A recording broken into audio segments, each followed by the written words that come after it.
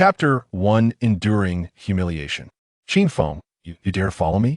Since you do not trust me, let's part ways. Outside the grand entrance of Maple Leaf Hotel, Lu Yunqi looked down upon Qin Feng with an expression of utter disdain. You. Qin Feng glared at Lu Yunqi, his face flushed crimson, his chest heaving as if it might explode.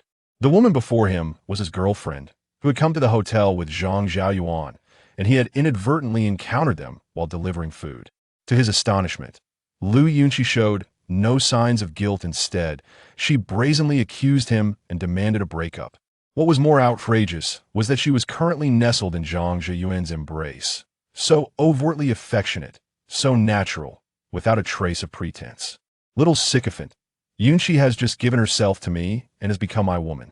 You had better keep your distance from her, or I shall ensure your demise is most unpleasant. Zhang Xiaoyuan, brimming with confidence, regarded Qin Feng with contempt. Fury coursed through Qin Feng, causing his body to tremble, his veins bulging, his eyes ablaze with murderous intent.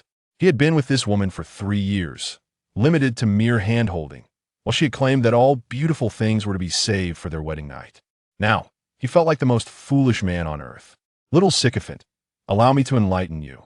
Impotent rage is merely arrogance, a self-inflicted humiliation. Zhang Xiaoyuan sneered derisively, and you ought to recognize your own worth. What can a penniless man hope to achieve with a goddess? A toad wishing to eat swan meat. Such foolish delusions. Qin Feng was seething with anger, but found himself at a loss for words. In the eyes of many over the past 3 years, had he not been the toad? Was Lu Yunqi not the swan? Yet what was Zhang Xiaoyuan worth? With a visage akin to a gnarled fruit and little more than a handful of filthy lucre to his name, he was hardly impressive. Ironically, it was this meager wealth that had won him Lu Yunqi's heart. And what had Qin Feng received for 3 years of care and devotion? Merely a few fleeting moments of intimacy. Taking a deep breath, Qin Feng forced down the urge to commit violence. His heart had grown cold towards Lu Yunqi, and he stated, Lu Yunqi, since you wish to break up, you shall return the 100,000 yuan I lent you a month ago. Of that sum, 50,000 was borrowed from an online loan. I hope you will consider the kindness I have shown you over these 3 years and repay me. A month prior, Lu Yunqi had concocted a lie about her father being gravely ill to deceive him into lending her 100,000 yuan. Had tonight's events not transpired, he would never have thought to demand repayment, no matter how dire his circumstances. Lu Yunqi spat derisively, her demeanor haughty as she retorted, Are you even a man? I have wasted 3 years of my youth on you, and you think this paltry sum is excessive? You should be grateful that I did not demand compensation for the loss of 3 years of my youth. How dare you ask for repayment? Qin Feng's face turned ashen, a surge of blood rising in his throat. Had he not invested far more than a mere 100,000 yuan in Lu Yunqi? Over the course of 3 years, the total was no less than 300,000 every month. The money he earned from his job and his evening side gig delivering food was spent, aside from rent and living expenses, entirely on this woman. The fruits of his labor, painstakingly earned, were utterly insignificant in her eyes. 3 years of love and youth were rendered meaningless. His youth seemed to count for nothing, and he was the one who had been deeply wounded. If he had harbored even a shred of affection for her before, it had now evaporated, leaving only contempt in its wake. If you refuse to repay me, I will have no choice but to take you to court. Qin Feng was reluctant to escalate matters to such an extent, yet the woman's behavior was utterly revolting. He loathed himself for having been so blind as to grovel before her for 3 long years. Oh, I'm so scared. Lu Yunqi cast a scornful glance at Qin Feng, then sweetly clung to Zhang Xiaoyuan's arm, pouting, Darling, did you hear that? This pathetic loser wants to sue me. You must help me. After saying this, she planted a kiss on Zhang Xiaoyuan's cheek. Qin Feng's face flushed with rage as veins bulged on his forehead. His fists clenched tightly, producing a cracking sound. At that moment, he felt an overwhelming urge to commit violence. This woman was clearly mocking him. All her previous modesty was nothing but a fraud. It was simply that he lacked money, power, and influence. Zhang Xiaoyan, brimming with arrogance, pinched Lu Yunqi's perky backside and looked down at Qin Feng with disdain. Ignorance is truly frightening. You, a mere sycophant, think you can sue a woman with no wealth or power. Do you even know who I am? The Maple Leaf Hotel belongs to my family. To help you recognize your true position, I've decided to teach you a lesson. With that, Zhang Zhanyan summoned 2 security guards and 2 doormen, pointing at Qin Feng with a sneer. Beat him to a pulp, they'll take responsibility for whatever happens. Understood, young Master Zhang. The guards and doormen grinned and moved in. Qin Feng attempted to resist, but he was quickly overwhelmed by their numbers and soon found himself on the ground. He could only weakly cover his head with his hands, leaving other parts of his body unprotected, and soon he began to bleed. Lu Yunxi watched with disdain as Qin Feng was beaten. This was entirely of his own, making he had no one to blame but himself for failing to recognize his own insignificance. What a waste! Zhang Zhanyan stepped forward and ruthlessly stomped on Qin Feng's head, causing him to lose consciousness entirely. Spit! Seeing Qin Feng unresponsive, Zhang Zhanyan disdainfully spat on him and commanded, "Throw him out onto the street, let him fend for himself." With that, he wrapped his arm around Lu Yunxi's slender waist and climbed into a Mercedes, driving away in a cloud of dust. Meanwhile, Qin Feng lay like a dead dog, discarded by the 2 security guards at the roadside. Moments later, as the guards departed, a thunderous roar echoed through the night sky, swiftly followed by dark clouds gathering, lightning flashing and thunder booming as a torrential downpour began. The storm was particularly fierce, with lightning striking so frequently it appeared poised to hit the ground at any moment. As the rain washed over him, Qin Feng gradually began to regain consciousness. However, before he could fully regain consciousness, a bolt of purple lightning descended from the heavens, striking him and instantaneously vanishing into nothingness. Strangely, his body bore no trace of injury. He simply fell into a deep slumber. At that moment, the ancestral dragon-shaped jade pendant adorning his chest suddenly radiated a blinding golden light, though it was fleeting. In the next instant, the jade pendant exploded with a resounding bang, disintegrating into powder that was swiftly washed away by the rain. Simultaneously, an eerie voice echoed in Qin Feng's mind. Chapter 1. Enduring Humiliation. Qin Feng, you dare to follow me? Since you do not trust me, let us part ways. Outside the Maple Leaf Hotel, Lu Yunxi looked down at Qin Feng from an elevated position, her expression one of utter disdain. You! Qin Feng glared at Lu Yunxi, his face flushed with anger, his chest heaving as if it might burst. The woman before him was his girlfriend, who had come to the hotel with Zhang Zhaoyuan, while he had coincidentally delivered food to the Maple Leaf Hotel and stumbled upon the shocking scene. To his astonishment, Lu Yunxi displayed no signs of guilt. Rather, she brazenly accused him and demanded a breakup. What was even more outrageous was that she was currently nestled in Zhang Zhaoyuan's embrace, exuding an air of intimacy that was both blatant and unguarded, devoid of any semblance of pretense. Little sycophant, Yunxi has just given herself to me. She is now my woman. You would do well to keep your distance, or I shall ensure your demise is most unpleasant. Zhang Zhaoyuan exuded confidence, his eyes filled with contempt. Qin Feng trembled with fury, his veins bulging, his eyes ablaze with murderous intent. He had been with this woman for 3 years, limited to mere hand-holding, all the while she spoke of saving the beautiful moments for their wedding night. Now, it seemed he was nothing but the most foolish of fools. Little sycophant, let me offer you a word of advice. Impotent rage is merely a display of arrogance, an invitation to humiliation. Zhang Zhaoyuan mocked him with a disdainful sneer. And you must recognize what you truly are. What right do you have to pursue a goddess when you lack wealth? A toad, dreaming of eating swan, meet such delusions. Qin Feng was furious, yet found himself at a loss for words, for in the eyes of many, had he not been the toad? Was Lu Yunxi not the swan? But what was Zhang Zhaoyuan really? A man with an unremarkable appearance, possessing nothing but a bit of filthy lucre? Yet, ironically, with that little money, he had won Lu Yunxi's affection. And what of Qin Feng? After 3 years of tender care, of bending over backward, he had only managed to hold her hand a few times. Taking a deep breath, he forced himself to suppress the urge to commit violence. His heart had grown cold towards Lu Yunxi, and thus he said, Lu Yunxi, since you wish to break up, return the 100,000 yuan I lent you a month ago.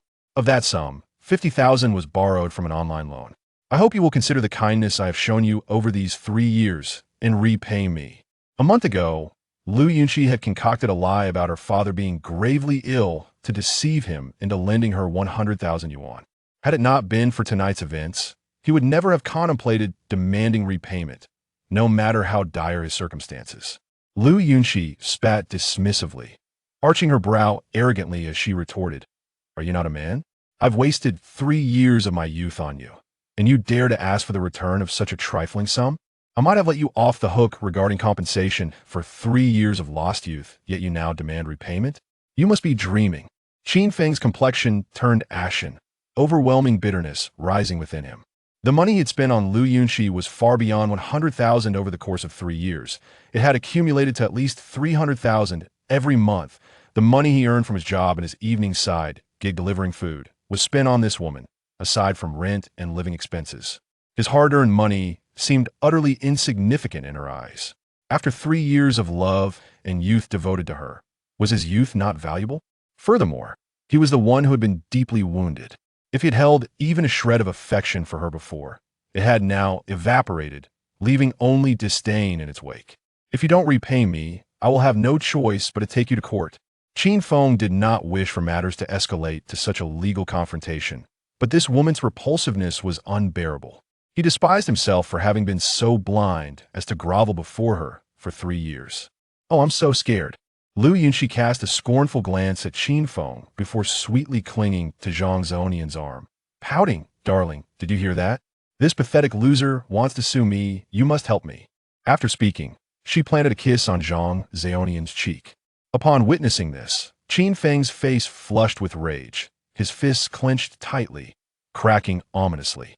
At that moment, he felt an overwhelming urge to commit violence. This woman was clearly humiliating him. All her previous modesty before him was sheer pretense. It was simply because he lacked money, power, and influence. Zhang Zhanian, brimming with confidence, pinched Lu Yunqi's alluring figure, looking down at Qin Feng with disdain. "Ignorance is truly frightening. You, a mere sycophant without wealth, power, or influence, think you can sue my woman? Do you know who I am? The Maple Leaf Hotel belongs to my family. To make you recognize your own place, I've decided to teach you a lesson." With that, Zhang Zhenyan signaled 2 hotel security guards and 2 bellhops. Pointing at Qin Feng with a cold smile, "Beat him to a pulp. I will take responsibility for anything that happens." "Understood, young Master Zhang." The guards and bellhops chuckled sinisterly and moved in. Qin Feng attempted to resist, but he was quickly overwhelmed by their numbers and fell to the ground. He could only weakly shield his head with his arms, but his body remained unprotected, and soon he was bleeding. Lu Yunqi looked on as Qin Feng was beaten, her expression dripping with contempt. This was all his own doing. He had no one to blame but himself for failing to recognize his own insignificance. What a worthless fool! Zhang Zhanian stepped forward and brutally stomped on Qin Feng's head, causing him to lose consciousness. Humph! Seeing Qin Feng unresponsive, Zhang Zhanian spat on him and ordered, "Throw him out on the street, let him fend for himself." With that, he wrapped his arm around Lu Yunxi's waist and climbed into a Mercedes, leaving in a cloud of dust. Meanwhile, Qin Feng lay like a discarded dog, tossed aside by the 2 security guards.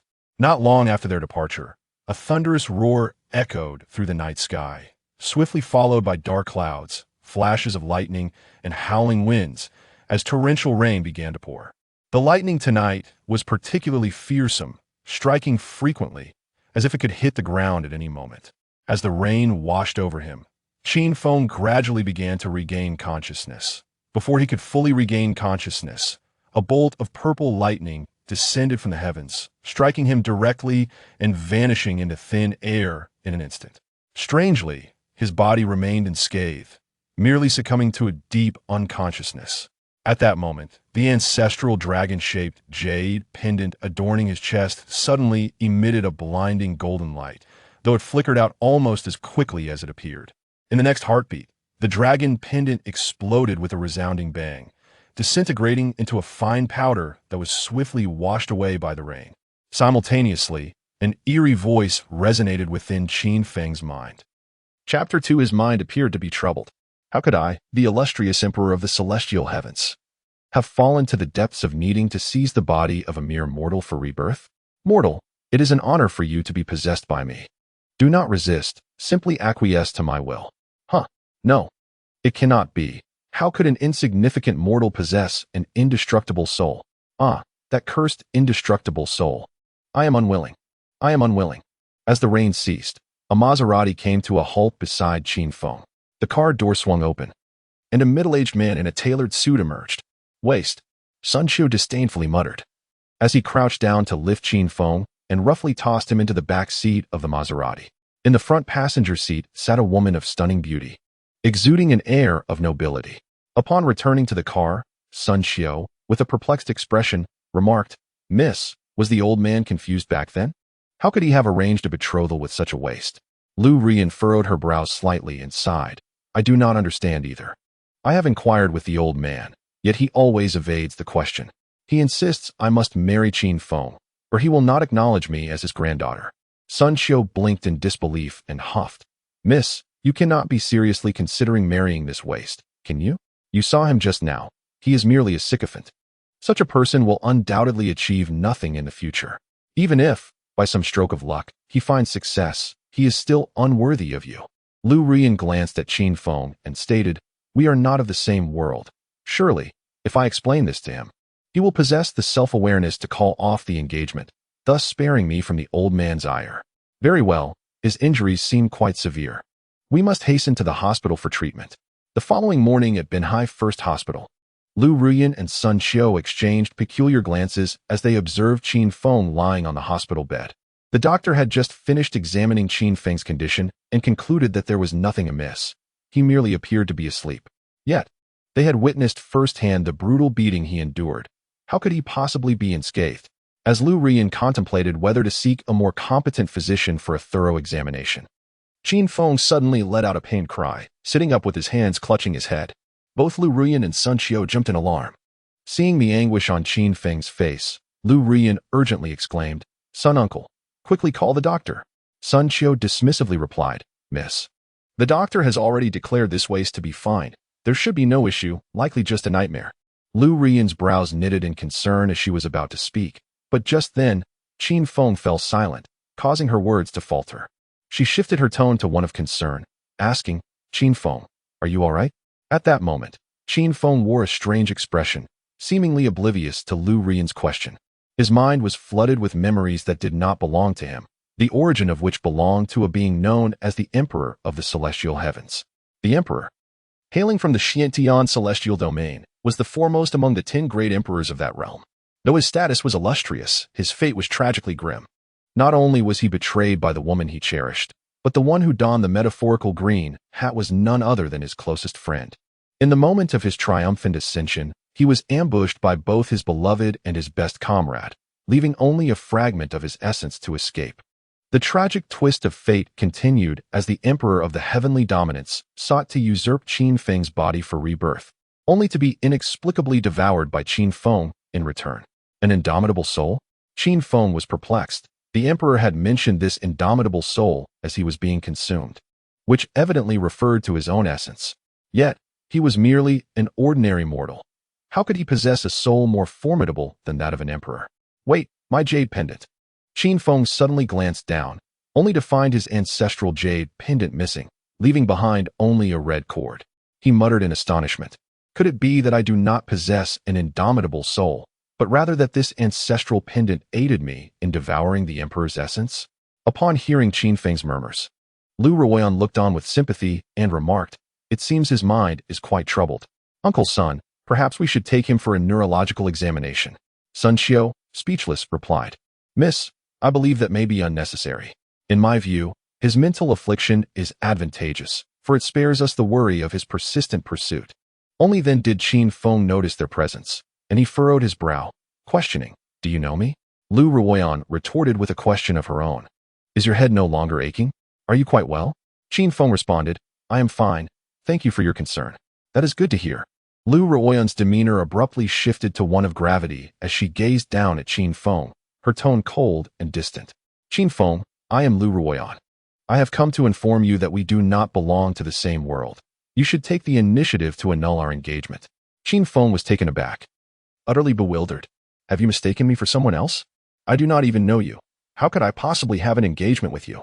Lu Ruoyan asserted with conviction. I have not mistaken you. Your name is Qin Feng, your father is Qin Haonan, and your mother is Yun Lan. When you were 6 years old, your parents succumbed to a peculiar illness, leaving you an orphan. Qin Feng was astonished. Lu Ruoyan's words were precise. Yet he found it hard to believe that he would have an engagement with such an aristocratic woman. At that moment, Lu Ruoyan, with an air of pride, declared, If you willingly annul the engagement, I can purchase you a 3-bedroom apartment by the coast and offer you 5 million. Qin Feng frowned slightly. He was entirely ignorant of the engagement, but had no qualms about annulling it, treating the matter as though he were completely unaware. However, Lu Ruoyan's approach felt excessive, almost as if she had come solely to humiliate him. Miss Lu, the engagement can be annulled, but not at this moment. 3 months from now, I will personally come to dissolve it. Lu Ruoyan's brows furrowed slightly as she looked down at Qin Feng, her disdain unmasked. Are you planning to cling to me? If you truly go to the capital to annul the engagement, how could my father possibly consent? Sun Xiu exclaimed angrily, You foolish boy. Do not fail to recognize your own worth. You are but a common fowl, while my lady is a phoenix. How could a mere chicken befit a phoenix? Be sensible and promptly surrender the engagement certificate to annul it. With an impassive expression, Qin Feng remarked, Prior to this, I was entirely unaware of this marriage. How could there be a marriage certificate? Sun Xiu was about to interject, but was silenced by a glance from Lu Ruoyan. With an air of indifference, Lu Ruoyan declared, Qin Feng, I have rescinded this marriage. You would do well to harbor no lingering hopes. Qin Feng felt a surge of irritation. Just as he prepared to retort, Lu Ruoyan unexpectedly coughed up a mouthful of blood. Witnessing this, Sun Xiu's face paled, and he hurried to support the swaying Lu Ruoyan. Miss, what is wrong? I cough. Lu Ruoyan stammered for a moment before another spurt of blood escaped her lips. If anything happens to the young lady, I shall ensure that you endure a fate worse than death. Sun Xiu glared fiercely at Qin Feng before swiftly carrying Lu Ruoyan away in search of a physician. Qin Feng cast a furtive gaze towards the hospital door, murmuring, The poison of decaying bones. Who could possess such malice? He had not only assimilated the memories of the supreme immortal emperor, but had also intuitively inherited the 9-yang divine art and a medical compendium. The Taishian medical canon. Although he had yet to become a cultivator, he was already adept at utilizing the Taishian medical canon. Nearly with a glance, he discerned the nature of the poison afflicting Lu Ruoyan. Chapter 3. The emergence of brilliance. The poison known as bone corruption, as its name suggests, has the insidious ability to erode human bones. The process is excruciatingly gradual, extending over the course of a month, ultimately leading to an agonizing demise. The individual responsible for administering this toxin to Lu Ruoyan must harbor an intense animosity towards her. Despite a minor conflict with Lu Ruoyan earlier, Qin Feng, possessing a compassionate heart, resolved to accompany her to ascertain the situation. Should the hospital's physicians possess the capability to counteract the poison, he would remain a mere spectator. Otherwise, he would intervene. Upon arriving at the emergency room, Qin Feng halted at the entrance, observing the multitude of doctors clad in white coats within. Sun Xiu, seeing Qin Feng standing at the door, regarded him with a malevolent glare. What are you doing here? Qin Feng chose to ignore Sun Xiu, dismissing the brash individual with indifference. Since he was present, he would quietly observe. A fleeting, barely perceptible smirk crossed Sun Xiu's face as a thought suddenly struck him. If anything unfortunate were to befall Lu Ruoyan, he could use Qin Feng as a scapegoat. Lu Ruoyan, the eldest daughter of the prestigious Lu family in the capital, was the sole heir of 3 generations. If anything were to happen to her, Sun Xiu knew he would be doomed. However, if Qin Feng could take the blame, it would afford him a sliver of hope for survival. After a prolonged examination by a group of doctors, they reached a somber conclusion. Lu Ruoyan was indeed poisoned, but there was no available antidote.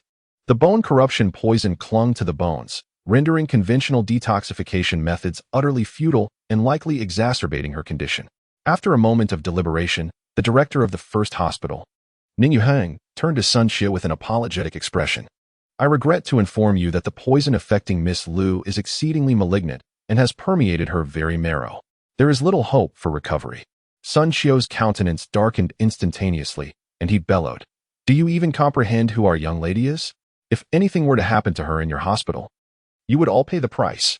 Ning Yuheng furrowed his brow and refrained from responding, well aware of Lu Ruoyan's esteemed status. Otherwise, he would not have summoned the doctors of the first hospital.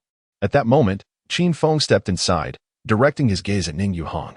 Are you certain there is truly no way to assist her? Ning Yuhang, upon hearing this, looked at Qin Feng. Although he was unaware of the nature of their relationship, he nodded affirmatively. Indeed. Then why are you causing chaos? Get out. Sun Xiu interrupted Qin Feng before he could finish his sentence. Qin Feng frowned, his expression icy as he locked eyes with Sun Xiu. I possess a method to treat your young lady. Are you truly certain you wish for me to leave? Sun Xiu was initially taken aback. Then a cruel smile emerged on his face. You, a mere waste of space, believe you can save her? Do not delude yourself. Even if you could, it would only imply that you were the one who poisoned her.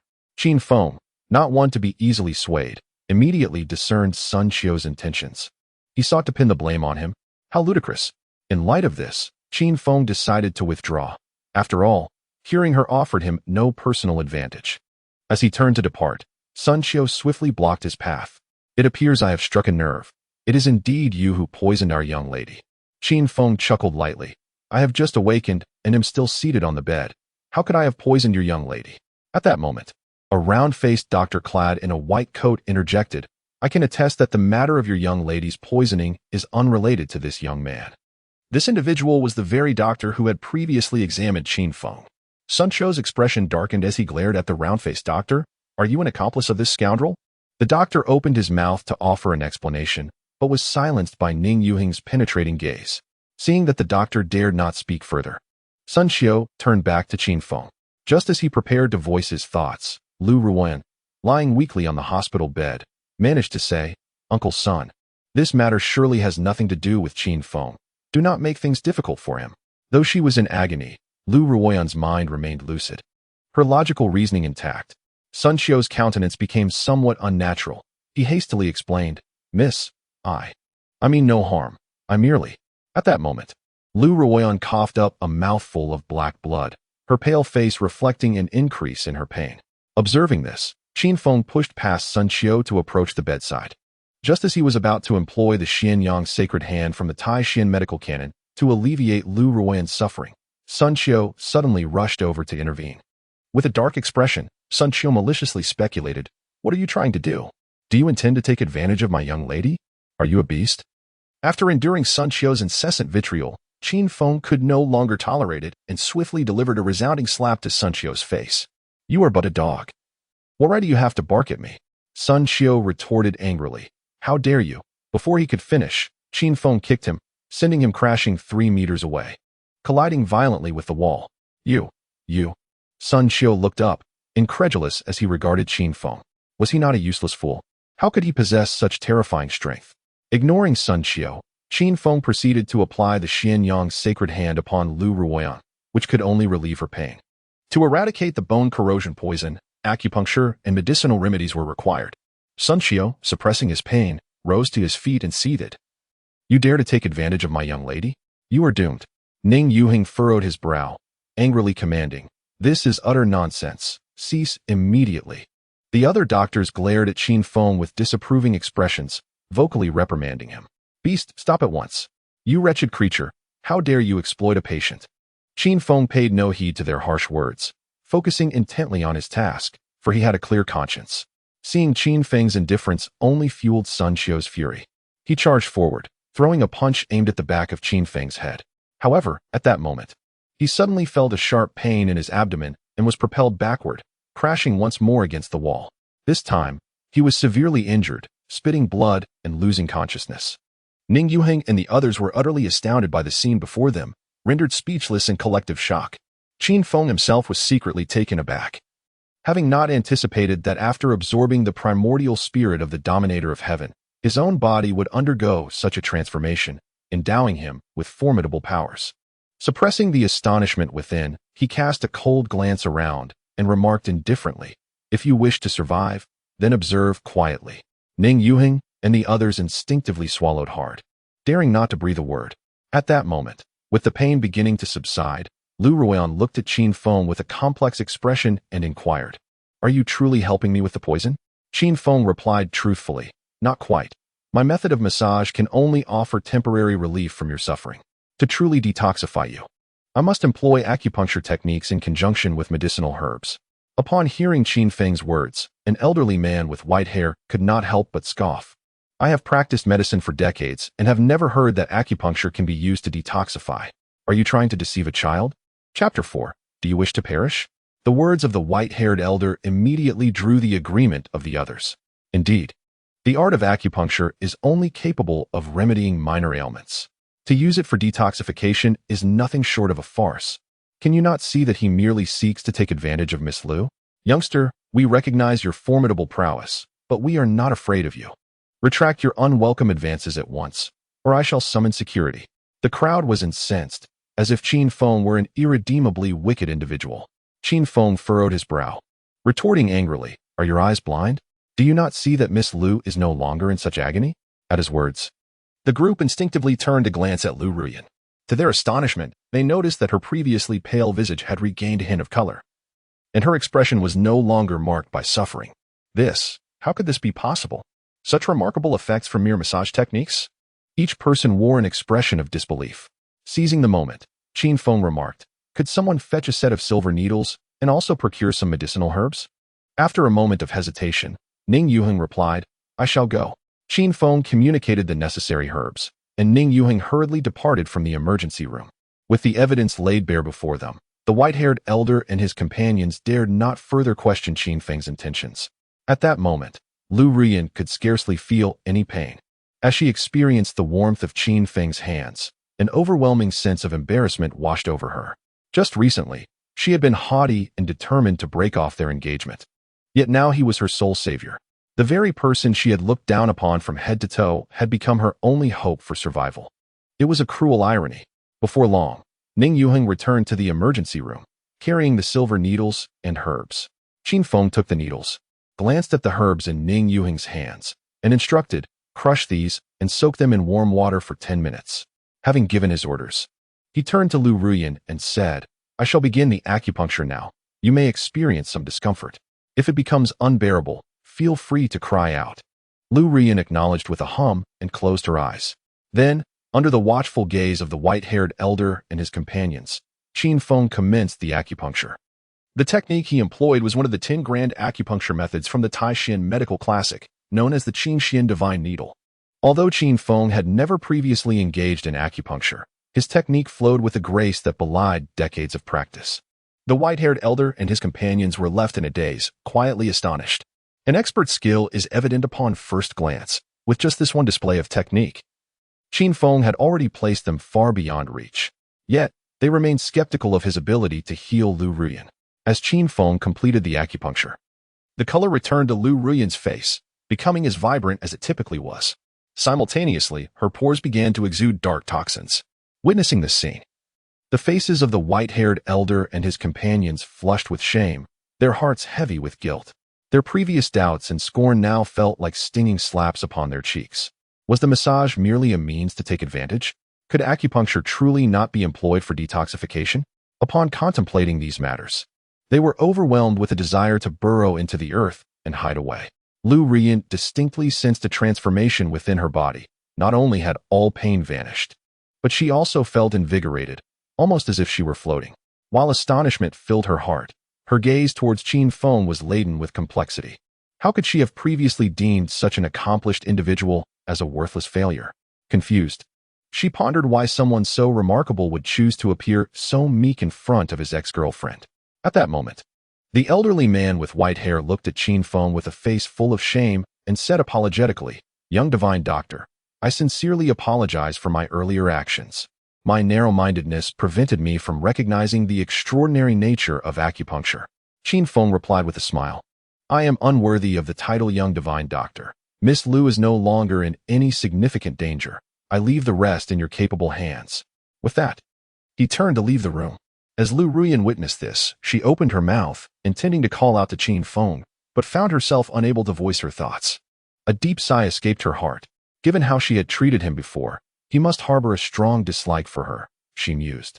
Upon exiting the hospital, Qin Feng prepared to hail a taxi, only to suddenly remember that his phone was missing and he had no money on him. A bitter smile crept upon his lips. It appeared he would have to walk to work. Well, since he was already late, he might as well return home to change into a cleaner outfit. Just then, A sleek black Mercedes sped past him, almost grazing his side. Startled, he shouted, "What kind of driver are you? In a hurry to meet your maker?" The black Mercedes promptly reversed, and Zhang Xiaoyan and Lu Yunqi emerged from the vehicle. Upon seeing them, Qin Feng's expression darkened instantly. Zhang Xiaoyan approached him, wearing a smile that failed to reach his eyes. "Oh, you're still alive? Seems you're quite resilient, aren't you? Tough as nails." Lu Yunqi regarded Qin Feng with a sardonic smile. "It appears you possess some merit after all. At least you can take a beating." Qin Feng clenched his fists, his gaze fierce as he stared down the two of them. Zhang Xiaoyan, noticing his demeanor, laughed arrogantly. "Oh, it looks like you're eager to take me down. Come on, give me a good slap across the face. Don't hold back." His eyes gleamed with contempt. Lu Yunqi added mockingly, "Darling, you overestimate him. He's nothing but a coward. Even if you presented your face to him, he wouldn't dare to touch you." In response to this, Zhang Xiaoyan brazenly thrust his face towards Qin Feng and sneered, "Pathetic fool. Go on, hit me." With a resounding slap, Qin Feng struck Zhang Xiaoyan across the face, retorting, "In all my years, this is the first time I've encountered such a despicable request. You actually dared to hit me?" Zhang Xiaoyan exclaimed in disbelief. Was this truly the same worthless individual? Lu Yunqi rubbed her eyes in astonishment. A further slap resounded, even louder than the first, meting out Qin Feng's retribution. In a fit of rage, Zhang Xiaoyan's fury surged as he lunged towards Qin Feng, claws bared. With no mercy, Qin Feng delivered a swift kick that sent Zhang Xiaoyan soaring, crashing onto the hood of a sleek black Mercedes, which buckled under the impact. A pained wail, reminiscent of a slaughtered pig, escaped Zhang Xiaoyan as he clutched his abdomen upon hitting the ground. Lu Yunqi stood frozen for a moment, taken aback. Before her anger flared anew, she raised her right hand to strike Qin Feng across the face. Yet, he effortlessly seized her wrist, his expression dark and his tone icy. "Wretched woman, are you seeking death?" Chapter 5. I would rather weep inside a luxurious car, ha. Do you dare to strike me? Lu Yunqi, undeterred, leaned her face closer to Qin Feng, her expression dripping with disdain. Qin Feng's gaze turned frosty as he raised his hand and delivered a sharp slap across Lu Yunqi's face. A moment of disbelief washed over her as she stared at him, incredulous. You actually dared to hit me?" Qin Feng replied coldly. "Why would I not dare? Is it merely because you are despicable?" Fuming, Lu Yunqi retorted, "Qin Feng, have you lost your mind? I am Lu Yunqi, open your eyes and see clearly." She found it hard to accept this sudden transformation in him. Previously, this man had groveled before her. A complete and utter coward. He would never dare to contradict her. If she pointed east, he would not even think of going west. Yet, this same spineless individual had now not only struck her, but had the audacity to insult her as well. Qin Feng's voice was laced with contempt. "My eyesight is perfectly fine, and I see you for what you are, a wretched creature. You owe me 100,000. Hurry up and repay it. Otherwise, do not blame me for making you disappear into the moat to feed the fish." Lu Yunqi's expression darkened. This man had indeed changed. Where he once treated her like a treasure, he now regarded her as mere grass. This shift was deeply unsettling. She believed that a sycophant should always remain subservient. And suddenly, his lack of worship left her at a loss. "Qin Feng, you will regret this. You have struck my beloved. He will surely end you. If you know what is good for you, kneel and apologize, and I will plead with him to spare your life." Qin Feng's countenance turned as dark as a thundercloud. Her incessant mention of beloved felt like salt poured into his wounds. At that moment, Zhang Xiaoyan approached, clutching his stomach, and without hesitation, he slapped Lu Yunqi across the face. "Damn it, why didn't you help me up?" Lu Yunqi was taken aback. "Darling, you actually hit me? Can't I strike you?" Zhang Xiaoyan replied, delivering another resounding slap. You. Lu Yunqi glared at him, her face contorted in anger. Unable to reconcile the man who had once called her little treasure with this new aggressor, Qin Feng observed silently, wishing to mock her but found no words. He had cherished her, yet she had failed to appreciate his devotion. Now, as she was treated like dirt, she found herself powerless to voice her indignation. "You wretched creature. I'll deal with you later." Zhang Xiaoyan glared at Lu Yunqi before turning to Qin Feng, taunting, "Damn it, you better kneel and apologize now, or I will make you regret ever being born." Qin Feng's expression hardened. He stepped forward and struck Zhang Xiaoyan across the face. Before Zhang Xiaoyan could finish, Qin Feng delivered a powerful kick that sent him crashing against the black luxury vehicle. Qin Feng advanced, unleashing a flurry of kicks upon Zhang Xiaoyan. channeling all the pent-up rage he had accumulated since the previous night. Witnessing Qin Feng's ruthless assault, Lu Yunqi rushed forward, grasping his right arm tightly. Qin Feng, do you know who he is? Are you not afraid for your life? Hurry up and stop. Get out of here, or you shall meet a most gruesome demise. A pang of sorrow struck Qin Feng. He had not anticipated that Lu Yunqi would still be inclined to defend Zhang Xiaoyan. Just moments ago, this man had struck her twice, exhibiting a most contemptible demeanor. At that moment, he suddenly felt a disconcerting similarity between himself and Lu Yunqi. He had always bowed and scraped before her, just as she did before Zhang Xiaoyan. He glanced at Zhang Xiaoyan, who now resembled a beaten dog, then shook off Lu Yunqi's hand, coldly declaring, "Return the money, and I shall spare him. If you refuse to repay, I shall render his third leg useless." Lu Yunqi scoffed. "You claim I owe you money, then produce the IOU. Without it, you are merely extorting me." Qin Feng's expression darkened. "So, you wish to witness me incapacitate this fellow's third leg?" Lu Yunqi's countenance froze. Her father is a director at Qingyun Group. If you harm him, you will undoubtedly face dire consequences. Qin Feng remained silent, lifting his foot to stomp on Zhang Xiaoyan's groin.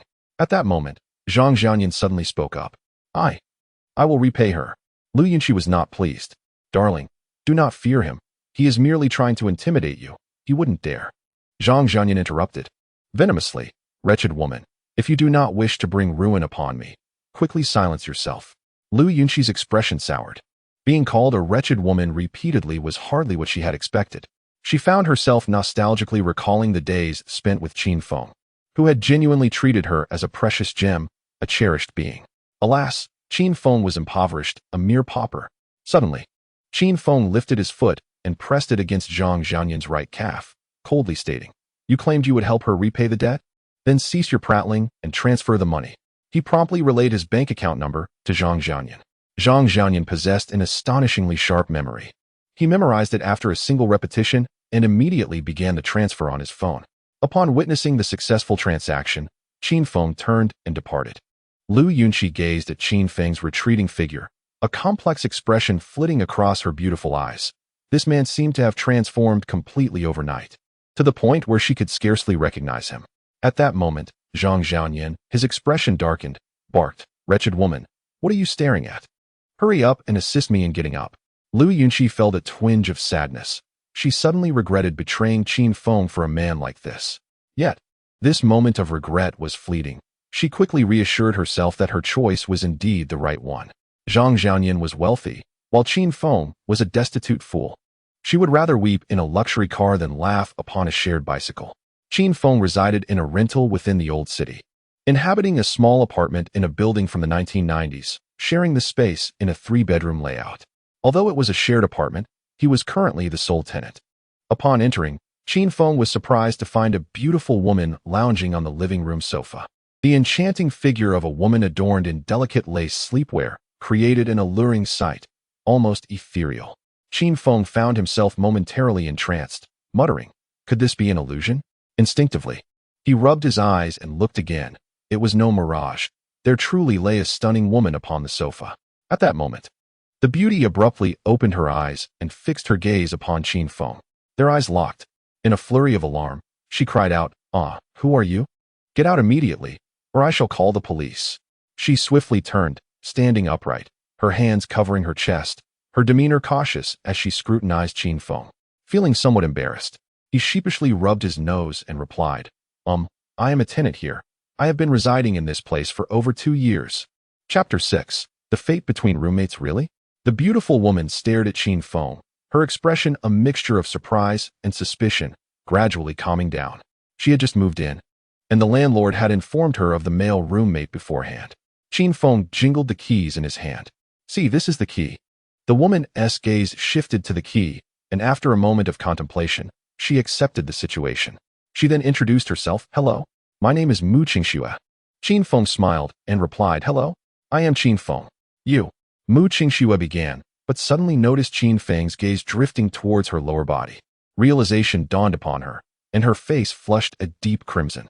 "Pervert," she exclaimed, turning swiftly to retreat to her room. Qin Feng, feeling embarrassed, rubbed his nose. He hadn't intended to look. If blame were to be placed, it should fall upon Mu Qingxue's attire. which was rather revealing. Surely, any normal man would instinctively cast a glance or two, wouldn't they? How could he be labeled a pervert? After changing into a new outfit, Qin Feng stepped out of his room, only to find Mu Qingxue already dressed and seated in the living room. She had donned a sleek black professional ensemble, shorts paired with a white shirt and a black jacket. Her long, fair legs accentuated by black stockings were undeniably eye-catching. Qin Feng stole a glance, his heart racing, but promptly redirected his gaze. Mu Qingxue noticed his reaction and, with a teasing smile, asked, "Do you think it looks good?" "Yes," Qin Feng replied instinctively, immediately realizing his slip. His face turned awkward as he stammered, I. A flicker of disdain crossed Mu Qingxue's striking eyes as she quipped, "Would you like to test the feel?" Qin Feng was momentarily taken aback and quickly shook his head. No. Of course, he found the idea tempting, but could he admit it? That would only solidify the notion that he truly was a pervert. Mu Qingxue scoffed. A coward with thieving thoughts, but no courage. Qin Feng frowned, feeling somewhat displeased. This woman dresses provocatively, yet expects not to be looked at? What harm is there in merely glancing? If she didn't cover herself more modestly, it was evident she dressed to entice men. Seeing that Qin Feng remained silent, Mu Qingxue chose to change the subject. Since we will likely be living together for quite some time, I believe it's essential to establish some ground rules. Qin Feng shrugged nonchalantly. Go ahead. Mu Qingxue shot him a glance before stating, I have devised 4 rules for you. Firstly, without my permission, you are not to bring any females home. Secondly, you are prohibited from being shirtless in common areas. Thirdly, the bathroom is my private space, and you are not to enter. Fourthly, you are responsible for cleaning the common areas. I will compensate you with 300 for your efforts each month. Qin Feng was at a loss for words. What ridiculous rules. Having paid for the rental accommodation, what audacity does she possess to impose such ridiculous rules upon him? He could not be bothered to engage with this self-important woman and strode towards the door. Stop. Mu Qingxue immediately rose and shouted at Qin Feng. If you dare to leave, I will ensure you are evicted from here. Idiot. Qin Feng muttered a curse, his pace unimpeded as he reached the door and stepped outside. Scoundrel. Mu Qingxue seethed, gritting her teeth and stamping her foot, yet feeling utterly powerless. Qin Feng, a grown man, and she, merely a delicate woman. What could she do? Qin Feng's evening job delivering takeout was merely a side gig. He was employed at Hongming Technology Company, where his position was relatively stable and his earnings satisfactory. Were it not for the desire to impress Lu Yunxi and earn more money, he would have no need to work part-time as a delivery man. Having been left with nothing after excessively fawning over women, he silently vowed never to grovel before another woman again. Arriving at the company by taxi at 10:30 in the morning, he was an hour and a half late. As he entered the elevator and pressed the button for his floor, an unexpected waft of fragrance wafted in from outside. He looked up in astonishment. The person entering was none other than Mu Qingxue. Mu Qingxue was momentarily taken aback upon seeing Qin Feng but quickly averted her gaze, adopting a demeanor as frigid as ice. Noting her indifference, Qin Feng likewise chose to disregard her. Curiosity piqued, he wondered why Mu Qingxue was present here. Was she also an employee of the company? He instinctively glanced at the floor she had pressed and was taken aback to see it was the 18th floor, the executive area. Could it be that she held a high-ranking position in some department, or perhaps she was the secretary to a senior executive? Contemplating this, Qin Feng mused, could she be plotting against me?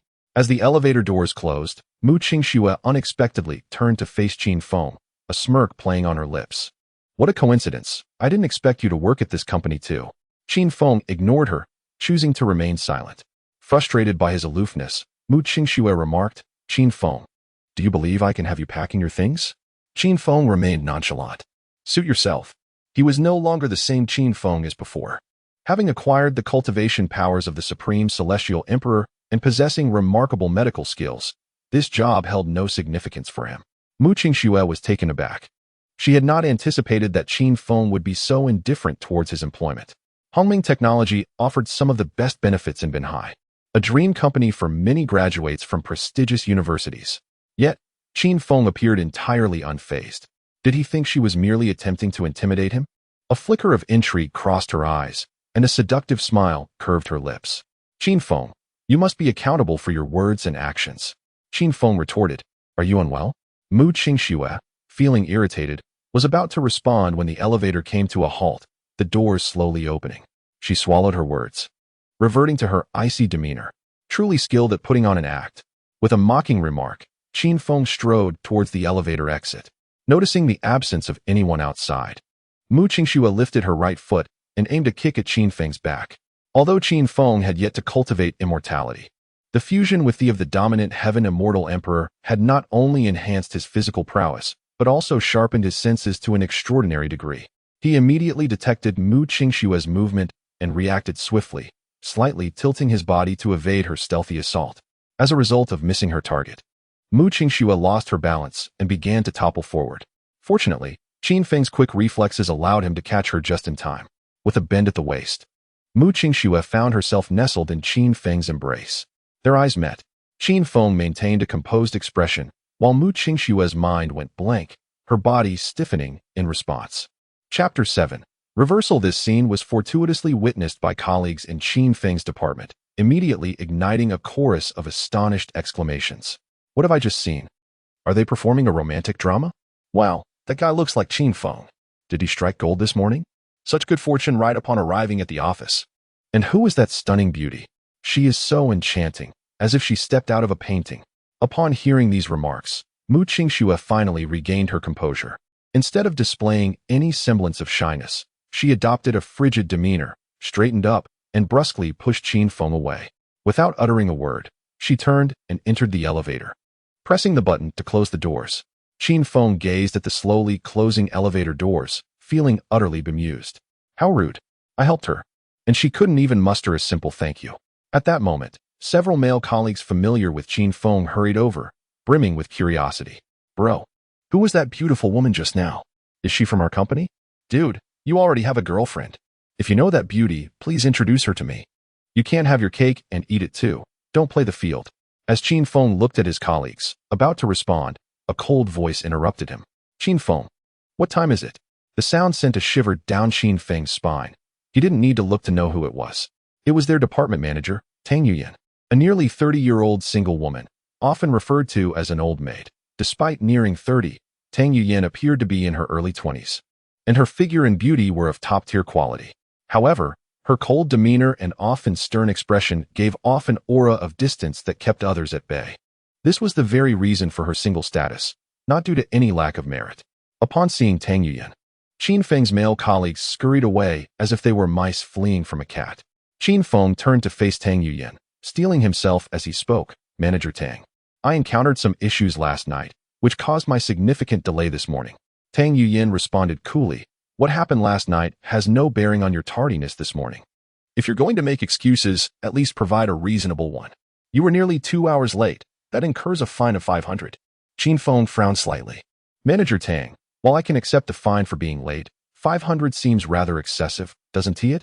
My daily wage is only around 300. Is this fair?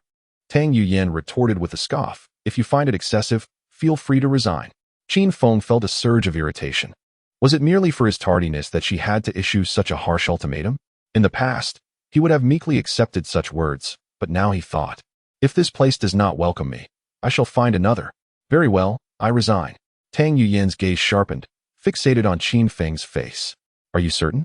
Ignoring her, Qin Feng turned and strode towards his desk. As Qin Feng approached his desk, he swiftly filled out a resignation letter. Tang Yuyan, noticing his resolute decision to resign, coldly remarked, this is your voluntary resignation, not a decision coerced by me. Qin Feng paid her no heed, promptly completed the form, and handed it to her. Sign it quickly, he urged. After a moment's hesitation, Tang Yuyan took the resignation letter, seized the pen from Qin Feng's hand, and signed without further deliberation. Upon seeing her signature, Qin Feng snatched the letter back and departed. However, signing the letter was not the end. He still needed the vice president's signature before proceeding to finance for his salary settlement. Being the end of the month, he was due nearly 9,000, a substantial sum for him at present. After resigning, until he determined his next steps, he would need this money to sustain himself. Manager Tang, are you being a bit excessive? Qin Feng was merely late once. Why are you forcing him to resign? One of the male colleagues exclaimed. Indeed, Manager Tang, your actions seem rather harsh. Another chimed in. Qin Feng has consistently demonstrated diligence and contributed significantly to our department. Pressuring him to leave will inevitably dishearten us long-standing employees. Several male colleagues who were close to Qin Feng could no longer remain silent and voiced their discontent. Tang Yuyan glanced coldly at them, stating flatly, "If you feel disheartened, you are welcome to resign. I will approve it immediately." The faces of the male colleagues darkened at her words, and they fell silent, realizing the gravity of the situation. The benefits at Hongming Technology were among the best in the entire coastal region, no matter how close they were to Qin Feng. They would not risk their jobs for him. Tang Yuyan scoffed, "If you lack the courage to resign, then mind your words." The male colleagues were clearly displeased, yet none dared to express their feelings openly. Seeing that no one was willing to speak up further, Tang Yuyan turned and walked towards her office. Just a few steps away, her phone rang. Upon checking, she saw the call was from the president's office and quickly answered. The new president himself was on the line, and as she listened, her expression turned grave.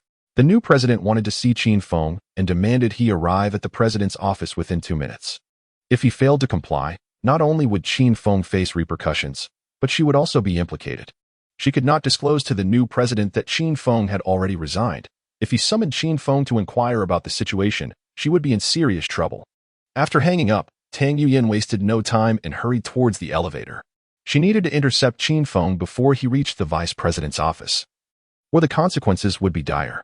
When she arrived at the floor of the vice president's office, a minute had already passed. Anxious and perspiring, she scanned the area for Qin Feng, but found him absent and dashed towards the vice president's office. Upon reaching the door, she found the office empty and sighed in relief.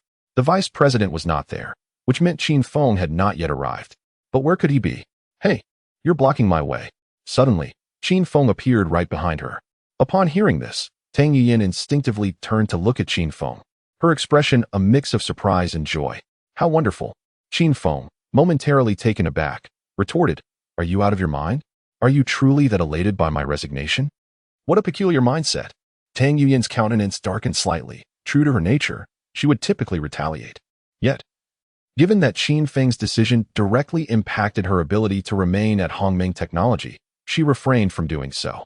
Taking a deep breath, she forcibly suppressed the anger bubbling within her, managing to muster a smile that was more painful than a frown. "Qin Feng, I apologize for my earlier behavior. I am in a rather foul mood today, which is why my tone was somewhat harsh when speaking to you. I hope you can forgive me and not hold it against me." Qin Feng was left utterly stunned. This old hag actually apologized to him? It felt astonishingly surreal. Chapter 8. A sudden change in disposition. The circumstances are unusual, and there must be something amiss.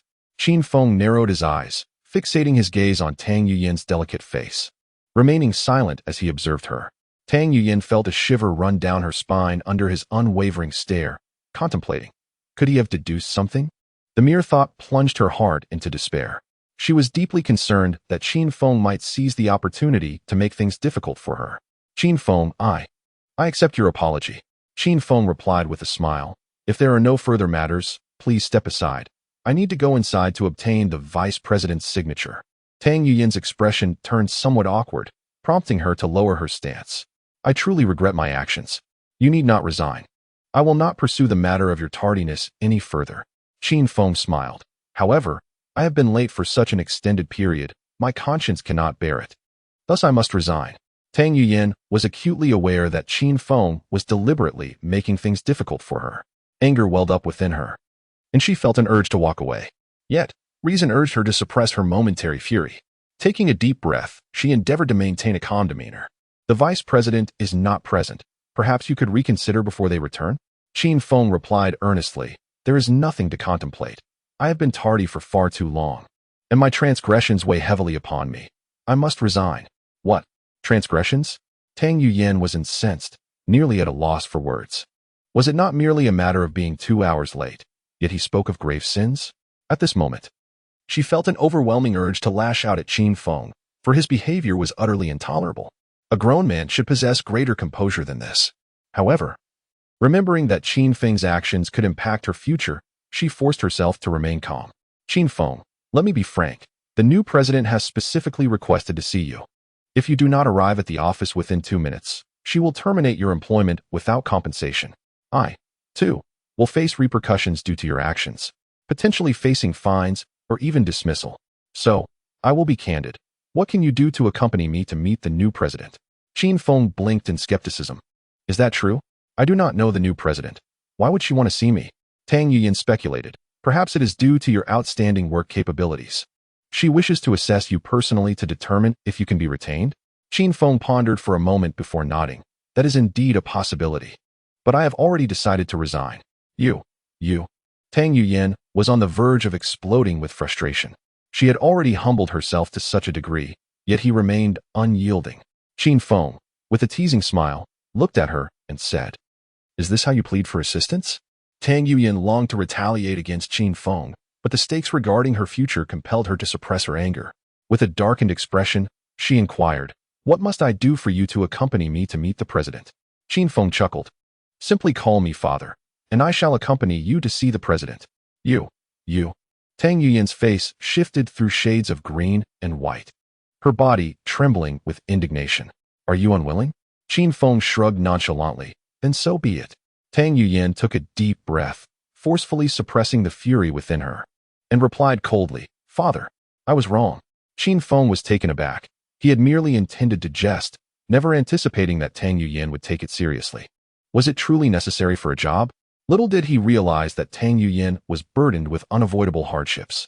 Hailing from a rural background, her parents were farmers reliant on the whims of nature, now aged and in declining health.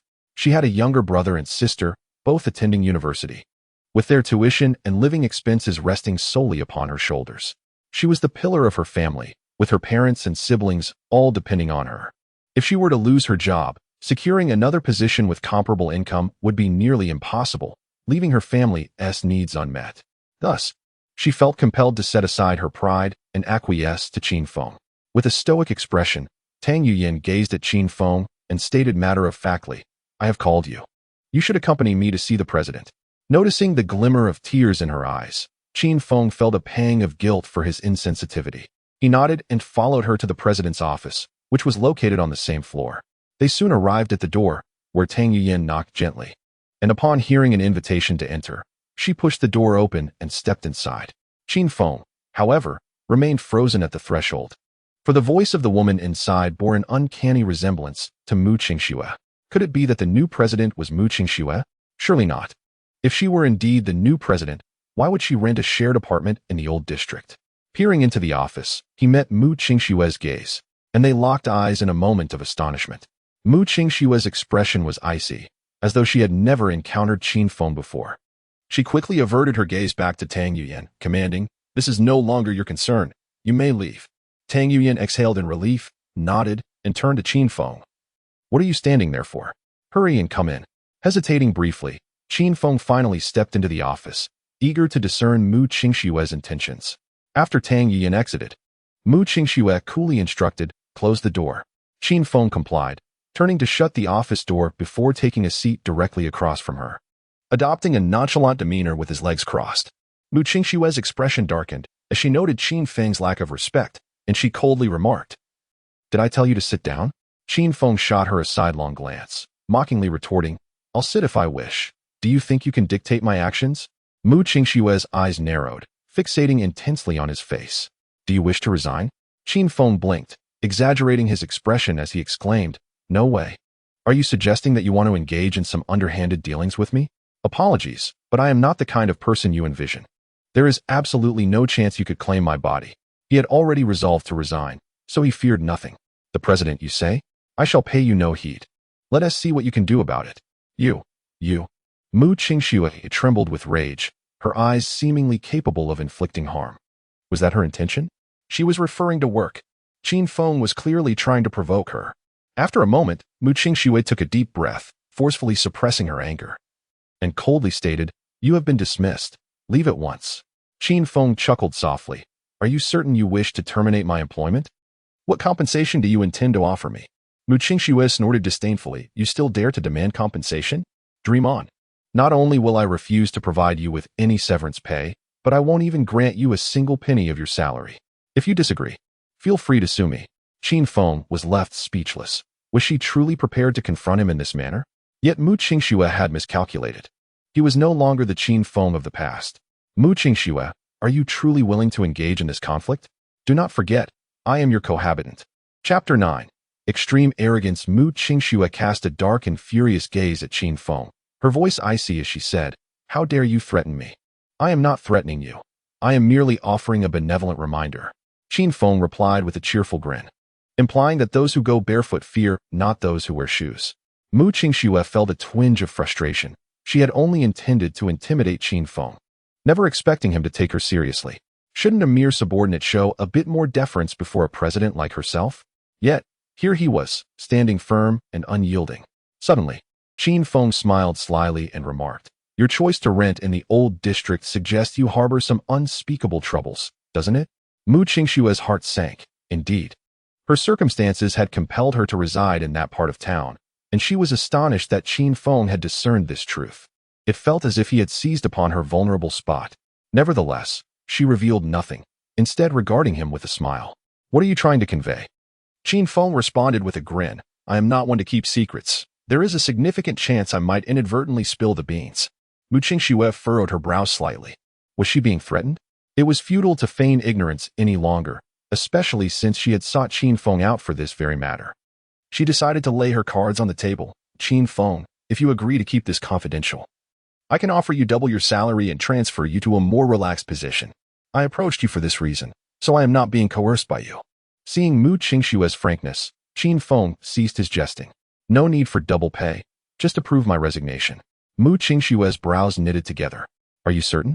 You must consider this carefully. It is nearly impossible to find a company in Binhai that offers better benefits than Hongming Technology." "I am absolutely certain," Qin Feng replied with conviction. Perhaps influenced by the spirit of the Dominator of Heaven, he now found himself solely focused on cultivating immortality. Working would significantly hinder his quest for enlightenment. As for earning a living, it was not currently on his agenda. He intended to take things one step at a time. He believed that once he successfully crossed the threshold into cultivation, making money would become a trivial matter. Mu Qingxue studied Qin Feng for a moment before nodding. "Very well. I shall call finance to settle your wages."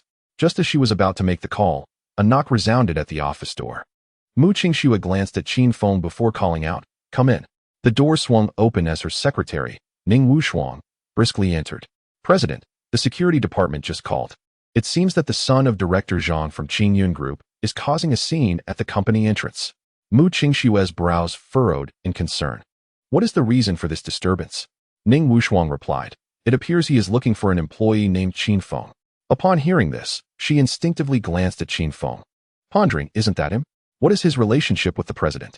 Why would she personally request to see him so soon after taking office? At that moment, Qin Feng's expression darkened. The son of Director Zhang from Qingyun Group must be the same Zhang Zhaoyan he had dealt with earlier. It seemed he had not taught him a sufficient lesson that morning. Mu Qingxue momentarily lost her composure, casting a dubious glance at Qin Feng and inquiring, "How did you provoke that individual?"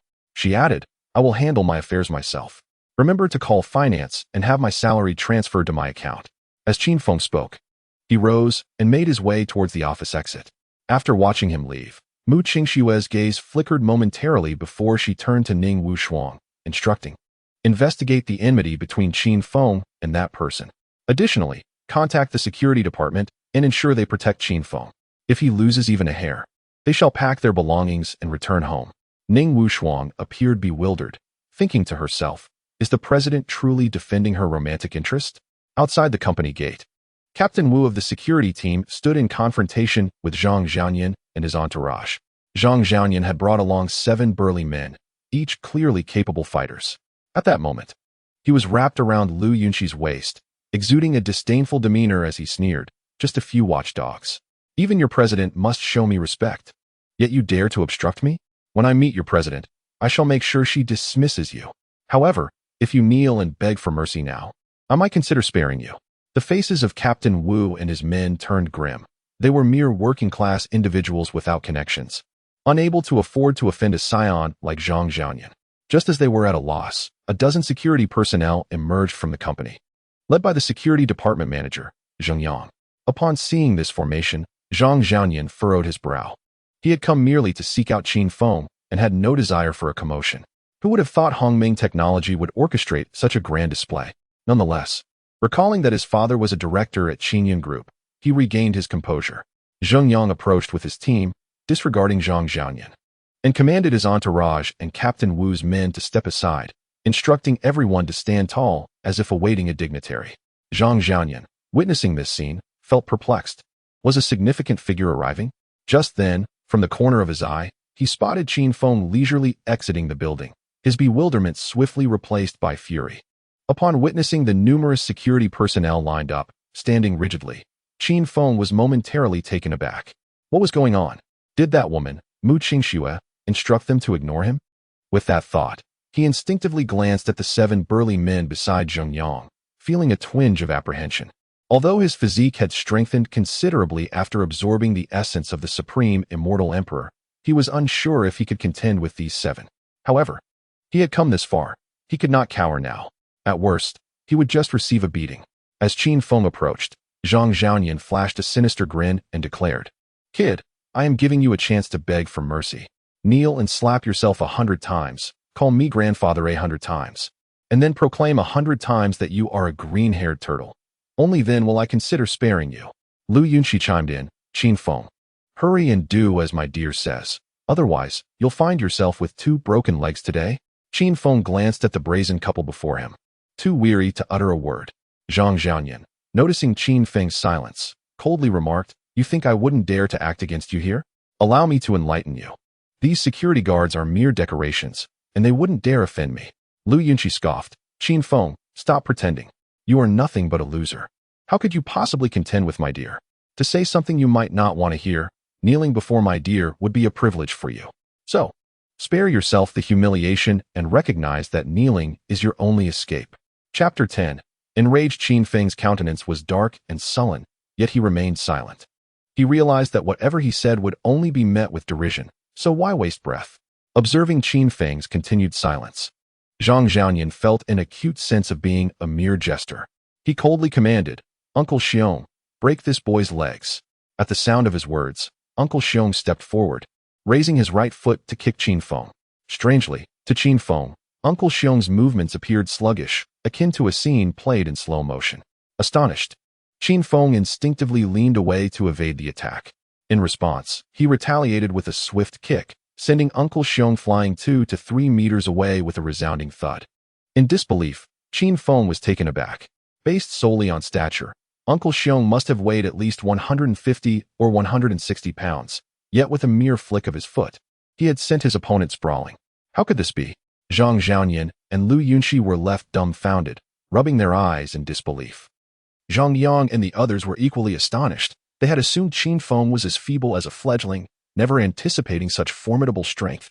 Nevertheless, they remained skeptical of Qin Feng's prospects, especially considering that Zhang Xiaoyan had brought along 7 brawny men, all evidently seasoned fighters. Strength alone was insufficient. Technique was equally paramount. Uncle Xiong, grimacing from pain, rose to his feet, a dark expression etched on his face as he glared at Qin Feng. "I never expected you had some skill, but I assure you, I won't fall for the same trick twice." As soon as he finished speaking, Uncle Xiong charged at Qin Feng, throwing a punch. Yet again, to Qin Feng, the movements unfolded in slow motion. With a slight tilt of his head, he evaded the blow and struck back with another kick. This time, Uncle Xiong was propelled 4 to 5 meters away, crashing heavily to the ground. This time, 2 of his ribs were shattered, eliciting pained howls. Qin Feng felt no surprise at the outcome. Previously, he had merely kicked lightly, sending Uncle Xiong flying 2 to 3 meters. This time, he had intentionally increased his force, making 4 to 5 meters a reasonable distance. Zhang Xiaoyan's expression darkened considerably, disbelief clouding his features as he struggled to comprehend the scene before him. Lu Yunxi was rendered speechless, unable to fathom that Qin Feng possessed such strength. Zheng Yang and the others wore expressions of astonishment. Few could muster the strength to launch a 150 to 160 pound man 4 to 5 meters away. Was this fellow merely playing the fool to mask a tiger? It must have been Uncle Xiong's carelessness. Zhang Xiaoyan's face grew stormy as he bellowed, "All of you, attack together. Beat him to death. I will take responsibility." Upon hearing Zhang Xiaoyan's command, the 6 burly men behind him showed no hesitation, charging toward Qin Feng. Once again, their movements appeared to Qin Feng as if in slow motion. As he effortlessly dodged, he countered with punches and kicks. After a series of resounding impacts, all 6 men were sent flying 4 to 5 meters away, lying on the ground in agonized groans. Zhang Jiaoyan was left utterly dumbfounded. How could this be possible? Lu Yunqi's complexion was exceedingly grim, her gaze fixed intently on Qin Feng's face. In that moment, she yearned to see through this man entirely. Zheng Yang and the others were left dumbfounded. Was this not utterly astonishing? He had effortlessly annihilated 6 robust men. He was undoubtedly a master of disguise, appearing weak, yet possessing extraordinary strength. Qin Feng himself was equally astonished, struggling to believe his newfound prowess. It seemed that after absorbing the essence of the Heavenly Emperor, not only had his physique strengthened, but his vision and power had also surged. Even without cultivating immortality, he was no longer the frail Qin Feng of yore. Were you not quite arrogant just moments ago? Let us see how brazen you remain now. Qin Feng ambled toward Zhang Jiaoyan, his murderous intent unmasked. Do not act recklessly, or you shall bear the consequences. Zhang Jiaoyan stammered, drenched in cold sweat, instinctively retreating. At that moment, Lu Yunqi suddenly positioned herself in front of Zhang Jiaoyan, locking eyes with Qin Feng. Qin Feng, if you wish to live, I advise you to leave at once. My beloved's background is beyond your imagination. Eliminating you would be as effortless as crushing an ant. Qin Feng's expression darkened as he approached Lu Yunqi and delivered a resounding slap. Wretched woman, stay away from me, or I shall end you. You smack. Before Lu Yunqi could utter another word, Qin Feng struck her again. It was then that she comprehended this man was no longer the submissive fool she once knew, and her bravado faltered. Qin Feng, I was wrong. I beg you to spare my beloved. If you do, I shall return to your side and resume being your girlfriend. What? Qin Feng was momentarily taken aback, but his fury ignited anew, and he forcefully kicked Lu Yunqi in the abdomen. With a thunderous impact, she flew backwards, colliding with Zhang Jiaoyan, and together they crashed to the ground. How dare you treat me as if I am nothing? You think someone like you is worthy of my attention? Let me make this abundantly clear. Even if you stood before me completely unclothed, I would not spare you a glance. How could I have been so blind to have ever been attracted to a person like you? Qin Feng's demeanor was frenzied, his curses as savage as they were plentiful. In truth, he rarely resorted to such profanity. It was Lu Yunqi's actions that had provoked him, leaving him feeling a profound sense of humiliation. Chapter 11. Resurrection. Dear. Your family. Dear, your family. Are you deliberately trying to disgust me? Qin Feng, seething with rage, stormed forward, denying Zhang Jiaoyan any opportunity for mercy as he raised his foot and delivered a fierce kick. As a man, how could he endure this? It was one thing to wear a green hat, but to have the audacity to come and provoke him was intolerable. Was he still the naive Qin Feng of old? Lu Yunqi, taken aback by Qin Feng's frenzied demeanor, momentarily forgot her pain and curled up in a corner, feigning death.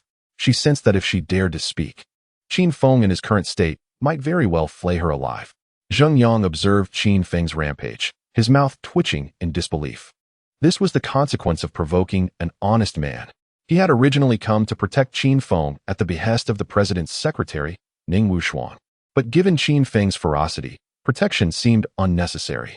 What he should truly be concerned about was whether Qin Feng would beat Zhang Jiaoyan to death. Qin Feng had not completely lost his reason. He merely beat Zhang Jiaoyan to the brink of death, and once his fury subsided significantly, he halted. With an expression devoid of emotion, he glanced at the feigning Lu Yunqi and coldly commanded, Wretched woman, get up and take your dear away. Lu Yunqi, unable to voice her anger, hastily rose and beckoned 7 burly men to carry away the defeated Zhang Jiaoyan before retreating in disgrace. After watching Lu Yunqi and her entourage depart in their vehicle, Qin Feng hailed a taxi and took a seat. Meanwhile, in the president's office, Mu Qingxue stood before the floor-to-ceiling window, her gaze flickering towards the company entrance. She had witnessed everything that had transpired and was filled with astonishment. She had never anticipated that beneath Qin Feng's frail exterior lay such formidable strength. This revelation led her to suspect that Qin Feng harbored a story of his own. At that moment, Ning Wushuang burst through the office door, striding in with urgency. President, I have clarified the grievances between Qin Feng and Zhang Jiaoyan. Ning Wushuang recounted how Qin Feng had inadvertently encountered Zhang Jiaoyan and Lu Yunqi in a hotel room while delivering takeout the previous evening. She even disclosed that Qin Feng had spent 3 years pining after Lu Yunqi. Mu Qingxue listened, her expression one of disbelief. No way. This guy is actually that pitiful? Ning Wushuang, filled with sympathy, replied, Indeed. A man as good as him has been ensnared by a scoundrel. He devoted himself unilaterally for so long. only to end up with a green hat. Mu Qingxua nodded, reflecting, it seems that those who are infatuated always meet a similar fate, often ending up with nothing. As Qin Feng's taxi approached the old city, it suddenly came to a halt. Awakened from his pretense of sleep, he instinctively opened his eyes, ready to inquire, only to find a traffic accident ahead. A quick glance revealed a chain collision involving a dozen or so vehicles, rendering the taxi unable to proceed. He promptly paid the fare and exited the vehicle. Life had ebbed away. There was no salvation. As Qin Feng passed by a crowd of onlookers, he suddenly heard a sigh and instinctively paused to look. Before a middle-aged doctor and a beautiful nurse lay a young girl, no more than 4 or 5 years old. Her body smeared with blood. Qin Feng scrutinized the child for a moment, discovering that she still possessed a flicker of life, albeit in dire straits. Without prompt and effective intervention, her fate was sealed. Fortunately, he held the means to heal her. After a brief hesitation, he pushed through the crowd and knelt beside the girl. The middle-aged doctor, taken aback by this boldness, coldly inquired, "What do you intend to do?" Engrossed in assessing the girl's condition, Qin Feng chose to ignore the doctor's query. The doctor, noticing the lack of response, furrowed his brow. "Are you a doctor as well?" Having just discerned the girl's plight, Qin Feng replied politely, "I am not." The doctor scoffed, "If you are not a doctor, what are you doing here?" Qin Feng responded earnestly, "Though I am not a doctor, I can save her." "What? Are you certain you're not jesting?" The doctor's expression darkened as he retorted, "I am a doctoral student from the prestigious Beijing Medical University and the head of the emergency medicine department at the First Hospital of Binhai. How could I possibly misjudge whether this girl can be saved?" Those surrounding them nodded in agreement. The First Hospital's emergency medicine department was renowned throughout Binhai, and the doctor's expertise was unquestionable. "Young man, if this esteemed doctor has declared there is no hope, do you truly believe you possess the miraculous ability to turn the tide? Do not act recklessly. Should you lay a hand on this girl, her family might hold you liable." Amidst both earnest warnings and scornful jibes, Qin Feng remained undeterred. The sanctity of life was paramount, and he possessed the ability to heal. He would not allow a few words to provoke him into abandoning his mission. Under the watchful eyes of the crowd, Qin Feng employed the mystical technique he had used earlier to treat Lu Ruyan, massaging the girl. Given the constraints of the situation, he could only endeavor to preserve her life at that moment. Witnessing this, the middle-aged doctor erupted with fury. "Stop! Do you not realize that your actions are tantamount to desecration?" The onlookers also perceived Qin Feng's actions as inappropriate, their collective outrage palpable. "Beast, cease this at once, or I shall take matters into my own hands. How could someone who appears so civilized turn out to be such a fiend? Enough! If you do not stop immediately, I will ruin you." Qin Feng merely frowned, remaining unresponsive. Saving the girl was paramount, and once her condition improved, he could vindicate himself. As Qin Feng persisted, several impetuous young men stepped forward, intent on forcibly restraining him. At that moment, sensing their approach, Qin Feng looked up at them and said coolly, "A bunch of foolish, ignorant fools. Open your eyes wide and behold." No sooner had he spoken than he tapped his right hand gently against the girl's forehead. Cough, cough. Moments later, the girl suddenly coughed, her bright, pure eyes slowly opening. Yet, due to her grave condition, she soon closed them again, slipping back into unconsciousness. She truly did not perish? The middle-aged doctor appeared as if struck by lightning, his entire body rigid and his expression vacant. The young men around him bore expressions akin to having seen a ghost. How could this be possible? Hadn't all hope been extinguished? The others wore faces of shock, their hearts heavy with shame. They had just placed their trust in the middle-aged doctor's words, nearly condemning the little girl to peril. The beautiful nurse gazed at Qin Feng, her eyes sparkling with admiration, reflecting on the extraordinary scene. While the director was at a loss, this handsome gentleman had merely performed a few simple massages to revive her. Chapter 12. Aloof, I have merely preserved her life for the time being. She remains in peril and must be swiftly transported to the hospital for surgical intervention. Qin Feng rose slowly, casting a glance at the middle-aged physician before turning to depart. Suddenly, a beautiful nurse rushed to stand before Qin Feng. Her cheeks flushed as she inquired, "Handsome, may I have your contact information?" Such youthful prowess in medicine, coupled with his striking looks, made him her ideal type. Male onlookers regarded this scene with envy and resentment. The nurse possessed not only a captivating visage but also an alluring figure, amplified by her nurse's attire, exuding an irresistible charm. With a smile, Qin Feng replied, I apologize. My phone was lost last night, and I have yet to purchase a new one.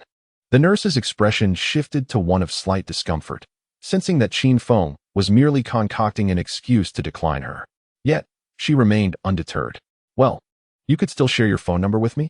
Qin Feng responded with genuine regret. I'm truly sorry, but my memory is quite poor. I can't recall my own phone number. The nurse, visibly embarrassed, realized his refusal was glaringly evident, yet the implication stung her pride. The surrounding men, filled with envy, whispered amongst themselves, what is happening? A beautiful woman pursuing him, only to be rebuffed. Either he is blind or simply disinterested in women. Still unwilling to concede, the nurse pressed on. Could you at least tell me your name and address? Qin Feng blinked in disbelief, retorting, fair lady, you aren't conceiving any nefarious intentions towards me, are you? I advise you to abandon such thoughts. I am as pure as a jade and shall not yield to your designs. With that, he hurriedly distanced himself from the infatuated nurse. She watched his retreating figure and sensed.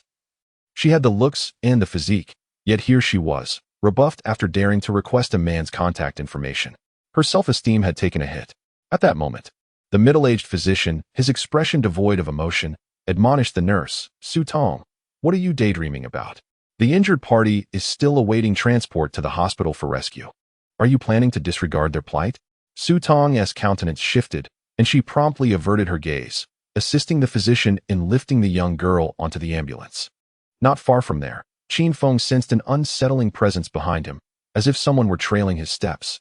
Instinctively, he turned to glance back, spotting 3 furtive young men a few meters away.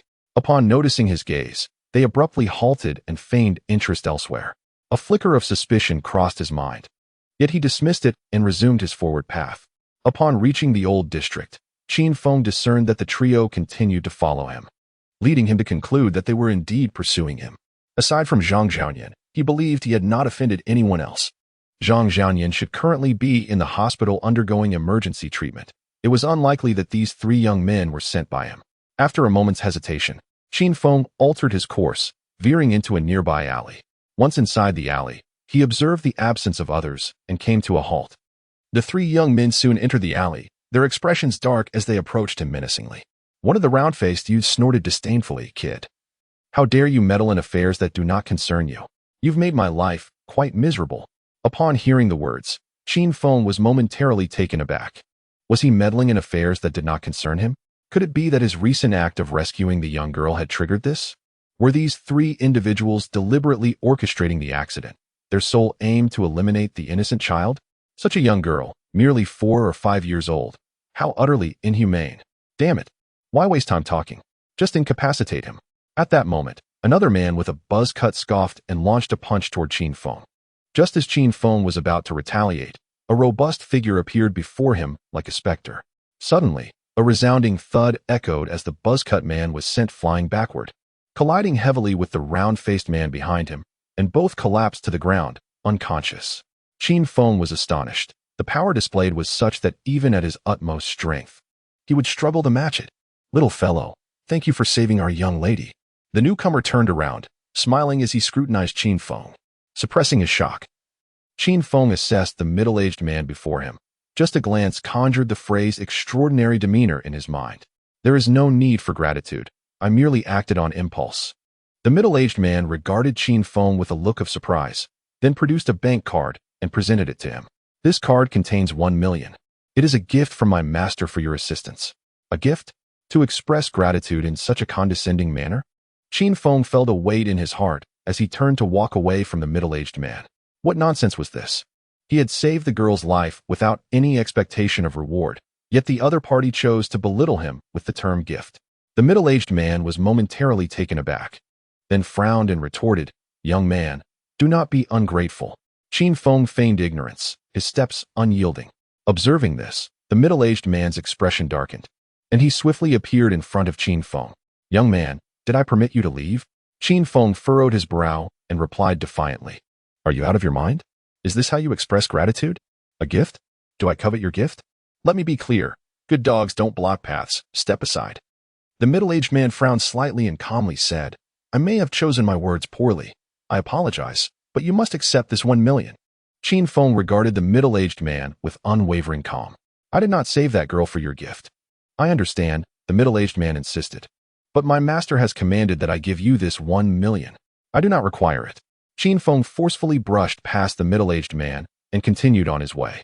The middle-aged man, now somewhat irritated, extended his right hand like an eagle's claw toward Qin Feng's shoulder.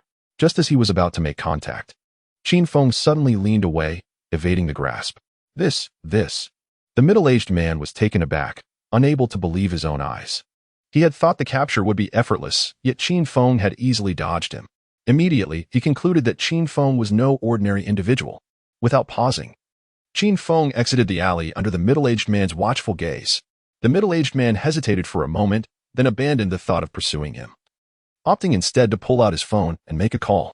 My lord, the individual responsible for the accident has been apprehended. As for the one who rescued the young lady, he has declined the generous sum of 1 million you offered. Chapter 13. Woman. You were playing with fire upon returning home. Qin Feng secluded himself in his chamber, attempting to cultivate his mystical abilities. The 9-yang divine art of the Supreme Celestial Emperor consists of 9 levels, and according to the Emperor's memories, the first level alone suffices for him to reach the pinnacle of the Golden Core stage. The realms of cultivation are as follows: Qi refinement, foundation establishment, Golden Core, nascent soul, spirit transformation, divine concentration, body integration, tribulation passing, and ascension. The Qi refinement stage is divided into 9 tiers, while the subsequent realms are categorized into early, mid, and late phases. Beyond ascension lies the realm of immortals: true immortal, celestial immortal, Great Luo Golden Immortal, Immortal King, Immortal Emperor, and Heavenly Emperor, the Ancient Emperor, Ancestral Emperor, Primordial Sage Emperor, and Heavenly Tao realms follow thereafter. However, given the sparse spiritual energy on Blue Star, it is likely that Qin Feng would find it exceedingly challenging to cultivate to the nascent soul stage, let alone ascend to immortality, unless he encounters extraordinary fortunes and acquires a substantial amount of rare heavenly materials. These materials must be over 500 years old to potentially harbor pure spiritual energy and yield effective results. With the memories of the Supreme Celestial Emperor guiding him, Qin Feng faced no difficulties in his cultivation, making swift progress. In less than an hour, he had cultivated a small orb of spiritual energy within him. Though he had yet to step into the threshold of cultivation, remaining at the first tier of Qi refinement, unbeknownst to him, an entire afternoon slipped away. After diligently practicing, he finally succeeded in entering the realm of cultivation, reaching the first tier of Qi refinement. At that moment, he felt as though he had transformed into an entirely different being, both body and soul elevated. Delighting in his transformation, Qin Feng was elated.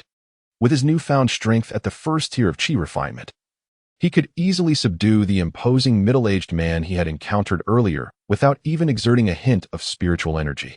Just as Qin Feng reveled in his triumph, a sudden knock echoed through the room, followed by the voice of a woman. Qin Feng, are you home? Upon hearing her, he promptly rose and opened the door. The visitor was his landlady, Su Qingqing, a stunning woman in her late 20s, possessing remarkable allure. Each time Qin Feng laid eyes on her, he found himself engulfed in thoughts of intimacy, having even dreamed more than once of passionate encounters with her. As Qin Feng opened the door, Su Qingqing stepped inside. Her attire strikingly eye-catching, a pair of denim shorts complemented by a snug white blouse that accentuated her figure splendidly. Noticing Qin Feng's gaze fixated on her chest, a blush crept onto her fair cheeks. She playfully admonished, "You always stare so intently. Do you dare believe I would pluck your eyes out?" Caught off guard, Qin Feng's face flushed crimson. He had not anticipated that Su Qingqing was aware of his furtive glances. Seeing the color rise in his cheeks, Su Qingqing could not resist teasing. "Isn't it a bit unsatisfying to merely look? Would you like to touch?" "That might not be appropriate," Qin Feng instinctively replied. Su Qingqing paused, then retorted playfully, "You cheeky rascal, are you truly wishing to touch?" Embarrassed, Qin Feng hurriedly clarified, "I didn't mean it that way. I am a respectable person. How could I harbor such base thoughts?" "Are you serious?" Su Qingqing scoffed derisively. "Do you think I am unaware of the petty thoughts that occupy your mind? I can only imagine how many times you have indulged in fantasies about me." Qin Feng, taken aback, wondered if Su Qingqing had perhaps taken leave of her senses today. Their previous encounters had always been quite decorous. Yet today she was speaking in such a suggestive manner. Could it be that she was in a particularly frisky mood? Wishing to divert the conversation, Qin Feng asked, "What brings you here?" At his inquiry, Su Qingqing furrowed her brow slightly, appearing as though she was on the verge of saying something but hesitated. Qin Feng, perplexed by her indecision, thought, what could possibly be the matter? With a sigh, Su Qingqing finally spoke. Qin Feng, I regret to inform you that I have sold the house, and you will need to vacate. I came to refund you the remaining 3 months' rent. Is that all? Qin Feng replied, somewhat exasperated. Was it really necessary to apologize for such a trivial matter? Su Qingqing hesitated before adding, the buyer is Mu Qingxue, and it seems she is deliberately targeting you. Qin Feng was left speechless. What was Mu Qingxue's problem?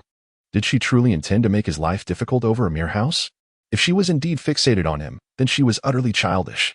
Noticing his indifference, Su Qingqing curiously asked, what have you done to provoke Mu Qingxue? Did you harass her? A vein throbbed on Qin Feng's forehead. Do I strike you as that kind of person? Su Qingqing scrutinized him earnestly for a moment before nodding in agreement. Very much so. Qin Feng was at a loss for words. This was blatant slander, yet he could not be bothered to argue. Enough of this nonsense. Just refund my rent and leave. Otherwise, I might be unable to resist the urge to take inappropriate liberties with you. Su Qingqing smirked. You? A man with thieving intentions but no courage to act? Even if I allowed you, you wouldn't dare. Is that so? Qin Feng's temper flared. First his character was impugned, and now he was belittled for his supposed cowardice. Just as he was preparing to give Su Qingqing a piece of his mind, Mu Qingxue unexpectedly entered the room. Upon seeing Mu Qingxue, Su Qingqing's demeanor instantly reverted to normal as she turned to Qin Feng and said, please provide me with your bank account number so I can transfer the remaining rent. Just as Qin Feng was about to respond, Mu Qingxue interjected, no need to transfer it to him. Just send it to me. After a moment of hesitation, Su Qingqing allowed Mu Qingxue to pull out her phone to complete the transaction. Once the transfer was successful, Su Qingqing shot a glance at Qin Feng before departing. After she left, Mu Qingxue approached and closed the door, turning to Qin Feng with a smile. I am now your landlord. Should you provoke my displeasure, I can have you pack your things and leave at any moment. Qin Feng shrugged nonchalantly. As long as you refund my rent, I can leave right now. Mu Qingxue chuckled, but I have never collected your rent. What do I owe you? Qin Feng's brow furrowed. Are you trying to play games with me? With a smile, Mu Qingxue replied, as long as you can provide evidence, I will gladly refund you. However, if you cannot produce evidence, then you are merely slandering. Qin Feng's expression darkened.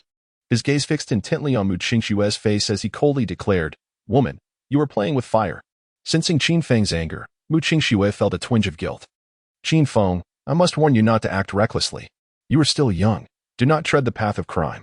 Qin Feng, taken aback, thought to himself, does this woman lack common sense?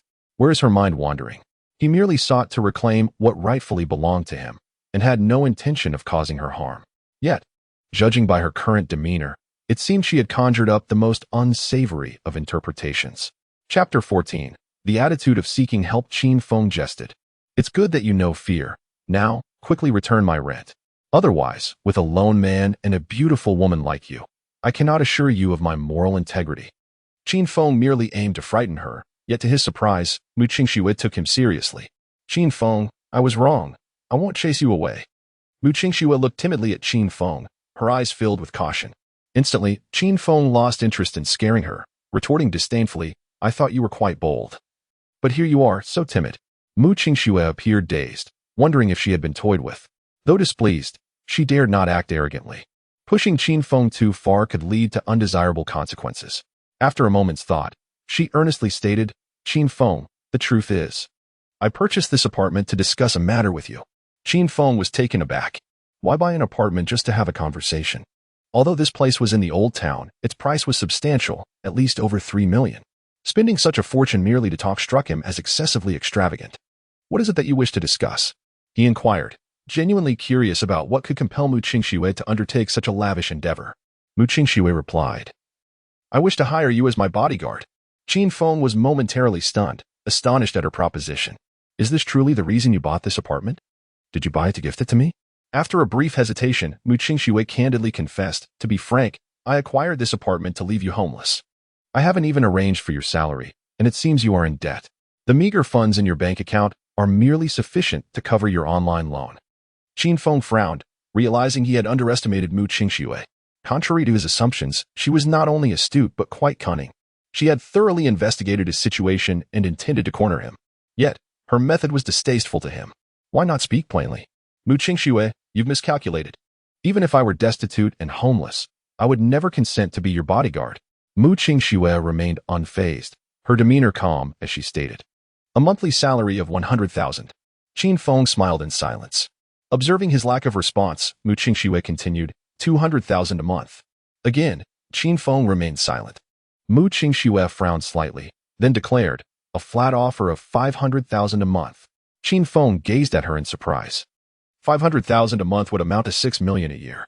If Mu Qingxue was willing to pay such a sum, she must have many enemies. However, he still chose to remain silent, not due to the inadequacy of the offer, but because her approach repulsed him greatly. Seeing Qin Feng still unyielding, Mu Qingxue grew somewhat irate. Do not be too greedy. With a monthly salary of 500,000, I could find at least 5 bodyguards more capable than you. Qin Feng chuckled. If that is the case, then by all means, go ahead and find them. Mu Qingxue coldly snorted. Are you not afraid that I will expel you? Qin Feng replied with a sardonic smile. As long as I have no desire to leave, do you possess the capability to cast me out? Having spoken, he disregarded Mu Qingxue and strode toward the kitchen. Mu Qingxue furrowed her brows slightly. She had not anticipated that Qin Feng would exhibit such arrogance, remaining unmoved even by a salary of 6 million. According to her investigation, Qin Feng was indeed penniless. Yet he still maintained such pride in the face of a lucrative offer. After a moment of contemplation, she ultimately chose to relent. To her, Qin Feng was akin to a stubborn rock in a cesspool, odious and unyielding. There was no need to squander any further words. In any case, her desire to recruit Qin Feng as a bodyguard was merely a fleeting whim. In the kitchen, Qin Feng was indulging in instant noodles, while Mu Qingxue languidly reclined on the sofa in the living room, engrossed in the television, entirely unconcerned about her appearance. Suddenly, there was a knock at the door. Mu Qingxue glanced toward Qin Feng in the kitchen before sitting up. Someone is knocking. They must be looking for you. Upon hearing this, Qin Feng carried his bowl of noodles out of the kitchen. He opened the door and was momentarily taken aback upon seeing the visitor, his brows knitting in displeasure. He regarded the intruder with a scowl. What do you want? It was none other than the imposing middle-aged man who had offered him 1 million earlier that day, accompanied by an attractive young woman. Seeing Qin Feng's unfriendly demeanor, the middle-aged man's expression darkened, and he snorted derisively. Kid, don't think your little skills grant you the right to act arrogantly before me. Qin Feng, uninterested in further dialogue, simply closed the door. It was evident that the man had come seeking something, yet he presented such an attitude. What nonsense was this? Bang! Bang! Just as Qin Feng turned away, the middle-aged man forcefully pounded on the door, shouting, Kid, if you don't open up, I'll break the door down. Ignoring him, Qin Feng walked over to sit beside Mu Qingxue, resuming his meal of instant noodles. Unable to contain her curiosity, Mu Qingxue inquired, Who are they? Why are they treating you so poorly? Could they be your creditors? Qin Feng swallowed his mouthful of noodles and was about to respond when, suddenly, there was a resounding crash. The middle-aged man had kicked the door down. Qin Feng's expression darkened instantly, his eyes flashing with murderous intent as he glared at the intruder. Mu Qingxue was startled, rising to confront the middle-aged man with a fierce glare. What do you want? Do you realize the consequences of forcibly entering someone's home? The middle-aged man sneered contemptuously, ignoring Mu Qingxue entirely as he strode up to Qin Feng, looking down at him with an air of superiority. Kid, if you know what is good for you, come along with me at once. His tone left no room for argument. Qin Feng slowly rose, his expression impassive as he regarded the middle-aged man, stating coolly, You will kneel and apologize to me, and compensate for the door you broke before I even consider accompanying you. The middle-aged man's face darkened, and he snorted, Kid, do you even realize who you're speaking to? I do not know, nor do I wish to know. Qin Feng was somewhat speechless. Is this truly the attitude one should exhibit when seeking assistance? If his conjecture was correct, the accident during the surgery must have involved the young girl he had treated earlier that day. The middle-aged man and the beautiful woman had come to implore him to save the child. The woman was presumably the girl's mother. You seek your own demise. The middle-aged man scoffed, his right hand clawing towards Qin Feng's shoulder like a hawk's talon. Qin Feng swiftly seized the man's wrist and retorted coldly, Is this the same tactic you employed during the day? Do you truly look down upon me so? No sooner had he uttered these words than Qin Feng released the man's wrist and delivered a swift kick. With a resounding thud, the middle-aged man was propelled backwards, crashing against the wall before finally coming to a halt. Chapter 15. Underestimated my goodness. Mu Qingxue's mouth fell agape, her expression one of disbelief. She had witnessed Qin Feng's martial prowess earlier that day, albeit from a distance, yet the impact was far more staggering in close proximity. A person weighing around 150 to 160 pounds was effortlessly sent flying 3 to 4 meters away. The beautiful young woman regarded Qin Feng with astonishment. Prior to this encounter, she had heard the middle-aged man refer to Qin Feng as a martial artist. Little did she expect his abilities to far exceed her imagination, prompting a newfound respect. After landing, the middle-aged man, suppressing his pain, slowly rose to his feet. Gazing at Qin Feng with uncertainty, "I underestimated you. Yet, you remain no match for me. I was merely careless." Qin Feng, wearing an indifferent expression, retorted, "Compensate for the damage, then leave." The middle-aged man's countenance darkened as he scoffed. "Do you have any idea who I am? Do you know who the lady before you is?" Qin Feng replied coolly, "I do not, nor am I interested." "Humph, allow me to enlighten you. Let us see if you still dare to act so arrogantly after." The middle-aged man gestured towards the beautiful woman, his demeanor haughty as he introduced. "This is none other than Yi Qingqing, the esteemed wife of Long Haoyu, the chairman of Donghao Group. And I am Lin Zhan, the chief bodyguard of the Long family. I was once the champion of the Binhai Martial Arts Tournament and ranked 5th in the World Martial Arts Championship." Qin Feng, appearing utterly unimpressed, interrupted. "Are you telling me this to assert your impressive identities, hoping I will yield to you? I regret to inform you that I am not one to bend easily. Regardless of your noble lineage, it bears no significance to me." Mu Qingxue was left speechless. This fellow was utterly fearless in his ignorance. The Donghao Group was valued at around 500 billion, and the Long family was one of the most prestigious families in Binhai. In comparison, Qin Feng seemed insignificant. Yet he remained so audacious. Lin Zhan's gaze sharpened, and he coldly remarked, "You, Lin Zhan, you may cease your chatter." Yi Qingqing shot him a stern glance, then turned to Qin Feng with an apologetic expression, saying, "My subordinate acted thoughtlessly and offended you. I apologize on his behalf." Qin Feng replied nonchalantly, "There is no need for an apology. He merely needs to compensate for the damaged door." Yi Qingqing furrowed her brow slightly, studying Qin Feng for a moment before saying, "Compensation is indeed necessary, but before that, I wish to request your presence at the hospital. My daughter, the little girl you saved earlier, encountered an unexpected complication during surgery and is in critical condition. I implore you to help her. Regardless of the outcome, I will offer you a reward of 2 million. Qin Feng was taken aback. 2 million as compensation. What an extravagant sum. Mu Qingxue was equally astonished, struggling to believe her ears. Qin Feng, it seemed, was not only skilled in medicine, but was also being offered a princely sum for his assistance. How remarkable must his medical expertise be? After a moment, seeing Qin Feng remain unmoved, Yi Qingqing hesitated briefly before suddenly kneeling before him. "I beg you, provided you can save my daughter, I am willing to comply with any of your requests." A flicker of emotion crossed Qin Feng's face. What an extraordinary identity Yi Qingqing possessed, to abandon her pride and kneel before him. Without hesitation, he stepped forward to assist her. "Rise, I shall grant your wish." Upon hearing this, Yi Qingqing's expression brightened, and she allowed Qin Feng to help her to her feet. She then took a couple of steps back and deeply bowed to him. "Thank you." Qin Feng smiled and replied, "You need not express your gratitude until I have healed your daughter." Yi Qingqing's impression of him improved significantly, and she turned to Lin Zhan, stating with a calm authority, "Lin Zhan, I believe it is necessary for you to apologize to the young divine doctor." Though her tone was measured, it left no room for dissent. Lin Zhan's expression shifted slightly as he unwillingly approached Qin Feng, bowing and saying, "Young divine doctor, I am sorry." Ignoring Lin Zhan, Qin Feng simply continued on his way toward the door, with Yu Qingqing and Lin Zhan following closely behind. Mu Qingxue observed as the three departed, her face a mask of astonishment as she muttered to herself, "Young divine doctor? That fellow is indeed a divine physician? No wonder he remained unmoved by my offer of 6 million in annual salary. It seems he acquires wealth with such ease. But wait, if earning money is so effortless for him, how could his ex-girlfriend betray him?" At the first hospital, outside the operating room, Long Haoyu, the chairman of Donghao Group, and his father Long Fei, the head of the Long family, were in a state of agitation akin to ants on a hot pan. Alongside them were Long Haoyu's elder brother Long Haoshuan and his children, Long Qian and Long Qianqian, who remained calm, occasionally glancing at Long Haoyu and Long Fei. At that moment, Long Qianqian noticed Qin Feng, Yi Qingqing, and Lin Zhan emerging from the elevator, her gaze immediately settling on Qin Feng, curiosity evident in her scrutiny. Long Haoshuan and Long Qian also beheld the trio, yet their glances carried a subtle chill rather than curiosity. Yi Qiqing, her expression fraught with anxiety, inquired, "Father, how you? How is Fei Fei?" Only then did Long Haoyu and Long Fei register the arrival of Yi Qiqing and her companions, their faces lighting up with hope.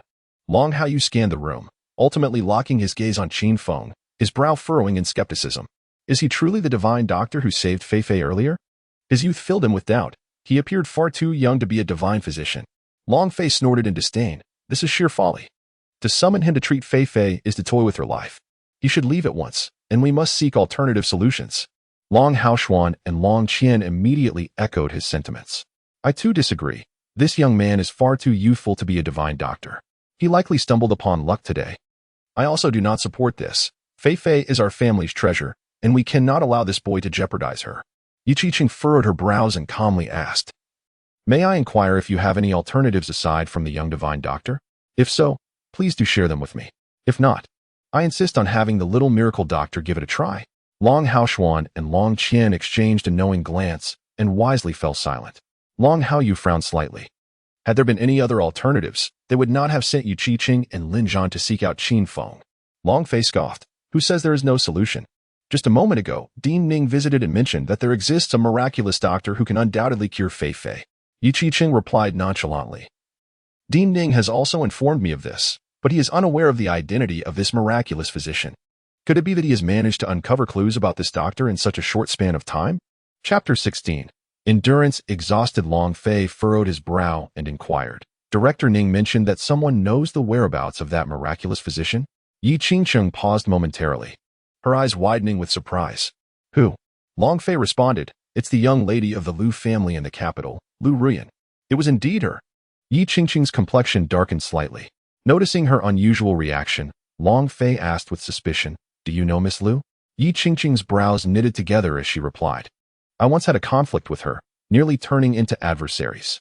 I hope Director Ning does not mention me to her, otherwise she is unlikely to reveal the location of that physician. Both Long Fei and Long Haoyu's expressions soured significantly. Ning Yuheng was unaware of the relationship between Yi Qiqing and Lu Ruyan, and he might inadvertently let something slip. Could it be that their only hope would vanish? Yi Qiqing let out a barely perceptible sigh, then turned to Qin Feng with an apologetic expression, saying, Little physician, I apologize. It is not that I distrust you. It is just. Qin Feng interjected, There is no need for such concern. I comprehend. However, it appears that the physician mentioned by Director Ning is indeed me. What did you say? Yi Qiqing's face registered shock, her disbelief evident. The remaining members of the Long family, aside from Long Qianqian, regarded Qin Feng with unfriendly gazes. Nonsense. How could you possibly be that physician? Your skills in inserting yourself into situations are commendable, but do you think we would believe you? Get lost, you fraud. Do you think the Long family's wealth is so easily deceived? Qin Feng chuckled softly. I do not require your belief. He then turned to Yi Qiqing and asked, Do you still need me to treat your daughter? After a moment of hesitation, Yi Qiqing replied, Yes, regardless of the outcome. I will not diminish the promised reward of 2 million. Her implication was clear. She did not trust Qin Feng, treating him as a last resort. Though Qin Feng discerned her underlying meaning, he chose not to dwell on it. He would not forsake a living life over such trivial matters. Yet, at that moment, Long Haoyu voiced his opposition. Qiqing, be realistic. This fellow is clearly a charlatan. Long Fei scoffed. If something goes awry with Fei Fei, you will regret it too late. Yi Qiqing retorted, Then what better options do you propose? Long Haoyu and Long Fei fell silent, their expressions stiffening. Yi Qiqing's tone turned icy. If there are no alternatives, let the little physician proceed. After all, if it weren't for him during the day, Fei Fei might not have survived this long. He is her savior. So I ask you to treat him with some respect. With furrowed brows, Long Haoyu and Long Fei hesitated before remaining silent. Huh, sister-in-law, what savior are you speaking of? Long Haoshuan cast a sidelong glance at Qin Feng and scoffed. Perhaps the doctor misdiagnosed her, and Fei Fei was never truly beyond hope. This fellow merely happened to arrive as she regained consciousness. I have heard that this young man merely performed a few gentle massages on Fei Fei, and she remarkably regained her vital signs. Have you ever heard of massage being utilized to save a life? Long Chenfu remarked, Indeed, little divine healer. My father's words hold substantial truth. Do not allow yourself to be deceived by this young man. Yi Qingcheng furrowed her brows, finding it quite astonishing that Fei Fei's life signs could be restored so simply through massage. However, at present, Qin Feng was their only hope. She hesitated to deny him entry to treat Fei Fei based solely on the conjectures of Long Haoshuan and his father. Since you all doubt me, so be it. Qin Feng was certainly a man of temperament, yet he endured for the sake of Fei Fei's youth. Yet, everything has its limits. When pushed too far, even the most patient soul may reach a breaking point. Upon seeing Qin Feng turn to leave, Yi Qingqing grew anxious. Little divine healer, I believe in you. Please do not depart. Qin Feng appeared oblivious, his steps unwavering. Not hesitating for a moment, Yi Qingqing hurriedly pursued him, grasping his right hand, and then knelt down. Little divine healer, I implore you. I reiterate, should you save my daughter, I shall grant you any request. Qin Feng furrowed his brow, about to respond. However, at that moment, Long Haoyu scoffed. Yi Qingcheng, take a look at yourself. Hasten and rise. Ignoring Long Haoyu, Yi Qingcheng released Qin Feng's hand and began to bow her head repeatedly, with great fervor. Little divine healer, I am sorry. I acknowledge my error. I should not have doubted you. Please, I beg you, save my daughter. Observing Yi Qingcheng's fervent gestures, Qin Feng felt his heart soften. Just as he prepared to acquiesce, Long Haoyu interjected once more. Lin Zhan, break this young man's legs and throw him out. Lin Zhan's face lit up with delight at these words. He had long harbored resentment for the humiliation he suffered at Qin Feng's hands, though he had refrained from expressing it due to Yi Qingqing's presence. Now that Long Haoyu had spoken, he would not let such an opportunity pass. Without giving Yi Qingqing a chance to intervene, he advanced swiftly, throwing a punch towards Qin Feng's forehead. However, his fist was effortlessly caught by Qin Feng, leaving his expression frozen in shock. You. Qin Feng replied coolly, it seems my previous lesson was still too lenient. As the words left his mouth, he delivered a swift kick, sending Lin Zhan flying several meters, crashing heavily onto the corridor floor. Ah! Lin Zhan's agonized screams echoed, as a few of his ribs were broken by that single blow. Yi Qingqing stood in stunned silence. The 5 members of Long Haoyu appeared utterly terrified, struggling to believe their eyes. They were well aware of Lin Zhan's prowess, capable of taking on 10 opponents with ease. Yet now he was effortlessly dispatched by Qin Feng, defeated in an instant. Qin Feng didn't even spare Lin Zhan a glance. He lowered his gaze to Yi Qingqing, ready to speak, when his eyes were suddenly captivated by the view before him. From his angle, he was granted an unobstructed view through her neckline. He was lacking in experience, and it was his first encounter with someone as affluent as Yi Qingqing. At that moment, Yi Qingqing met Qin Feng's gaze, immediately becoming aware of the implications, feeling both embarrassed and furious. However, the current situation was not conducive to her expressing her anger. So she hastily rose from her seat. After staring at Qin Feng for a while, she steeled herself, biting her lip, and with a flushed face leaned closer to his ear, whispering, if you can cure my daughter, I shall grant you ample opportunities to your heart's desire. I might even fulfill any request you make, allowing you to act as you wish. Qin Feng appeared utterly astonished, thinking, is this a beauty trap? Then, feigning contemplation, he nodded and replied, very well, considering your earnest demeanor, I shall reluctantly agree to assist your daughter. Chapter 17. May I strike them? Yi Qingqing's forehead creased slightly, a dark line forming as she displayed disdain for wealth, yet simultaneously revealed a rather lascivious nature. However, for Fei Fei's sake, she was compelled to make sacrifices. Long Haoyu noticed a change in Yi Qingqing's expression and coldly inquired, what did you just say to that young man? Yi Qingqing replied indifferently. What else could I have said? I begged him to save Fei Fei. Long Haoyu furrowed his brow, his gaze fixed on Yi Qingqing for a moment before he coldly declared, I do not agree. If you truly cared for Fei Fei, you should have called Miss Lu Ruyan for help at this moment, rather than beseeching this fraud. Yi Qingqing's delicate brows knitted together, about to respond when her peripheral vision caught sight of Ning Yuheng striding toward them. The director has arrived. The 5 of them instinctively turned to look at Ning Yuheng, each displaying a different reaction. Long Haoyu and Long Fei were both surprised and delighted, albeit somewhat anxious. While Long Chanqian remained unresponsive, Long Haoshuan and Long Qian wore troubled expressions, their countenances shifting between gloom and brightness. Ning Yuheng approached Long Haoyu and Long Fei directly. Sighing softly, Miss Lu expressed a desire not to disturb the serene life of that divine physician. Long Haoyu's brow furrowed further as he asked, "Did you mention my name and my wife's to Miss Liu?" Ning Yuheng shook his head. "No. I merely informed her that there is a crucial patient in need of the divine physician's assistance." Both Long Haoyu and Long Fei's expressions darkened. The absence of Yi Qingqing's name meant that the divine physician could no longer be relied upon. A trace of barely perceptible disappointment flickered in Yi Qingqing's beautiful eyes as she calmly stated, "Do you still have any objections to the young divine physician treating Fei now?" Long Haoyu and Long Fei exchanged glances, neither responding. At this juncture, they could only allow Qin Feng a chance to try. "Uncle." Long Qian was about to voice something when Long Haoshuan's glare silenced him. "Young divine physician?" Ning Yuheng momentarily lost his train of thought, finally noticing Qin Feng standing beside Yu Qiqing. Upon seeing Qin Feng's face, he was taken aback and exclaimed, "Divine physician, what brings you here?" "Divine physician?"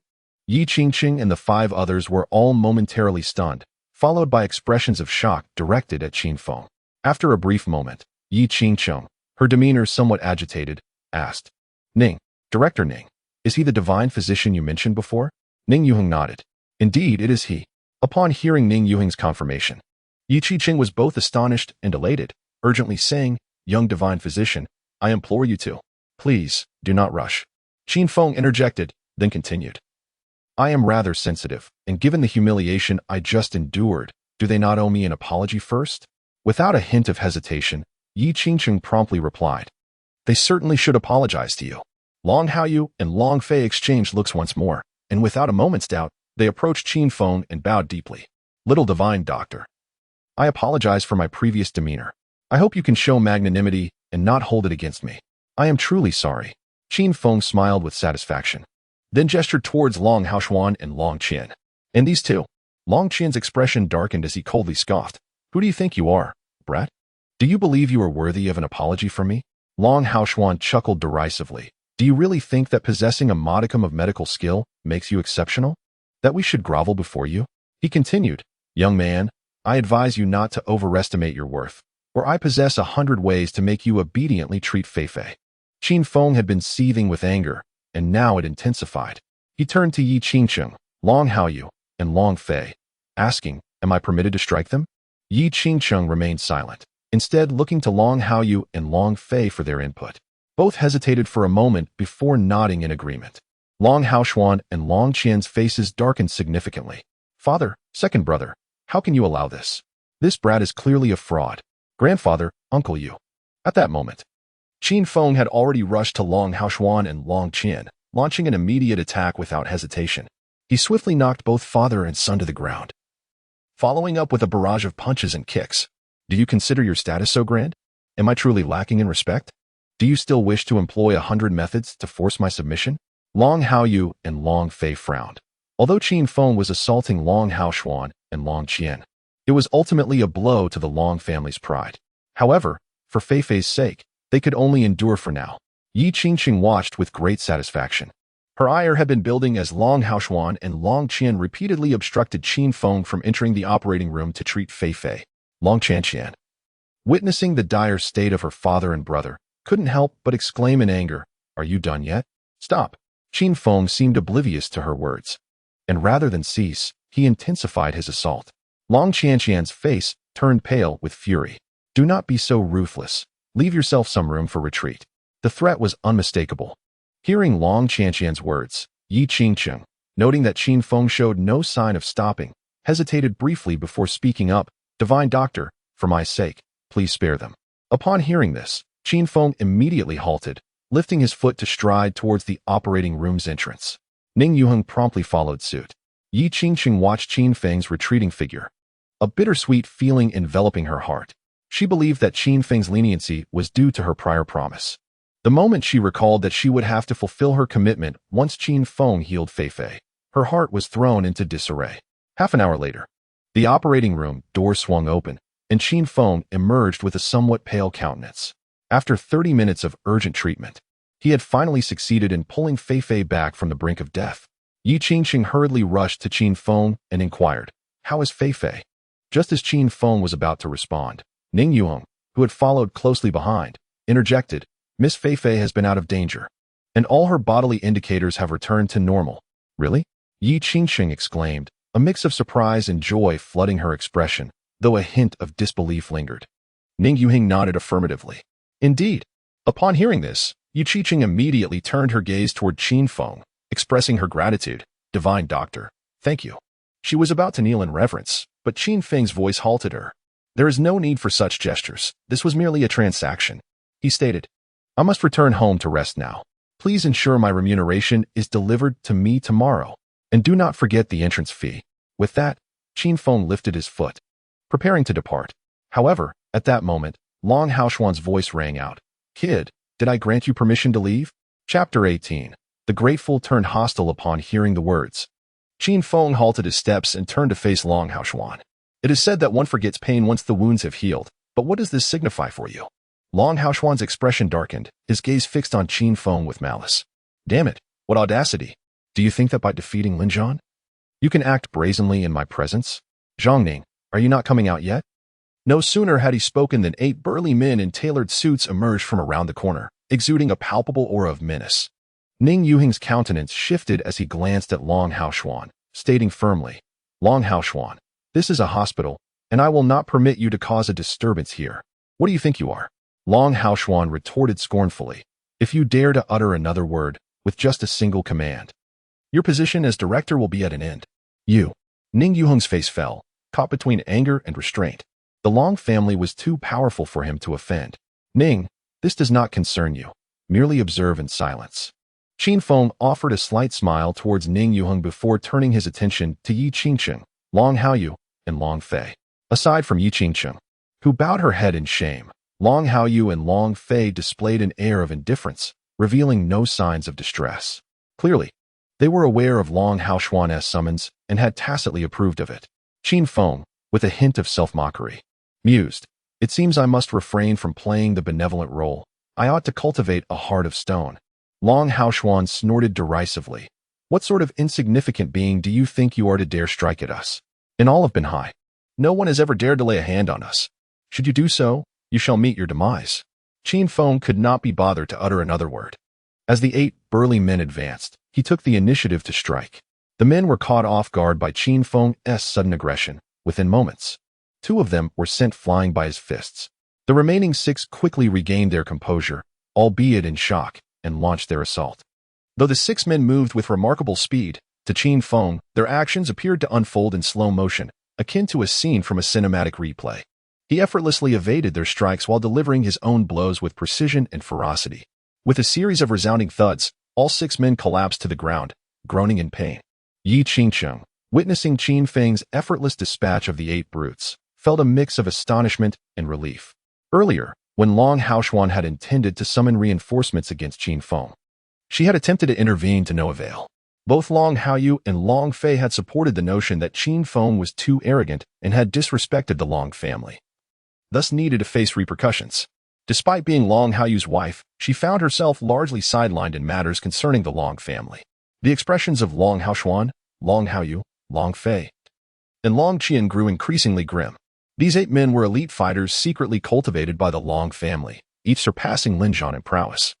They had assumed that handling Qin Feng would be a trivial matter, only to be utterly vanquished in a single encounter. The swiftness and decisiveness of it all were astonishing.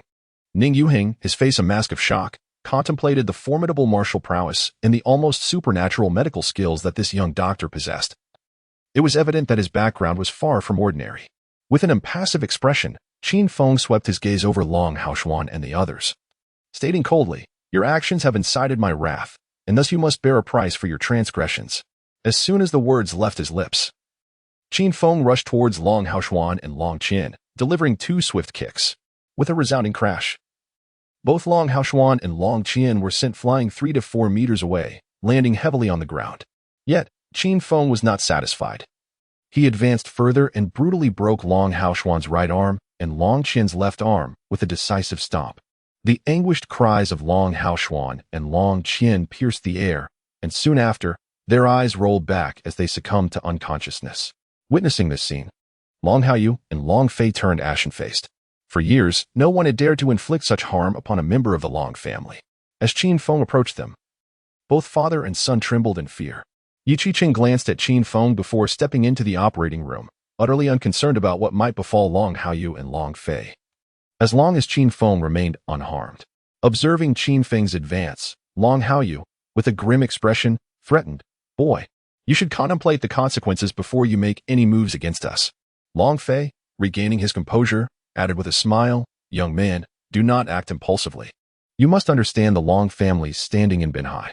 It is no exaggeration to say that with a mere word from me, you will find it impossible to survive here." Qin Feng remained silent, raising his hand to deliver a sharp slap across Long Fei's face, followed swiftly by another slap to Long Haoyu's visage. He then inquired, "Do you have anything else to say?"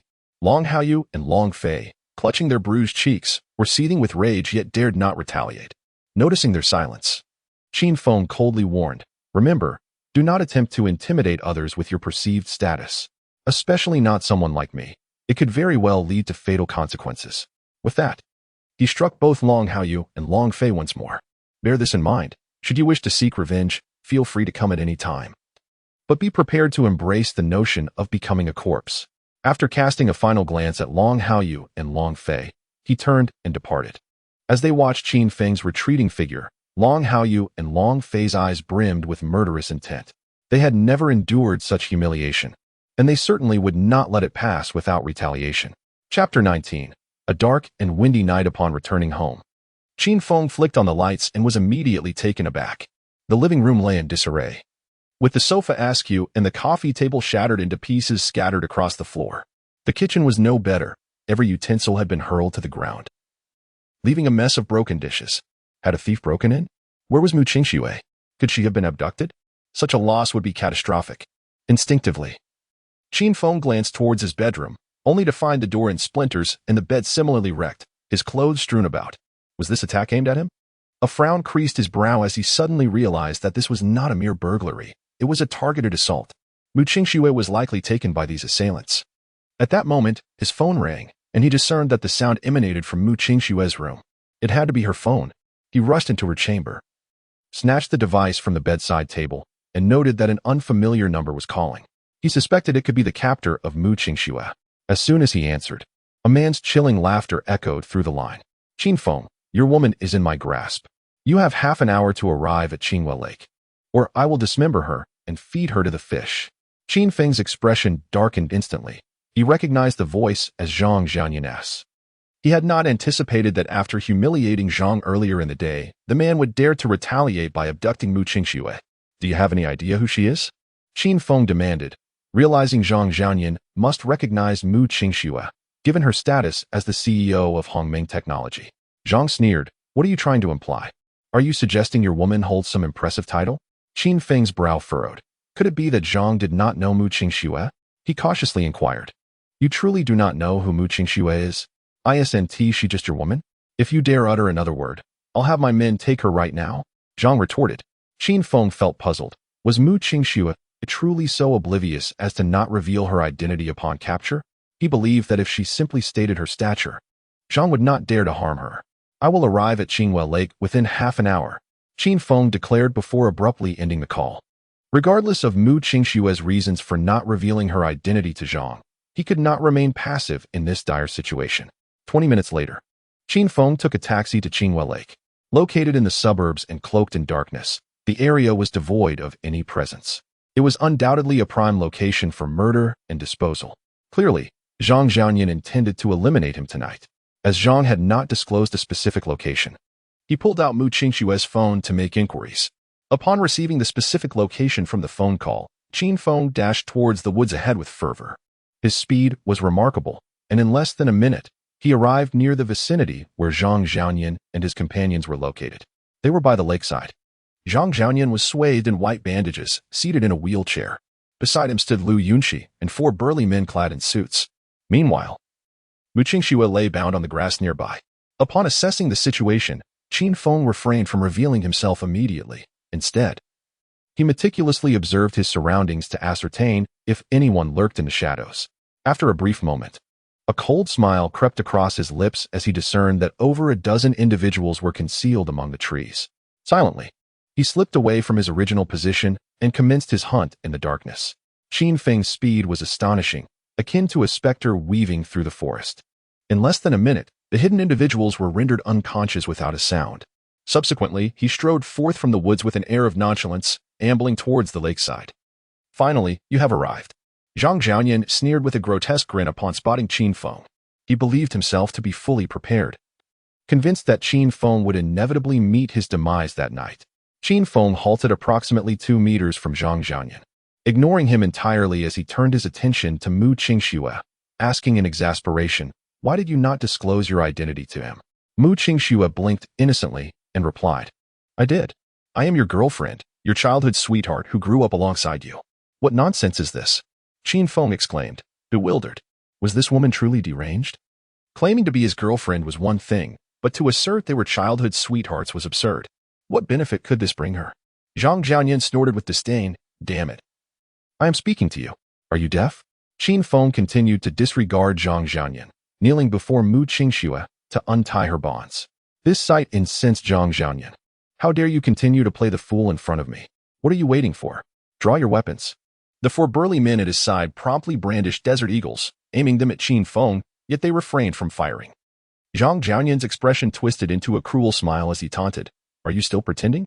Qin Feng turned his gaze towards the Desert Eagles in the hands of the 4 men, a mocking expression on his face. The individuals hidden in the woods had also wielded Desert Eagles, although he was a cultivator.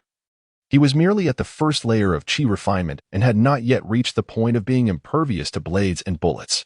Thus, the Desert Eagles still posed a threat to his life provided they were used unexpectedly. In a head-on confrontation, these 4 weapons could not endanger him. Zhang Jianyan scoffed. "If you wish to live, kneel and beg for mercy, and call me grandfather 100 times. I might consider sparing your pitiful life." Lu Yunxi, with an air of arrogance, interjected, "Qin Feng, you should now recognize the disparity between yourself and young Master Zhang, right? If you wish to survive, you must obediently comply with his demands." Gazing upon the couple before him, Qin Feng felt a wave of revulsion wash over him and chose to disregard them entirely. Swiftly, he unfastened the restraints binding Mu Qingxue, and only then did he rise slowly to confront the 4 burly men brandishing Desert Eagles aimed in his direction. Just as he was poised to act, Mu Qingxue unexpectedly spoke up, "Zhang Jianyan, do you know who I am?" Zhang Jianyan paused momentarily, then scoffed, "Aren't you merely this brat's woman? Don't play games with me." Mu Qingxue furrowed her delicate brows and replied coolly, "I am Mu Qingxue, the newly appointed president of Hongming Technology." "Huh, do you take me for a 3-year-old? Zhang Jianyan laughed derisively. "If you were truly the president of Hongming Technology, how could you possibly be entangled with this pathetic loser? And how could you reside in such a dilapidated place? From this moment forth, it would be wise for you to remain silent, or I shall have you dealt with first." Chapter 20. The desire for silence. Mu Qingxue furrowed her delicate brows slightly and said with an air of calmness, "I truly am the newly appointed president of Hongming Technology. If you do not believe me, feel free to call your father." The night before her inauguration, she had encountered Zhang Jianyan's father at a soiree and exchanged a few casual words. Zhang Jianyan's smile abruptly froze. Could it be true that this woman was indeed the president of Hongming Technology? Lu Yunxi scoffed. "Whom are you trying to fool? If you are the president of Hongming Technology, then I must be the president of Sihai Group. Sihai Group is one of the top 10 colossal enterprises in the country." Mu Qingxue chose to ignore Lu Yunxi, maintaining her composure as she gazed at Zhang Jianyan, saying earnestly, "You would do well to make that call." Was there really a need to inquire? It was evident. Slap. Before Lu Yunxi could finish her sentence, Zhang Jianyan struck her across the face. "You, wretched servant, shut your mouth." He glared at Lu Yunxi, suddenly realizing that she was nothing but a fool. Mu Qingxue had suggested he call his father, and based solely on that, there was a high probability she was indeed the president of Hongming Technology. It was rather unwise to continue boasting at this moment. Lu Yunxi was infuriated to the point of nearly spitting blood. This was the second time Zhang Jianyan had slapped her in front of Qin Feng. She believed Qin Feng must be reveling in her humiliation at this moment. However, unbeknownst to her, Qin Feng remained utterly indifferent, with no turmoil in his heart. To him, Lu Yunxi was merely an irrelevant stranger. Seeing Lu Yunxi fall silent, Zhang Jianyan retrieved his phone and dialed his father's number, directly asking, "Dad, do you know the new president of Hongming Technology?" Zhang's father quickly replied, "I do. What is the matter?" Zhang Jianyan furrowed his brow, glancing instinctively at Mu Qingxue before inquiring, "What is her name?" Zhang's father seemed to sense something amiss, his tone growing somewhat harsh. Her name is Mu Qingxue. You ungrateful wretch, confess. Have you gotten involved with Mu Qingxue? Zhang Xiaoyan's expression instantly darkened. Mu Qingxue herself was not frightening. But the true terror lay with the Bai family behind Hongming Technology. The Bai family was the foremost aristocracy in the entire Western region. It mattered not that his father was merely a director of Qingyun Group, even as the chairman. A single word from the Bai family could render him destitute and mysteriously vanish. Zhang's father's furious voice echoed in Zhang Xiaoyan's ears. Beast! Have you done something to Mu Qingxue? Zhang Xiaoyan took a deep breath, striving to maintain his composure, and turned to Lu Yunxi, saying, Push me over there. Lu Yunxi, noticing Zhang Xiaoyan's reaction, realized something was amiss and hurriedly pushed him away. Qin Feng had exceptional hearing.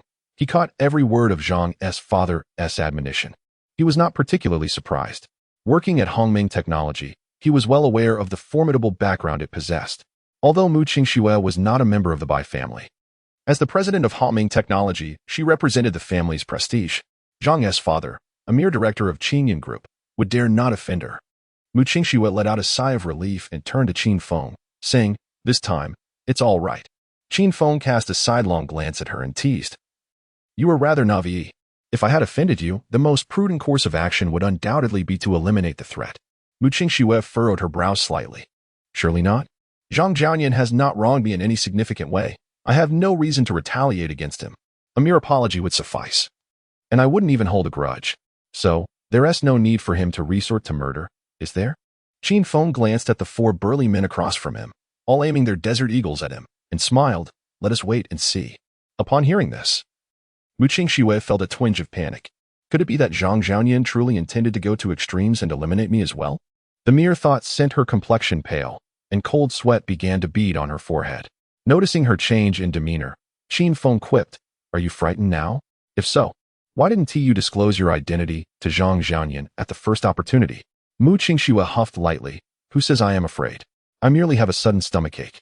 With that, she instinctively leaned closer to Qin Feng, almost pressing against him. What are you doing so close? Qin Feng said with a look of disdain. Men and women should maintain a respectful distance. Please conduct yourself accordingly. A dark line appeared on Mu Qingxue's forehead. This fellow was truly insufferable. Taking advantage while pretending to be virtuous. How disgusting. However, Qin Feng was her only ally at this moment, and she ultimately suppressed her dissatisfaction, feigning ignorance. At that moment, Lu Yunxi returned, pushing Zhang Xiaoyan along. The latter's expression was a tumult of emotions. His father had commanded him to release Mu Qingxue, yet he was reluctant to comply. He harbored intentions of killing Qin Feng and feared that Mu Qingxue might seek vengeance afterward. Should that occur, it would not merely involve him and Lu Yunxi. Even his father might have to pay the price alongside Qin Feng. Zhang Xiaoyan found himself at a crossroads. He could either release both Qin Feng and Lu Yunxi or eliminate them both. Thus far, only his men were aware of Mu Qingxue's abduction. To be safe, he even contemplated silencing everyone to ensure that if the Bai family sent someone to investigate in Binhai, the trail would not lead back to him. Seeing Zhang Xiaoyan silent and his expression shifting, Mu Qingxue couldn't help but feel anxious. He wouldn't truly consider killing us, would he? Qin Feng glanced at Mu Qingxue and smiled reassuringly. Do not fear, as long as I am here. No one can harm us. Mu Qingxue was at a loss for words. At such a critical moment, what good was boasting? For guns were trained on them. Could he truly shield them from bullets? Yet, at this juncture, she seemed to have no choice but to place her trust in Qin Feng. Zhang Xiaoyan, enraged by Qin Feng's words, seethed, Damn it, do you think I wouldn't dare to kill you? Qin Feng, too lazy to engage in dialogue, acted swiftly. His speed was extraordinary, appearing like a specter before the four hulking men.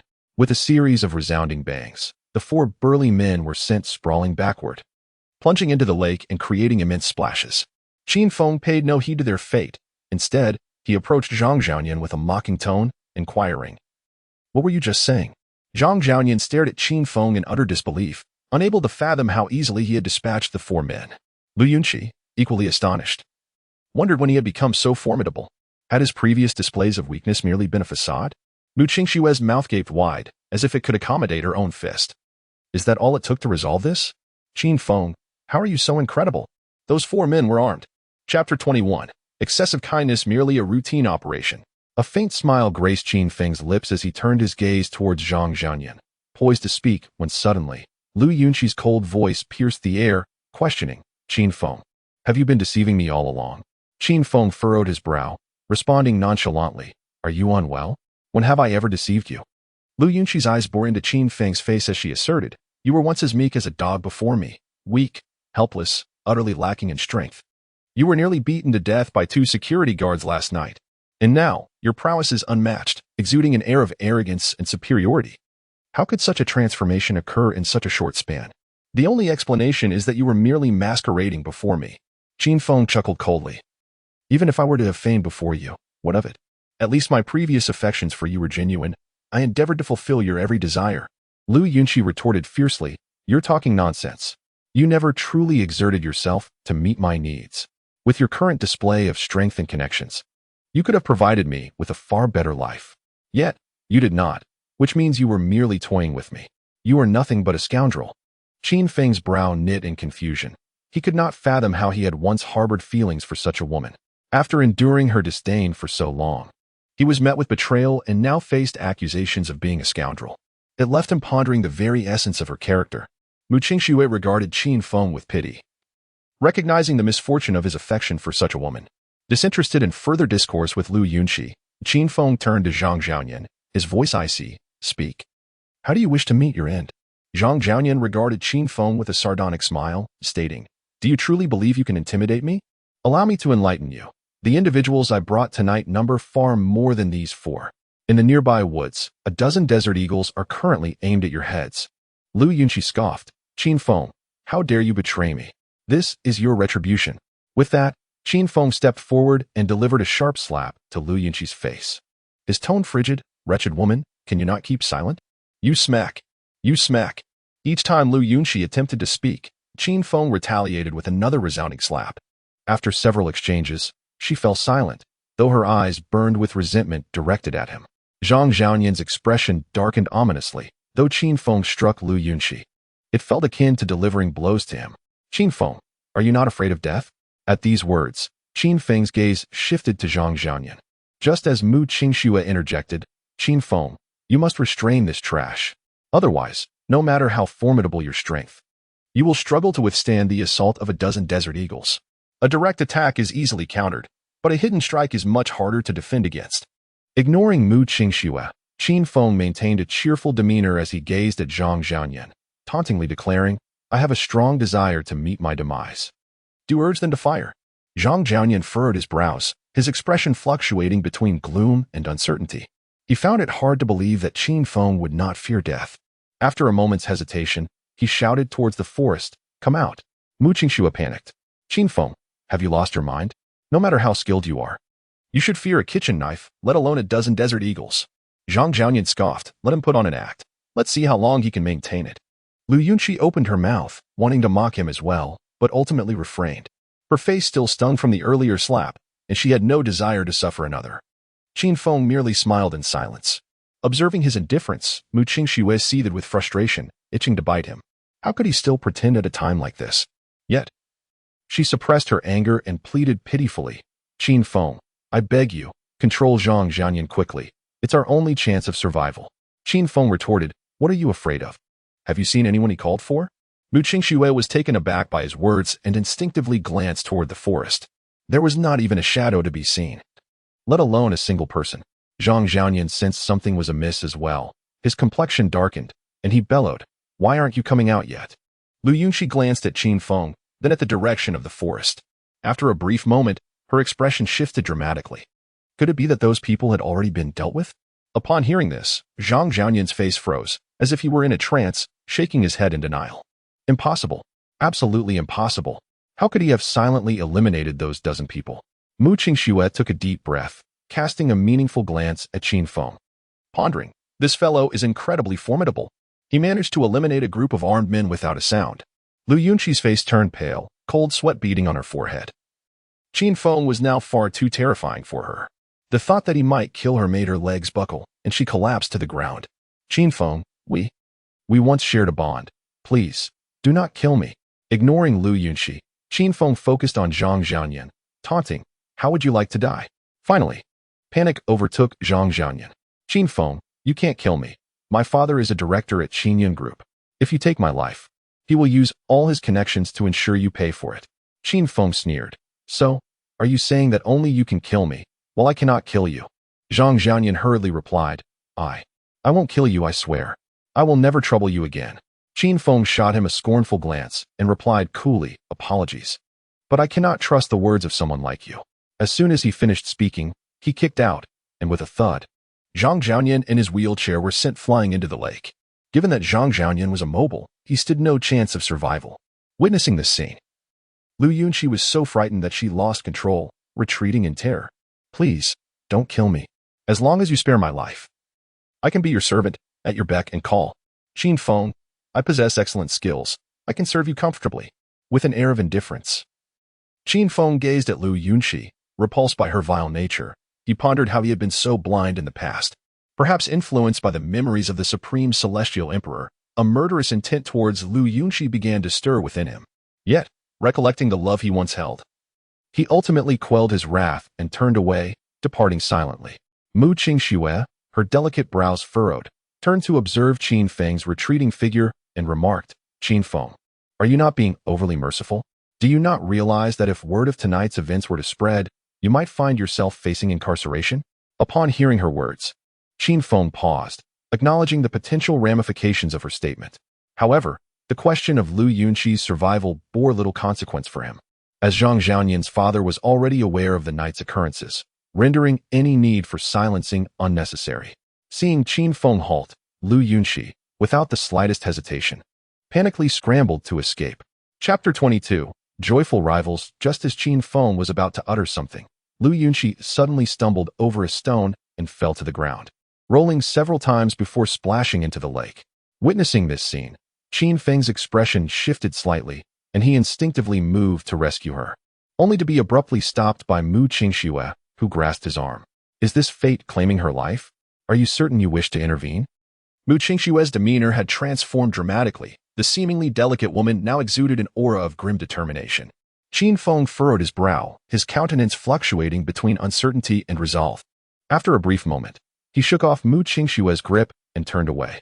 Lu Yunqi's predicament was merely a consequence of her own actions. If she were to perish, so be it. Watching Qin Feng's retreating figure, Mu Qingxue sighed softly. This fellow is far too compassionate. I must assist him. She then picked up a phone that had fallen nearby and composed a message, sending it without delay. The content was succinct. Qinghua Lake, eradicate the roots, destroy the evidence. As Qinghua Lake lay on the outskirts, and it was now night, not a single vehicle could be seen.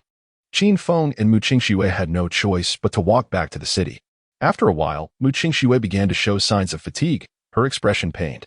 Noticing her distress, Qin Feng halted and remarked, You are the president of Hongming Technology. Why not call someone for a ride? Mu Qingxue shot him an exasperated look and retorted, Well, what would the driver think if they found me here in the middle of nowhere with you at this late hour? Qin Feng, with a bemused expression, replied, Are you out of your mind? I could simply hide when the driver arrives. Besides, even if they did see us, what of it? Our relationship is entirely innocent. We needn't concern ourselves with others' opinions. Mu Qingxue's face darkened as she snapped, Your mind is the one that's flawed. Your entire family must be equally misguided. Qin Feng blinked in surprise, his curiosity piqued. Are you worried that someone might discover we were near Qinghua Lake together tonight, thereby inciting unnecessary suspicion? Mu Qingxue shot him a sidelong glance, her tone slightly amused. I suppose you possess a modicum of intelligence. All this suffering I endure is to assist you in cleaning up. You better express your gratitude once we return. Qin Feng, at a loss for words, replied. It seems your logic is rather flawed. Those individuals weren't all eliminated tonight, and Zhang Jianyan's father is certainly aware of his son's activities. Mu Qingxue paused, momentarily taken aback, and awkwardly admitted, I almost forgot that he too is in the know. Nonetheless, I still believe those individuals should have been dealt with. Qin Feng sighed softly. They were merely following orders. I cannot bring myself to harm them. Mu Qingxue chuckled lightly. You are simply exhibiting a woman's compassion. Those who accompanied Zhang Jianyan are unlikely to be virtuous. They must have blood on their hands. Showing mercy to such individuals only leaves you with a tremendous risk. Qin Feng furrowed his brow, remaining silent. After hearing Mu Qingxue's words, he could not help but acknowledge that he indeed possessed a touch of unwarranted compassion. Fortunately, he was all alone and had no need to worry about anything. If those people dared to come, it would not be too late to deal with them. Mu Qingxue opened her mouth, intending to inform Qin Feng that she had already summoned someone to handle the situation, but ultimately, she dismissed the thought. There was no particular reason. She simply did not wish for Qin Feng to perceive her as such a ruthless woman. She then shifted the conversation, saying, Qin Feng, are you not a man? Did you not notice my feet are swollen from walking? Qin Feng chuckled, of course I am a man. But your swollen feet have nothing to do with me. Mu Qingxue's expression darkened, and she replied, somewhat irritated, if it weren't for you, would I have been taken to Qinghua Lake so late at night? Would my feet be swollen if it weren't for you? Qin Feng, rendered speechless, retorted, how is that my fault? If you had revealed your identity at that moment, would Zhang Xiaoyan have dared to take you to Qinghua Lake? Mu Qingxue opened her mouth but found herself at a loss for words. Noticing her silence, Qin Feng looked down at her feet and indeed saw a slight redness and swelling. They were still quite a distance from the city, and given her current state, she certainly could not endure much longer. He then squatted down right in front of her, saying, get on. Mu Qingxue looked at the man squatting before her, her face tinged with red, feeling hesitant. This seemed rather inappropriate, didn't it? If she allowed Qin Feng to carry her, wouldn't her body be pressed closely against his back? How embarrassing. Qin Feng, aware of her concerns, thought it absurd that she was still considering such matters at this time. Why not just walk back on your own? Upon hearing this, Mu Qingxue immediately felt intimidated. Gritting her teeth, she resolved to climb onto his back. Qin Feng was taken aback by the unexpected weight, marveling inwardly at her surprising physique. Mu Qingxue, blushing, huffed. What are you dawdling for? Hurry up. Qin Feng quickly gathered his composure and replied, you're so heavy, I need to conserve some strength. Say that again.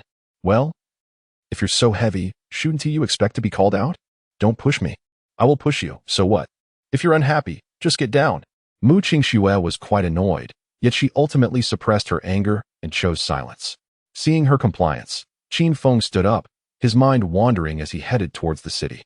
By the time Qin Feng and Mu Qingxue returned to the city, it was around 1 in the morning. Due to the destruction caused by Zhang Xiaoyan and his men at her home, they decided to find a hotel for the night. Upon inquiry, they discovered only one room remained available. Qin Feng initially considered looking for another hotel, but Mu Qingxue insisted on staying due to the pain in her feet. Not fearing a single woman, Qin Feng readily acquiesced. Once back in their room, as Qin Feng helped Mu Qingxue sit on the edge of the bed, she pitifully said, Qin Feng, my feet hurt terribly. Could you please go outside and buy some ointment for me? Qin Feng instinctively lowered his gaze to Mu Qingxue's feet. Noting their considerable improvement, logically, she should have no trouble walking normally, and the pain should have diminished significantly. After a moment's hesitation, he inquired, shall I give you a massage? Mu Qingxue was momentarily taken aback, then immediately shook her head. No. Qin Feng was left speechless. My hands are far more effective than any ointment. Just allow me to apply some pressure for a while, and I assure you that by dawn, you will be leaping about. Mu Qingxue regarded him with suspicion. Qin Feng, are you trying to deceive me? Surely, you don't intend to take advantage of me? At her words, Qin Feng's expression darkened. Are you out of your mind? If I wished to take advantage of you, I would have done so long ago in this desolate wilderness, rather than waiting until now. Chapter 23. Extremely abnormal. Mu Qingxue cast a sidelong glance at Qin Feng and snorted disdainfully. To know a person's appearance but not their heart. Who can say what ill intentions you harbor? Qin Feng was left speechless. This woman was undoubtedly peculiar. She had no qualms about proposing to share a room with him. Yet now, merely for giving her a foot massage, she accused him of harboring sinister thoughts. Truly, the mind of a woman is as unfathomable as the depths of the sea. Then you may procure it yourself. Qin Feng, disinterested in catering to her whims, turned to leave. Mu Qingxue, noticing his departure, shot back angrily, Qin Feng, you are not a man. My feet are swollen because of you. How can you just abandon me? Qin Feng sighed, acknowledging that Mu Qingxue was indeed suffering due to his involvement. However, her unreasonable demeanor infuriated him. Never mind. It was not worth arguing with such a woman. He sighed ever so slightly. Wait, I shall return shortly. As Mu Qingxue watched him exit through the hotel door, a smile crept across her face. You think I cannot handle you? Just as Qin Feng stepped outside, a cold voice pierced through the night from his left. What are you doing here at this hour? He turned to see Lu Ruyan standing nearby, her expression icy. He was taken aback, feeling quite unfortunate. Lu Ruyan was not alone. Sun Xiu accompanied her, casting a disapproving glance at Qin Feng. clearly displeased as he had just endured an earful from Lu Ruyan because of him. Qin Feng shot a glance at Sun Xiu and replied coolly, "Does it concern you what I do?" He held a rather poor opinion of both Lu Ruyan and Sun Xiu, especially Lu Ruyan. Arriving to call off their engagement with an air of superiority, she talked about them being from different worlds. What did she mean by that? Was she from Mars? More importantly, he had no recollection of any engagement with this young lady, leaving the existence of such a bond utterly uncertain. Lu Ruyan slowly approached him, her tone frosty. "You are still my fiancé, Qin Feng. Please restrain yourself and refrain from tarnishing my reputation." Qin Feng chuckled derisively. "And who do you think you are to worry about your reputation? Besides, who claims to be your fiancé? I am completely unaware of such an arrangement. Do not flatter yourself. Even if there were indeed an engagement, I would seek to annul it." Lu Ruyan's countenance darkened immediately, her eyes narrowing as she glared at him. Enunciating each word with venom, "Repeat that. You intend to annul what?" With a cold smile, Qin Feng retorted, "You think you are someone significant? Just because you ask. I should comply? You. Lu Ruyan was so incensed she nearly spat blood. Never had she suffered such indignities throughout her life. "You insolent wretch. How dare you treat my lady in such a manner? Do you seek death?" Sun Xiu glared at Qin Feng, his fury palpable. "What are you?" "I am conversing with your lady. Do you think you have the right to interject?" Qin Feng declared, raising his hand to deliver a resounding slap to Sun Xiu's face. As Sun Xiu opened his mouth, Qin Feng swiftly delivered a slap, asserting, to be a sycophant, one must possess the awareness of such a role. "If you dare to bark again, I shall incapacitate you." Sun Xiu cast a resentful glance at Qin Feng, silenced by fear. Lu Ruyan's expression darkened ominously. Although Qin Feng aimed his wrath at Sun Xiu, it felt no different than striking her. Taking a deep breath, she forced herself to suppress the fury boiling within. Coldly declaring, "I am here to annul our engagement. Simply return the marriage certificate to me, and I shall no longer pursue you." Qin Feng furrowed his brows, pondering whether a betrothal truly existed between them. After a moment of contemplation, he replied nonchalantly, "I possess no marriage certificate and am unaware of any engagement between us.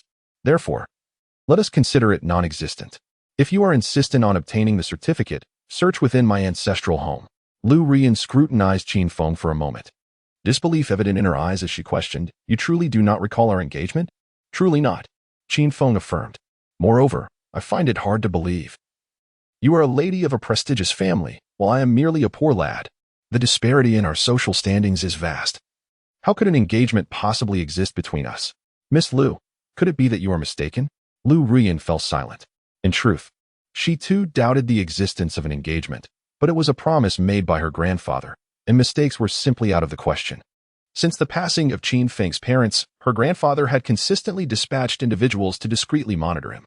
Over the years, her grandfather had been well aware of Qin Feng's every endeavor, thus eliminating the possibility of a misidentification. Noticing Lu Ruyan's silence, Qin Feng turned on his heel and walked away. Lu Ruyan hesitated momentarily before leading Sun Xiu into the hotel. Upon returning to the hotel room with the medicinal ointment, Qin Feng was met with the sight of Mu Qingxue reclining on the bed, his heart racing. The woman had not only bathed but had also donned a sheer hotel nightgown, subtly alluring. "You've returned." Mu Qingxue turned alluringly to Qin Feng, her beautiful eyes shimmering with mischief. Qin Feng gulped, pondering, is she deliberately trying to seduce me? Has she insisted on sharing a room solely to tempt me? Should I allow her to succeed? As he mulled over these thoughts, Mu Qingxue beckoned him with a finger. "Brother Feng, my foot hurts terribly. Please come and massage it for me." Qin Feng's eyelids twitched. She was undoubtedly being intentional, and he could not fall for her ploy. Taking a deep breath, he suppressed his desires and tossed the ointment toward her. "I've brought the ointment. Apply it yourself." Surprise flickered in Mu Qingxue's beautiful eyes as she slowly stood and approached Qin Feng, bashfully saying, "Brother Feng, if you help me apply the ointment, I shall allow you to do as you please." Qin Feng regarded Mu Qingxue with a peculiar expression, wondering if she possessed a dual personality. Previously, I harbored concerns regarding his ulterior motives, yet now he engages in overt flirtation. Even if this woman does not possess a dual personality, she undoubtedly harbors some secretive intent. Mu Qingxue, noticing that Qin Feng remained unfazed, boldly pressed her body against him, her expression one of feigned shyness as she said, "Brother Feng, why are you so oblivious? Do I need to take the initiative?" Qin Feng, with a semblance of a smile dancing on his lips, gazed at Mu Qingxue and replied, "Very well. You take the lead." Mu Qingxue was momentarily taken aback, rendered speechless by his response. Is he truly a man? Despite her advances, he remains indifferent? She stared at Qin Feng, her eyes flickering, and instinctively reached out to grasp him. In the next instant, her face was suffused with astonishment. My goodness! Such impressive assets he possesses. Chapter 24. The deceptive scheme. Qin Feng's countenance suddenly froze, his expression akin to that of a statue as he stared at Mu Qingxue. Had she lost her senses? After a moment of contemplation, he inhaled deeply, his demeanor turning grave as he admonished, My dear, do not play with fire. Upon hearing this, Mu Qingxue, her face betraying a hint of guilt, released her grip and wordlessly laid down on the bed, cocooning herself beneath the covers. A shiver of fear coursed through her. Should she truly incite Qin Feng's ire, her innocence would surely be compromised this night. Qin Feng, feeling a slight relief, mused that a stunning beauty like her would undoubtedly be difficult for any man to resist. Fortunately, Mu Qingxue had drawn back from the precipice. Otherwise, the small flame of desire within him would have surely blazed uncontrollably.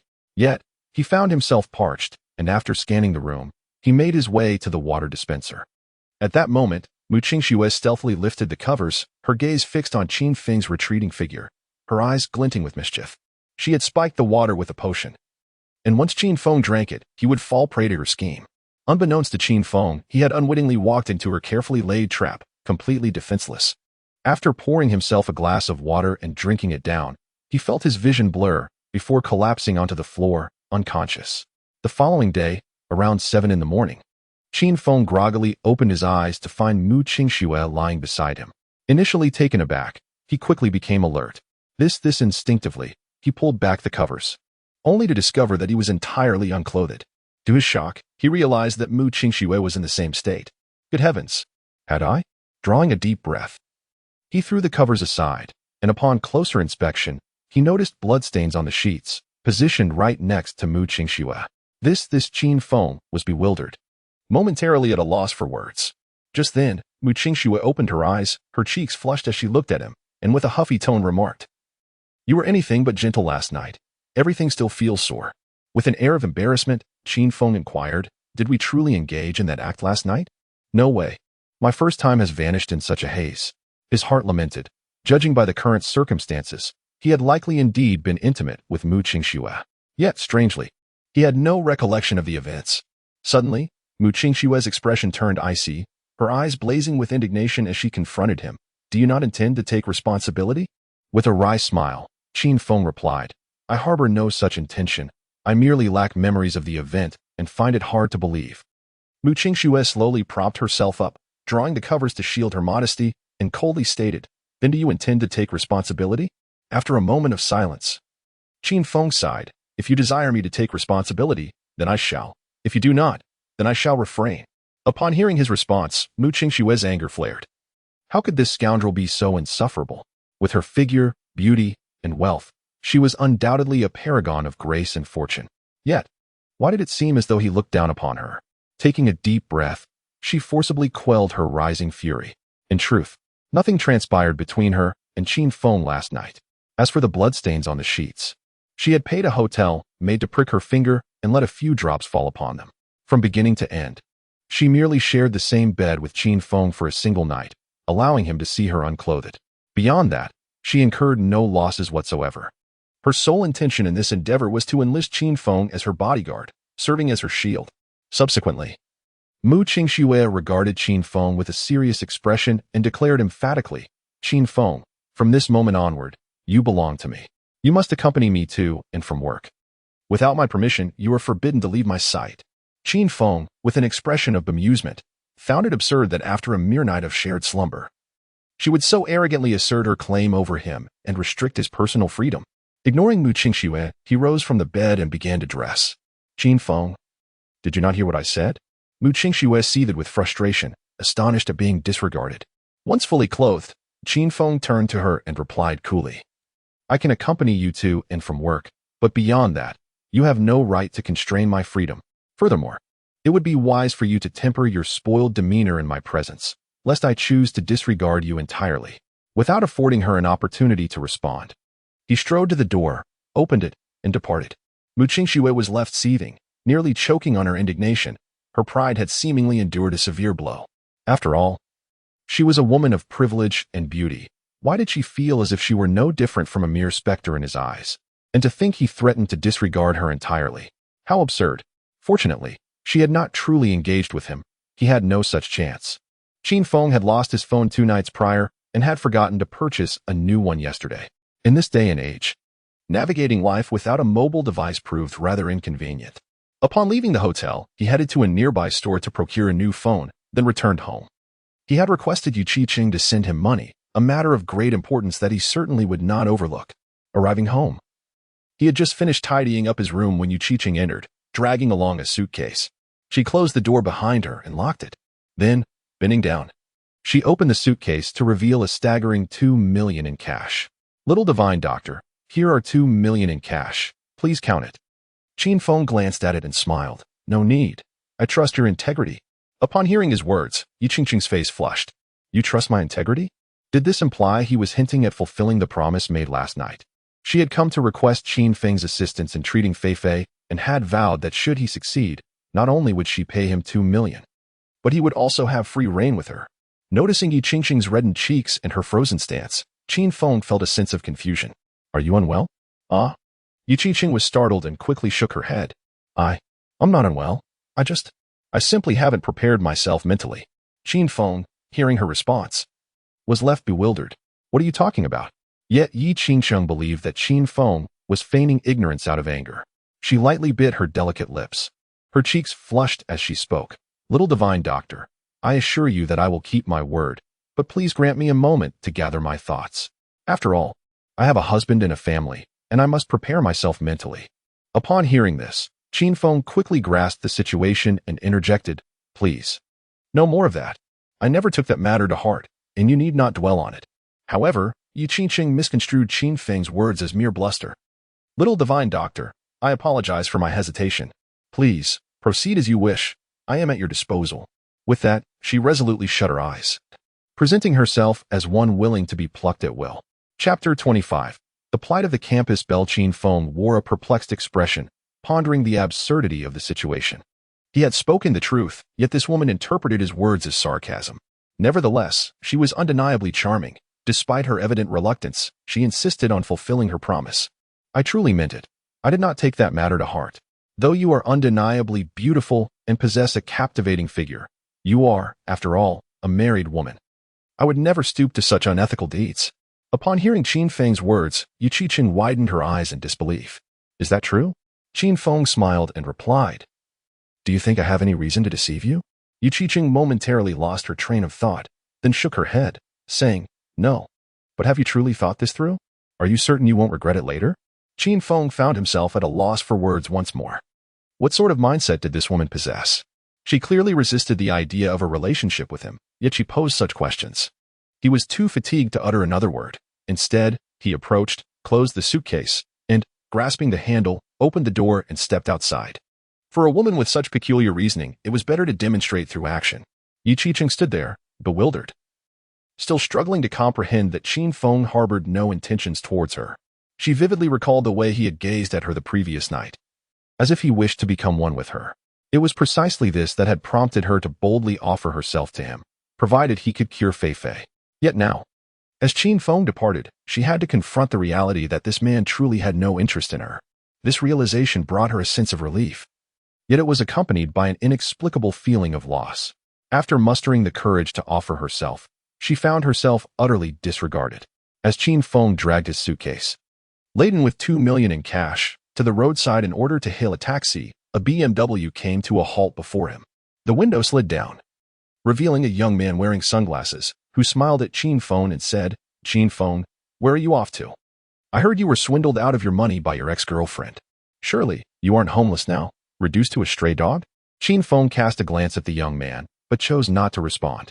This individual was his college classmate, Mo Huanyu. Mo Huanyu came from a well-to-do family and had driven a BMW to school during their university days, receiving a monthly allowance that exceeded several thousand. With wealth paving his way, he was quite popular among his peers, often regarded as the epitome of a rich and handsome young man, the Prince Charming in the eyes of many female classmates. In contrast, Qin Feng had been merely a financially struggling student with decent grades burdened by a sense of inferiority. Logically, one would assume that there could be no animosity between Qin Feng and Mo Huanyu. Yet, an ironic twist of fate unfolded.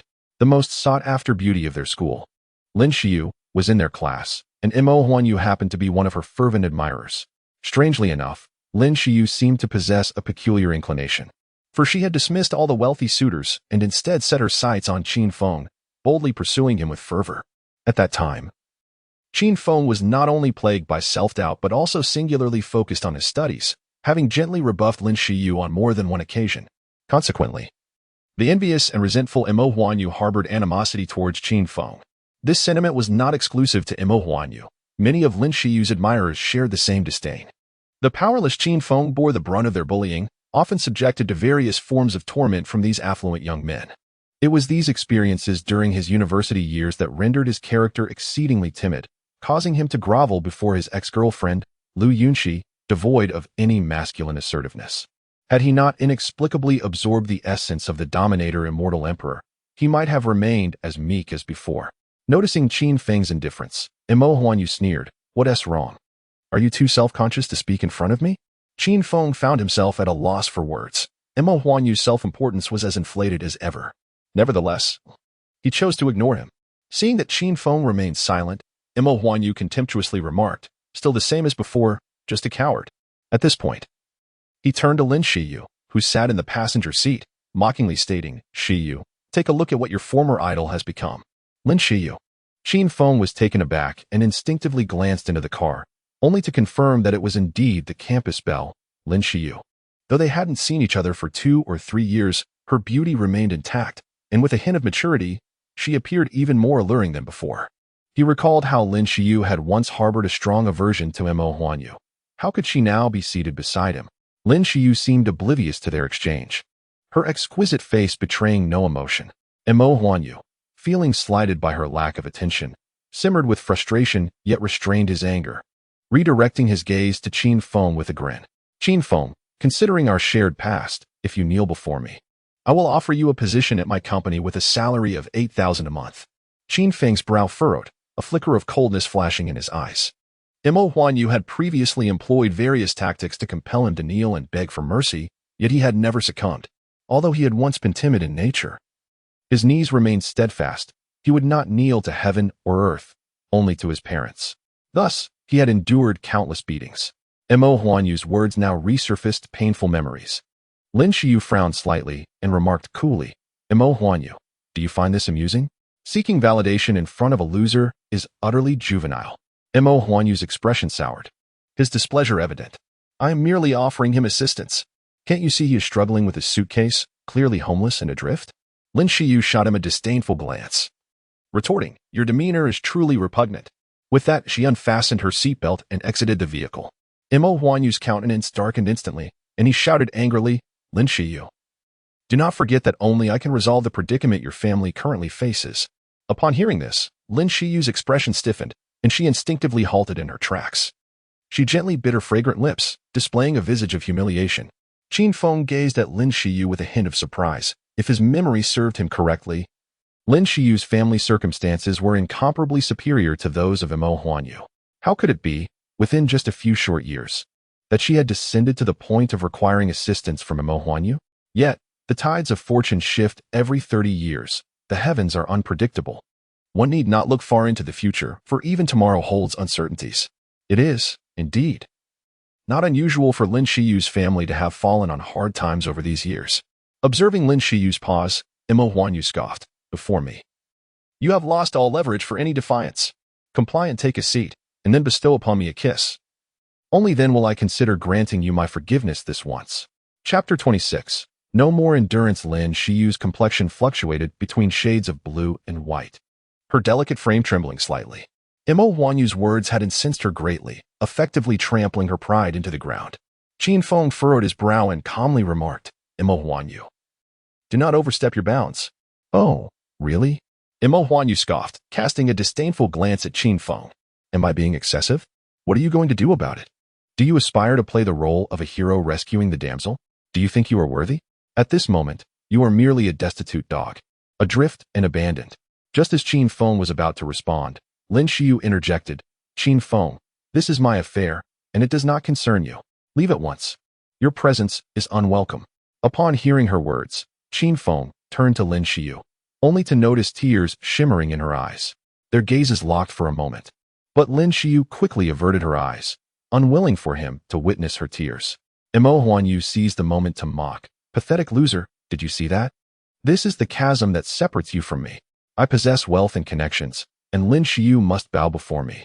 Meanwhile, you are nothing but a wretched fool. Although you wish to assist her, you are met with her disdain. Thus, you are destined to be the one who licks, while I am the one being licked." Despite Imo Huanyu's taunts, there was no change in Qin Feng's demeanor. However, Lin Xiyu could no longer contain her tears, allowing a few drops to cascade down her cheeks. "Qin Feng, if you lack ability, do not attempt to imitate a hero." Imo Huanyu sneered at Qin Feng before turning to Lin Xiyu with a cold smile.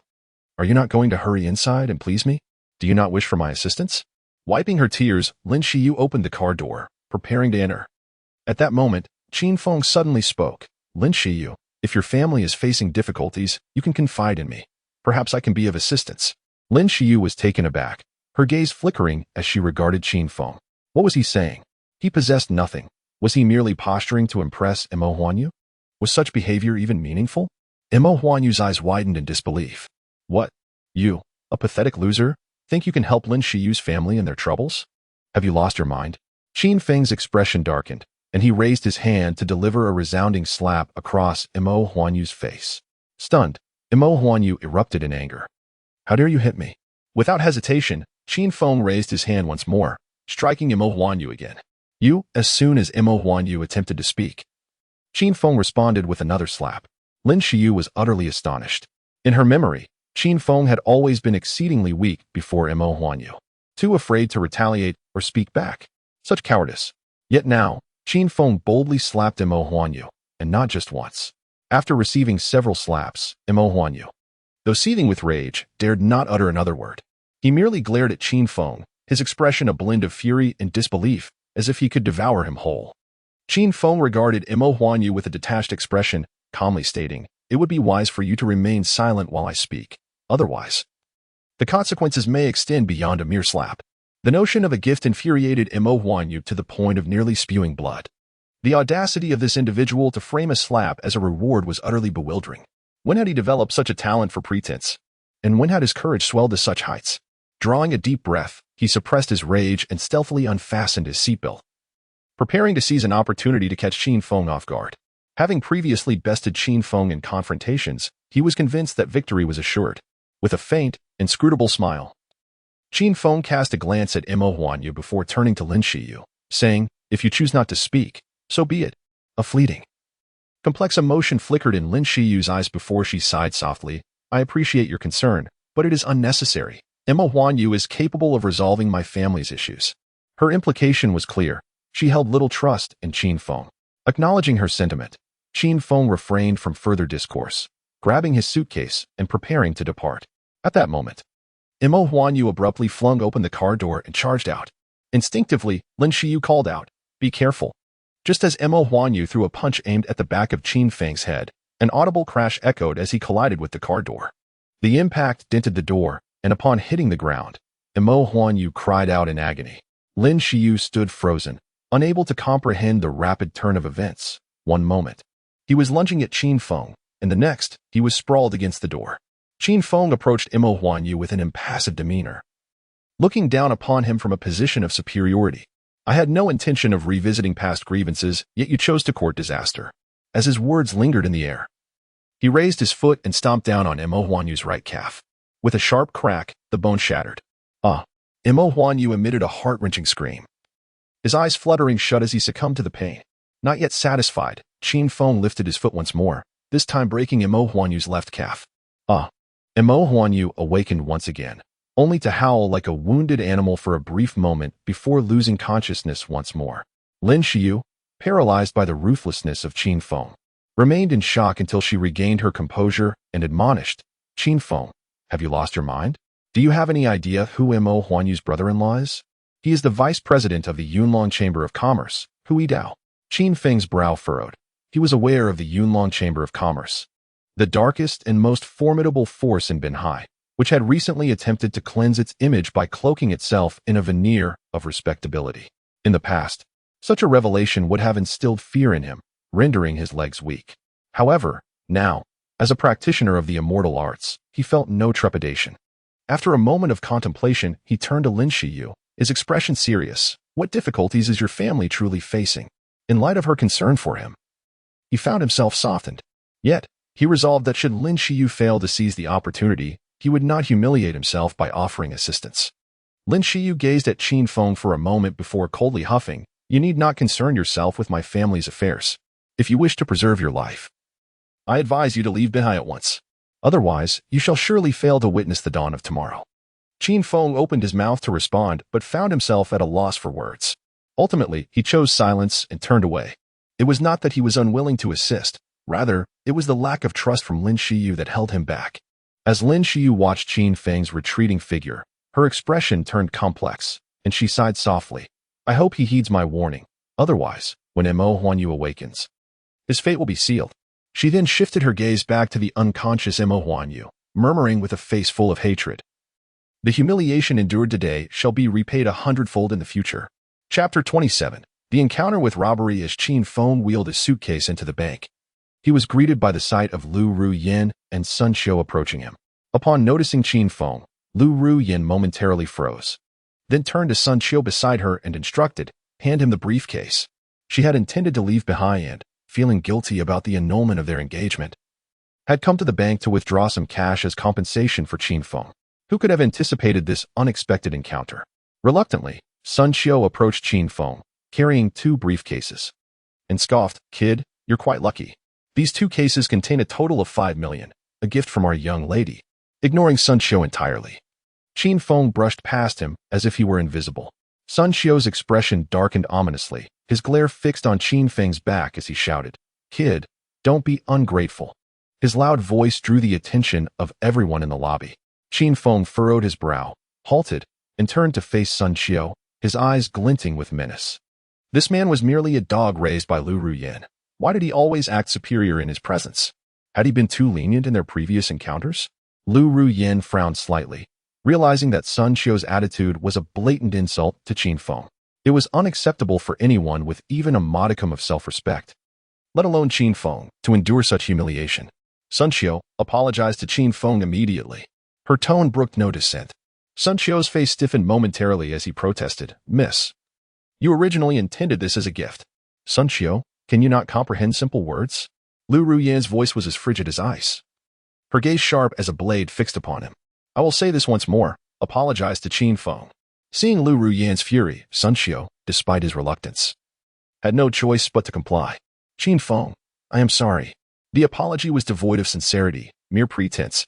Qin Feng replied coolly, "Your apology lacks sincerity. I cannot accept it." "You." Sun Xiu's anger flared, but he was silenced by Lu Ruyin's cold reprimand.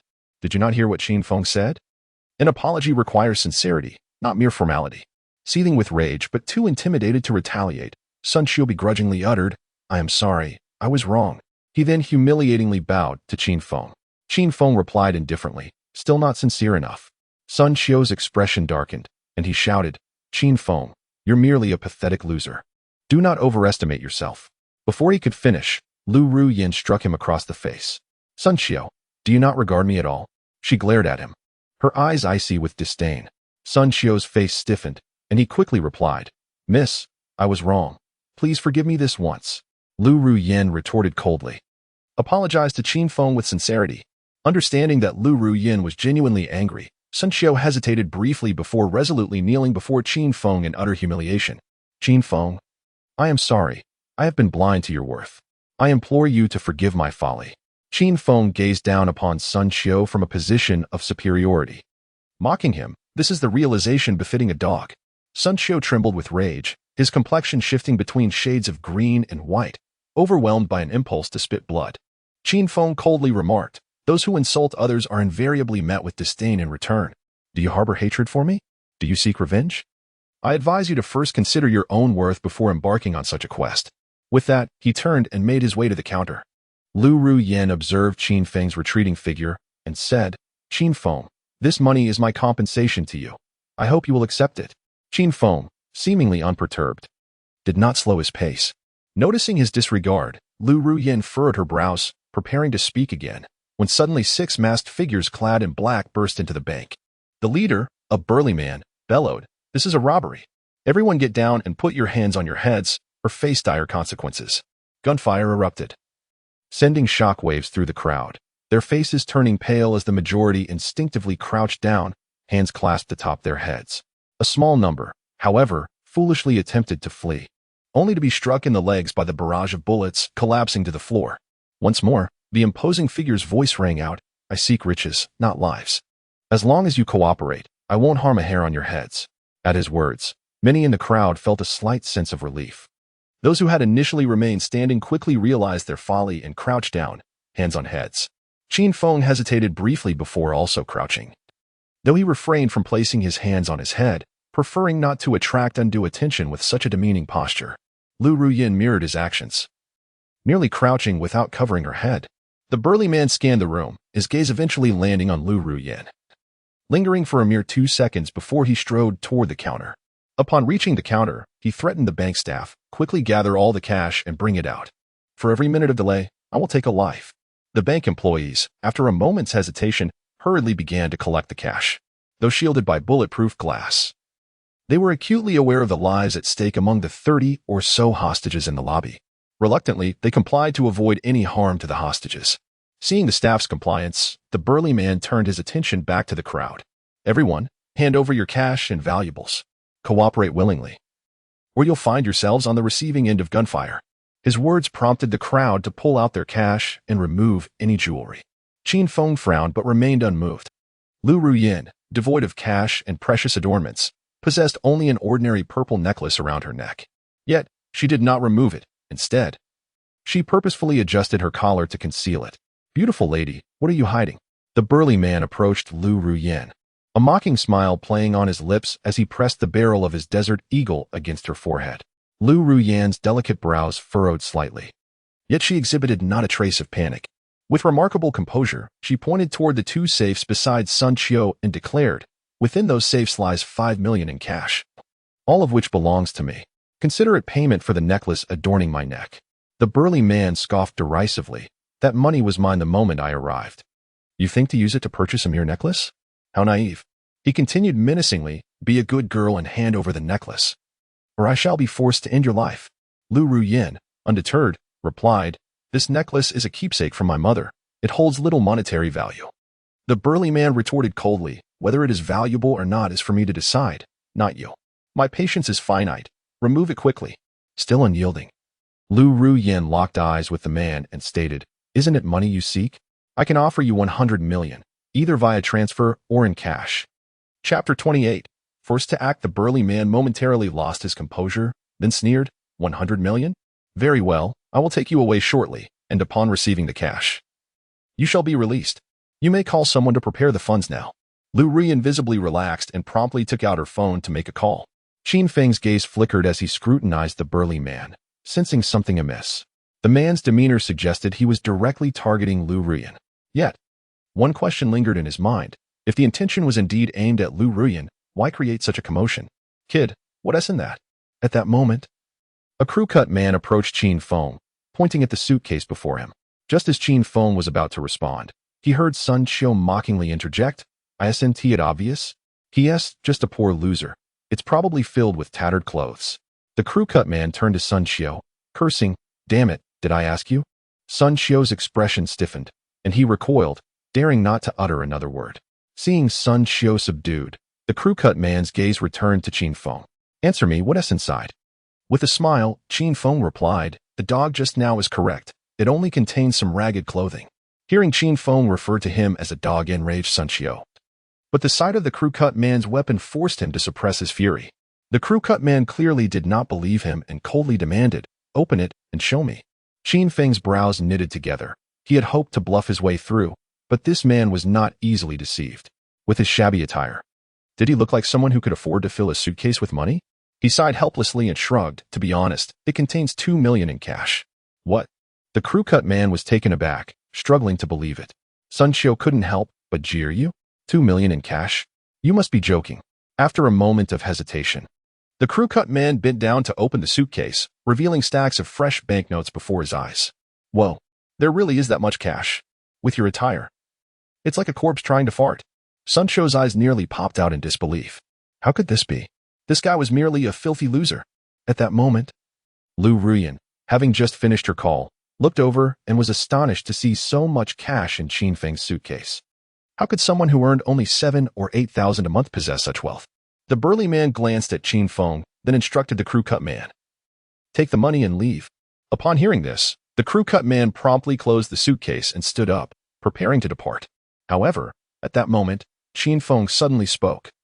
I suggest you put down my money. The crew-cut man froze momentarily, then pressed his desert eagle against Qin Feng's forehead. Kid, say that again. Qin Feng remained calm, slowly standing up, and enunciated clearly. I suggest you put down my money. Damn it, you're looking for death. The man with the flat top shouted angrily and instinctively pulled the trigger. With a loud bang, the bullet fired, yet Qin Feng had already vanished from sight. The projectile striking the bulletproof glass of the counter instead. Unbeknownst to the flat-top man, Qin Feng had appeared behind him, delivering a swift kick. In the blink of an eye, the flat-top man crashed into the bulletproof glass, instantly losing consciousness. This unforeseen spectacle left everyone present utterly astounded. Moments later, gasps of disbelief erupted. Did I just imagine that? At such a close range, he actually evaded the bullet. Goodness, is this fellow a superhero? With such speed and strength. Can he truly be human? Lu Ruyan and Sun Xiu were nearly wide-eyed in shock. Is this man truly that formidable? The robbers, led by the burly man, were expressions of grave concern, instinctively raising their weapons to aim at Qin Feng. The burly man glared at Qin Feng with a dark expression, coldly commanding, Kid, if you wish to live, get down on the ground. Otherwise, I'll turn you into a sieve. Qin Feng, with a bemused smile, replied. I suggest you refrain from pointing your guns at me. The burly man, infuriated, retorted, Damn it, if you want to die, I'll oblige. Brothers, fire.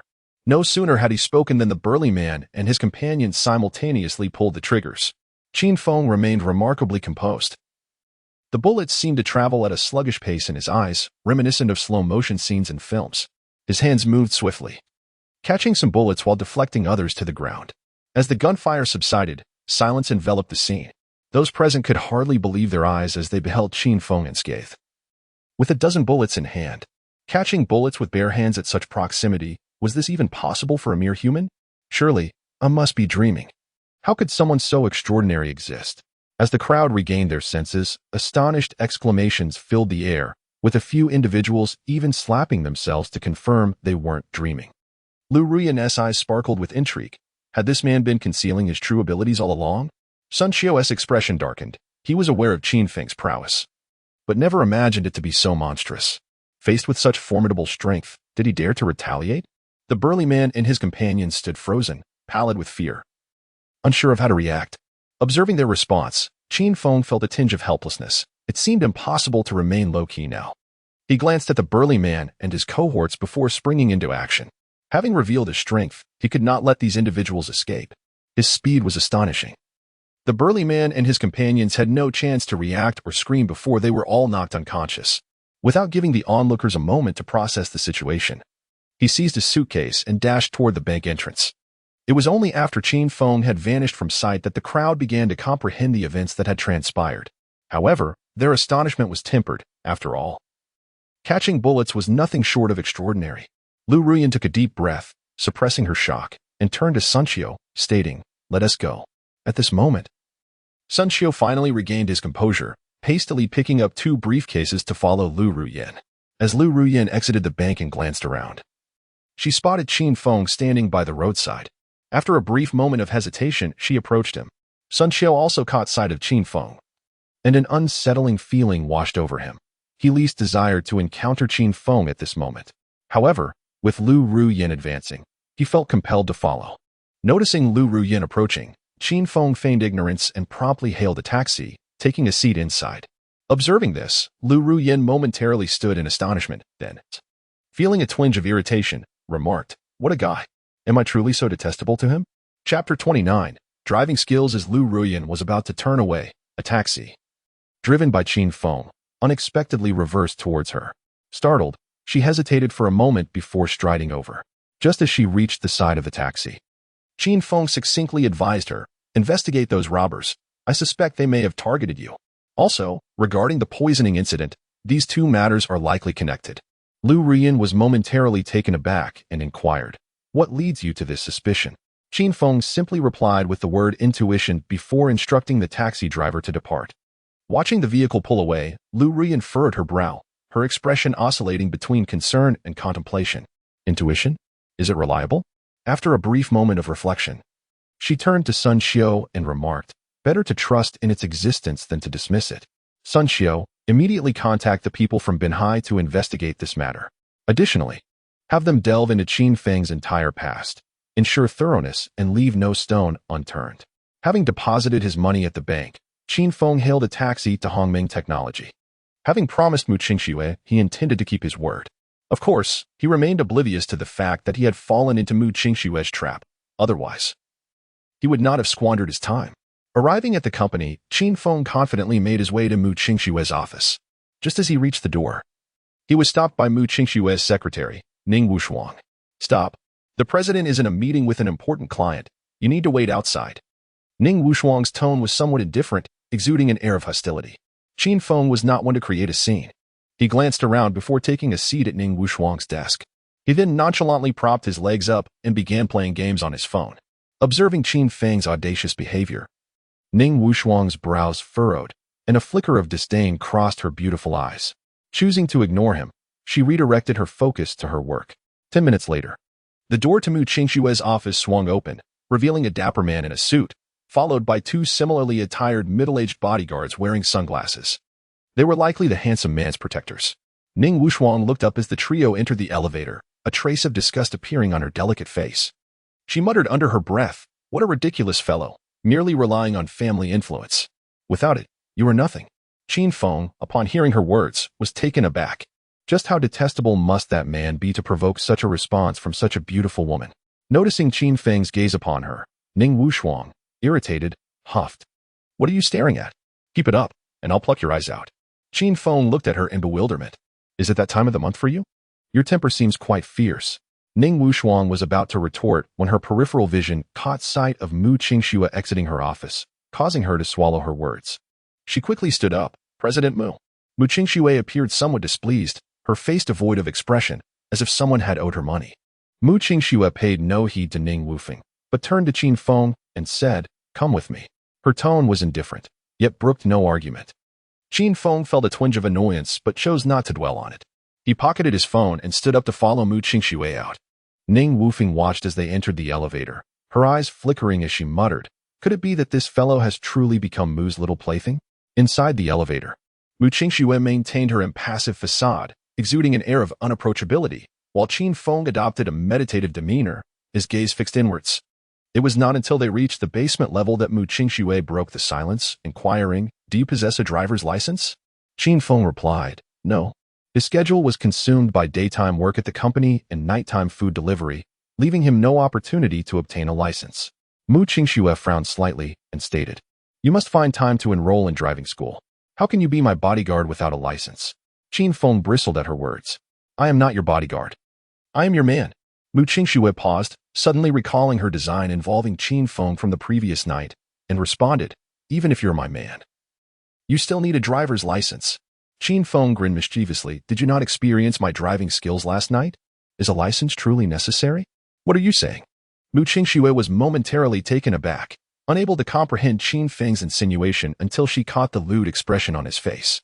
Embarrassment and anger washed over her. After all, nothing had transpired between them the night before, save for him having seen her unclothed. How could she possibly gauge his driving prowess? What am I even thinking about? This rogue dares to flirt with me. She then scrutinized Qin Feng with a dismissive gaze and remarked, "To be honest, you left me with a rather unimpressive impression last night." "What? Unimpressive?" Qin Feng was immediately displeased. He had no recollection of the previous night's events. Yet he could not allow Mu Qingxue to tarnish his reputation. "Is that so? If it's truly unimpressive, then let us put it to the test in the car." Mu Qingxue was taken aback. She had never anticipated that Qin Feng would propose such a thing. "Testing is fine, but not during the day, as I have numerous matters to attend to. However, there is a charity gala this evening. If you accompany me, you may do as you wish once we return home. Qin Feng grinned broadly. You said it. Do not regret your words later. He felt that his first experience had been rather muddled, and he was determined to make amends. Such a splendid opportunity was not one he would let slip away. Little did he know that nothing had occurred between him and Mu Qingxue the previous night. He had merely been ensnared by her schemes. Feeling somewhat guilty, Mu Qingxue swiftly changed the topic. By the way, did you get a good look at the person who just left my office? Qin Feng nodded. I saw him clearly. Mu Qingxue was in a rather dismal mood, likely due to that dashing gentleman. With a serious expression, she cautioned, whenever you find yourself in his presence while accompanying me, no matter what he says, you must refrain from interjecting. Otherwise, not only will you face trouble, but I too shall be ensnared by your actions. Qin Feng, intrigued, inquired, and who might that fellow be? After a moment's hesitation, Mu Qingxue replied, all you need to know is that his name is Bai Xian. Bai Xian? Could he be associated with the Bai family from Yun City, the force behind Hongming technology? Qin Feng raised an eyebrow, not taking Mu Qingxue's warning to heart. He believed in a simple principle.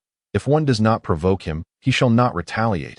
But should he be wronged, he will undoubtedly strike back, regardless of the adversary's identity. Chapter 30. The Dragon Among Men. At the enchanting CAF, seated by the lakeside, Qin Feng and Mu Qingxue found themselves in a delicate situation. As soon as they settled, Mu Qingxue, with a serious expression, admonished Qin Feng, it would be prudent for you to refrain from wandering your gaze and speaking indiscriminately. Understood. Qin Feng replied, visibly irritated, for she had repeated this admonition more than once during their journey. Mu Qingxue had invited a college friend and confidant to share a cup of coffee, claiming her to be a breathtaking beauty of celestial grace. Furthermore, her family was of high standing, a lineage so esteemed that even the Bai family behind Hongming technology would think twice before crossing them. Qin Feng felt a twinge of annoyance. Why must he accompany her if it was merely a reunion with her friend? Moreover, why the insistence on his discretion? Wasn't such beauty meant to be admired? If not, what purpose did her striking appearance serve? Noticing Qin Feng's dismissive attitude, Mu Qingxue furrowed her brows in discontent. Fine. Perhaps you should just sit behind me, she suggested. Qin Feng, exasperated, retorted, I shall no longer indulge you. Farewell. With that, he stood to leave. Observing his departure, Mu Qingxue swiftly rose and grasped his arm, her voice laced with anger. Why are you being so petty? You are my man. So could you not be a little more magnanimous? Resigned, Qin Feng sighed. All right, considering our previous encounter, I shall let this slide this time. Upon hearing this, Mu Qingxue's forehead twitched in annoyance. She wished to clarify that nothing had transpired between them the previous night. Yet, the thought of losing such a reliable shield and protector held her tongue. At least you have a semblance of decency, not the type to disregard responsibilities after the act. She huffed, releasing her grip and returning to her seat. Qin Feng rolled his eyes and took a position behind her, back to back. Moments later, Mu Qingxue abruptly stood and headed toward the entrance, beckoning to the newly arrived Lu Ruoyan. Ruoyan, over here. Ruoyan. Qin Feng was taken aback by Mu Qingxue's greeting. Instinctively turning to glance towards the door, just in time to witness Mu Qingxue embracing Lu Ruoyan. To his astonishment, Mu Qingxue's close friend was none other than her. What an incredibly small world this is. As Lu Ruoyan and Mu Qingxue approached, Qin Feng quickly turned his back, wishing to avoid any interaction with Lu Ruoyan, whose impression on him was far from favorable. Once seated, Mu Qingxue, with a curious demeanor, inquired, Ruoyan, what brings you to Binhai? After a moment's hesitation, Lu Ruoyan sighed. I have come to call off an engagement. What? Mu Qingxue exclaimed, her face a portrait of astonishment. When did you get engaged? With a bittersweet expression, Lu Ruoyan replied. It may sound ridiculous, but I was promised in marriage at the tender age of 3. What? Mu Qingxue was utterly flabbergasted. 3. That's quite the exaggeration. Qin Feng, equally astonished, pondered the absurdity of a 3-year-old being engaged. Was this truly the case? Why not simply say it was a betrothal arranged by their families? He was perplexed. Given his ordinary background, how could he possibly be entangled with such an illustrious heiress? There remains a point of confusion for him. His parents have passed away, and he is unaware of this engagement. Does Lu Ruoyan really need to personally come to Binhai to annul the marriage? Lu Ruoyan chuckled wryly, stating, it may seem a bit exaggerated, yet it is indeed the truth. Mu Qingxue, intrigued, inquired, given your status, it must be quite difficult to withdraw from it, correct? Lu Ruoyan shook her head. He is not the type you might imagine. He consents to the annulment, but it must be initiated by him. He mentioned he would formally withdraw in 3 months. Mu Qingxue was momentarily taken aback, then remarked, "That person surely cannot be a loser, can he? Otherwise, such naivety is hard to comprehend. Perhaps he has read too many novels about annulments?" Lu Ruyan replied, "He is not a loser, although his current circumstances are rather ordinary. I firmly believe that he will soon rise to prominence." Mu Qingxue blinked in astonishment, exclaiming, "Such high praise? You must be developing feelings for him." A complex expression flickered in Lu Ruyan's beautiful eyes, and she shook her head. "It's not love, merely a sense of admiration and a burgeoning curiosity about him." Mu Qingxue was slightly taken aback. "Ruyan, love for a man often begins with curiosity. Are you not concerned about falling for him unwittingly?" Lu Ruyan paused, chuckling lightly. "Where did you hear such nonsense? That guy is exceedingly annoying. Even if I have developed some curiosity, it is utterly impossible for me to fall in love with him. Now, enough about my affairs. What about you? Have you not been in Yunqing all this time? What brings you to Beihai so suddenly?" Mu Qingxue responded. "There has been some trouble at Hongming Technology. The CEO has been dismissed, and I am here to take over." "Hongming Technology?" Lu Ruyan paused, realizing that the insufferable man works there. Mu Qingxue, sensing something, asked, "What's wrong?" Lu Ruyan smiled slightly. "Lately, there have been numerous negative reports about Hongming Technology. I find myself quite worried for you." Mu Qingxue did not believe Lu Ruyan's words but chose not to confront her, instead shifting the conversation to lighter topics. In the course of their chat, Lu Ruyan suddenly inquired, "By the way, your wedding date with Bai Xian is approaching, isn't it?" Hearing this, Mu Qingxue furrowed her brows and nodded. "It's on the 1st of next month." "So soon?" Lu Ruyan was taken aback and asked, "You can't possibly be serious about marrying that scoundrel, can you?" "Of course not." Mu Qingxue grinned. "I have a boyfriend now, and we are already living together. I refuse to believe Bai Xian will still insist on marrying me once he learns of this." Lu Ruyan shot Mu Qingxue a disapproving glance, saying, "Your tactic is rather crude. Even I can deduce that he is merely a shield you have arranged. How could Bai Xian possibly believe it?" Mu Qingxue instinctively glanced back at Qin Feng's head, then said, "I am not lying to you. I truly have a boyfriend, and just last night I gave him my first time."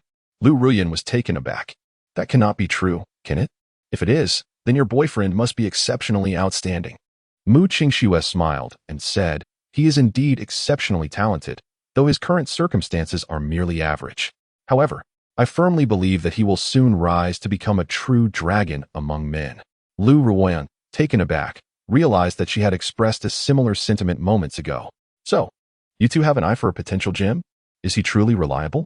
Mu Qingxue regarded Lu Ruyan with a playful smile. "Could it be that you have genuinely taken an interest in your fiancé? Otherwise, why the emphasis on two?" Lu Ruoyan's face flushed with embarrassment as she stammered. "It was merely a slip of the tongue." With a light chuckle, Mu Qingxue replied, "Rest assured, he is indeed reliable. Let me put it this way. I have yet to encounter a man as remarkable and dependable as he."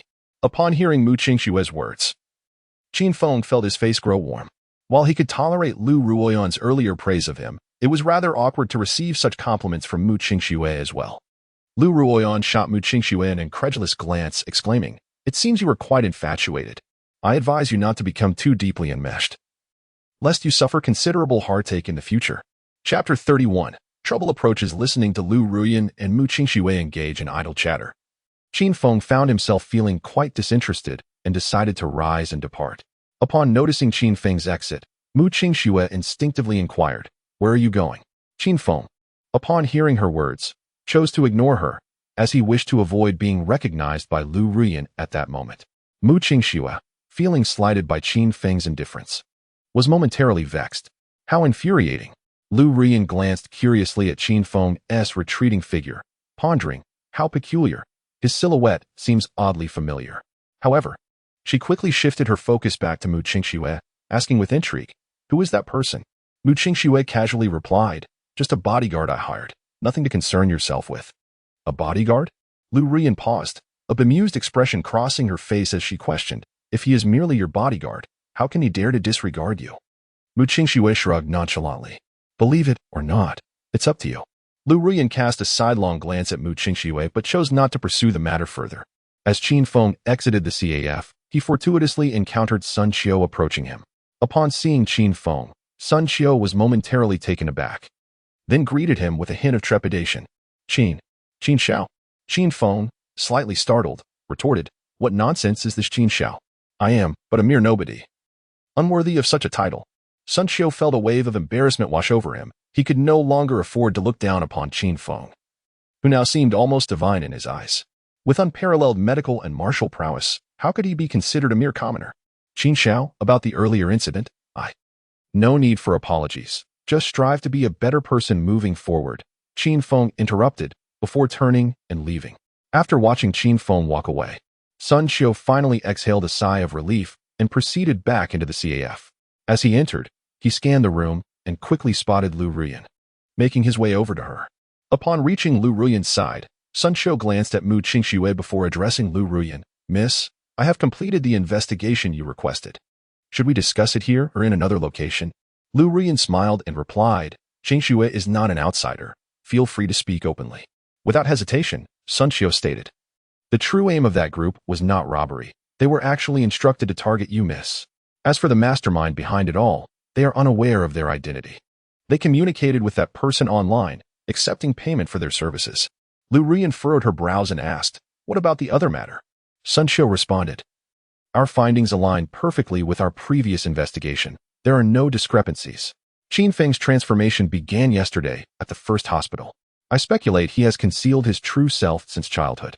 Perhaps it was the turmoil regarding his ex-girlfriend that prompted him to shed his facade." Lu Ruyan raised an eyebrow, poised to respond, when Mu Qingxue curiously interjected, "You're not suggesting that Qin Feng works at Hongming Technology, are you?" "Indeed." Lu Ruyan nodded, astonished. "Do you know him?" Mu Qingxue displayed a peculiar expression, tentatively asking, "Ruyan, could it be that Qin Feng is your fiancé?" Lu Ruoyan had come to Binhai to call off her engagement and had dispatched someone to investigate Qin Feng. Hence her inquiry. With a soft sigh, Lu Ruoyan remarked, "Indeed, it is he." Mu Qingxue was astounded, exclaiming that it truly was him. What extraordinary luck had befallen that man to be Lu Ruoyan as fiancé? No wonder he had ignored her upon leaving. He must have wished to remain unrecognized by Lu Ruoyan. However, Qin Feng had not ventured far, remaining in the vicinity of the Qincheng CAF. Shortly after, Lu Ruoyan, Mu Qingxue, and Sun Xiu emerged from the CAF. It was only after Lu Ruoyan and Sun Xiu had driven away that Qin Feng approached. Upon noticing Qin Feng's approach, Mu Qingxue could not resist teasing. "Who would have thought that someone like you could actually be Lu Ruoyan's fiancé?"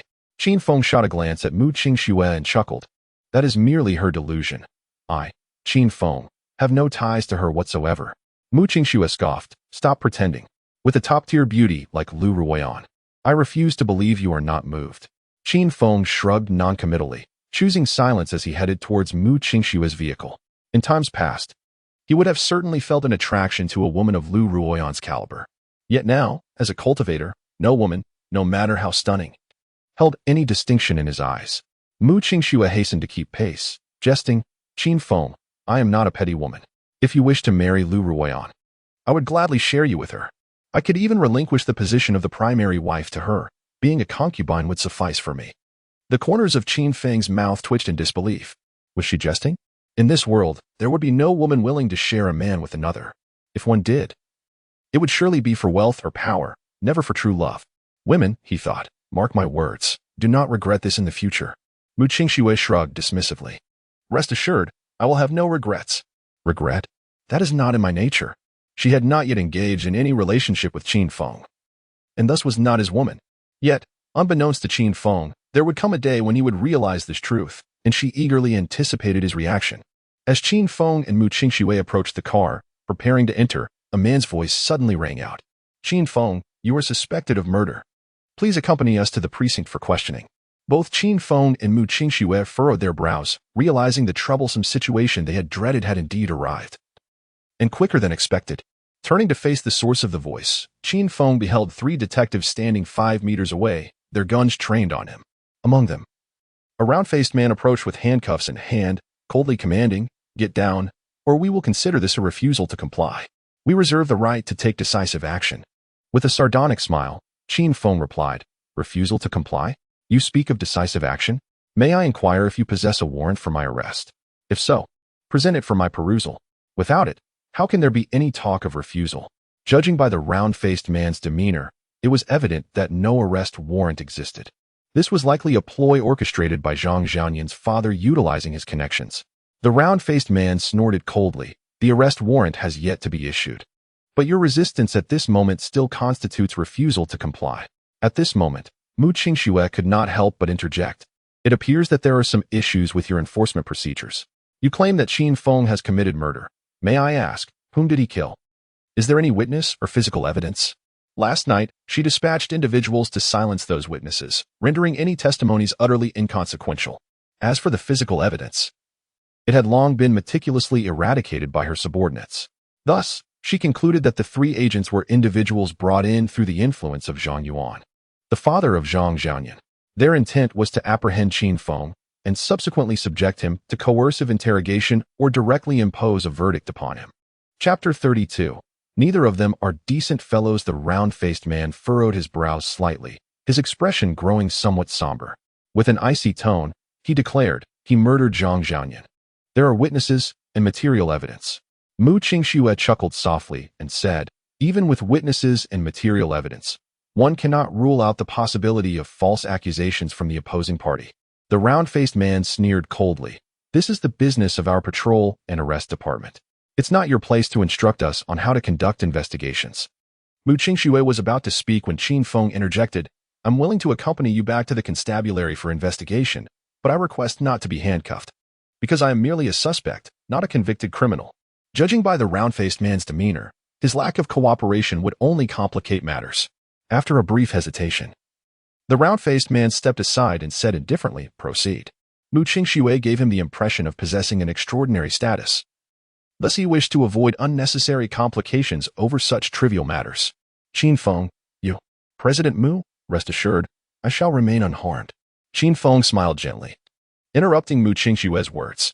This was his own affair, and he had no intention of involving her. Mu Qingxue parted her lips slightly, yet ultimately suppressed the impulse to reveal her identity at that moment, watching helplessly as Qin Feng departed with the three investigators. Currently, Homing Technology was embroiled in numerous controversies. And given the public nature of the setting, as the CEO of the company, it would have been inappropriate for her to obstruct the authorities' investigation. Doing so could have inflicted severe reputational damage upon Homing Technology. Nevertheless, this did not mean she would abandon Qin Feng. The moment his vehicle disappeared from sight, she retrieved her phone and dialed Lu Rian's number. She was certain Lu Rian would not stand idly by. Inside the vehicle, aside from the round-faced man and his two companions, there were also two middle-aged men clad in tailored suits and dark sunglasses. Their imposing auras radiated menace, marking them as individuals of dubious character. It was evident they were not affiliated with the law enforcement agency, most likely sent by Zhang Xiaoyan's father, Zhang Yuan. The buzzcut man spoke coldly. Young man, confess truthfully, did you murder young Master Zhang? Qin Feng cast a glance at the flat-headed brute and nodded solemnly. Indeed. It was I who slew him. The burly men with crew cuts were momentarily stunned, never expecting Qin Feng to admit it so readily. After a long pause, the lead tough guy finally regained his composure and inquired, where is young Master Zhang's body? Qin Feng replied truthfully, Qingwell Lake in the suburbs. The burly man with a crew cut stared at Qin Feng for a moment, then turned to the young man driving and said, head to Qingwell Lake. Then, he took out his phone to contact Zhang Yuan, informing him about the discovery of Zhang Xiaoyan's body at Qingwell Lake. Qin Feng's gaze flickered as he scrutinized the three round-faced men dressed in patrol uniforms. He inquired, could it be that the three of you are not actually from the patrol bureau? The round-faced man sneered coldly. You've only realized it now? It's far too late. Qin Feng was momentarily taken aback. He had merely harbored some suspicions, never expecting these three individuals to genuinely not belong to the patrol bureau. This was undoubtedly excellent news for him. If he were truly taken to the police station, it would bring him considerable trouble. However, these three individuals were not from the police force, thus he harbored no reservations. Half an hour later, at Qingwell Lake, Qin Feng and his companions had barely arrived when Zhang Yuan appeared, accompanied by 4 bodyguards. With a grim expression, Zhang Yuan approached Qin Feng and coldly inquired, where is my son's body? Qin Feng replied with a smile, in the lake. Zhang Yuan furrowed his brow. Qin Feng's excessive calmness instilled a sense of foreboding within him. Suddenly, he recalled that last night, Zhang Xiaoyan had brought nearly 20 bodyguards, each equipped with Desert Eagles. Yet, Zhang Xiaoyan still met with misfortune. Nevertheless, he did not believe that Qin Feng was responsible. He suspected it was those summoned by Mu Qingxue who had dealt with him. With this thought, he relaxed slightly and fixed his gaze on Qin Feng, asking, "Was it the Bai family who saved you last night?" Qin Feng smiled. "No. It was I who resolved the situation myself." Zhang Yuan did not believe him and scoffed. "Such arrogance. Do you truly think you could take down nearly 20 bodyguards?" Qin Feng merely smiled in silence. Observing Qin Feng's reticence, Zhang Yuan turned to a crew-cut man and ordered, "Contact the recovery team immediately. And also reach out to Inspector Tang to bring his team to Qinghua Lake at once." The crew-cut man paused. "Mr. Zhang, is that really necessary? We could simply dispose of this brat and feed him to the fish in the lake." Zhang Yuan replied, "No, this lad knows Mu Qingxue, and their relationship seems significant. If we kill him outright, it may lead to unnecessary complications. It is more prudent to leave his fate to the police." The crew-cut man ceased his objections and promptly contacted the salvage team and Captain Tang of the police. Zhang Yuan then shifted his gaze back to Qin Feng, coldly declaring, "I won't allow you to die so easily. Xiaoli, Shaolin, give him a thorough beating. Just leave him breathing." Xiaoli and Shaolin immediately approached Qin Feng, throwing punches. With two dull thuds, no one witnessed what transpired. Xiaoli and Shaolin were sent flying several meters, landing squarely in Qinghua Lake. Witnessing this scene, Zhang Yuan and his companions were taken aback, unable to believe their eyes. Xiao Li and Xiao Lin were formidable fighters, capable of taking on 5 ordinary individuals without issue. Yet, in an instant, they were flung into the lake without anyone comprehending how it had happened. Zhang Yuan quickly regained his composure, instinctively stepping back 2 paces, shouting, "This kid is not to be trifled with. Quickly use the Desert Eagles." Upon hearing this, the crew-cut man and his companions immediately drew their Desert Eagles and aimed at Qin Feng. However, the ensuing spectacle left them utterly dumbfounded, their expressions akin to that of apparitions. Qin Feng astonishingly caught all the bullets with his bare hands and scathed, "How could this be? No. This must be an illusion. How could anyone catch bullets, especially at such close range?" The crew-cut man and his companions shook their heads in disbelief, as if entranced. Zhang Yuan's complexion turned pale, trembling in fear, having been thoroughly petrified. A man capable of catching bullets? Does he truly believe he can provoke without consequence? Qin Feng surveyed the surroundings with an expressionless demeanor and coldly remarked, "It seems none of you are of good character." No sooner had the words left his lips than he struck. These individuals, who would fire their weapons without hesitation, undoubtedly bore the weight of lives taken. He felt no moral burden in eliminating such men. Qin Feng's movements were swift, precise, and ruthless. The 3 men were left with no opportunity to react before being rendered unconscious and unceremoniously dispatched into Qinghua Lake. In their incapacitated state, survival was an impossibility. Zhang Yuan, paralyzed by fear, collapsed to the ground and pleaded, "Please, do not kill me. I can offer you a great deal of money." Qin Feng loomed over Zhang Yuan, his expression devoid of empathy. "You are even less virtuous." With that, he delivered a powerful kick, sending Zhang Yuan flying into Qinghua Lake. Without a backward glance, he turned and departed. Chapter 33. Is this woman a harbinger of misfortune? On his way back to the city, Qin Feng suddenly recalled a matter of great significance. Mu Qingxue would undoubtedly not abandon him, yet she remained unaware that those 3 individuals were not from the constabulary. Moreover, he had already dealt with Zhang Yuan and the others. If Mu Qingxue sought assistance from the constabulary to rescue him, and the bodies of Zhang Yuan and his companions were discovered, he would surely become the prime suspect. Contemplating this, Qin Feng's mood grew heavy, and he hastily retrieved his phone to call Tang Yuyan for Mu Qingxue's contact number. Although he had changed his phone, he still used his previous number. Thus, when Tang Yuyan answered the call, her tone was rather frosty. "Is there something you need?" Qin Feng disregarded her demeanor and directly requested, "Please provide me with Mu Qingxue's phone number." Tang Yuyan merely replied with "Wait a moment," before abruptly hanging up. Before long, Qin Feng received a text message from Tang Yuyan. He promptly dialed Mu Qingxue's number, and after a considerable wait, she finally answered. Qin Feng stated directly, "I'm fine. Those 3 are not from the constabulary and have already been dealt with. It's best if you haven't gone to the constabulary to rescue me. If you have, I might have to make a run for it." After a long silence, Mu Qingxue sighed softly, "It's too late.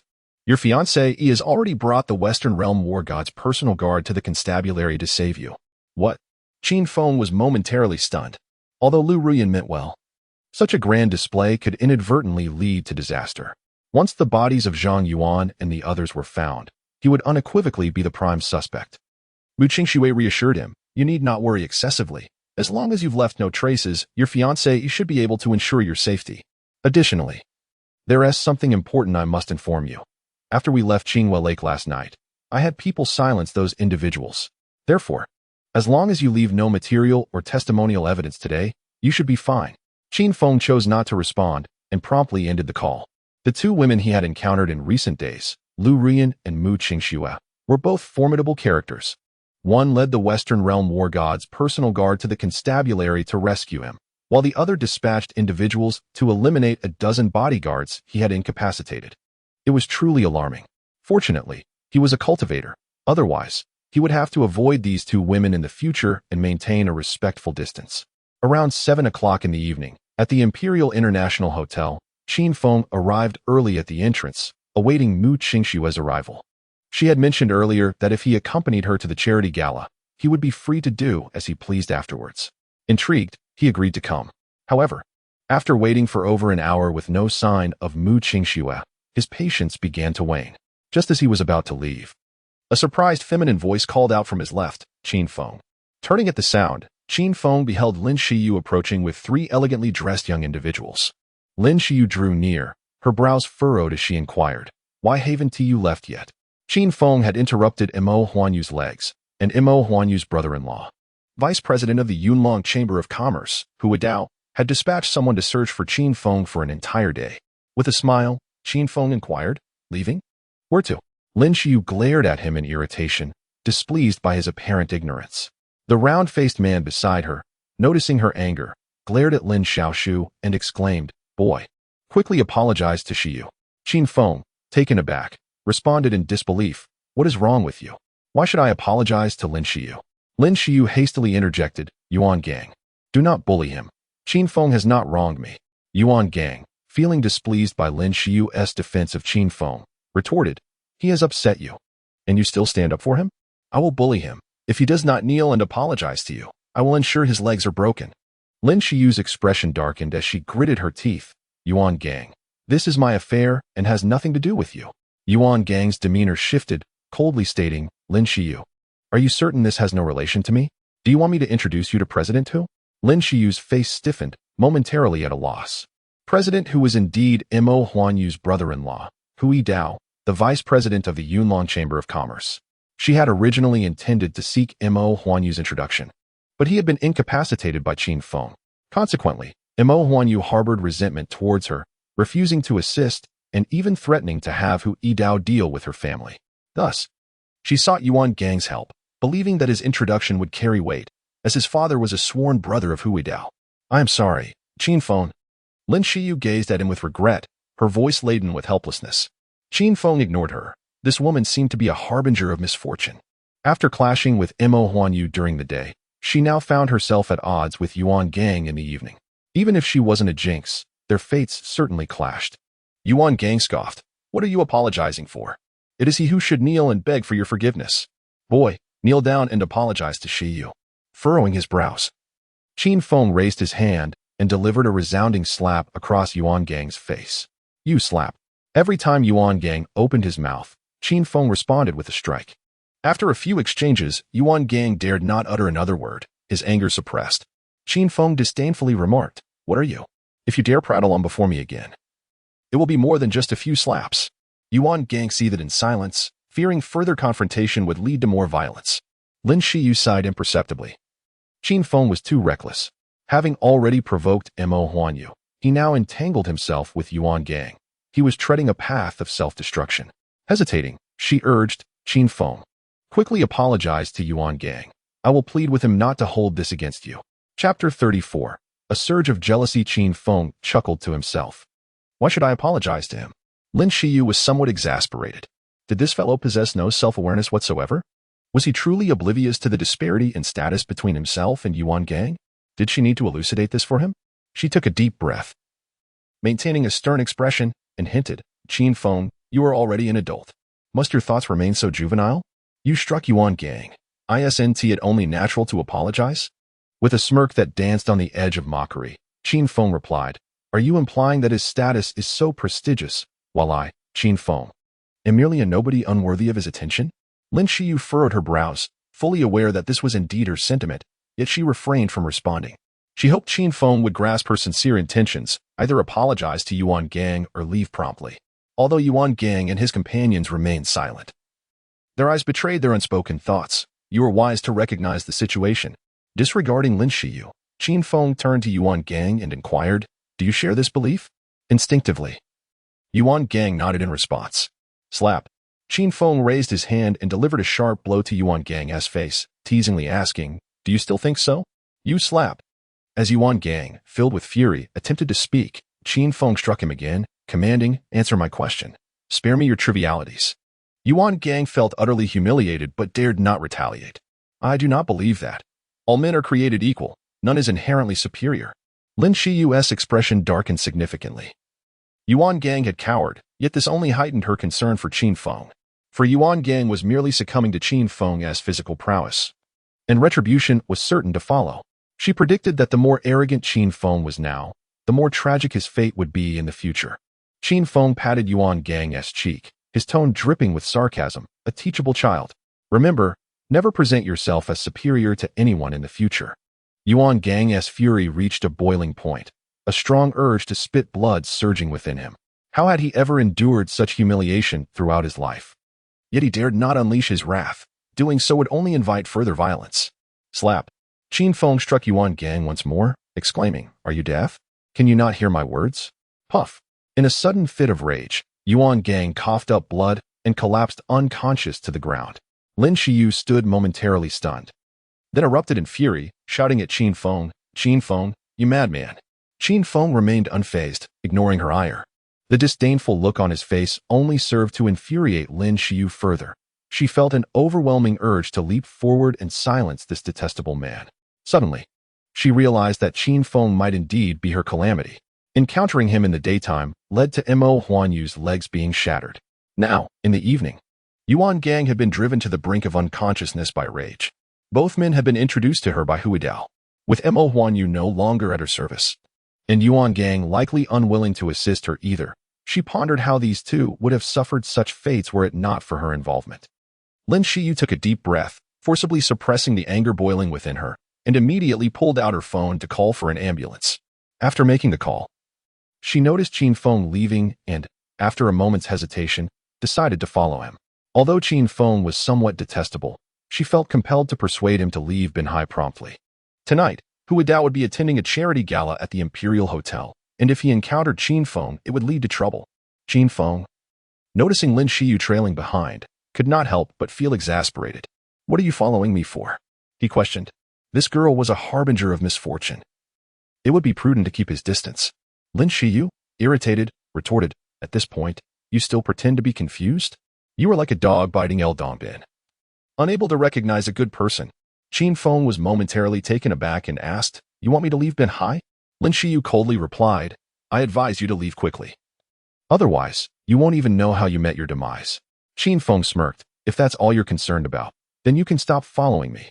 Lin Xiyu, infuriated by Qin Feng's indifference, thought, "If you seek death, so be it." With that, she turned and walked away. Watching her retreating figure, Qin Feng reflected, "This girl has a good heart, but alas, she is a jinx." As Qin Feng reached the roadside, preparing to hail a taxi, Mu Qingshue's vehicle fortuitously came into view. Moments later, her car halted right in front of him. Mu Qingxue exited the passenger seat, her chauffeur being her secretary, Ning Wufang. After sizing up Qin Feng, Mu Qingxue asked, "You aren't planning to leave, are you?" Qin Feng, his expression darkening, countered, "What do you think?" Mu Qingxue laughed lightly, "I believe if you leave, you'll certainly incur significant losses tonight." Qin Feng felt speechless. Was this not a blatant attempt at seduction? Significant losses merely implied he would be unable to act freely. Noticing Qin Feng's silence, Mu Qingxue said no more, instead linking her arm with his and leading him towards the Imperial International Hotel. In the car, Ning Wufang observed Qin Feng's silhouette and mused, "Such a striking appearance wasted on being a kept man. What a pity for such a fine facade." Upon arriving at the hotel, Qin Feng and Mu Qingxue spotted Lin Xiyu entering the elevator. Qin Feng felt a wave of annoyance wash over him. What bad luck. Although he wished to avoid Lin Xiyu, he allowed Mu Qingxue to pull him into the elevator. Upon seeing Qin Feng and Mu Qingxue, Lin Xiyu was momentarily stunned, then sneered derisively, choosing to debase yourself as a kept man. Qin Feng, I never imagined you would turn out to be this kind of person. Qin Feng remained unresponsive, uninterested in engaging with this jinx. Mu Qingxue glanced at Qin Feng, then turned her attention to Lin Xiyu, teasingly remarking, "Oh, such jealousy. Darling, could this woman possibly be one of your ex-girlfriends?" Lin Xiyu, taken aback, retorted, "Pooh, I am not his ex-girlfriend. I would never be so blind as to look at such a self-deprecating scoundrel." Mu Qingxue observed Lin Xiyu with great amusement, chuckling, "Such a strong reaction. It seems you have deeply cherished my dear family." Lin Xiyu exclaimed angrily, "Nonsense. Even if I were to love a pig, I would never, under any circumstances, develop feelings for this odious man." With that, she turned her back to Qin Feng and Mu Qingxue. Mu Qingxue, gazing at Lin Xiyu's retreating figure, was momentarily amused. And then she raised her hand to deliver a playful slap on Lin Xiyu's backside. "Ah!" Lin Xiyu gasped in surprise, swiftly pivoting to glare at Mu Qingxue and Qin Feng, demanding, "Who did that?" Mu Qingxue ignored Lin Xiyu's inquiry, instead feigning an expression of indignation as she looked at Qin Feng. "Darling, you've gone too far. How dare you take advantage of this woman in my presence? I am quite upset. You must appease me." Qin Feng's lips twitched in irritation. Goodness, this woman is utterly theatrical. After all, she is a CEO, a person of status. Why does she behave like such a fool? Chapter 35. The pretty boy Lin Xiyu, filled with indignation, glared at Qin Feng without the slightest doubt. "Qin Feng, I never imagined you would be such a person. I was truly blind to have pursued you." Mu Qingxue was momentarily taken aback. She had not anticipated that Lin Xiyu had once pursued Qin Feng, and it appeared that her efforts had been in vain. She instinctively turned her gaze towards Qin Feng, contemplating, is he truly that difficult to win over? Surely, a mere beckoning gesture would not suffice to bring him under her spell. Qin Feng wore an expression of helplessness, pondering how to explain this situation. Even if he did, would Lin Xiyu believe him? Noticing Qin Feng's silence, Lin Xiyu hurled an insult, calling him a perverted rogue, and fell silent, eyeing him with suspicion as if he were a thief. Qin Feng could only feel resigned, realizing that he would likely be branded a rogue in Lin Xiyu's eyes from now on. Soon, the elevator reached the floor where the charity gala was being held. As the doors opened, Lin Xiyu hurled another insult, calling him a perverted rogue, before stepping out of the elevator. After she exited, Qin Feng playfully slapped Mu Qingxue on her behind. "Ah!" Mu Qingxue exclaimed, glaring at Qin Feng with a mixture of anger and embarrassment. "You truly are a perverted rogue." Qin Feng rolled his eyes, exasperated. "How can you speak to me like that? I am your man. What is wrong with giving you a playful slap?" You. Mu Qingxue was infuriated, suddenly regretting her earlier scheming against Qin Feng. What would she do if he took advantage of her in his role as her man? Qin Feng cast a sidelong glance at Mu Qingxue, muttering about her being overly dramatic as he stepped out of the elevator. Mu Qingxue took a deep breath, forcing a smile despite her predicament. She had dug her own grave and would have to jump in, tears and all. If Qin Feng were to discover that they had never truly been intimate, the consequences would be dire. She could only console herself with the thought that, since he had already seen her in her entirety, what harm would it do if he took a few liberties? Outside the grand hall of the charity gala, Lin Xiyu was stopped by two impeccably dressed young men who asked her for her invitation. The man with a buzz cut politely inquired, "Miss, may I ask for your invitation?" Lin Xiyu's expression shifted to one of unease. She had no invitation. She had come with Yuan Gang, who possessed an invitation, but had fainted from anger due to Qin Feng's actions. Anxiously, she replied to the buzz-cut man, "I came with a friend. He is already entered. May I go in and find him?" The buzz-cut man regarded her with a smile and responded, "I'm sorry, but that is not permitted. Perhaps you could call your friend to come out and escort you?" Lin Xiyu furrowed her brows, feeling momentarily lost. Just then, Qin Feng and Mu Qingxue approached. Mu Qingxue glanced at Lin Xiyu before presenting her invitation to the buzz-cut man, stating, "She is with us." The man examined the invitation and, with an air of respect, said, "Ms. Mu, please, you may enter." Mu Qingxue nodded and, linking her arm with Qin Feng's, proceeded forward. Lin Xiyu furrowed her brows slightly. Although she was able to enter, she felt no joy. Had there not been an incident at home, she would have certainly insisted on going in tonight. At this moment, she contemplated turning around and leaving. Taking a deep breath, she stepped forward to follow. As Qin Feng and Mu Qingxue entered the hall, they captivated a multitude of gazes. Most merely glanced before diverting their attention, while a small number of acquaintances of Mu Qingxue displayed expressions of surprise, whispering among themselves. Who is that young man? Their relationship with Miss Mu seems unusually intimate. Dressed in shabby attire, does Miss Mu truly fancy such a look? Regardless of their relationship, if young Master Bai sees this, that lad is as good as dead. Qin Feng, overhearing their murmurs, felt a twinge of helplessness. Wasn't young Master Bai the same gentleman he had encountered earlier from the Bai family of Yun City, Bai Xian? If memory served correctly, Lu Ruoyan had mentioned that the engagement between Mu Qingxue and Bai Xian was imminent. Although Mu Qingxue overheard the gossip, she paid it no mind and led Qin Feng directly to a table in the corner. As soon as they sat down, Lin Xiyu approached and seated herself across from them. Qin Feng, I advise you to leave Binhai at once, Lin Xiyu remarked, her expression devoid of emotion. Otherwise, when Vice President Hui Dao of the Yunlong Chamber of Commerce arrives and recognizes you, you won't be able to leave. Mu Qingxue was taken aback, then turned to Qin Feng with a look of suspicion. What trouble have you caused this time? Qin Feng smiled, just unfortunate enough to be entangled with a jinx. But it's merely a trivial matter. Mu Qingxue paused, curiosity evident on her face. A jinx? Who? Qin Feng cast a sidelong glance at the fuming Lin Xiyu and chuckled. She's closer than you think. Upon hearing this, Mu Qingxue glanced at Lin Xiyu and refrained from further comment. Lin Xiyu was seething with anger. A dog biting El Dombin fails to recognize a kind heart. Just consider me a bystander. Qin Feng shrugged dismissively and closed his eyes, pretending to doze off. Mu Qingxue, with a teasing smile, looked at Lin Xiyu and remarked, perhaps he doesn't need your unsolicited kindness at all? It seems you are the one dragging him into this mess. So please refrain from portraying yourself as the virtuous one. You.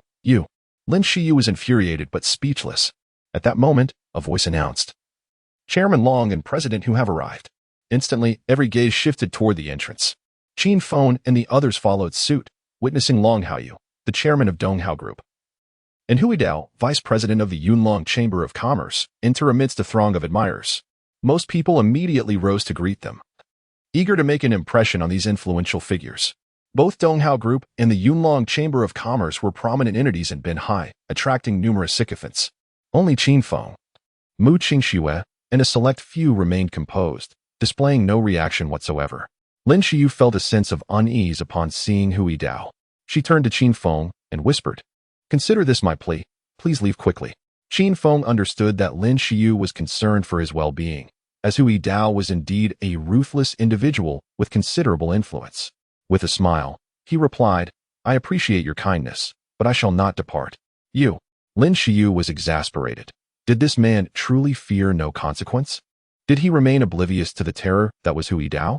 Mu Qingxue cast a sidelong glance at Lin Xiyu and remarked, Do not fret. My man is formidable and would not regard someone like Hui Dao with any seriousness. Upon hearing Mu Qingxue's assertion, Lin Xiyu was momentarily taken aback, then fixed her gaze on Mu Qingxue and inquired, Who are you? She sensed that Mu Qingxue's bold words hinted at an extraordinary background. Chapter 36. The innocent young girl Mu Qingxue smiled and said, Who I am is inconsequential. What truly matters is that my man is indeed remarkable. Lin Xiyu, taken aback, responded, Is this really the time for such boasts? I am already aware of his prowess, all right? Clearly, she had misinterpreted Mu Qingxue's intent, believing she was bragging about Qin Feng's prowess in romantic matters. Although Mu Qingxue recognized Lin Xiyu's misunderstanding, she felt no inclination to clarify. Nor did she wish to utter another word. They were simply not on the same wavelength. What more was there to discuss? Noticing Mu Qingxue's silence, Lin Xiyu chose to refrain from further comments. She firmly believed that Mu Qingxue must possess an impressive background, for otherwise, Long Haoyu would not have remained so composed. As Long Haoyu and Hui Dao took their seats at the main table, the servers began to serve the dishes, marking the official commencement of the charity banquet. Once the servers had completed their task, Qin Feng and Mu Qingxue began to partake in their meal. The majority of the others, however, were engaged in drinking and conversation, neglecting their food. For these individuals, the so-called charity banquet was merely a formality. Their primary objective was to expand their network. Lin Xiyu, however, felt no appetite. Her gaze remained fixed on Hui Dao as she pondered how to approach him. Noticing her unwavering attention, Qin Feng could not help but inquire, Are you here for Hui Dao? Lin Xiyu hesitated for a moment before nodding. Yes. One of his subordinates owes my family's company 20 million in goods, and has yet to repay it. Our company is currently facing financial difficulties and urgently needs that 20 million for liquidity. Otherwise, our cash flow will break within a week, putting us at risk of bankruptcy. Qin Feng furrowed his brow and asked, "Are you certain that Hui Dao will assist you in recovering the money?" Lin Qiyu sighed softly. "I am not sure, but I cannot think of any other way to approach this." Mu Qingxue interjected with a cold laugh. "I advise you against seeking his help. From my understanding of him, he is likely to impose unreasonable demands upon you." Lin Qiyu's expression stiffened, and she sighed wearily. "I know, but I still wish to give it a try." Mu Qingxue cast a sympathetic glance at Lin Qiyu, but chose to say nothing further. After a moment's hesitation, Qin Feng said, "If that is the only issue, I can assist you." Lin Qiyu was momentarily taken aback by his words and instinctively glanced at Mu Qingxue, shaking her head in response. "Thank you for your kindness, but I do not require assistance."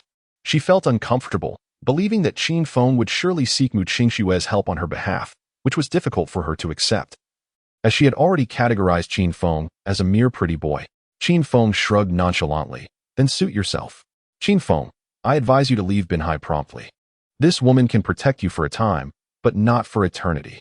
Lin Qiyu glanced at Qin Feng before standing up and departing. After Lin Qiyu walked away, Mu Qingxue remarked with a teasing smile, "I can see that she genuinely cared for you. Perhaps I should intervene to help her with her issue and request that she become your concubine?" Qin Feng rolled his eyes in exasperation and replied earnestly, "I am not a fickle-hearted man. I already have you, and that is enough." Mu Qingxue was momentarily taken aback, her heart fluttering with apprehension as she asked, "You haven't truly fallen for me in such a short time, have you?" "Not at all." Qin Feng smiled. "I merely feel that since we have shared intimacy, I must take responsibility for you. As for feelings, they can be nurtured over time." Hearing his words, Mu Qingxue could not help but let out a bitter smile. She realized she had ventured into a precarious situation. It appeared that Qin Feng genuinely regarded her as his own. If the truth were to surface later, would he not resent her terribly? At that moment, Qin Feng, with a mischievous grin, declared, "Tonight, we can begin to cultivate our feelings." Mu Qingxue, feeling guilty, averted her gaze. She had not forgotten her promise to Qin Feng, to allow him to do as he wished, provided she accompanied him to the charity gala. Noticing her reaction, Qin Feng dismissed any further thoughts and chuckled. "Why are you so shy? What was meant to happen last night has already occurred. Once is an introduction. Twice is familiarity. A few more encounters will suffice." Mu Qingxue sighed inwardly, thinking to herself that there had been no encounter at all. The mere thought of how to refuse Qin Feng later made her head spin, prompting her to bury herself in her food. Qin Feng laughed. "You are so easily embarrassed." "I find it quite charming." Mu Qingxue nearly choked on her food, astonished by his peculiar tastes. Could he possibly have some strange inclinations? Meanwhile, Lin Qiyu hesitated repeatedly, but finally gathered her courage to approach Hui Dao, holding a glass of wine. With a hint of nervousness, she said, "Hello, President Hu. I am Lin Qiyu from Lin's Building Materials. I would like to propose a toast to you." Hui Dao paused in surprise before breaking into a smile, scrutinizing Lin Qiyu. After a moment, he chuckled. "Ah, so you are the daughter of President Lin." He then casually clinked glasses with her, taking only a small sip before setting it down. Lin Qiyu could tell that Hui Dao was not particularly fond of her, yet she chose to finish her drink in one go. "President Hu, actually, she began, but was promptly interrupted by Hui Dao. "Miss Lin, many others will want to drink with me later. If you have no other business, please excuse yourself." Lin Qiyu sighed softly. Given Hui Dao's status, any further words would only come off as ungrateful. It would be counterproductive. Thus, she turned to leave. Watching her retreating figure, Hui Dao signaled a young man standing nearby, whispering a few words into his ear. The young man nodded and headed directly towards Lin Qiyu. At that moment, Long Haoyu, standing beside Hui Dao, chuckled, "Brother Hu, are you interested in that young lady?" Hui Dao grinned and said, "Brother Long, have you not noticed how innocent that young girl is?" "An innocent girl, do you not find her appealing?" Long Haoyu curled his lip in disdain and retorted, "Do not compare me to scum like you. You are unworthy." Hui Dao, unfazed, chuckled and replied, "Brother Long, you are a man of integrity. I admire that." Long Haoyu cast a glance at Hui Dao and fell silent. Meanwhile, Lin Qiyu had just taken her seat opposite Qin Feng and Mu Qingxue when a young man approached her side. The young man got straight to the point, saying, "Miss Lin, President Hu has invited you to room 8888 this evening to discuss some matters." Chapter 37 Unexpected Gains. Lin Qiyu's countenance darkened. She was acutely aware of Hui Dao's intentions. After a moment of contemplation, she replied coolly, "Please inform President Hu that I am not the type of woman he imagines." The young man scoffed. "What pretense of purity is this? Your deliberate approach to President Hu is merely an attempt to capture his attention, is it not? To entice him?" Furious, Lin Shiyu's face turned ashen as she retorted, "You speak nonsense. I merely have a matter I wish to discuss with him." The young man derided her. "Even if what you say is true, what difference does it make? Besides your physical allure, what else do you possess that could persuade President Hu to assist you?" His words were brutally pragmatic, leaving Lin Shiyu speechless. Noting her silence, the young man coldly remarked, "If you are not pure, do not pretend to be. Opportunities are fleeting. If missed, they will not return." With that, he turned and strode away. Lin Shiyu's expression was one of deep humiliation, akin to having been soundly slapped multiple times, leaving her feeling raw and stung. Qin Feng and Mu Qingxue exchanged sympathetic glances with Lin Shiyu, recognizing her failure and the subsequent humiliation she endured. How tragic. At that moment, Lin Shiyu suddenly turned towards Qin Feng and Mu Qingxue, her voice icy. "Are you both eager to mock me? If so, feel free to laugh. Do not hold back." Rolling their eyes, Qin Feng and Mu Qingxue ignored her, continuing to enjoy their meal and drinks. Seeing herself disregarded, Lin Shiyu was incensed but ultimately suppressed her fury, choosing silence instead. Following the conclusion of the dinner, the charity auction commenced. The host was the beautiful presenter from Beihai Television, Yang Danny. Upon taking the stage, she delivered an elaborate and grandiose opening speech before the charity auction officially began. This evening, all items for auction were generously provided by those present, with proceeds destined for charitable causes. The first item was of extraordinary value. An antique from the Ming and Qing dynasties, donated by Hui Dao. The starting bid was set at 1 million, ultimately fetching a staggering 10 million. Several subsequent items ranged in value from 100,000 to 500,000. Qin Feng showed no interest, having dozed off at the dining table. Mu Qingxue occasionally bid but succeeded in winning nothing. As for Lin Shiyu, she wore a pensive expression, seemingly contemplating whether to visit room 8888 after the charity auction concluded. Just as Qin Feng was drifting into a deeper slumber, he suddenly sensed a surge of spiritual energy, snapping him awake as he directed his gaze toward the auction stage. At that moment, a woman in a qipao approached Yang Danny, holding a fist-sized, translucent azure sphere. The spiritual energy he had sensed emanated from this mysterious orb. A single glance was enough to leave him astounded. This object was indeed a spirit stone, and a top-tier one at that. In this era of diminishing spiritual energy, how could such an exquisite spirit stone possibly exist? Spirit stones contain pure spiritual energy, which cultivators can absorb to enhance their training speed. If he could absorb this top-tier spirit stone, he would undoubtedly advance to the second layer of the Qi refinement stage. The exquisite spiritual stone was a coveted prize. At this moment, Yang Danny began to introduce it.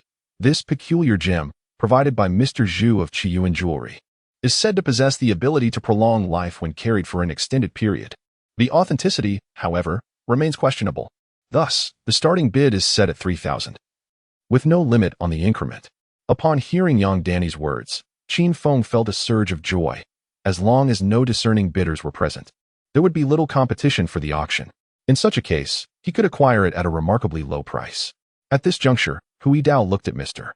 Zhu and Wu of Qiyuan Jewelry with a sardonic smile and taunted, "Mr. Zhu, you are rather stingy, aren't you? To offer such a worthless stone to dupe others with claims of longevity?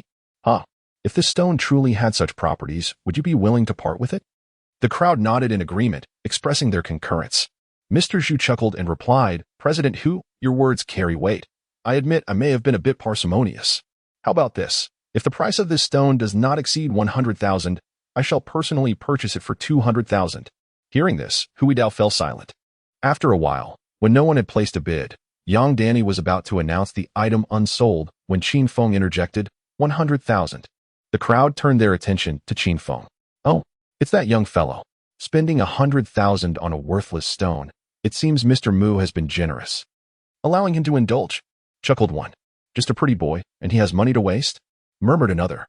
As these remarks circulated, Mu Qing's nose suddenly rose with a dark expression and coldly stated, "Do you believe that gossiping will bring you any benefit? Or do you think I am too kind to retaliate?" The room fell silent at her words. Witnessing this scene, Lin Shiyu was taken aback, wondering who this woman truly was, as her mere utterance had silenced the crowd.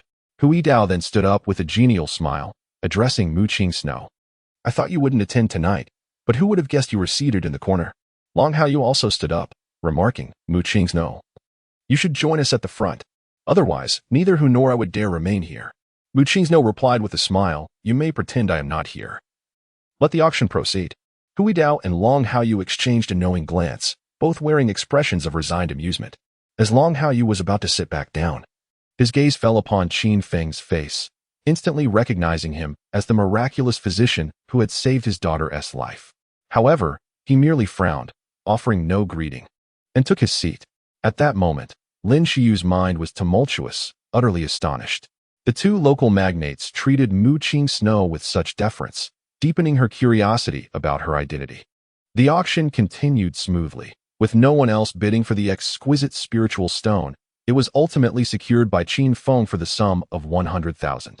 Observing Qin Feng playfully toying with the stone, Lin Shiyu could not restrain herself from exclaiming, Qin Feng, you are wasting money. Although your wealth may come easily, it should not be squandered recklessly. Qin Feng could only respond with a perplexed expression. How did my money come so easily? Do you have any idea of the effort and sweat I have invested? Lin Shiyu momentarily lost her composure, her face contorted with disdainful derision as she retorted. You take pride in what should be a source of shame. Qin Feng, you are far from being a man. She mistakenly believed that Qin Feng's reference to his exertion and toil pertained to engaging in activities with Mu Qingxue, unaware that he was actually speaking of the dedication and hard work he had devoted to treating Long Hao Yu's daughter. Qin Feng recognized Lin Shiyu's misunderstanding. Yet he found little inclination to clarify, responding bluntly, I do as I please. What business is it of yours? Chapter 38, The Indulgence of Wealthiu. Lin Shiyu glared at Qin Feng, her anger palpable. You're nothing but a leech, a foul piece of trash. What do you have to be proud of? You are merely a waste, selling your own body. Qin Feng retorted with a cold smile. Then I suggest you avoid room 8888 tonight. Or you might find yourself in an even worse predicament than I. You. Lin Shiyu's complexion turned ashen, her body trembling with rage. Qin Feng's words pierced her heart like a steel needle. With a mocking tone, Qin Feng continued, what that person said earlier rings true. You are hardly pure water. So why pretend to be? If you wish to escape the clutches of that old man, I can offer you a solution as well. Lin Shiyu was so infuriated she felt as if she might vomit blood. Taking a deep breath, she forced herself to suppress her rage and stood up. Her face clouded with fury as she walked away. She knew that remaining in Qin Feng's presence would surely drive her to the brink of madness. As Lin Shiyu disappeared from view, Mu Qingxue looked at her in disbelief and remarked, your words are exceedingly venomous. She is, after all, a young lady. Couldn't you show her a modicum of respect? Qin Feng scoffed. Did she show me any respect when she slandered me? I toil for my earnings. Yet she imagines I gain them by sleeping with someone like you. I am a man of integrity. How can I allow her to defame me so? Mu Qingxue teased. I never would have guessed you possessed such masculinity. Qin Feng chuckled. When we return, I shall prove myself even more so. You. Mu Qingxue's cheeks flushed crimson, and with a knowing glare at Qin Feng, she prudently fell silent. The charity auction continued, with subsequent items being quite mundane, causing Qin Feng to nearly doze off. Mu Qingxue had also ceased participating in the bidding, feeling a wave of drowsiness wash over her. As the auction neared its conclusion, Yuan Gang entered with 4 bodyguards, his face darkened. He scanned the room, and upon spotting Qin Feng, the murderous intent in his eyes was unmistakable. However, recognizing the inappropriateness of the venue, he suppressed his fury and instructed his bodyguards before approaching Hu Dao. Yuan Gang leaned in close to Hu Dao, whispering a few words, then pointed discreetly at Qin Feng. Hu Dao turned to observe Qin Feng, then glanced at Mu Qingxue, a frown creasing his brow as he softly warned. This person shares a deep connection with Mu Qingxue. He is untouchable. Yuan Gang was momentarily taken aback, finally noticing Mu Qingxue beside Qin Feng. His expression soured instantly. Though he had not met Mu Qingxue before, he had heard of her. Not only was she beyond his reach, but even Hu Dao dared not provoke her lightly.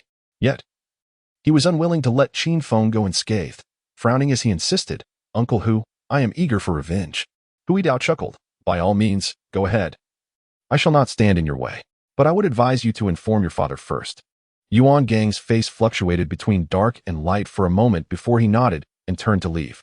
Watching him depart, Hu Dao remarked, Old Yuan has raised such a worthless son. I truly feel sorry for him. Beside him, Long Hao Yu nodded in agreement, stating, Indeed, not only is he a fool, but he's also an imbecile. Knowing that individual has ties to Mu Qingxue, he still dares to seek revenge. It is nothing short of self-destruction. Hu Yidao blinked, replying, "Surely it cannot be that severe." Regardless of Mu Qingxue's formidable background, she remains an outsider. Old Yuan should grant her some leniency, should he not? Long Haoyu smiled silently. It was true that Mu Qingxue would show Old Yuan some respect, but what of Qin Feng? He had witnessed firsthand this fellow's explosive temperament. A strange glint flickered in Hu Yidao's eyes as he turned to scrutinize Qin Feng. Could this young man possess some undisclosed significance? After a moment of contemplation, he gestured for a young man nearby to investigate Qin Feng. Long Haoyu observed with a smirk. He had previously looked into Qin Feng and found no noteworthy background. Until yesterday, he had been merely an inconspicuous underachiever. The skills he revealed just the day before, his medical expertise and martial prowess, rendered him not someone to be trifled with. However, given his long-standing animosity with Hu Yidao, he had no intention of offering a warning.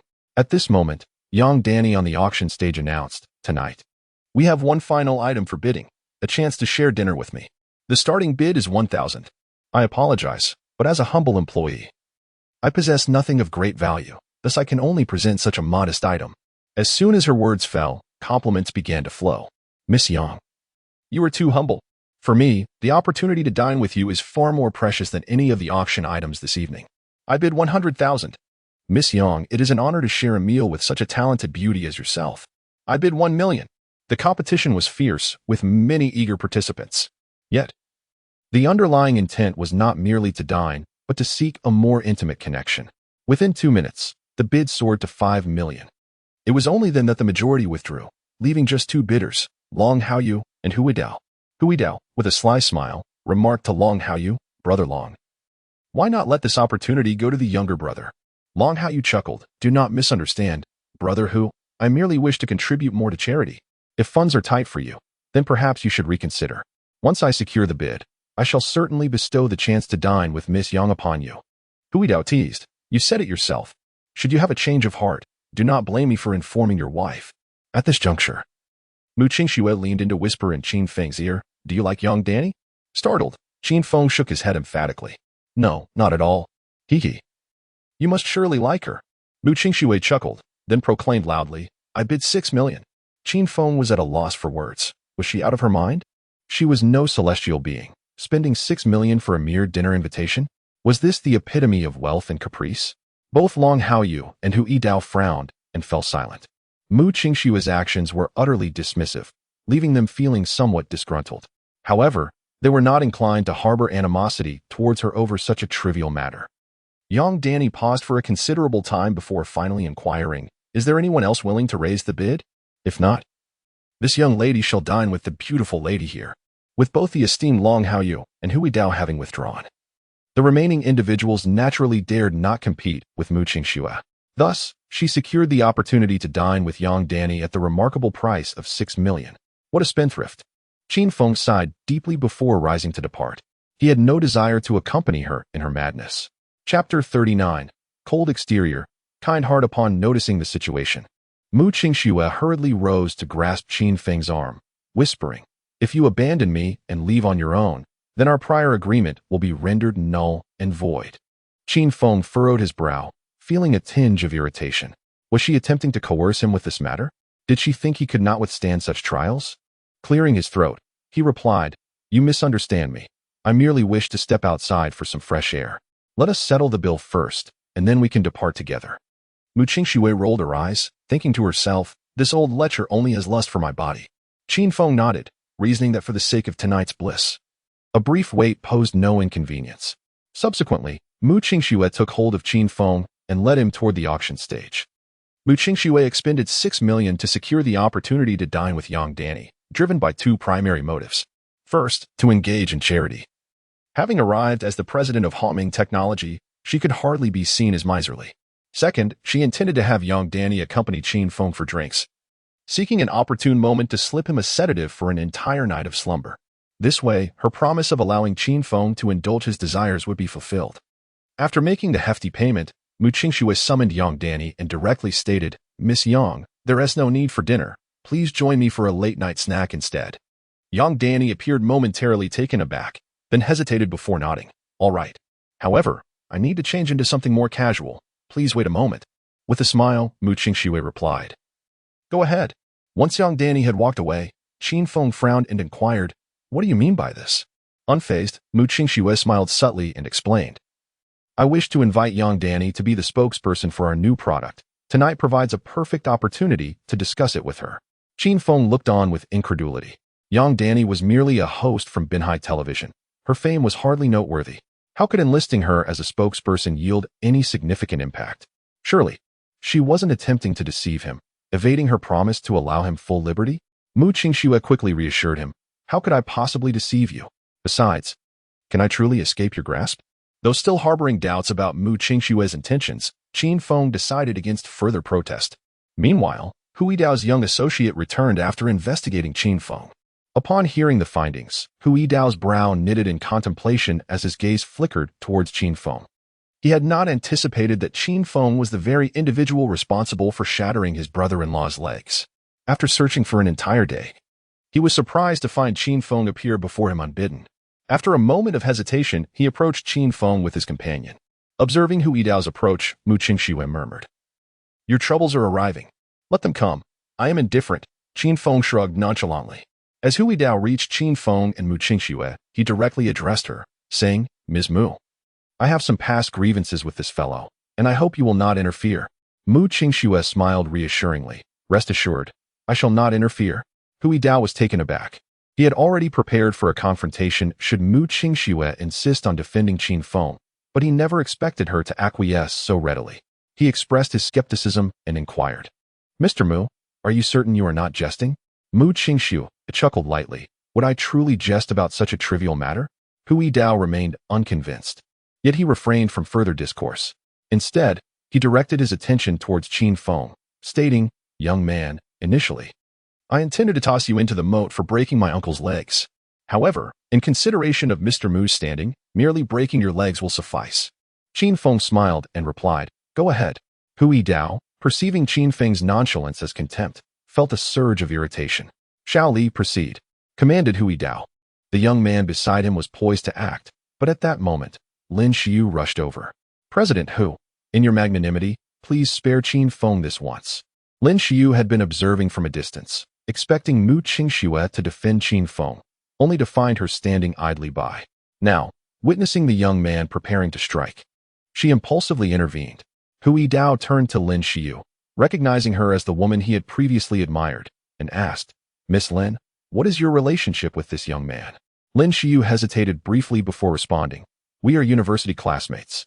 Hui Dao laughed. I presumed you two were in a romantic relationship. My apologies, Miss Lin, but I cannot grant you this favor. If I let him go, what would prevent every Tom, Dick, and Harry from thinking they could act against my circle? Lin Xiu furrowed her brows, aware of her own limitations. She realized that without offering something substantial, Hui Dao would not easily relent. At that moment, Mu Qingxue addressed Lin Xiu, saying, This matter concerns Qin Feng. He should resolve it himself. If a man cannot handle the consequences of his own actions, what kind of man is he?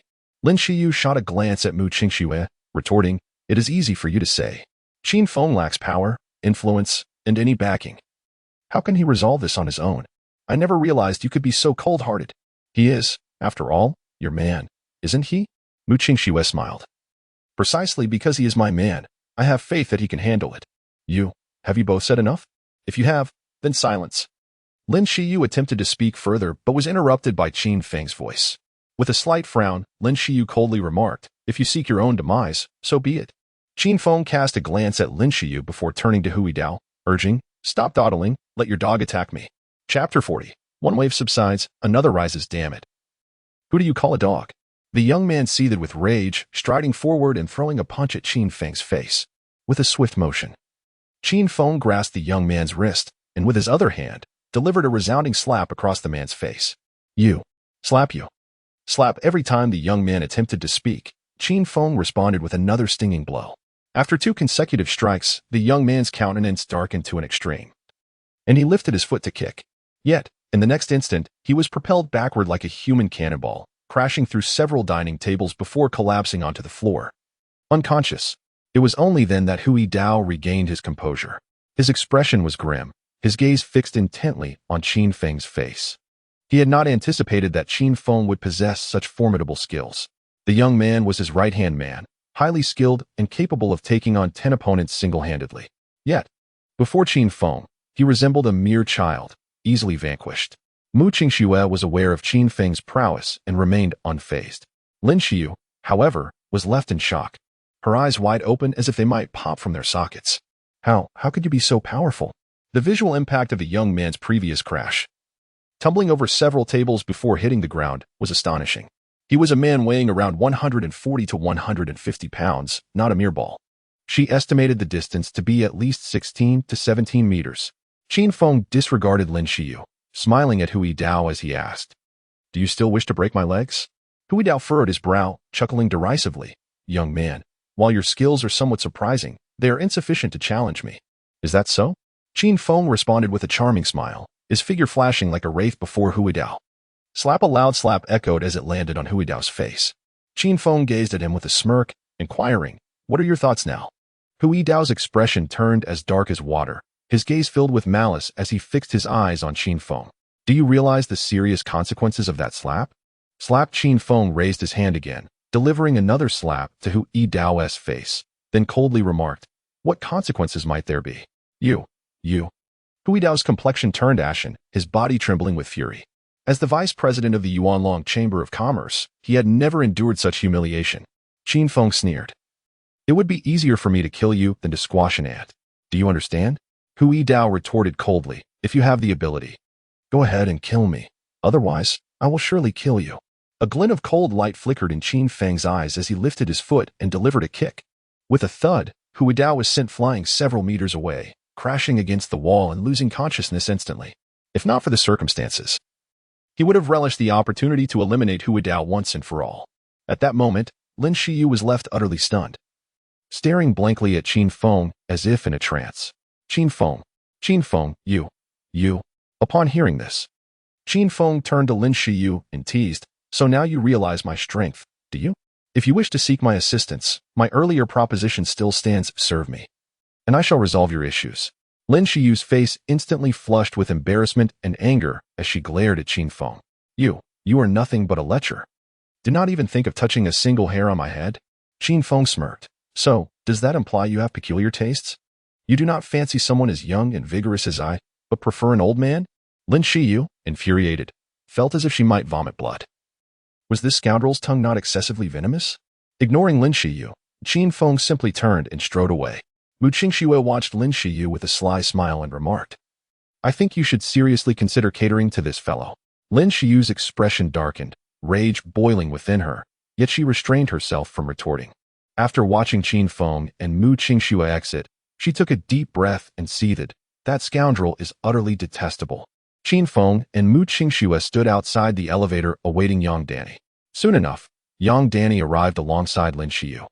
Donned in a snug sports outfit that accentuated her curvaceous figure, Qin Feng cast a fleeting glance before averting his gaze. It was not that he did not wish to gaze longer, but he feared being misjudged as a lecherous man. Mu Qingxue greeted Yang Danny before stepping into the elevator. Lin Xiyu hesitated momentarily before stepping into the elevator after Qin Feng. After calming her thoughts, she realized she indeed needed Qin Feng's assistance with her family matters. Thus, she mustered the courage to follow him. Once the elevator doors closed, Lin Xiyu looked at Qin Feng, her words caught in her throat. Even as the elevator reached the hotel's first floor, she remained silent. Exiting the elevator, Lin Xiyu hesitated once more but ultimately chose to follow Qin Feng. Upon leaving the hotel, Qin Feng noticed Lin Xiyu trailing behind and could no longer contain himself. "What are you following me for?" Lin Xiyu gritted her teeth, and in a moment of resolve, declared, "I wish to ask for your help." Just as Qin Feng was about to refuse, Mu Qingxue interjected, "If you want his assistance, you must join us for a late-night snack." Lin Xiyu was taken aback. Was this truly a demand? Would Qin Feng even agree? Qin Feng glanced at Mu Qingxue, sensing something peculiar about her, yet he dismissed it from his thoughts. After all, it was Mu Qingxue who had made the offer. It was none of his concern. Mu Qingxue smiled and reassured, "Rest assured, if this guy refuses to help you, I shall personally assist you." Lin Xiyu was momentarily stunned, hardly able to believe such fortuitous circumstances. However, she felt that Mu Qingxue had no reason to deceive her, and thus expressed her gratitude. "Thank you, Ms. Mu." Mu Qingxue simply smiled in response, choosing not to elaborate further. Her actions undoubtedly served her own purpose. She worried that relying solely on Yang Danny might not suffice to intoxicate Qin Feng, hence her spontaneous decision upon seeing Lin Xiu follow. Finally, you have emerged. At that moment, a chilling male voice suddenly emanated from the left. Qin Feng and his companions turned to behold Yuan Gang, his countenance dark and accompanied by 4 bodyguards. Mu Qingxue, momentarily taken aback, exhaled in exasperation. You truly are a harbinger of trouble. It seems you attract misfortune wherever you go. Qin Feng cast a resigned glance at Lin Xiu beside him and sighed. There is nothing to be done. After all, I have encountered a jinx. Upon hearing Qin Feng refer to her as a jinx once more, Lin Xiu was infuriated. You're the jinx. Your entire family is a jinx. Qin Feng gazed at her with a bemused smile. Lin Xiu, would you care to repeat that? You. Lin Xiu shot him an indignant glare but obediently closed her mouth, knowing she needed Qin Feng's assistance and did not wish to offend him at such a moment.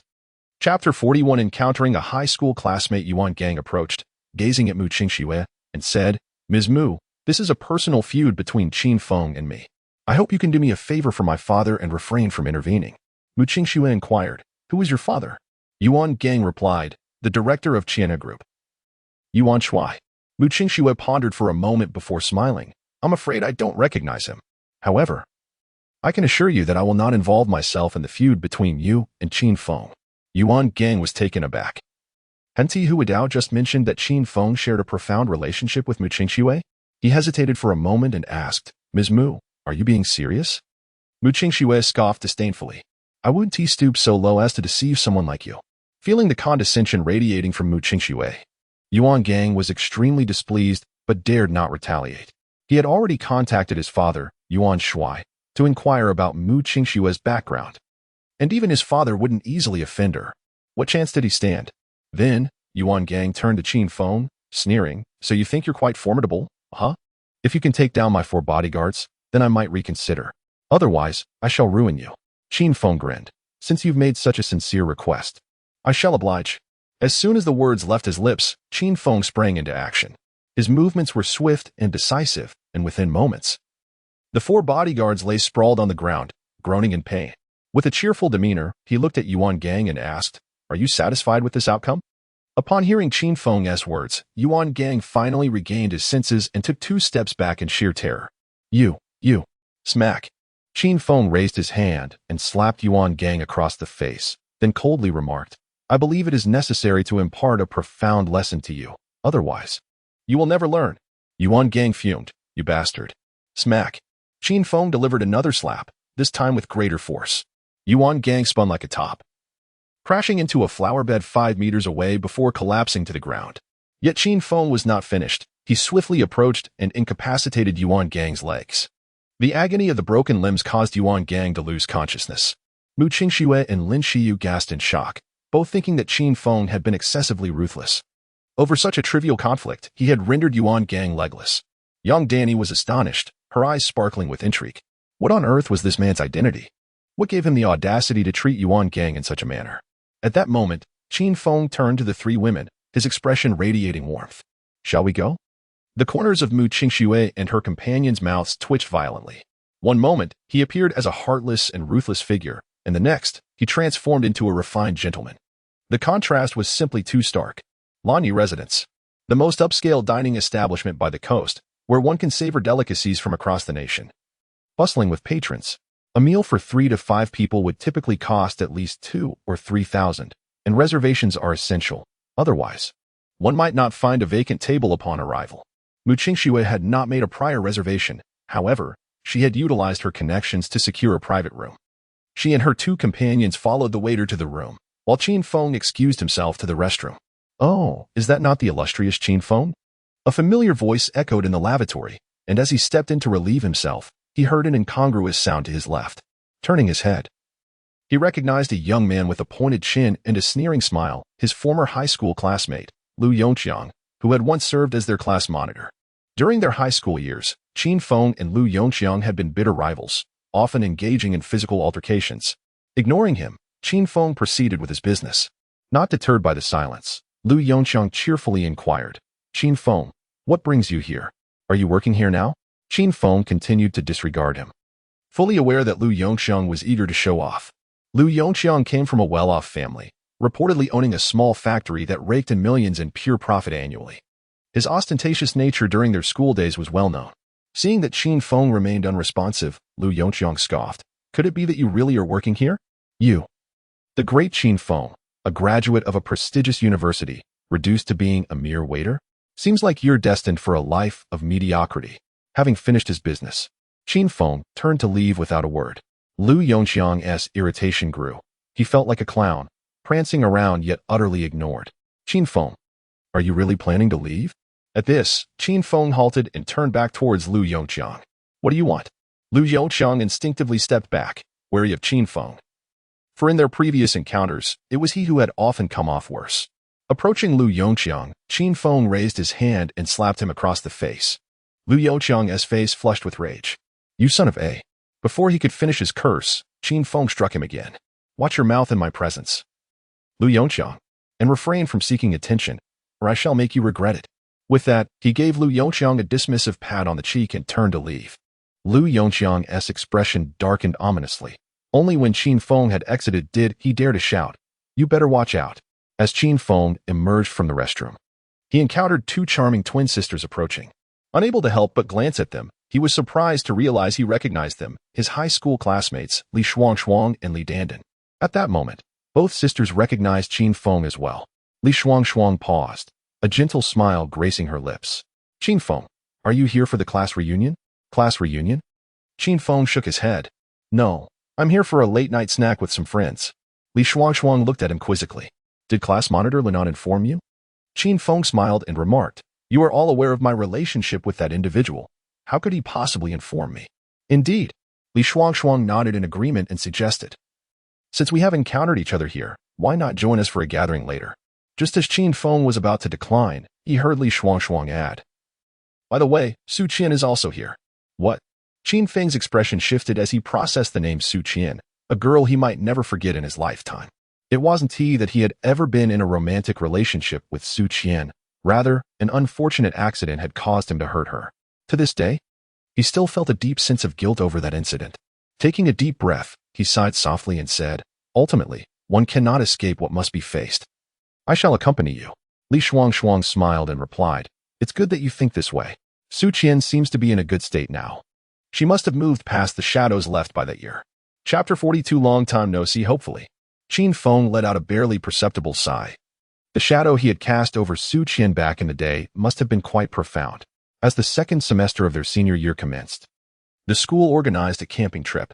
That night, he unexpectedly experienced sleepwalking, resulting in a fall that left him bloodied and battered. Upon awakening near the campsite, he encountered Su Qian in a rather vulnerable position. His bloodied visage startled her so deeply that she fled in terror. In her haste, she tripped over a stone and fell, fracturing her leg and leaving a significant gash on the left side of her face. Although Su Qian's broken leg eventually healed, the scar on her face remained. Yet, these were merely physical wounds. The most significant injury was the image he had presented at that moment, compounded by Su Qian's circumstances.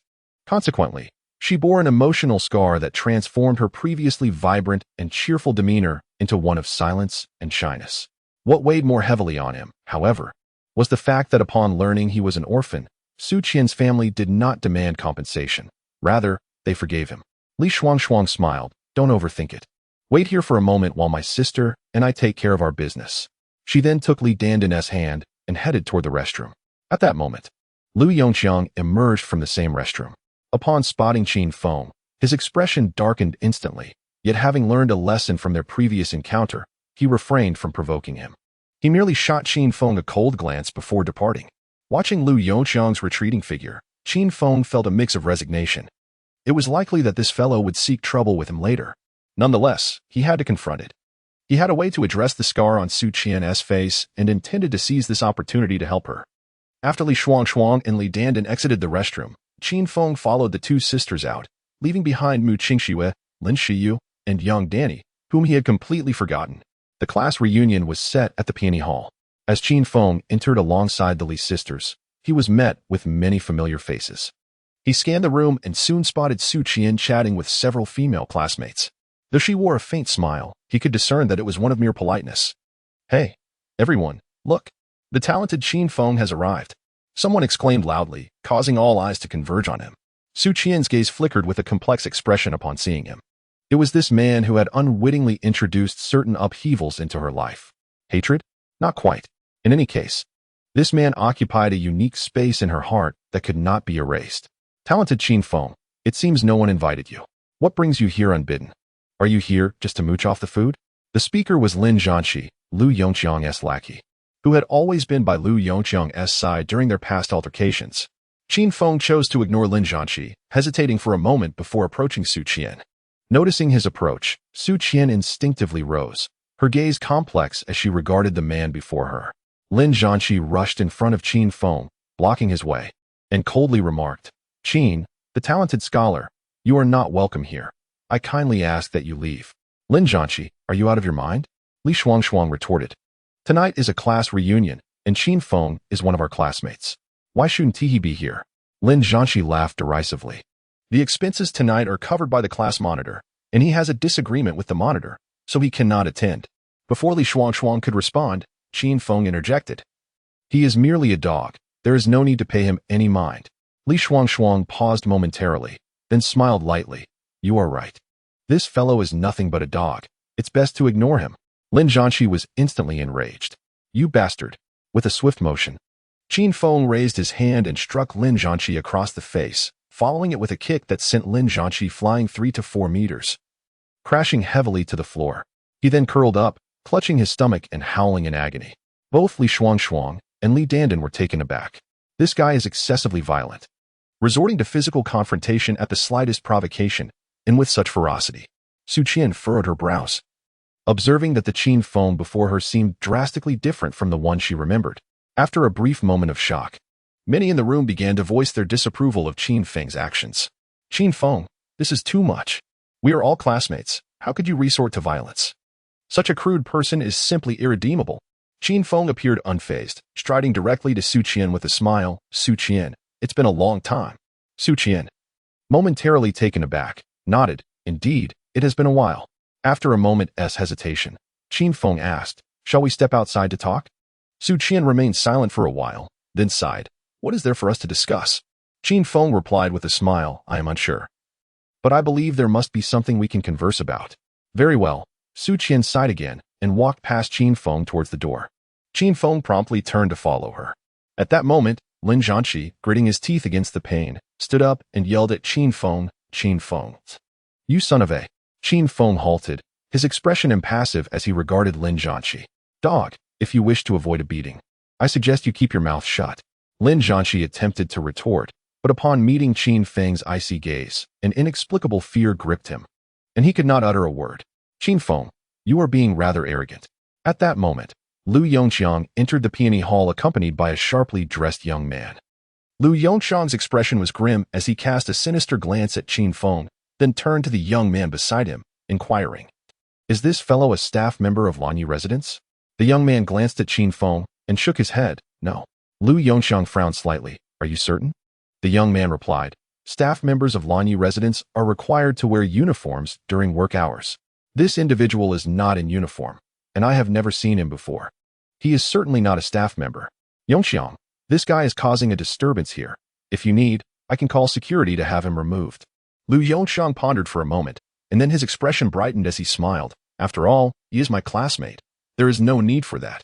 Please, go ahead with your tasks. If I require anything, I shall seek you out later.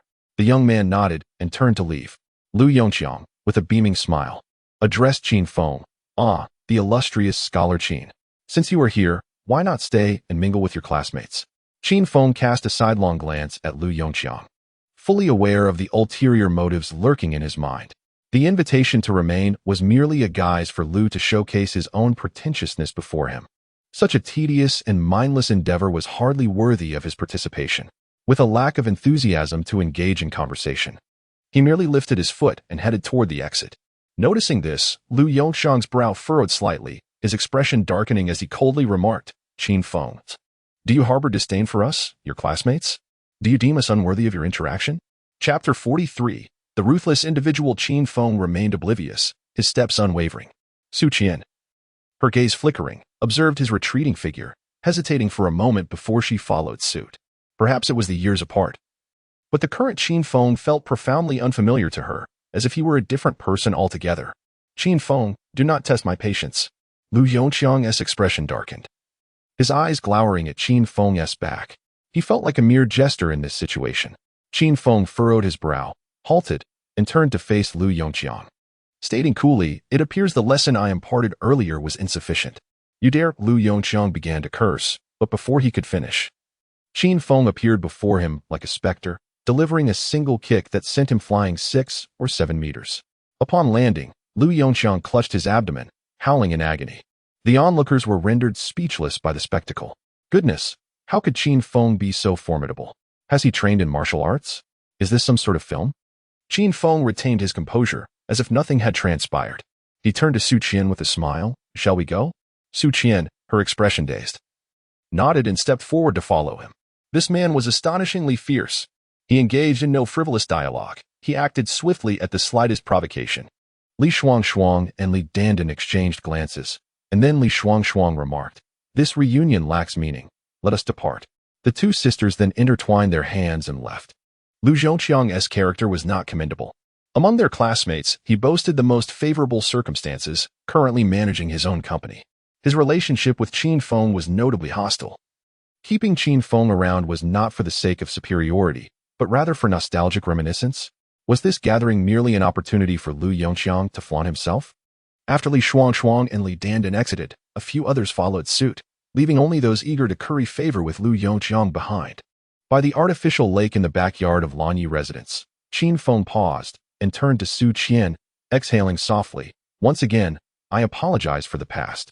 Su Qian regarded him for a prolonged moment before responding with a smile. It has been many years. There is no need for such formality. Qin Feng hesitated briefly, then spoke directly. I can heal the scar on your face. If you trust me, come back with me. Su Qian was momentarily taken aback, but her expression soon darkened. Qin Feng, what do you take me for? I am not a woman to be trifled with. Qin Feng offered a wry smile. You misunderstand me. I truly, enough. I will never believe you. Su Qian interjected coldly. How could a scar that has persisted for so many years possibly be healed? You have disappointed me greatly. From now on, let us remain as strangers. With that, she gave no chance for Qin Feng to respond, firmly taking her leave. After a moment's hesitation, Qin Feng decided to pursue her. He did not wish to abandon Su Shi's treatment due to a misunderstanding. Su Shi, I truly did not deceive you, Qin Feng stated, positioning himself in front of her. You experienced your monthly cycle yesterday, and now your lower abdomen is in pain, correct? Su Shi gasped in astonishment. How do you know that? I deduced it. Qin Feng explained, I have studied medicine and possess a certain proficiency. Su Shi appeared somewhat skeptical. Is that true? Qin Feng, feeling somewhat helpless, replied, I understand you may not easily believe me, but please grant me the opportunity to assist you with your treatment. If tonight is inconvenient, we can connect again in the morning. Wherever you wish for me to go, I shall go. After a moment of silence, Su Shi finally said, I believe you. If possible, please treat me tonight. Qin Feng's expression brightened, and he hurriedly added, we can treat you tonight, but I must first inform a friend. Su Shi nodded and followed Qin Feng as they left. Upon their return to the hall, they encountered Lu Yongqiang, whose face was dark with fury. Accompanied by 3 security guards from Linyiju, approaching menacingly, Su Shi furrowed her brows. The proprietor of Linyiju had considerable influence, and she worried that escalating matters would be detrimental to Qin Feng. Qin Feng's brows knitted together, a glint of coldness flashing in his eyes. Having already been beaten by him twice, it seemed he had previously shown restraint. Damn you. Slap. Lu Yongqiang had barely uttered a word when Qin Feng delivered a sharp slap across his face. You. Bam. Qin Feng had no intention of engaging in further dialogue. He kicked Lu Yongqiang, sending him flying 6 or 7 meters away. The 3 security guards accompanying Lu Yongqiang stood frozen in shock, completely at a loss. This man was undeniably ruthless. How could they dare to provoke him? The attention of everyone in the hall was drawn to the commotion, whispers circulating among the crowd. Who is this person? How dare he cause trouble at Linyiju? Is he courting death? I recall a disturbance at Linyiju 3 years ago. I heard that Linyiju had a person's legs chopped off. This lad is finished. Despite the murmurs surrounding him, Qin Feng remained unperturbed. Su Shi, filled with anxiety, urged, Qin Feng, We should leave quickly. Not yet. Qin Feng replied with a slight smile directed at Su Shi, then walked straight up to Lu Yongqiang, sneering, "You need to learn a lesson, otherwise you might mistake my kindness for weakness." Lu Yongqiang, filled with dread, stammered, What? What do you intend to do?" Without responding, Qin Feng raised his right foot and stomped down on Lu Yongqiang's left calf. There was a sharp crack, and the bone shattered. Lu Yongqiang immediately let out a heart-wrenching scream. The onlookers winced at the sight. This was utterly brutal. The 3 security guards, who had initially thought to leverage their positions, abandoned that notion completely. The man before them was not merely ruthless, he was a madman. Su Shi was in a state of panic. "Qin Feng, have you lost your mind? This is Lin Yiju." Qin Feng smiled and replied, "What of Lin Yiju? It was this fellow who provoked me first." Upon hearing Qin Feng's words, Su Qian wore an expression of exasperation. The crux of the matter was not who instigated whom, but rather who had resorted to violence. The proprietress of Lanyi residence, Sister Lan, would not indulge in rational discourse. "Qin Feng, I implore you, let us depart swiftly." Qin Feng was aware of Su Qian's apprehension, yet he remained unfazed. Just as he was about to speak, a chilling voice interjected. "It has been 3 years, and no one has dared to cause a disturbance at Lanyi residence. You possess remarkable audacity, yet you are ill-prepared to face the consequences." Upon hearing the voice, Qin Feng turned to see a middle-aged man in a tailored suit approaching with a grim expression. Someone immediately recognized the man's identity. President Lan has arrived. This promises to be quite a spectacle. Chapter 44, Defying Conventions. Mr. Lan, whose full name is Lan Zhengying, is the general manager of Lan Yiju and the elder brother of the proprietress, Lan Lan. Typically, Lan Zhengying oversees the operations of Lan Yiju, while Lan Lan seldom intervenes. Approaching Qin Feng, Lan Zhengying spoke in a calm tone, "Who granted you the audacity to stir trouble within Lan Yiju?" Qin Feng furrowed his brow and retorted, "Which of your eyes perceived me causing a disturbance?" Lan Zhengying paused momentarily, then scoffed, "You publicly assaulted someone and broke their legs, surely. I am not blind to such acts. What is seen does not always reflect the truth." Qin Feng pointed to Lu Yongqiang, who lay on the ground still groaning in pain. "It was this fellow who brought security to trouble me, and I merely retaliated in self-defense." The 3 security guards exchanged glances, their expressions shifting as they hastily defended themselves. "Mr. Lan, this brat is slandering us. We heard he was causing a ruckus at the Peony Hall and followed young Master Lu to confront him. Little did we know, the moment Lu spoke, this guy struck first. Mr. Lan, if you doubt us, you may inquire among the bystanders." With a smile, Lan Zhengying turned his attention back to Qin Feng. "What else do you have to say?" Qin Feng replied with a smirk, "It was young Master Lu who insulted me first." Lan Zhengying's expression hardened. "Engaging in violence makes you culpable, lad. Do not attempt to wriggle out of this. Now tell me, would you prefer to have your hands or legs broken?" Qin Feng chuckled. "Is Lan Yiju a police station? Even if I did strike someone, do you possess the authority to judge me?" The crowd around them exchanged incredulous glances, bemused by his naivety. It was widely understood that Lan Yiju was akin to Lan Zhengying's private domain, where he could act with impunity. Su Qian's expression darkened considerably. She too believed Qin Feng was being excessively naive. Hesitating, she addressed Lan Zhengying, "Mr. Lan, this matter cannot solely be blamed on Qin Feng. It was Lu." "What do you amount to?" Lan Zhengying interjected sharply, his demeanor menacing. "When I, Lan Zhengying, conduct my affairs, it is not for a mere girl like you to dictate terms. This brat has dared to create a ruckus in Lan Yiju and must face the consequences according to our rules. If you wish to avoid entanglement, it would be prudent for you to remain silent." Su Qian's complexion paled. She had not anticipated Lan Zhengying's sheer authoritarianism, rendering her speechless out of fear. Qin Feng found the situation amusing. "You are utterly disregarding the law. Very well, there is nothing further to discuss with someone like you. Whatever you seek, I shall accompany you to the inn tonight." Su Qian's expression darkened further. Had this man lost his mind? The spectators' faces contorted in disbelief. How dare he speak to Lan Zhengying in such a manner? It was akin to inviting disaster. Lan Zhengying's anger transformed into a twisted smile. "Excellent. Truly splendid. It has been many years since I encountered someone bold enough to speak to me like that. You are the first, if I do not teach you a lesson today. What would prevent any random fool from barking at me in the future? You 3, do not just stand there together. Break this brat's legs." Upon hearing the words of Lan Zhengying, the expressions of the 3 security guards turned exceedingly grim. They had just witnessed Qin Feng's terrifying prowess firsthand.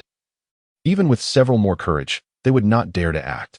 Among them, the round-faced man hesitated momentarily, mustering his courage to timidly say, Lan, this guy is exceptionally skilled. The three of us are likely no match for him. Lan Jing was taken aback by this remark, glancing at Lu Yongqiang, who lay on the floor, still howling in agony, and furrowed his brow. So you have received training. No wonder you dare to be so brazen in my presence. Wait here while I make a call. I'll summon someone to challenge you. Idiot. Qin Feng cursed loudly, kicking Lan Jingying forcefully, sending him flying 6 or 7 meters away. He then exclaimed, Have you ever seen two armies face off, allowing the opponent to call for reinforcements before engaging? Since I've already incurred a grudge with you, I might as well deal with you first. No sooner had he spoken than Qin Feng charged forward, delivering a flurry of punches to Lan Zhengying. The onlookers were left in shock, their mouths twitching uncontrollably. This individual was entirely unpredictable, attacking without hesitation. Lan Zhengying was indeed unfortunate to encounter such a fierce opponent. It mattered not who you were or your status. The priority was to strike first. Su Qian's complexion paled. It was over now. Qin Feng had irreparably offended Lan Zhengying. The commotion had attracted numerous patrons from nearby private rooms. As they arrived and witnessed Lan Zhengying being brutally assaulted, their eyes nearly bulged in disbelief. What on earth? Is my vision deceiving me? Lan has been beaten? Who is this guy? How dare he assault Lan in broad daylight? This fellow either possesses an extraordinary background or is simply mad. The expressions of the 3 security guards were grim. If they did not intervene, they would surely face termination. Yet if they acted, they risked serious injury. At that moment, a deep male voice resonated. Stop. They turned to see Wang Hu, Lan Zhengying's enforcer, rushing towards them. Wang Hu was once the champion of beach combat, renowned for his formidable skills, easily capable of taking on 10 adversaries at once. Qin Feng halted, glancing at Wang Hu, but merely gave him a fleeting look before resuming his assault on Lan Zhengying. It was then that some recognized Wang Hu's identity. Wang Hu is here. This kid is finished. Indeed, Wang Hu is the champion. He who flouts fate shall not escape retribution. This youth is not deserving of sympathy. Hearing these remarks, Su Qian's face turned ashen as she shouted at Qin Feng, run. Upon hearing her, Qin Feng paused, turning to Su Qian with a reassuring smile. Don't worry. I will be fine. Su Qian furrowed her brows. Was this man overly arrogant? Did he not hear that Wang Hu was a champion? At that moment, Wang Hu had reached Qin Feng, opening his mouth to speak, yet ultimately chose to remain silent.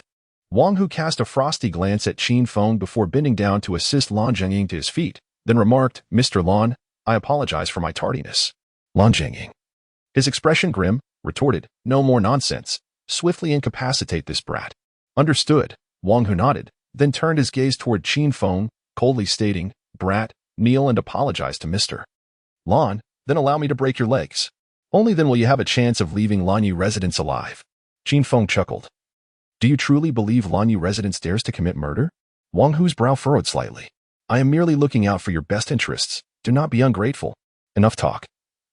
Make your move. Qin Feng declared, as he launched a decisive punch towards Wang Hu's forehead, caught entirely off guard by Qin Feng's sudden assault. Wang Hu had no time to defend himself, resulting in Qin Feng's punch sending him flying several meters away, crashing heavily onto the floor. Chapter 45. Qin Feng is my man, is that all? Qin Feng scoffed, a champion in Sanda, nothing more. The crowd stood in astonished silence, unable to believe their eyes. The esteemed champion of Sanda had been felled by a single punch. Was he merely a fraud? Lan Zhengying's expression darkened. His gaze fixed on Qin Feng with a mixture of suspicion and intrigue. Who on earth was this young man?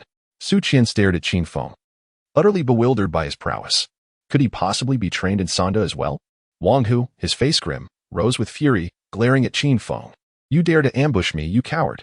Upon hearing this, the crowd's expressions shifted to understanding. Ah, it was an ambush. No wonder the champion of Sanda could not possibly be a mere pretender.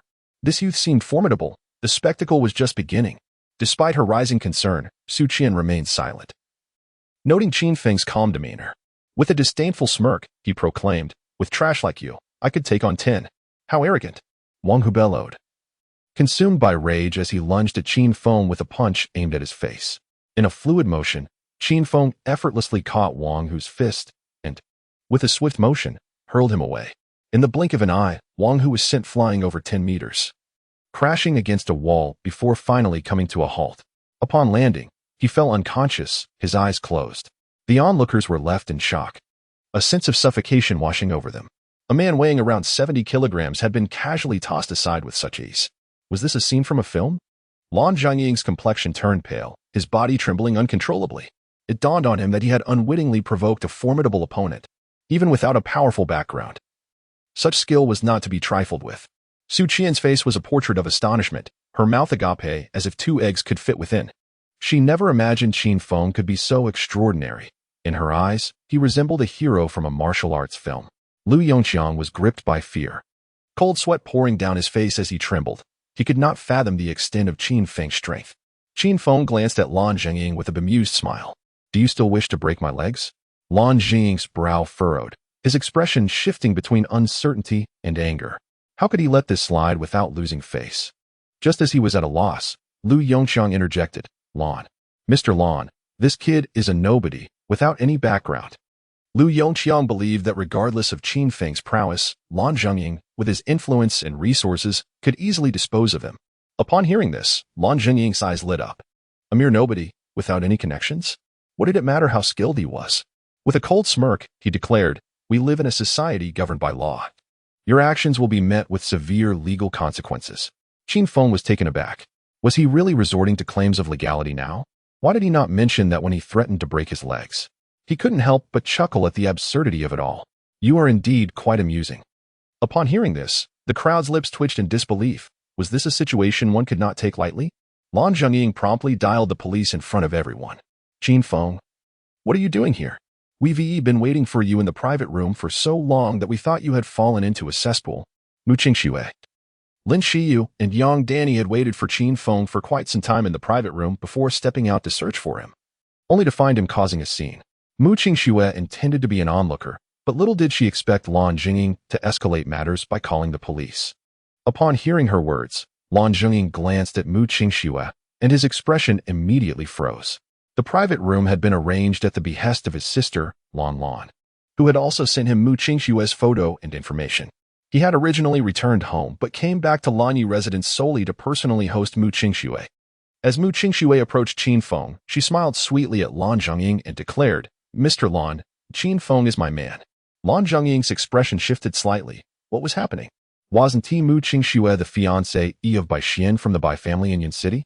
He took a deep breath to suppress his confusion and forced a smile, saying, Miss Mu, tonight's incident is a misunderstanding. Shall we let it go?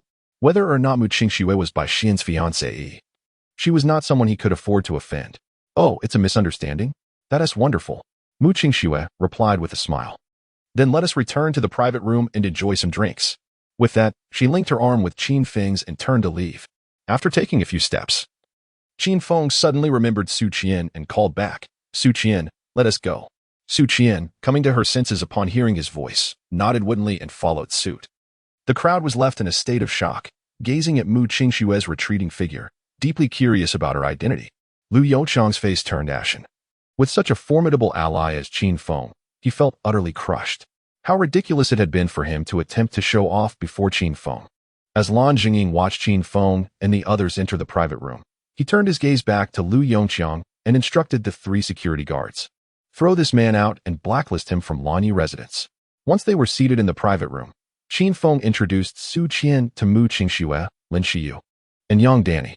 After the introductions, he turned to Mu Qingxue and said, I will be treating Su Qian shortly, so I want to be going back. Upon hearing this, Mu Qingxue felt an immense joy. It was indeed a relief that he wouldn't be leaving. She had previously been concerned about how to get Qin Feng drunk if Lin Shiyu and Yang Danny teamed up against him.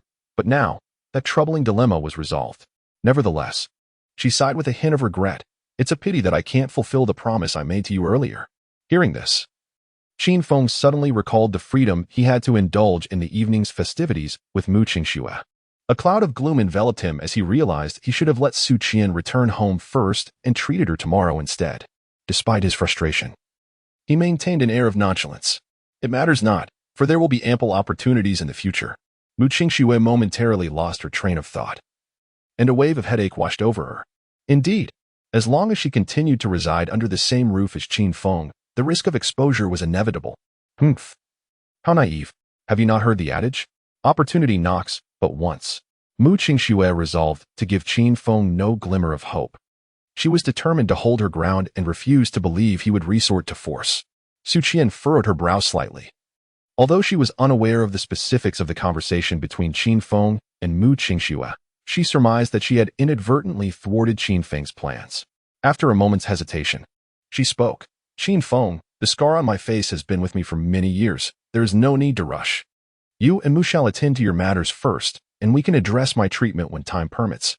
Chapter 46. The frog in the well. Before Qin Feng could utter a word, Mu Qingxue interjected, I'm not in a hurry regarding my matters with him. Let him assist you with your treatment first. She was not about to allow Su Qian to jeopardize her chance of avoiding being devoured by Qin Feng tonight without resorting to any tricks. Su Qian expressed her gratitude. Thank you, Ms. Mu. Mu Qingxue smiled charmingly. No need for such formality. In fact, I should be thanking you, Su Qian, had it not been for your appearance. I would have had to conspire with Lin Shiyu and Yang Danny to intoxicate Qin Feng, and I was uncertain of how well he could hold his liquor. So success was not guaranteed. Nevertheless, she had a backup plan, just like last time when she intended to drug Qin Feng. Women often find it easy to form friendships. And soon Mu Qingxue, Lin Shiyu, Su Qian, and Yang Danny became quite familiar with one another, chattering away like long-lost sisters, leaving Qin Feng to the sidelines. During this time, Lan Zhengying made an appearance, offering a sincere apology and presenting a bottle of red wine worth over 100,000. After enjoying a late-night snack, Mu Qingxue, Lin Shiyu, and Yang Danny departed together. Regarding Lin Shiyu's family matters, Mu Qingxue promised to lend her assistance. Surely, a mere 20 million would be a favor that Hu Yidao would grant. Meanwhile, Qin Feng took Su Qian to the nearby Haoyue Pharmacy to purchase medicinal herbs. Haoyue Pharmacy is a national chain that operates 24 hours a day. After selecting the herbs and settling the payment, Qin Feng turned to Su Qian and inquired, Shall we head to your place or mine? Su Qian's cheeks flushed slightly. The question felt oddly awkward, reminiscent of a young couple deliberating on where to spend the night. She glanced at the indifferent female attendant before softly replying, It's inconvenient to go to my house, and I'm not particularly keen on going to yours. How about we check into a hotel? Qin Feng was at a loss for words. Was it really necessary? Did she not even possess that much trust? The hotel lacked the necessary tools for concocting medicine, and it was too late to procure any. How about considering my place instead? Or you could head home, and I could come to your house early tomorrow to prepare the medicine. Su Qian hesitated, the scar on her face having accompanied her for many years without any means of removal. Now that hope for its eradication had finally emerged, she was eager to heal as quickly as possible. At that moment, the female attendant disdainfully remarked, What a scoundrel, attempting to deceive her into bed with such clumsy tactics. Qin Feng was taken aback. Are you out of your mind? Who is deceiving whom into bed? I intend to prepare medicine to remove her scar. Su Qian was about to offer a diligent explanation when the female attendant cut her off. What nonsense are you spouting? I just examined the scar on this beautiful lady's face, and it's quite severe. Even the best scar removal products available on the market cannot eliminate it entirely, at most. They can only lighten it. The herbs you just purchased are a hodgepodge, and they are incapable of yielding any scar-removing effects. The attendant then turned to Su Qian, advising, You must not fall for the scoundrel's trick. Despite the scar on your face, your features are exquisite, and your skin is as fair as jade. You are undoubtedly a beauty. Moreover, I observe that your virtue remains intact, and this scoundrel has undoubtedly taken note of this. Qin Feng wore a look of astonishment. The woman's capacity for imagination was remarkably vivid. Su Qian furrowed her brows, her gaze fixed intently upon Qin Feng. You wouldn't deceive me, would you? Originally, she harbored little faith in Qin Feng's ability to remove the scars on her face, but after the store attendant's analysis, her doubts began to surface. Qin Feng's expression darkened. Do not heed her nonsensical ramblings. She is merely a frog in a well, utterly oblivious to the wondrous properties of these herbs. If you doubt my words, feel free to bring a few companions tomorrow, and I shall provide my treatment then. Scoundrel, whom do you label a frog? The beautiful store attendant retorted, glaring fiercely at Qin Feng. Who else but you? Qin Feng shot back. You are but a mere apothecary. What do you truly understand? The store attendant huffed in displeasure. I am not merely an apothecary. I am a distinguished graduate of the Capital University of Traditional Chinese Medicine, and I possess a medical license. With that, she opened a drawer, retrieving her medical certificate and presenting it before Qin Feng. He instinctively lowered his gaze, reading the name Su Minghua, a graduate of the Capital University of Traditional Chinese Medicine. Merely seeing this prompted him to withdraw his gaze, What did possessing a medical license matter? In his eyes, Su Mingwei was simply a novice, a frog confined to her well. Su Qian, noticing Su Mingyue's medical certificate, felt her doubts about Qin Feng resurface. Qin Feng, you truly haven't deceived me? Qin Feng appeared displeased, ready to speak, but Su Mingyue interjected first. My dear, you must believe me. He is certainly a scoundrel. A confirmed fraud. Su Qian's gaze remained fixed on Qin Feng. I demand your response. Qin Feng, somewhat vexed, thought to himself, how many times must he endure such skepticism? Su Qian, I find your gullibility disappointing, to heed the provocations of this frog. Su Qian opened her mouth, yet words failed her. She yearned to trust Qin Feng. But her heart leaned more towards Su Mingyue, for Su was an esteemed graduate with a medical license, while Qin Feng held no qualifications in medicine. She longed to express this candidly, but feared it might bruise Qin Feng's pride. Scoundrel, are you flustered? Su Mingyue taunted with a smirk. This wretched scoundrel. Do you think I cannot handle you? Qin Feng narrowed his eyes. Frog, since you are so certain that the herbs I just procured lack scar-removing efficacy, would you dare to wager with me? Scoundrel, I accept your wager. Su Mingyue replied with a scoff. Should those herbs indeed eliminate the scars on this lady's face, I shall agree to any condition you propose. However, if they prove ineffective, you must don nothing but a pair of shorts and parade around the northern district with a sign declaring I am a scoundrel. Qin Feng grinned widely. You have spoken your terms. Do not regret them. Su Mingyue cast him a disdainful glance. If you do not trust me, then I certainly harbor no trust in you. Words alone are insufficient. Let us put this in writing. Subsequently, Su Mingyue swiftly retrieved paper and pen from the drawer, diligently inscribing the terms of the wager. Halfway through, she glanced at Qin Feng and inquired, what are your conditions? With a mischievous grin, Qin Feng replied, quite simple. Should you lose, all you need to do is remove your trousers and deliver 100 spanks to my backside. Su Mingyue was momentarily taken aback, her expression transforming into one of indignation as she exclaimed, Bah! You lecherous rogue, you insufferable pervert. Regardless, you stand no chance of winning. I shall take you on in this bet. Su Qian furrowed her brows, increasingly skeptical of Qin Feng's reliability given his outrageous proposal. Qin Feng, perhaps it would be better to reconsider. Chapter 47. Awaiting results. Qin Feng disregarded Su Qian, feeling irked by her lack of faith in him. If it weren't for the scar on her face, which was linked to him, he would have been indifferent to her concerns. Su Qian, noticing Qin Feng's indifference, felt a surge of annoyance. Stop causing trouble. If you lose, it will be you who feels embarrassed. Qin Feng furrowed his brow. Su Qian, if you don't believe in me, you may leave at any moment. Su Qian glared at him in indignation. If you wish to leave, then go. At that moment, Su Mingyue, who had just finished drafting the betting agreement, interjected. If she leaves, it counts as her defeat. Upon hearing Su Mingyue, Su Qian halted and turned towards her. On what grounds? You've never tried those herbs. How can you judge their efficacy? Su Mingyue ignored Su Qian and fixed her gaze on Qin Feng with a teasing smile. Even she doesn't believe in you. Do you still refuse to concede? Or are you simply a man who cannot bear to lose? Just as Qin Feng was about to retort, Su Qian interjected, I want to leave. Even if Qin Feng is destined to lose, I want him to lose with dignity. Qin Feng rolled his eyes dramatically. This was the first time he had heard such a notion. Losing with dignity? How could that even be commendable? Such poor choice of words. Ignorance is truly alarming. Su Mingyue pouted, then directly handed the completed agreement to Qin Feng. Sign here and leave your thumbprint. Without hesitation, Qin Feng took the pen and signed the document, pressing his thumbprint beside his signature. Once Su Mingyue had also signed, he decisively held the agreement in his hands. Seeing his actions, Su Mingyue chuckled mockingly. You really think you'll win? Qin Feng cast her a sidelong glance. I am certain of my victory. You can now relish the anticipation of your impending humiliation. Humiliation? Su Mingyue's face flushed slightly as she retorted, You scoundrel, lecherous rogue, perverse man. Qin Feng remained unfazed. Enough of your insults. Just hurry and take me to prepare the medicine. Su Mingyue said nothing further and led Qin Feng and Su Qian to the kitchen.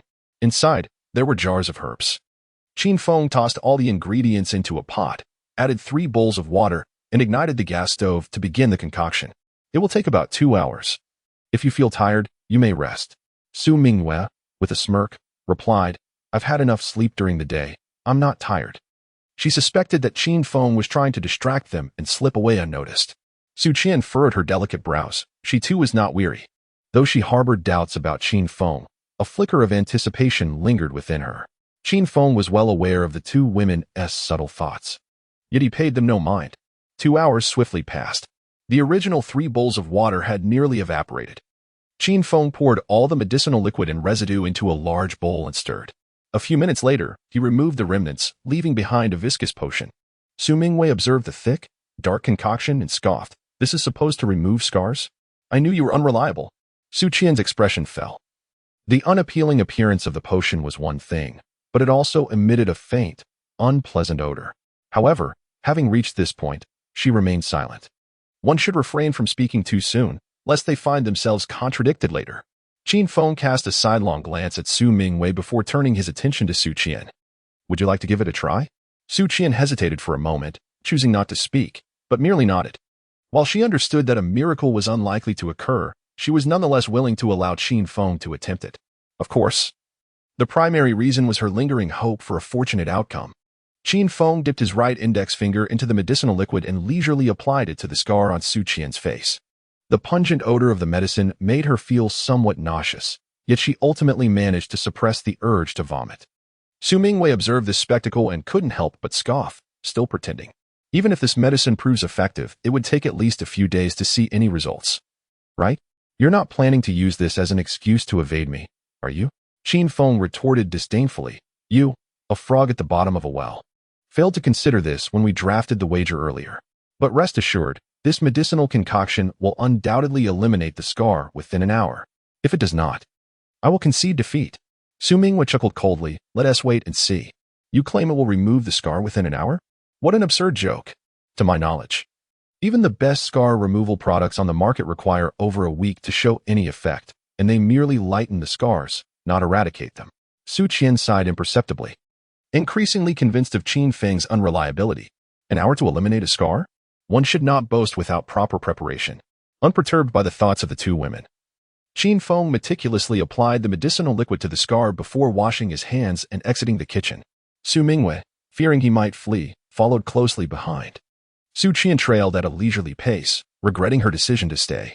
If the medicinal liquid proved ineffective after an hour, Qin Feng would be parading through the streets with the label of a scoundrel, clad in nothing but shorts.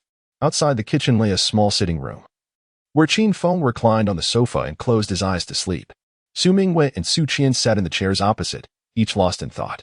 After a while, Su Mingwei suddenly turned to Su Qian and inquired, "How do you feel?" Su Qian replied, "At times cool, at times slightly warm, and a bit itchy." Su Mingwei's brows furrowed.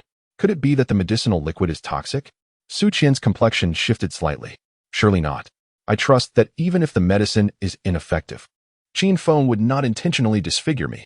Su Mingwei scrutinized the medicine on Su Qian's face for a moment before saying, "If you feel uncomfortable or experience any significant reactions, you must inform me immediately."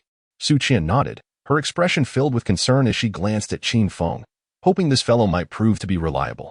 "Mingwei, why are you slacking off again?" At that moment, an elderly man with white hair entered the sitting room. Su Mingwei immediately rose to greet him. "Grandfather, why are you still awake?" The old man sighed lightly. "At my age, sleep does not come easily. By the way, who are these two?" Su Mingwei replied, "They have come to purchase medicine." Su Mingwei did not conceal the truth, honestly informing the elder about her wager with Qin Feng. Upon hearing the circumstances, the elder became enraged, his beard bristling as he glared. How childish. This was nothing short of absurdity. How could a potion possess such miraculous effects? With that, he swiftly approached Su Qian, scrutinizing the potion on her visage. Su Mingwei cast a glance at Qin Feng, who remained with his eyes firmly shut. "Will you continue this charade? My grandfather, having practiced medicine for decades, can discern the efficacy of your potion at a glance." Qin Feng seemed as though he were asleep, displaying no response whatsoever. Su Qian felt an overwhelming sense of unease and complexity within her. She harbored doubts about Qin Feng, yet she secretly yearned for the elder to affirm the potion's effectiveness. Chapter 48. The unfortunate woman. Old Master Su fixed his gaze upon the medicinal concoction on Su Qian's face, his expression oscillating between confusion and astonishment. Su Mingwei, observing the myriad of emotions playing across her grandfather's face, felt a jolt of anxiety. Could it be that grandfather had discerned something? Surely not. Is it possible that this detestable scoundrel possesses some merit? Unable to contain herself, she inquired, "Grandfather, is there something amiss with this medicinal liquid?" Old Master Su chose to ignore Su Mingyue, his demeanor grave as he turned to Su Qian and asked, "What sensations do you currently experience on your face?" Su Qian was momentarily taken aback, a flicker of joy igniting within her. Could it be that this remedy was effective? It felt intermittently cool, occasionally warm, and at times slightly itchy. Upon hearing her response, Old Master Su pondered for a moment before stating, "This medicinal concoction appears to have some efficacy." Though he did not express absolute certainty, Su Qian was elated. If it indeed bore results, then Qin Feng was not deceiving her. Su Mingyue's countenance became somewhat unnatural. "Grandfather, could you be mistaken? How could this detestable scoundrel possibly concoct a remedy for scars?" Old Master Su furrowed his brow slightly. "Mingyue, do not view others through tinted lenses. One must understand that appearances can be deceiving." Su Mingyue scoffed. "Even if it has some effect, so what? The scoundrel promised me that he would certainly eliminate the scars from this beautiful lady's face within an hour." Old Master Su glanced at Qin Feng, reflecting. Youthful exuberance often leads to boasting. It is quite normal. Such miraculous remedies are simply non-existent in this world. At his words, Su Mingyue felt a surge of confidence. Casting a triumphant look towards Qin Feng. "Scoundrel, did you hear that? Stop wasting time and concede. I shall prepare a sign for you." Amid the ruckus, Qin Feng opened his eyes and grumbled as he sat up. "An hour hasn't even passed. Remain quiet and wait. If you continue to prattle, I shall take that as your concession." Su Mingyue retorted with a cold huff, stubborn as a dead duck. "It's merely an hour. I can wait." "Young man, do not be obstinate." Old Master Su interjected. "I shall take it upon myself to annul this wager. You may leave." Qin Feng shot a glance at Old Master Su and muttered, "Ignorance," before lying back down to feign sleep. You. Old Master Su was incensed, his beard bristling with fury. He had attempted to mediate, yet was met with scorn for his good intentions. This ungrateful scoundrel. Su Mingyue glared at Qin Feng before turning to her grandfather. "Grandfather, do not let this detestable scoundrel agitate you. It is quite late. You should retire for the night." Old Master Su took a deep breath, forcing down his wrath. "Humph, I shall wait with you. Should he fail to uphold his wager, I will deal with him." Su Qian's expression shifted slightly. Qin Feng, stop this nonsense and quickly apologize to the old master. Qin Feng remained unresponsive. Infuriated, Su Qian could hardly contain her anger. How could he be so obstinate at such a time? Su Mingyue sneered. "My dear lady, do not concern yourself with him. If he wishes to suffer humiliation, then let him have his way." Su Qian opened her mouth to speak, but found herself at a loss for words, ultimately choosing silence. She had already grown profoundly disillusioned with Qin Feng, finding his modest abilities had inflated his ego to an absurd degree. Such a person must endure some hardship before gaining wisdom. 10 minutes later, a man's anxious voice suddenly echoed from the pharmacy. "Is anyone there?"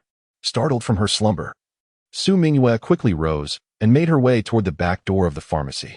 Just as she reached the door, a middle-aged man rushed in, his expression fraught with urgency. "Miss, hello? Is Su, the divine doctor, present?" Just as Su Mingyue was about to respond, the elderly Su interjected, "I am Su Jingxian. What brings you here?" The middle-aged man exclaimed with relief, "Wonderful. Divine Dr. Su, I am Sun Qiu, the bodyguard of Miss Lu Ruyan from the Lu family in the capital. My mistress has sustained grave injuries and is in dire peril. We implore you to come to the first hospital for her rescue." Hearing this, Qin Feng opened his eyes and regarded Sun Qiu, recognizing his voice as somewhat familiar. Realizing it was indeed this fellow, Lu Ruyan was truly unfortunate. Hadn't she just arrived in Binhai a few days prior? First, she was poisoned, then nearly kidnapped at the bank, and now she was gravely injured, her life hanging by a thread. Granddaughter of Lu Tianlong. The elder Su wasted no time. "Quickly, lead me to her." After Sun Qiu and the elder left, Su Mingyue regarded Qin Feng with an air of superiority. "Did you see that? My grandfather is a divine doctor. He said your medicine was ineffective, and that is that." Slowly rising, Qin Feng looked at Su Mingyue and inquired, "How skilled is your grandfather in medicine?" Despite his indifference toward Lu Ruyan, he did not wish to see her come to harm, hence his question. Su Mingyue puffed up with pride. "My grandfather is a divine doctor, having cured cancer in 2 or 3 cases. What do you think of his skills?" Qin Feng, however, scoffed. "Is curing cancer really that difficult?" Su Mingyue paused, taken aback. "Is that even a reasonable statement? Cancer is one of the most challenging diseases to treat in modern medicine, yet your tone suggests it's merely a trivial ailment." Su Qian's lips twitched in disbelief. "Brother, Can you stop pretending? Qin Feng furrowed his brow. I still feel uneasy. I must go see for myself. Su Mingyue was momentarily stunned, then smirked. Where are you going? Are you concocting an excuse to sneak away? Casting a sidelong glance at Su Mingyue, Qin Feng replied candidly, Lu Ruyan is my fiancée. I am concerned that your grandfather's medical skills may fall short in saving her. What did you just say? Su Mingyue and Su Qian stared at him, dumbfounded. Was this fellow incapable of refraining from boasting? Lu Ruyan was the esteemed daughter of the Lu family, a paragon of wealth and beauty. How could she possibly be his fiancée? Su Qian, clearly irritated, said, Qin Feng, enough already. You've been bragging all night. I can't waste any more time on you. With that, she turned on her heel to leave. Qin Feng's reliability seemed to diminish with each boastful claim. Su Mingyue reveled in the moment. See? Even your friend doesn't believe you. You've lost. I shall prepare a sign for you right now. Stay close to me. Or I fear you might slip away, Su Qian remarked, halting in her tracks to gaze at Su Mingyue. Miss Su, your grandfather just mentioned that the elixir crafted by Qin Feng is indeed effective. Thus, I strongly advise that you reconsider the wager. Reconsider? Absolutely not. Su Mingyue retorted with a dismissive scoff. I intend to witness that despicable scoundrel parading around the Beishir district in his undergarments, adorned with a sign. Su Qian's brows knitted in concern. If she insisted on departing, then Qin Feng would have no chance for redemption. Although her faith in Qin Feng was waning, she was reluctant to abandon the situation entirely. Very well, I shall remain. After all, there are merely 30 minutes left. Chapter 49. Half a master, I am heading to the first hospital. Qin Feng's demeanor was indifferent. If you doubt my intentions, feel free to accompany me. Should you attempt to obstruct my path, do not blame me for being ungracious. Su Mingyue teased, are you trying to play tricks? I will stop you. And then let's see how you handle my retaliation. Su Qian's expression shifted slightly. Qin Feng, do not harm Miss Su. Hearing Su Qian's words, Su Mingyue displayed a look of disdain. Rest assured, even if I were to hand him my hands, he could not harm a single strand of my hair. Smack. Just as Su Mingyue finished her statement, Qin Feng's palm struck her rear. What did you just say? I didn't quite catch that. Please repeat yourself. Qin Feng regarded Su Mingyue with a smirk, noting her audacious confidence, which suggested she had likely undergone some training.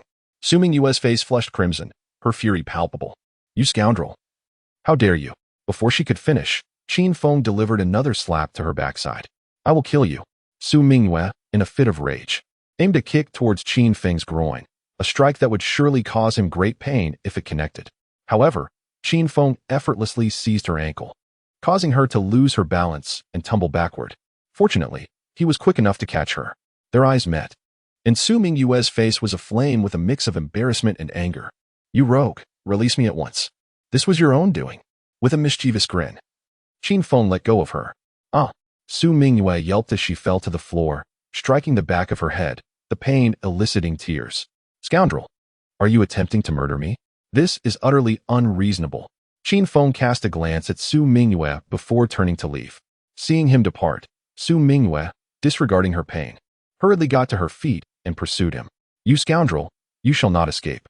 At that moment, Su Qian regained her composure and murmured in disappointment. Could it be that Qin Feng truly is a lecher? Is he truly plotting against me tonight? After a moment's hesitation, she decided to follow. She wished to ascertain whether Qin Feng was deceiving her and had ulterior motives. Su Mingyue dashed in front of Qin Feng, blocking his path. You shall not leave, otherwise I will not be kind to you. Qin Feng furrowed his brow. I genuinely intend to go to the first hospital. You are welcome to accompany me. No. Su Mingyue, do not provoke me. Qin Feng's expression darkened, his gaze sharp as a sword. Su Mingyue felt a chill at the intensity of his stare. This scoundrel seemed rather frightening. Su Qian hesitated before speaking. Miss Su, perhaps you should accompany him. If he dares to do anything untoward, I will protect you with my life. Very well. Su Mingyue considered acquiescing, but sensing her inability to contend with Qin Feng, she begrudgingly relented for the moment. I have a car, follow me. Su Mingyue turned and walked toward the pharmacy's exit, with Qin Feng and Su Qian following closely behind at a leisurely pace. At the first hospital, outside the operating room, Elder Su arrived and, accompanied by Director Ning Yuang, hurriedly entered the surgical suite. Outside the operating room, Sun Qiu paced anxiously like an ant on a hot skillet. As Qin Feng, Su Qian, and Su Mingyue emerged from the elevator, Sun Qiu's gaze fell upon Qin Feng. With a hostile expression, he interrogated, "What are you doing here? If it were not for Qin Feng, how would Lu Ruyan have come to Binhai? And how could she have been attacked?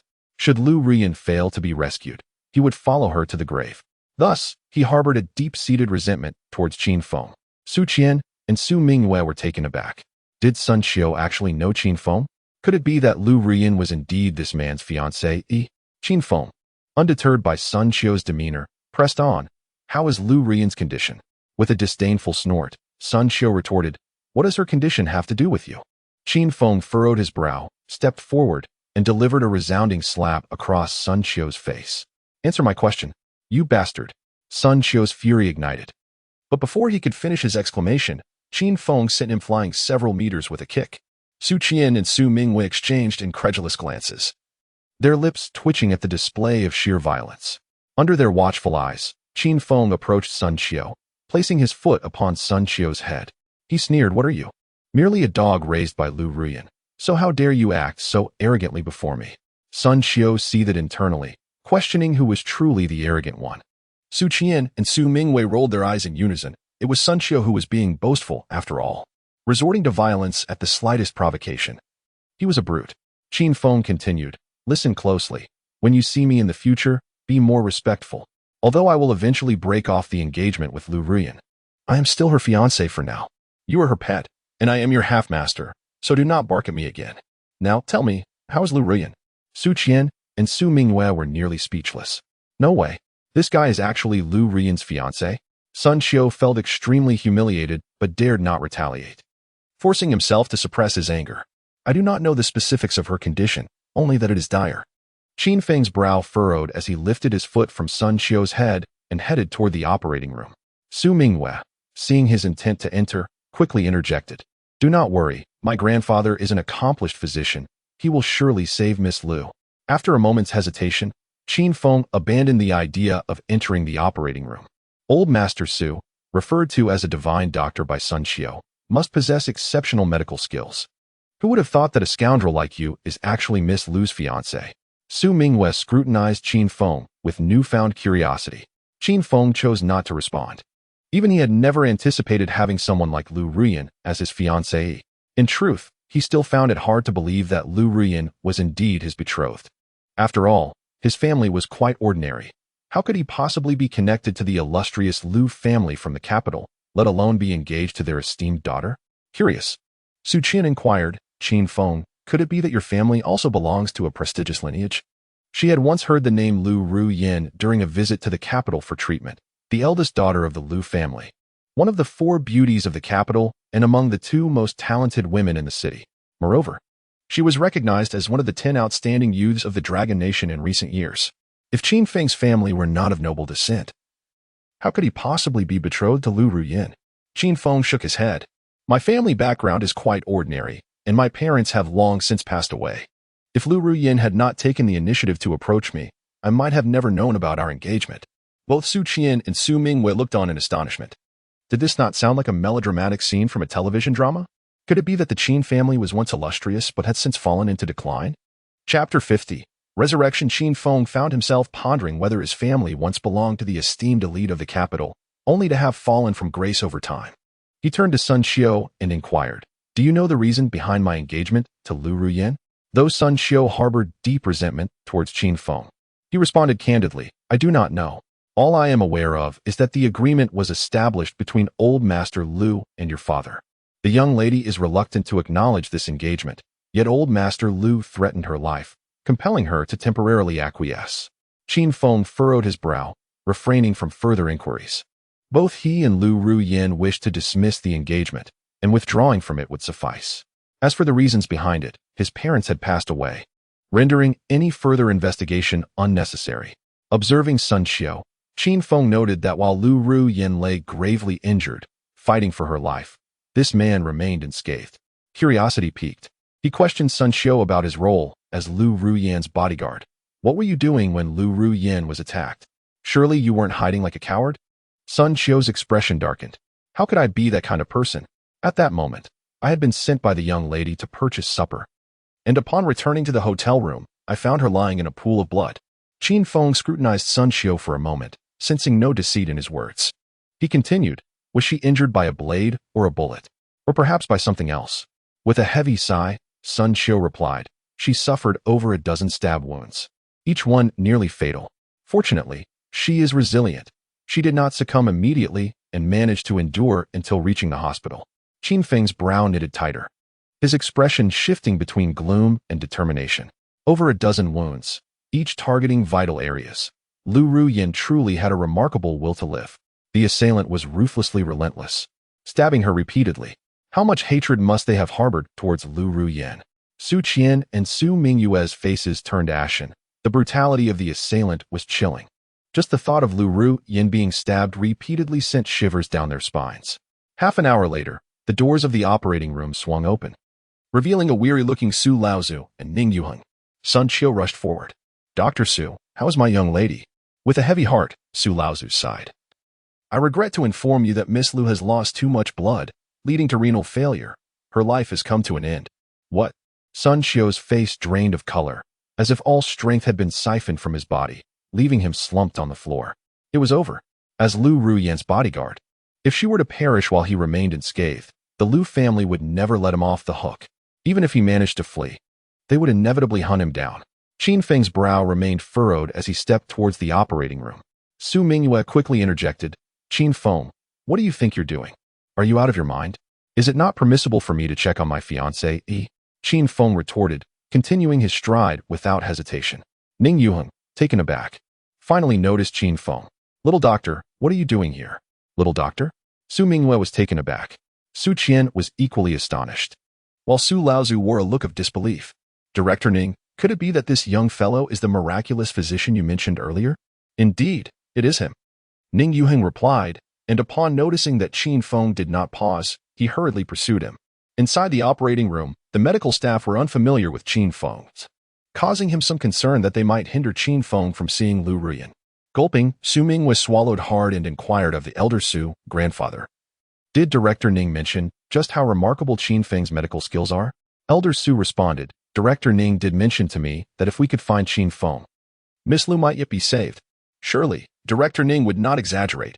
Qin Feng's medical prowess must be impressive. Su Mingwei remained incredulous. Could it truly be? He is so young. How exceptional could his skills possibly be? Su Qian also expressed her disbelief, for mastery in medicine requires years of diligent accumulation and growth. How could someone so young attain the level of a miracle worker? At that moment, Sun Qiu interjected, Qin Feng's medical abilities are indeed extraordinary. Just days ago, my young lady was poisoned, and the hospital staff were utterly helpless, having already declared her a lost cause. Yet, Qin Feng merely performed a massage and acupuncture, complemented by some herbal remedies, and resolved the situation. Regrettably, I failed to consider seeking his help sooner. Perhaps he could have saved her. Su Mingwei and Su Qian were left in astonishment. Is this fellow truly that impressive? Suddenly, Su Qian recalled the scar on her face. An hour had passed. I must wash and see. With that, she dashed towards the restroom. Su Mingyue watched her retreating figure, anxiety creeping into her heart. If Su Qian's scar truly vanished, she would have to let Qin Feng spank her. Elder Su, perceiving Su Mingyue's unease, reassured her, do not fret. It is improbable that such a miraculous remedy exists. Su Mingyue nodded in agreement, muttering to herself, grandfather is right. How could there be a scar-removing potion that works in just an hour? 2 minutes later, Su Qian emerged from the restroom, her face brimming with joy. The scar on her face had indeed vanished without a trace. Su Mingyue felt a jolt in her heart at Su Qian's ecstatic expression. Could it be? Could it really be? Elder Su's gaze flickered, unable to discern Su Qian's condition until she approached. Upon seeing her flawless visage, he was left speechless. How could this be? Su Mingyue wore a look of disbelief. It must be an illusion. It cannot be true. How could there exist such a miraculous scar-removing remedy? She hurriedly approached Su Qian, her eyes fixated on her lovely face. The scar was indeed gone, leaving no mark whatsoever. She was instantly entranced, shaking her head frantically. Impossible. Absolutely impossible. Su Qian, with a knowing smile, remarked, Miss Su, do you still wish to deny the wager you made with Qin Feng? Su Mingyue's expression darkened. I am uncertain about what you were saying. Grandfather, it is getting late. Let us hasten our return home. An expression of bitterness crept upon the lips of Elder Su, for he strongly disapproved of Su Mingyue's deceitful conduct. Yet, the wager was rather outrageous. Su Mingwei was still an innocent young lady. If she were to disrobe and allow Qin Feng to administer punishment, how would she ever face the world again? Just as Elder Su was about to feign ignorance and lead Su Mingwei away, Ning Yuhing, his face alight with excitement, rushed out from the operating room. Breathless and gasping for air. Ms. Liu has survived. Sunday. Sun Qiu, quickly, accompany me to the pharmacy for medicine. What? She has survived? Sun Qiu was taken aback, having believed her fate was already sealed. Elder Su exclaimed, Director Ning, are you jesting? Su Mingwei and Su Qian's eyes nearly bulged out in disbelief. She truly survived? Surely, this is not a case of a false resurrection? Chapter 51. Extraordinary skills. The young physician employed the 9 Revolutions resurrection needle, bringing Miss Liu back from the brink of death. Ning Yuhing, without uttering a word, hastily called the dazed Sun Qiu and rushed towards the elevator. What? The 9 Revolutions resurrection needle? Old Master Su was incredulous. It was said that this technique had been lost for over a century.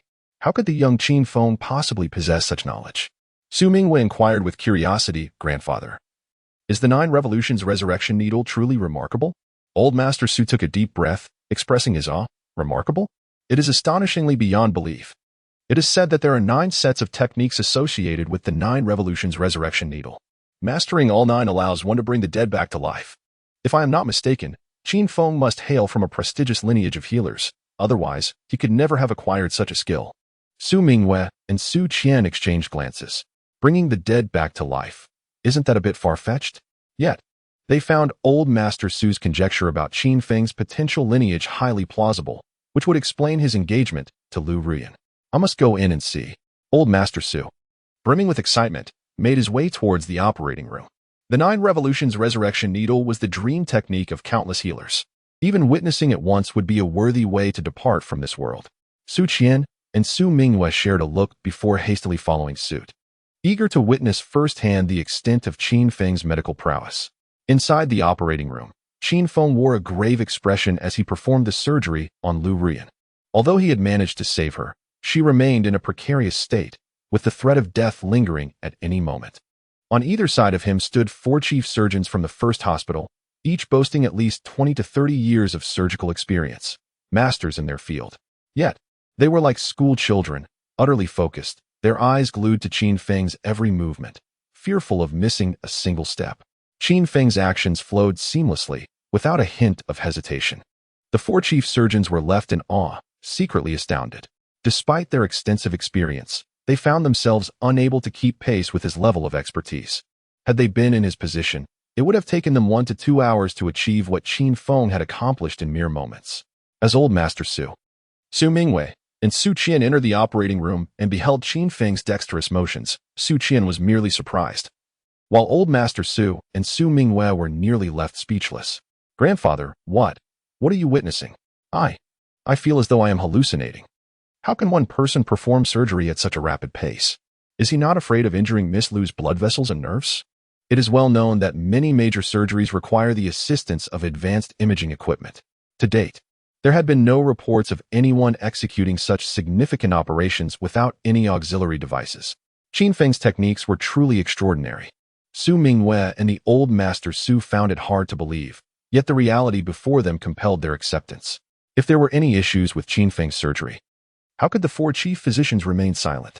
They exchanged glances and swiftly approached the operating table for a closer observation. After merely a few seconds of watching, they were profoundly astonished. Qin Feng's hands were nothing short of miraculous, as if his eyes possessed the ability to see through flesh. Not only did he avoid any damage to blood vessels and nerves, but every incision he made was executed with unparalleled precision. Remarkably, the once failing kidney of Lu Ruyan now appeared vibrant and healthier than that of an average individual. Su Qian also leaned in to observe, but she understood nothing of what was unfolding, thus she exhibited no particular reaction. After just a few seconds, she could no longer bear to watch and retreated to the side. 3 minutes later, Qin Feng completed the final sutures, and Lu Ruyan's vital signs returned to normal levels. The rest is up to you, Qin Feng remarked before dragging his weary body towards the door of the operating room. The effort he expended to save Lu Ruyan had drained him of considerable energy and spiritual strength, leaving him utterly fatigued. Noticing Qin Feng's unsteady gait, Su Qian hurriedly stepped forward to offer her support. Su Mingwei, feeling guilty, gazed at Qin Feng's departing figure, hesitating whether to follow. Just then, the old Master Su suddenly turned to her and said, "Mingwei, go find the young divine doctor to fulfill your wager." Su Mingwei's expression shifted slightly. "Grandpa." "But he's going to." The old Master Su interrupted her sternly. "Since you made a bet with the young divine doctor, you must be prepared to accept the consequences. If you dare to back out of the wager, I will no longer recognize you as my granddaughter." Su Mingwei felt a sense of confusion. What was wrong with her grandfather? Did he not realize that fulfilling the wager meant she would be punished by Qin Feng, and that she would have to remove her pants? The old Master Su glanced at the 4 chief physicians, then pulled Su Mingwei aside and whispered, "Mingwei, I wish to learn the 9 turns resurrection needle, so I must cultivate a good relationship with the young divine doctor. If you do not fulfill your wager, what will he think of us?" Su Mingwei felt an urge to vomit blood in frustration. Was this old man truly her grandfather? Was he really willing to humiliate her for the sake of that 9 turns resurrection needle? The old Master Su frowned slightly. "Mingwei, you wouldn't want to disappoint your grandfather, would you?" Grinding her teeth in determination, Su Mingwei resolved, "Fine, I will fulfill the wager." The old Master Su's face lit up with satisfaction. "That is my good granddaughter." Su Mingwei rolled her eyes and walked away. Outside the operating room, Su Qian helped Qin Feng sit on a bench. "Qin Feng, are you all right?" "I'm fine. Just need to rest for a moment," Qin Feng replied. Lying back down and closing his eyes, Su Qian remained silent, standing quietly by as she watched him. Su Mingwei emerged from the operating room and walked straight over. "Qin Feng, I lost. Do you need me to fulfill the wager now, or can it wait for another day?"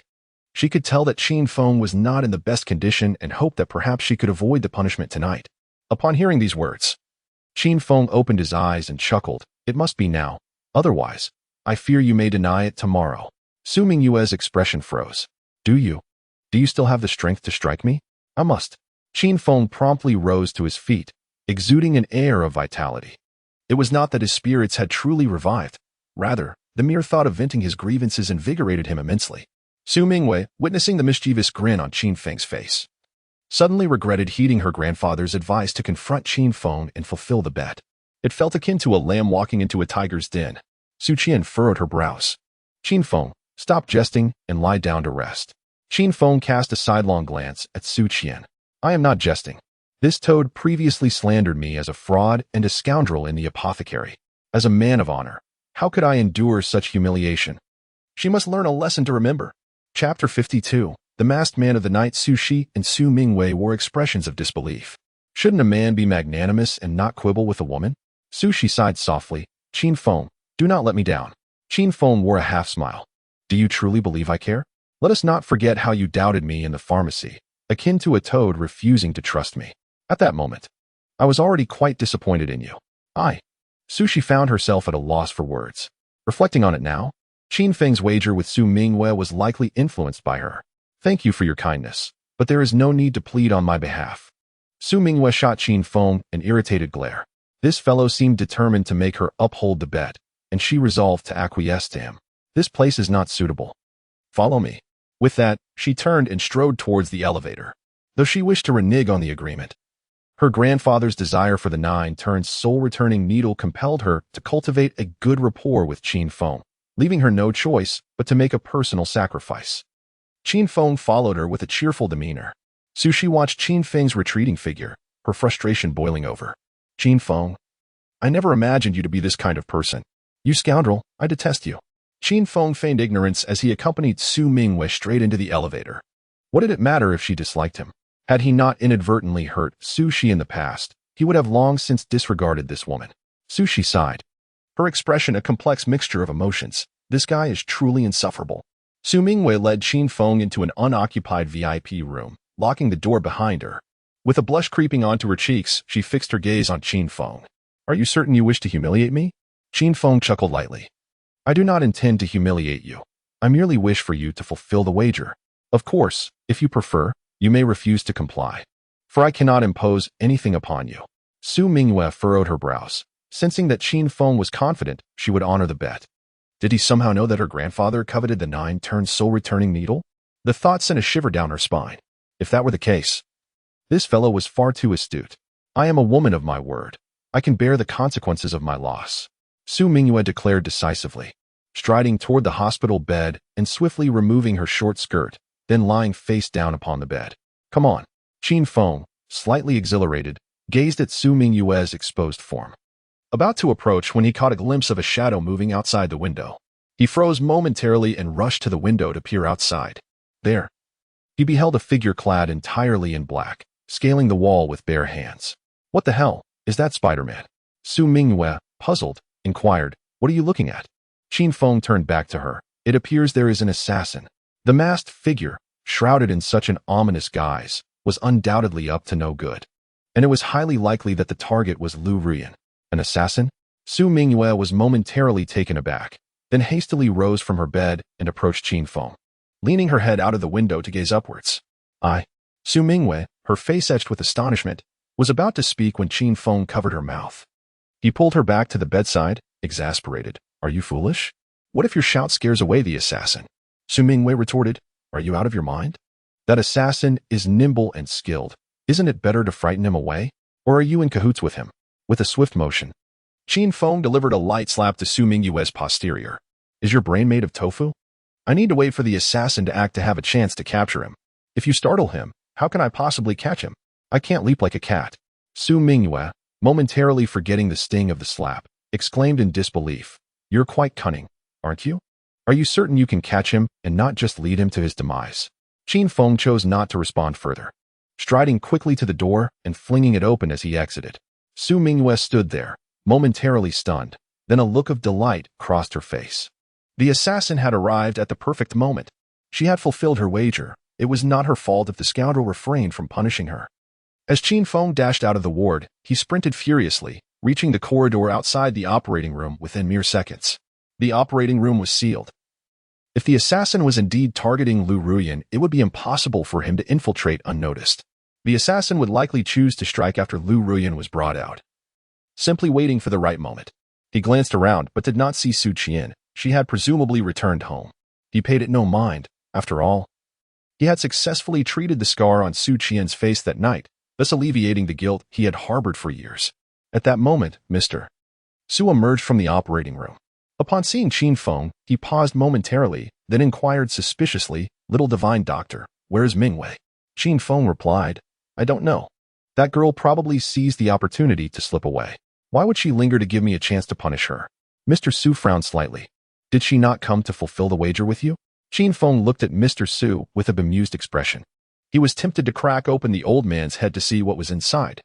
How could his own granddaughter be so willing to sacrifice herself for the sake of the nine-turned soul-reviving needle? Though it was merely a light slap, it illustrated the old man's mercenary nature. Feeling somewhat guilty under Qin Feng's gaze, Mr. Su's scalp tingled. He realized that Qin Feng had likely seen through his ulterior motives. Little Divine Doctor, farewell.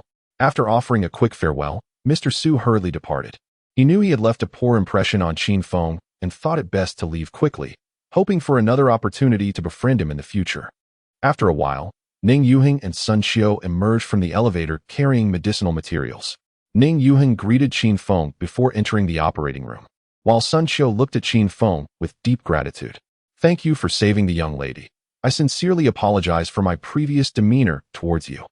Qin Feng's revival of Lu Ruyan is akin to granting him a life debt. While he may occasionally wield power with a sense of bravado, he is not devoid of compassion. With a smile, Qin Feng replied, to acknowledge one's mistakes and amend them is of utmost significance. Let bygones be bygones. Sun Xiu bowed respectfully to Qin Feng, who, in his magnanimity, earned Sun Xiu's admiration.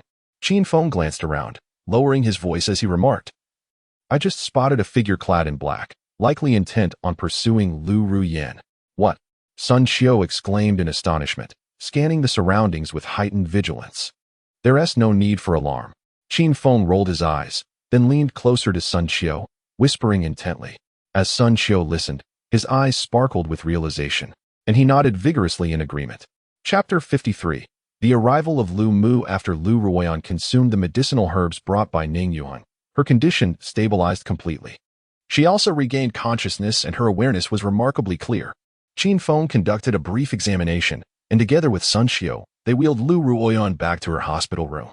After spending a short while there, Qin Feng departed from the ward. A few minutes later, the lights in the room were extinguished. Shortly thereafter, the masked man Qin Feng had encountered previously appeared outside the window. He did not enter immediately. Instead, He observed the situation within the ward.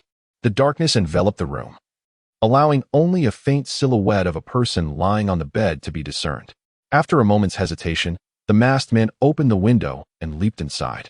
Approaching the bedside, he brandished a dagger and aimed it at the person lying there. Just then, a powerful hand suddenly seized the masked man's wrist. "You." The masked man was taken aback, attempting to break free, only to discover that the grip felt like a vice, unyielding and inescapable. At that moment, the lights in the ward flickered on. The hand gripping the masked man's wrist belonged to none other than the returning Qin Feng. The individual on the bed was not Lu Ruoyan, but Sun Xiu. Realizing he had fallen into a trap, the masked man swung a fist towards Qin Feng's head. With a slight tilt of his own head, Qin Feng evaded the blow. Following that, with a mere application of force, he broke the masked man's wrist. He then delivered a swift kick, sending the masked man crashing against the wall, where he collapsed and lost consciousness. Sun Xiu promptly leaped off the bed, hurried to the fallen masked man, and knelt to remove his veil. The assassin was a young man, appearing to be in his mid-20s. Sun Xiu scrutinized him for a moment, her brow furrowing. "I do not recognize him. He must be a professional assassin." Professional assassin? Qin Feng was momentarily taken aback. Could someone of such caliber truly be a professional? Sun Xiu smiled. Even professional assassins vary in skill. This fellow is evidently a rookie, just beginning his career. Qin Feng shook his head. "I find that hard to believe. Even a novice assassin Wu Ti makes such a fundamental mistake. Assassins excel in stealth. Yet he attempted a direct assault in a poorly lit room. Moreover, how could he have known that Lu Ruoyan had just been revived?" Sun Xiu's expression darkened. "Are you suggesting that someone informed him of the young lady's survival? This means he must have accomplices, likely among the medical staff in the operating room. Thus, he cannot possibly be a professional assassin. Rather, he is someone sent by the young lady's adversaries. He has bribed one of the medical personnel." Qin Feng nodded. "That seems accurate. However, to uncover the full truth, we need to conduct an interrogation." Without further ado, he strode toward the restroom where Lu Ruoyan was concealed. As Qin Feng stepped into the bathroom, Lu Ruoyan cast him a complex glance and remarked, "Qin Feng, I owe you yet another favor." "Ah." "There's no need to dwell on it. Just refrain from adopting an air of superiority when you encounter me in the future," Qin Feng replied, bending down to lift Lu Ruoyan into his arms. With a soft sigh, Lu Ruoyan began, "In truth, I am not high and mighty. It's merely that." "Spare the explanations," Qin Feng interjected. "Your noble status and my humble origins are quite normal." Lu Ruoyan parted her lips. At a loss for words to clarify, he carried her out of the bathroom and gently laid her on the hospital bed, thoughtfully tucking her in with a blanket. "Miss Lu, I am genuinely unaware of our betrothal. Since I am oblivious, let us consider it non-existent. Please do not seek me out again. We ultimately inhabit different worlds," he declared. Lu Ruoyan's brows knitted slightly. "I am afraid I cannot acquiesce to your request, unless you return the marriage document to me. My grandfather will undoubtedly coerce me into marrying you, if you are unable to locate the document. I hope you can accompany me to the capital to clarify matters with my grandfather in person." Qin Feng was momentarily speechless. "Let us discuss this later. I am rather fatigued after a long night. Farewell." With that, he turned to leave. At that moment, a middle-aged woman adorned in fine jewelry, accompanied by two elegantly dressed young men, entered the ward. Lu Ruoyan froze upon seeing her. "Mother, what brings you here?" The newcomer was Lu Ruoyan's mother. "Meng Xiu." Sun Xiu hurried forward to greet her. "Madam." Just as Meng Xiu was about to speak, her gaze fixated on Qin Feng's face. She had seen his photograph when she learned of Lu Ruoyan's engagement, and the memory was vivid. In an instant, she recognized him, her expression marred by disdain. "What is this worthless boy doing here?" Lu Ruoyan's complexion shifted at her mother's words. "Mother, it was Qin Feng who saved me. Please treat him with some courtesy." Meng Xiu scoffed. "I have reviewed his background thoroughly. He is merely a lowly wretch, incapable of saving you. The incident of him assisting you with the poison was undoubtedly a self-staged act. Ruoyan, you are too naive, too inexperienced to comprehend the treachery of human nature." Lu Ruoyan sighed in exasperation. "Mother, it is the truth. I was gravely injured, and neither Dean Ning nor the esteemed physician Su could do anything for me." Pronouncing me dead, it was Qin Feng. Meng Xiu interrupted her once more. "Silence. You must have been enchanted by this boy's tricks. Otherwise, how could you fabricate such lies to deceive me? I will not acknowledge your engagement to him." Sun Xiu hesitated, then spoke up. "Madam, Miss is not deceiving you. If it were not for Qin Feng tonight." Slap. Meng Qiuyu struck Sun Qiu across the face. You insolent sycophant. Do you dare to deceive me as well? I did not. Qin. Slap. Before Sun Qiu could finish, another blow landed from Meng Qiuyu. Be quiet. I did not permit you to speak. If you dare utter another word, leave at once. Sun Qiu opened his mouth, but ultimately chose silence. Although he felt immense gratitude towards Qin Feng, he would never jeopardize his job for him. Lu Ruyin was somewhat irate. Mother, have you had enough of this? It was truly Qin Feng who saved me. Meng Qiuyu scoffed. Even if he really did save you, so what? A mere reward of 100,000 or so would suffice. Lu Ruyin trembled with rage. You were simply. Before she could finish her sentence, Lu Ruyin closed her eyes and fainted from anger. Ruyin, what is wrong with you? Meng Qiuyu rushed to the bedside. Her expression fraught with worry, flustered, and at a loss. Ruyin, please wake up. Chapter 54. Must I truly offend them? After a brief moment of distraction, Meng Qiuyu regained her composure. She checked Lu Ruyin's breathing and heartbeat, confirming they were normal, which put her at ease. Subsequently, she reverted to her previous venomous demeanor. Qin Feng, you are but a common chicken, while my daughter is a phoenix. A mere chicken cannot be worthy of a phoenix. I hope you realize your position and promptly return the marriage certificate to dissolve this engagement. Qin Feng responded with a cold smirk. I truly do not comprehend the source of your superiority complex. Is it merely because you possess wealth that you feel entitled to despise the impoverished and to humiliate them at will? Does your lineage consist solely of affluent individuals? Without the struggles of our forebears, would you be able to enjoy the comfortable life you have today? I had initially considered annulling the marriage, but now I have changed my mind. I shall not withdraw from this union. Lu Ruyin is destined to be a member of the Qin family in life and in death. Meng Qiuyu, incensed, shouted, Qin Feng, do you seek death? Qin Feng disdainfully chuckled and turned to walk towards the door.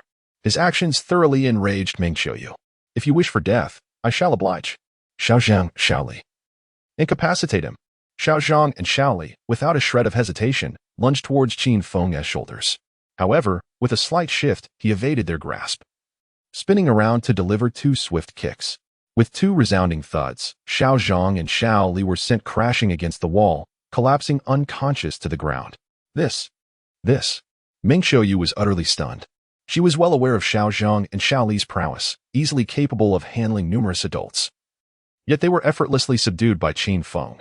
Do not provoke me, or you shall meet your demise. Qin Feng cast a cold glance at Meng Qiuyu before turning to leave. It was only after he had exited the ward that Meng Qiuyu regained her senses. In a fit of rage, she screamed, What good is your fighting prowess, you impoverished wretch? It does not change the fact that you are worthless. You have harmed my people, and I shall not let this slide.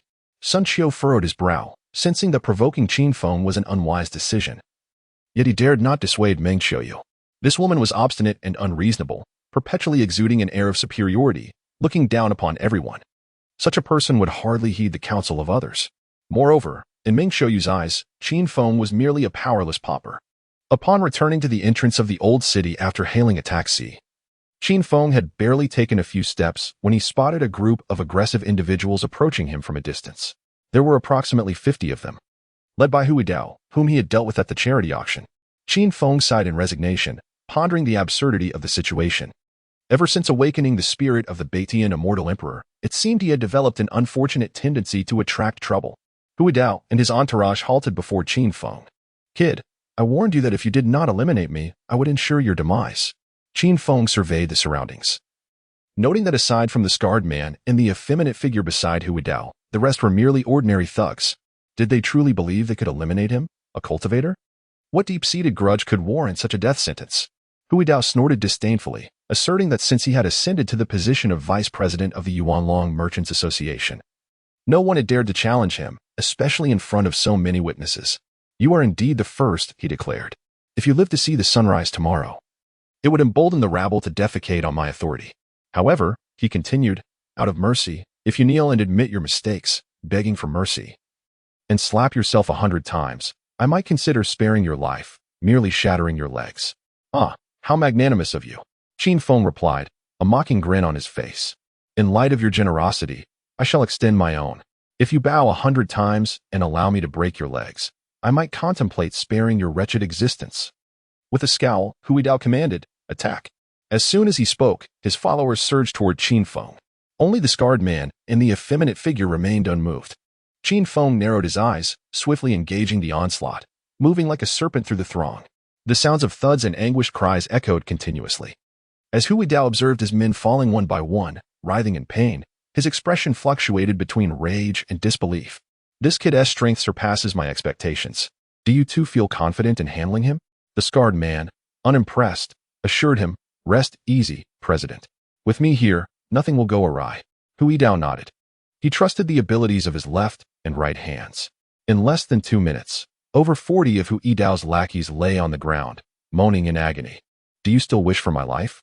Qin Feng inquired, a sardonic smile gracing his lips. Hui Dao, maintaining a facade of calm, likely believed that the scarred man and the effeminate figure could subdue him.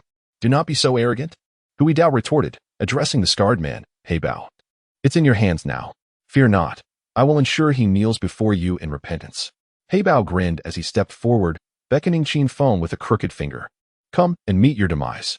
Such arrogance and disregard. Qin Feng, momentarily taken aback, thought, what audacity. He then mimicked He Bao's gesture, raising his own hand and beckoning. Come and meet your demise. How dare you imitate me? He Bao cursed, lunging at Qin Feng. As He Bao closed in, Qin Feng effortlessly delivered a slap, with a resounding crack. He Bao was propelled like a spinning top, crashing into a poplar tree a dozen meters away. The tree splintered upon impact, while He Bao lay unconscious, blood streaming from his mouth. Witnessing this scene, Hui Dao rubbed his eyes in disbelief. How is this possible? The effeminate man's countenance darkened. Vice President, this fellow is quite formidable. Hui Dao's expression was exceedingly grim. The strength of the effeminate man was comparable to that of the Black Panther. If even the Black Panther had been swiftly defeated, what hope did he have against the effeminate man? Do you still wish to take my life? Qin Feng inquired, his smile revealing an unmasked intent to kill. Hui Dao furrowed his brow. Do you dare to kill me? Qin Feng chuckled softly. What do you think? Hui Dao retorted coldly. I am the vice president of the Yuanlong Chamber of Commerce. Should you slay me, you would be at odds with the entire chamber. You must understand the depth of the Yuanlong Chamber's influence. You cannot afford to offend us. Oh, Qin Feng's gaze sharpened as he leisurely approached Hui Dao, raising his hand to deliver a resounding slap across his face. Am I truly someone you think you can afford to offend? Chapter 55, Oppression and Framing. Hui Dao was seething with rage. Are you seeking death? With a resounding slap, Qin Feng struck Hui Dao across the face once more. How absurd. Your life rests in my hands, yet you dare to claim I am the one courting death. Who, pray tell, is truly in danger here? Hui Dao's expression darkened considerably, instinctively retreating 2 steps. Indeed, his life now hinged precariously on Qin Feng's whims. His bravado was nothing short of reckless. Let us put our grievances to rest, shall we? He proposed, realizing that survival necessitated humility. Revenge could wait for a more opportune moment. Qin Feng, with a sardonic smile, replied, Do you take me for a mere child? You think I cannot see that you are feigning submission merely to preserve your life? Within a day or two, you will undoubtedly resort to desperate measures for retribution. While I harbor no fear, I prefer to avoid complications. Thus, it is best to preemptively eradicate any potential troubles. Hui Dao's countenance was grim. Qin Feng had accurately discerned his thoughts, much to his chagrin. Just as he was about to speak, a slender man interjected, Vice President, there is no need for fear. The area is monitored by surveillance cameras. Should he dare to harm us, he will inevitably face justice. Upon hearing this, Hui Dao glanced around and indeed spotted numerous cameras, his spirits lifting instantly. Huh, you insolent brat. You boast of your prowess. Why not kill me if you can? You lack the courage to do so, while I would seize any opportunity to end your life. With a mocking expression, Qin Feng countered. What if I were to eliminate you without anyone being the wiser? Hui Dao scoffed. I was raised to fear nothing. Qin Feng stepped forward and patted Hui Dao's shoulder. Cherish the time you have left to breathe. With that, he turned and walked away. Hui Dao sneered. You wait. Within 3 days, you shall meet your end. Qin Feng paid no heed. In his eyes, Hui Dao was already a dead man. As he disappeared into an alley, Hui Dao withdrew his gaze. Turning to his fallen subordinates. You useless lot, rise before you truly perish. Upon hearing this, the men scrambled to their feet, having long since dulled their pain, feigning death to avoid further beatings.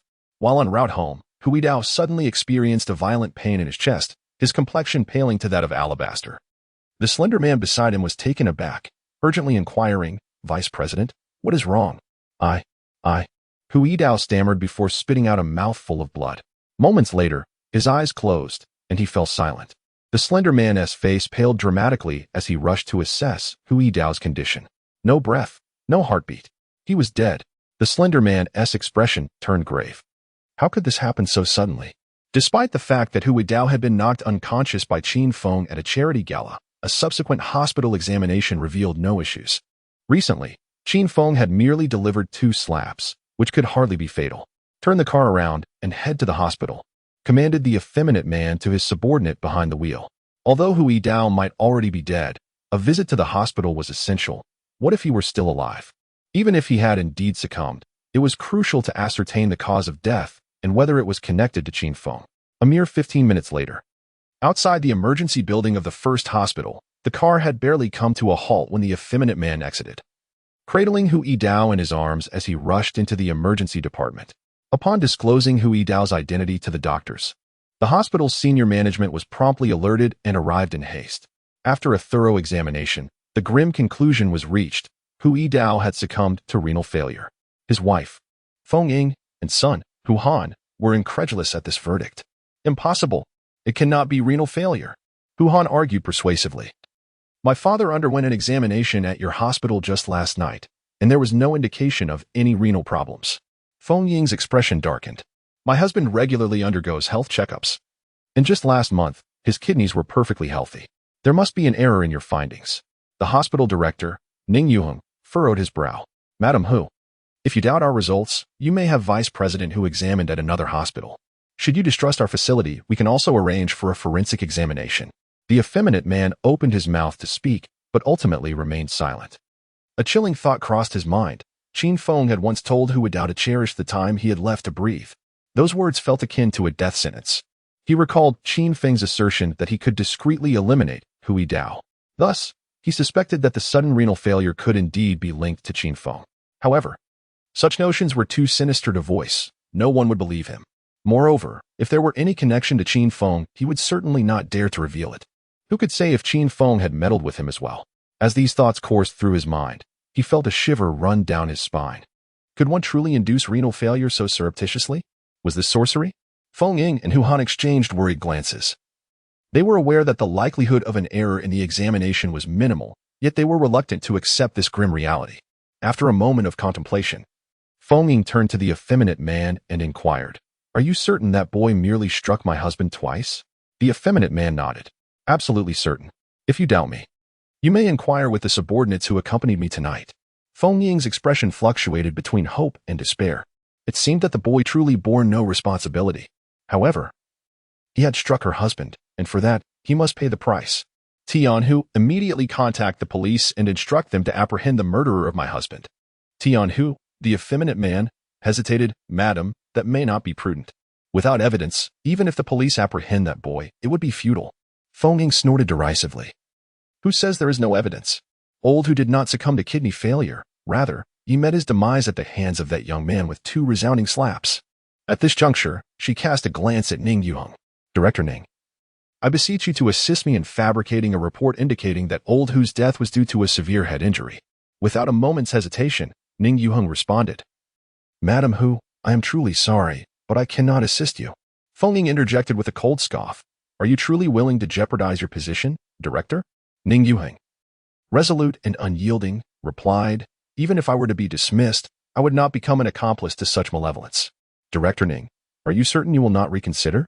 Feng Ying's smile bore an unsettling quality. "Even if you disregard your own well-being, you must contemplate the safety of your family." Ning Yuheng's countenance darkened significantly. "Madam Hu, do not overstep your bounds." Feng Ying, with a mocking demeanor, reiterated, "I shall state this one final time. Fabricate the report as I have instructed. Otherwise, not only will you and your family suffer the consequences, but everyone present will also be implicated." The expressions of Ning Yuheng and several chief physicians grew grave. For the members of the Yuanlong Chamber of Commerce were notorious for their unscrupulous actions. Ultimately, in consideration of his family and colleagues, Ning Yuheng felt compelled to relent and forged a death report for Hu Yidao, attributing the cause of death to a traumatic brain injury resulting in a cerebral hemorrhage.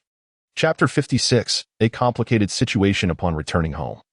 Qin Feng eagerly shut the door to his room and retrieved the exquisite spirit stone he had acquired at the charity auction for his cultivation. Normally, it would take him at least 1 to 2 months to reach the second level of the qi refining stage at his usual pace. However, with this exceptional spirit stone, he anticipated that he could break through as soon as he absorbed the spiritual energy contained within it. The cultivation technique he practiced, the 9-yang divine art, was remarkably potent. Within half an hour, he had completely absorbed all the spiritual energy from the spirit stone. He successfully refined and converted it into spiritual power, seamlessly achieving a breakthrough to the second level of the qi refining stage. After the breakthrough, Qin Feng felt invigorated, his mind clear and devoid of any drowsiness. He contemplated visiting Mu Qingshue's room to release his surging energy. However, as he approached her door, he discovered it was locked from the inside. Was her level of caution truly necessary? Qin Feng felt perplexed, just as he hesitated, contemplating whether to use some means to gain entry. A sudden series of knocks echoed from the door. Who could it be at this late hour? After a moment's hesitation, he moved to the door and peered through the peephole. Outside stood 3 officers from the patrol department, 2 men and a woman. The 2 male officers bore ordinary appearances and serious expressions. One had a square face, while the other was round-faced. The woman, striking in stature, possessed a higher-than-average beauty. Yet her demeanor was frigid, exuding an air that discouraged approach. Furrowing his brow, Qin Feng suspected these individuals had come for him, likely due to the death of Hui Dao. He had anticipated the patrol officers would eventually seek him out, but he had not expected them to arrive so swiftly. After a moment's contemplation, he calmly opened the door. The woman, Yang Shui, saluted Qin Feng and inquired, "Are you Qin Feng?" Nodding, he replied, "Yes, that is I. Greetings. I am Yang Shui, captain of the patrol department's action team," she stated succinctly. "Qin Feng, someone has reported you for the alleged murder of Hui Dao, the vice president of the Yuanlong Chamber of Commerce. We ask that you accompany us to the patrol department for further investigation." "What?" Qin Feng was taken aback. "Surely you must be mistaken. I merely slapped that fellow twice." With an expression devoid of emotion, Yang Shui responded, "Hui Dao suffered a severe blow to the head, resulting in a fatal cerebral hemorrhage." "What?" Externally feigning surprise, Qin Feng's heart sank. Hui Dao must have succumbed to renal failure. There was no way he had died from a cerebral hemorrhage. Someone had likely forged Hui Dao's death report, and it was highly probable that his body would be cremated overnight. That cannot be. I suggest you immediately secure Hui Dao's body. Otherwise, it may indeed be cremated overnight, he urged. Yang Shui hesitated. "Are you implying that someone intends to frame you?" Nodding, Qin Feng affirmed, "Indeed. As a doctor, I understand the gravity of my actions.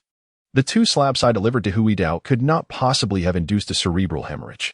Yang Shui furrowed her brow in contemplation for a moment before replying. "You will first accompany us to the patrol department for the investigation. Do not concern yourself with the rest. If you have truly been wronged, we shall ensure you receive justice." Qin Feng nodded, refraining from further comment, and departed with Yang Shui and the others.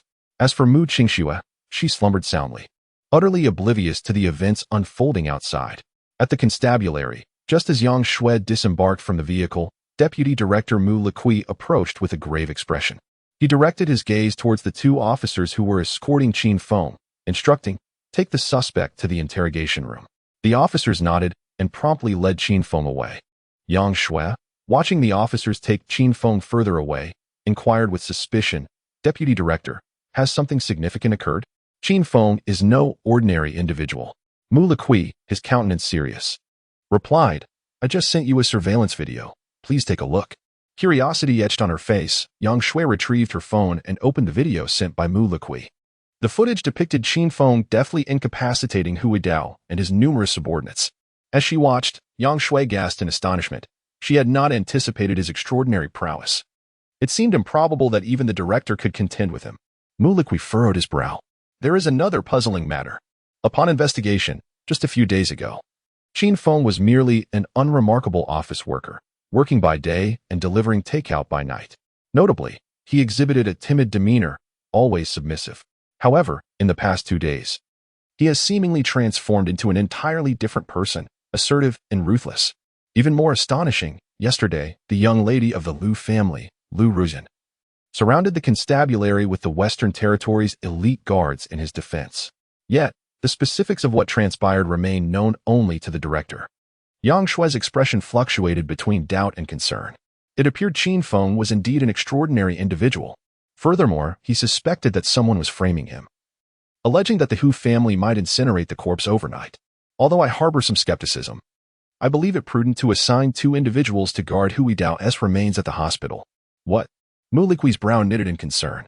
The officers dispatched to the hospital had reported that Hui Dao's body was already en route to the crematorium.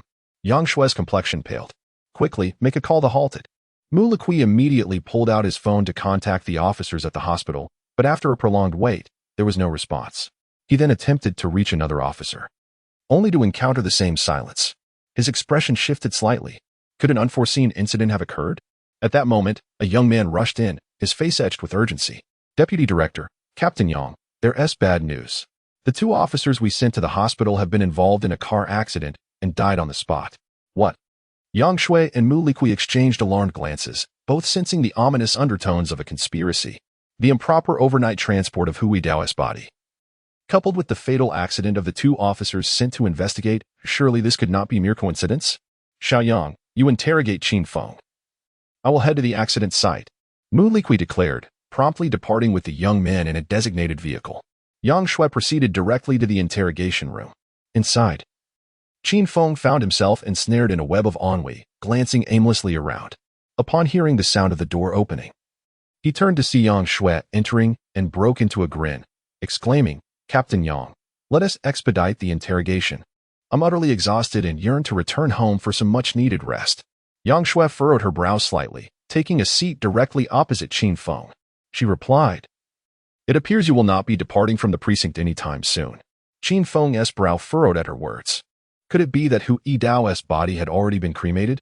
Yang Shui responded, It is currently en route to the crematorium, but the specific facility remains unknown. Tragically, the 2 officers dispatched to gather information met with a fatal accident on the way. A weight settled in Qin Feng's heart. He was astounded by the audacity of those who would stoop so low as to eliminate 2 officers of the precinct to frame another. After a moment of contemplation, he inquired, Have you dispatched anyone to prevent the cremation of Hui Dao's body? Or at the very least, contacted the crematorium to notify them? Chapter 57, Composed in Crisis. Turning the tables, Yang Shui wore an expression of embarrassment. There is nothing. I apologize. I will immediately instruct someone to contact all the crematoriums and personally escort them there. Qin Feng, exasperated, wondered how someone with such limited intellect could possibly be the captain of the action team. She was simply brawn without brains. As he observed Yang Shui rising to leave the interrogation room, he could not help but interject. The members of the Yuanlong Chamber of Commerce are not to be trifled with. I advise you to take me along. Upon hearing this, Yang Shui paused and turned to Qin Feng. I know you are formidable in combat, but do not underestimate others. You should remain here quietly. Someone will come to interrogate you shortly, and it is best to cooperate fully. With a nonchalant shrug, Qin Feng closed his eyes as if to feign sleep. Yang Shui said nothing further and exited the interrogation room. Approximately 3 minutes later, Huang Jinghui, the deputy captain of the action team, entered the interrogation room. Noticing that Qin Feng appeared to be asleep, Huang Jinghui barked, Wake up. Qin Feng furrowed his brow and slowly opened his eyes to meet Huang Jinghui's gaze. The latter's demeanor irked him, yet he refrained from reacting. Huang Jinghui approached Qin Feng, towering over him. Qin Feng, confess willingly, or face severe consequences. Honestly disclose how you killed Vice President Hu. Qin Feng's expression hardened. He had initially thought that Huang Jinghui was merely irritable, but it now seemed as though he was deliberately targeting him. There was no concrete evidence to directly implicate him in the murder of Hui Dao. He was merely the primary suspect. Yet, Huang Jinghui appeared to have already concluded that he was the perpetrator, which was entirely inconsistent with the proper interrogation procedures. I am merely a suspect. Your words are somewhat inappropriate, are they not? Might I suspect that you have been bribed by the victim's family to conspire against me? Huang Jinghui's countenance darkened as he coldly retorted, Do you understand the consequences of falsely accusing me? Qin Feng smiled, albeit with a hint of mockery. I am aware. But I am not making accusations. I am merely expressing suspicion. Furthermore, I am only a suspect, yet you enter and demand I confess to crimes. On what basis do you presume I am responsible for Hui Dao's death? Are you unaware of the events that transpired at the hospital? 2 agents who went to the hospital to gather information perished in a car accident, and the Hu family hastily cremated Hui Dao's body overnight. It is evident that the Hu family is hiding something. Do not tell me you cannot see that? Huang Jinghui frowned slightly. Let us refrain from discussing irrelevant matters. All current evidence indicates that Vice President Hu's death is connected to you. Qin Feng chuckled. Evidence? Then by all means, present it. I have heard that Hu Weidao died from a severe blow to the head leading to a cerebral hemorrhage. If you are convinced that I am responsible, let the forensic expert examine Hu Weidao's body. I have no faith in the hospital's findings. I suspect they may have been bribed by the Hu family. Huang Jinghui snorted derisively. The hospital's findings are authentic and valid. Your acknowledgement or denial is of no consequence. Qin Feng wore a sardonic smile. Then please elucidate why the Hu family chose to cremate Hu Weidao's body overnight. Is that not a clear indication of their guilty conscience? Furthermore, those two agents who went to the hospital to gather information, what an unfortunate coincidence that they met with an accident, and tragically, they perished on the spot. Huang Jinghui's expression darkened. This is a matter for our police department. We shall investigate thoroughly, and you need not concern yourself with it. What you must do now is cooperate with the interrogation and honestly confess how you murdered Vice President Hu. Qin Feng narrowed his eyes, firmly believing that the individual before him had been bribed by the Hu family. Fortunately, he was no longer the timid and inept Qin Feng of the past. Otherwise, facing such a situation would have made it nearly impossible for him to leave the police station alive. He then glanced around and noticed that the surveillance cameras in all four corners had been turned off. They must have been disabled prior to Huang Jinghui's entrance. Qin Feng boldly called it out. The cameras are off. What pretense are you putting on? Huang Jinghui smirked. Indeed, your observations are keen, and your mind is quick. But what does your cleverness amount to? The fact remains that you killed Vice President Hu, and that cannot be altered. Qin Feng replied with a smile. With the scant evidence you have, who can convict me? Huang Jinghui scoffed. All we need is for you to confess willingly. Qin Feng, you cannot contend with the law. I advise you to admit your guilt. Otherwise, even if you manage to walk out of the police station alive, your fate will ultimately be sealed. And it will not be a quick death. It could be 1,000 cuts, a rain of arrows, or even having your hands and feet severed and cast into a dog-esque den. Qin Feng smirked. Are you attempting to intimidate me? Huang Jinghui readily admitted, yes. I am indeed trying to intimidate you. Qin Feng regarded him with disdain. With your petty authority as a mere officer, you cannot frighten me. Huang Jinghui, full of arrogance, declared, I am the deputy captain of the action team. Huang Jinghui. You fool. Qin Feng cursed at him before pulling out his phone and gleefully playing the recording of their previous conversation. Upon hearing the contents of the recording, Huang Jinghui's expression darkened significantly. You little punk, how dare you set me up? Hand over your phone immediately, or I will kill you right now. Qin Feng slowly rose, his demeanor dripping with contempt. Do you dare to kill me? Huang Jinghui immediately drew a handgun and pressed it against Qin Feng's forehead. You think you're so tough? Hand over your phone, or I'll put a bullet in your head. With a radiant smile, Qin Feng taunted, Go ahead, pull the trigger. He stepped forward boldly, exuding an air of fearless defiance. Huang Jinghui's hand trembled involuntarily, and he instinctively took 2 steps back. Don't push me. With that, Qin Feng slapped Huang Jinghui hard across the face, mockingly saying, I'm pushing you. What are you going to do about it? You. Huang Jinghui stammered. Another slap resounded as Qin Feng struck him again. What do you mean, you? Why don't you just pull the trigger? Fury painted Huang Jinghui's face a deep shade of anger. He was tempted to pull the trigger and silence Qin Feng forever. Yet reason reminded him that doing so would not free him from the law's grasp and would inevitably lead to his own demise alongside Qin Feng. Lay down your weapon if you dare not fire. Qin Feng jested. Otherwise, I fear I may be compelled to retaliate in self-defense and end your life. Huang Jinghui could unmistakably sense the murderous intent emanating from Qin Feng, and trepidation washed over him. Why you mustn't act recklessly. If you kill me, you shall meet your own demise. Qin Feng's smile was devoid of warmth. Rest assured, should I take your life, I shall remain unscathed. For I possess the cunning to eliminate you without a trace, ensuring that no suspicion falls upon me. Perhaps I might make you perish like Hu Weidao, succumbing to renal failure, or perhaps suffer a sudden cardiac arrest. Why you truly killed Hu Weidao? Huang Jinghui's face contorted with terror, beads of cold sweat cascading down his brow, as he trembled and retreated in fear. Chapter 58. A devious hand, what did you say? I can't comprehend.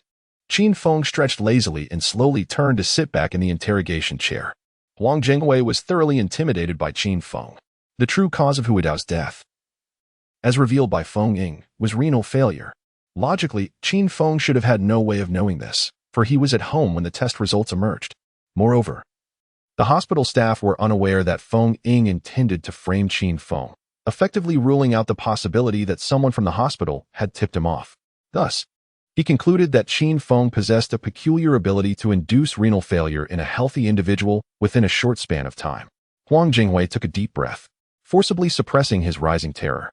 Qin Feng, what must I do to earn your mercy? Mercy? Qin Feng replied with a mocking expression. Do not speak so lightly. You are the deputy captain of the patrol unit, while I am merely an ordinary citizen. Huang Jinghui frowned slightly. After a moment's hesitation, he approached Qin Feng and knelt before him. I acknowledge my mistakes. I implore you to spare me this once. Qin Feng squinted his eyes, rising slowly to look down at Huang Jinghui. I may let you go, but you must provide evidence of the Hu family's bribery and expose their attempts to frame me. The Hu family cannot be trusted. Keeping them around poses a significant risk. Therefore, if given the chance, I shall deal with them harshly. For only the dead will be honest. Huang Jinghui's complexion turned grim. Then wouldn't I be doomed as well? Qin Feng appeared somewhat exasperated. Are you lacking in intelligence? You are a witness with no complicity in their crimes. As long as I do not report you, what could possibly happen? Unless you have previously aided the Hu family in other nefarious deeds, in which case I would be unable to assist you. Huang Jinghui quickly shook his head in denial. I haven't. This is my first time. Moreover, I have never aided anyone before. I have always maintained a clear distinction between public and private matters. Qin Feng smiled and said, if that is the case, what are you afraid of? Huang Jinghui stood up, his face flushed with embarrassment. I may have been a bit too anxious. Qin Feng glanced at him and inquired, do you possess any evidence of the Hu family's bribery? Huang Jinghui nodded. Yes. When Hu Dao's wife called me, I was cautious and recorded the conversation. With that, he retrieved his phone and played the recording. Feng Ying was indeed quite foolish. Directly informing Huang Jinghui of the plan to frame Qin Feng, even mentioning the intention to cremate Hu Dao's body overnight without reservation. Was this not akin to handing Huang Jinghui incriminating evidence on a silver platter? After the recording concluded, Huang Jinghui eagerly asked, do you need me to send you a copy? That won't be necessary. I trust you. Qin Feng smiled. Just send it directly to Captain Yang. Huang Jinghui nodded and promptly forwarded the recording to Yang Shui, subsequently making a phone call to elaborate on the situation. Once Huang Jinghui had finished his call, Qin Feng inquired, by the way, have you received any money from the Hu family? Huang Jinghui shook his head. Not yet. I have instructed Madame Hu to provide cash, which will be delivered tomorrow morning. Qin Feng refrained from further comment and returned to the interrogation chair. The situation was already determined. He merely needed to await Yang Shui's return to secure his release. Huang Jinghui then took a seat opposite Qin Feng, symbolically inquiring about a few matters to take notes. Half an hour later, Yang Shui pushed open the door to the interrogation room and entered. Huang Jinghui promptly stood, presenting the notes to Yang Shui. Captain Yang. Here are Qin Feng's notes. I believe there are no issues. Yang Shui glanced over the notes briefly before turning her attention to Qin Feng. Qin Feng, you may leave now. Qin Feng slowly rose and asked, have the individuals who framed me been apprehended? Yang Shui's brows furrowed slightly. I apologize. This is a matter of official business and cannot be disclosed. Qin Feng's expression tightened. What nonsense official business? You are clearly lying. Captain Yang, has Hu Dao's body been cremated? Surely you can disclose that? Yang Shui sighed softly. By the time I arrived, Hu Dao had already been placed in the incinerator. However, rest assured, the current evidence is highly favorable to you. You will face no repercussions. Qin Feng regarded Yang Shui for a moment, chose not to respond further, and exited the interrogation room. Judging by Yang Shui's demeanor, this matter had not reached a conclusive end, and he would undoubtedly encounter further complications. Just as Qin Feng stepped out of the precinct, a middle-aged lady, accompanied by two well-dressed young men, approached him. The lady's expression was hostile, her eyes glinting with malice. You are Qin Feng? Qin Feng raised an eyebrow slightly. And you are? I am Hu Dao's wife, Feng Ying. She coldly declared. Consider yourself fortunate this time. Next time, I shall not grant you any opportunity for redemption. Qin Feng's brow furrowed. It seemed Feng Ying had indeed escaped unscathed. This was perplexing, with Huang Jinghui's recorded evidence. How could she possibly remain untouched? Feng Ying discerned his thoughts and sneered. Are you wondering why I am unscathed? You see, this is the difference between us. You are merely a penniless wretch, while I am the wife of the vice president of the Yuanlong Chamber of Commerce, possessing both wealth and connections. Do not think that mere recorded evidence can confine me. Even if my guilt were established, I could easily extricate myself. Listen well, from this moment forth. I shall employ any means necessary to deal with you, until your demise. Qin Feng chuckled. How did your husband die? Do you wish to meet the same fate? Feng Ying momentarily faltered, then her face twisted into a cold smirk. Who do you think you are frightening? Do you truly believe that I am unaware that old who died of kidney failure, unrelated to you? I am merely venting my ire upon you for his death. I just did not expect your luck to hold, encountering that little vixen Yang Shui to seek evidence for your exoneration. A glimmer of cold amusement flashed in Qin Feng's eyes as he reached out to pat Feng Ying's shoulder. Cherish the time you have left to breathe. Feng Ying was infuriated. You, a filthy wretch, dare to touch me? I. She stammered for quite some time, but failed to articulate a coherent response. The formidable prowess of Qin Feng renders the presence of her two bodyguards rather inconsequential. Qin Feng, dismissing Feng Ying entirely, perceives her as nothing more than a mere specter. As she gazes at Qin Feng's retreating figure, Feng Ying's countenance darkens with utter disdain. How dare such a wretched individual exhibit such audacity before her? Meanwhile, in the office of Deputy Director Muric of the Patrol Division, both Muric and Yang Shui are intently observing the entrance. Muric furrows his brow, pondering the implications of Qin Feng's gesture of merely patting Feng Ying on the shoulder. Did he not recall that Qin Feng had also bestowed a similar gesture upon Hui Dao? Yang Shui, with a faint smile of irony, remarks, Deputy Director, perhaps you are overthinking the matter. It was merely a pat on the shoulder. It could simply be a display of Qin Feng's bravado. Muric nods in agreement, acknowledging. Perhaps I have indeed read too much into it. Nonetheless, Qin Feng is no ordinary individual. The fact that even the director has intervened on his behalf suggests that, given the myriad of suspicions surrounding him, his departure from the patrol division would not have been so effortless. Yang Shui's delicate brows knit together. It seems imperative that I seek an audience with the director. Chapter 59. If you don't want to be responsible, then forget it. In the office of the chief of the patrol division, Su Donglai stood by the windows, engaged in a phone call, when Yang Shui boldly pushed the door open and entered. Chief, you owe us subordinates an explanation. Su Donglai furrowed his brow at her words and addressed the caller on the other end. Miss Liu, I apologize, but I have a matter to attend to. Miss Liu? Yang Shui's expression darkened.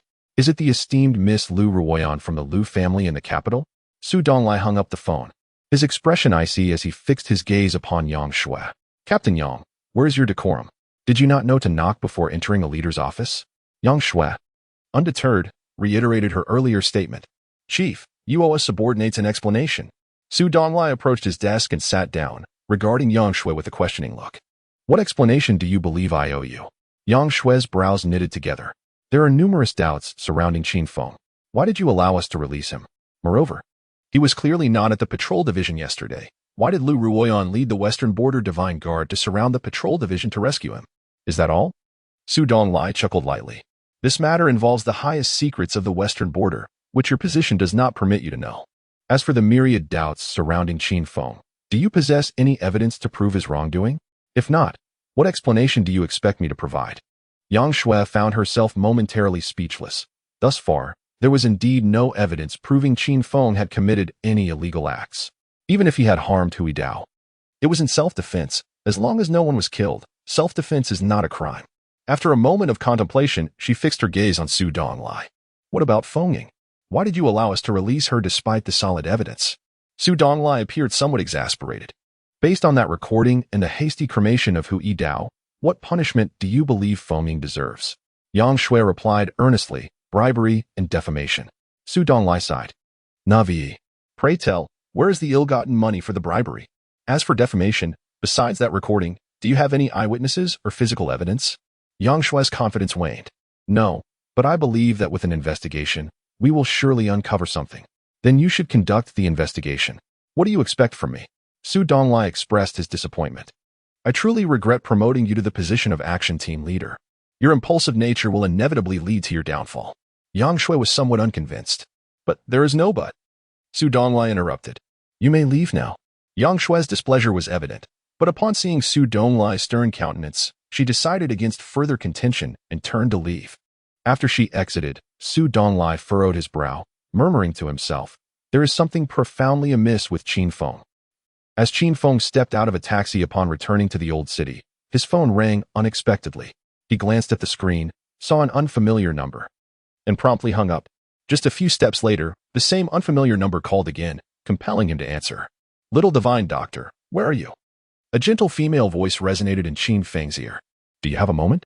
As Qin Feng listened to the familiar voice, he struggled to recall its owner. "Who are you?" he inquired. "I am Yu Qiqing," she replied apologetically. "I am sorry for my somewhat presumptuous behavior." Qin Feng was taken aback. Yu Qiqing? Wasn't she the enchanting young woman, the wife of Long Haoyu, the chairman of Donghao Group? "What brings you here? Is there something wrong with Fei Fei?" Fei Fei was his patient. A young girl, and having accepted a hefty fee of 2 million for her treatment, he was anxious about her well-being. Yu Qiqing quickly reassured him. "Thank you for your concern, little divine doctor. Fei Fei is perfectly fine. There is no issue." Qin Feng sighed in relief. "That's good to hear. By the way, what do you need from me?" After a moment of hesitation, Yu Qiqing spoke with a hint of anxiety. "I have an elder who suffers from a peculiar illness. Whenever sunlight touches their skin, they experience an unbearable itch, as though something inside is gnawing at them. In severe cases, they lose consciousness for a day or two. Little divine doctor, I wish to ask you to examine my elder. I assure you that any request you have, I will gladly fulfill." Qin Feng teased, "Including your body?" Yi Qingcheng was visibly startled. What do you mean, little divine doctor? If you truly desire it, it is not out of the question." Qin Feng was taken aback. Is she truly agreeing to that? This woman is too audacious. "I was merely jesting. You needn't take it seriously. I had a sleepless night last night, and my mind is not in the best state. Allow me to rest, and I shall ponder your request later." Without giving Yu Qiqing a chance to respond, he ended the call. Healing was not his ambition. His true pursuit lay in the cultivation of immortality. Having absorbed the primordial spirit of the Dominator of Heaven, he found his character subtly influenced by the memories he inherited. At times, he even entertained thoughts of returning to the Xiantian immortal domain to avenge the Dominator of Heaven once he attained a certain level of cultivation. Healing others was a matter of fate. If he encountered someone in need, he might be inclined to make a house call when his mood permitted. Upon returning home, Qin Feng encountered Mu Qingxue emerging from her room. She wore the same alluring nightgown from their first meeting, captivating in its delicate allure. Noticing Qin Feng's intense gaze, Mu Qingxue felt a wave of embarrassment wash over her. "Where were you last night? Why didn't you come home?" Qin Feng replied candidly. "I spent the night at the police station." "What?" Mu Qingxue was taken aback. "What trouble did you get into this time?" Qin Feng did not conceal the truth. Omitting only the details of how he had dealt with Huidao, he recounted the rest without reservation. Mu Qingxue's expression relaxed. "As long as you're fine. But you should refrain from being so impulsive. Your luck 1T always hold. You Haven T slept all night, so you should rest at home today." Qin Feng chuckled. "Before heading to work, how about we engage in some exercise to invigorate ourselves?" Mu Qingxue was bewildered until she caught sight of Qin Feng's fervent gaze and then understood his implication. Her face flushed, a blend of embarrassment and anger. "You naughty rogue. It's early in the morning. Do not even think of pulling any tricks on me." Upon finishing her words, she hurriedly turned and ran back to her room, shutting the door behind her. Qin Feng wore an expression of disbelief. "Was it really necessary? You are already mine, yet you behave like an innocent maiden before me." Inside the room, Mu Qingxue felt her heart race upon hearing this. Was she not still an innocent girl? Otherwise, what was there to fear? Qin Feng desired her repeatedly.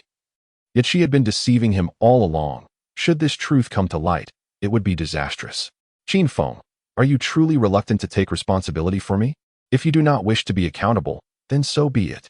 I would never force your hand." Qin Feng remained indifferent. "Suit yourself." Upon hearing his response, Mu Qingxue was furious. Did she really hold no standing in his eyes? In that moment, her self-esteem suffered a significant blow. She possessed beauty, figure, and status. Yet Qin Feng regarded her with disdain. Chapter 60. Is this a fateful bond? Qin Feng awoke, having slept soundly until noon. After a brief wash, feeling too indolent to prepare a meal, he decided to indulge himself by dining out.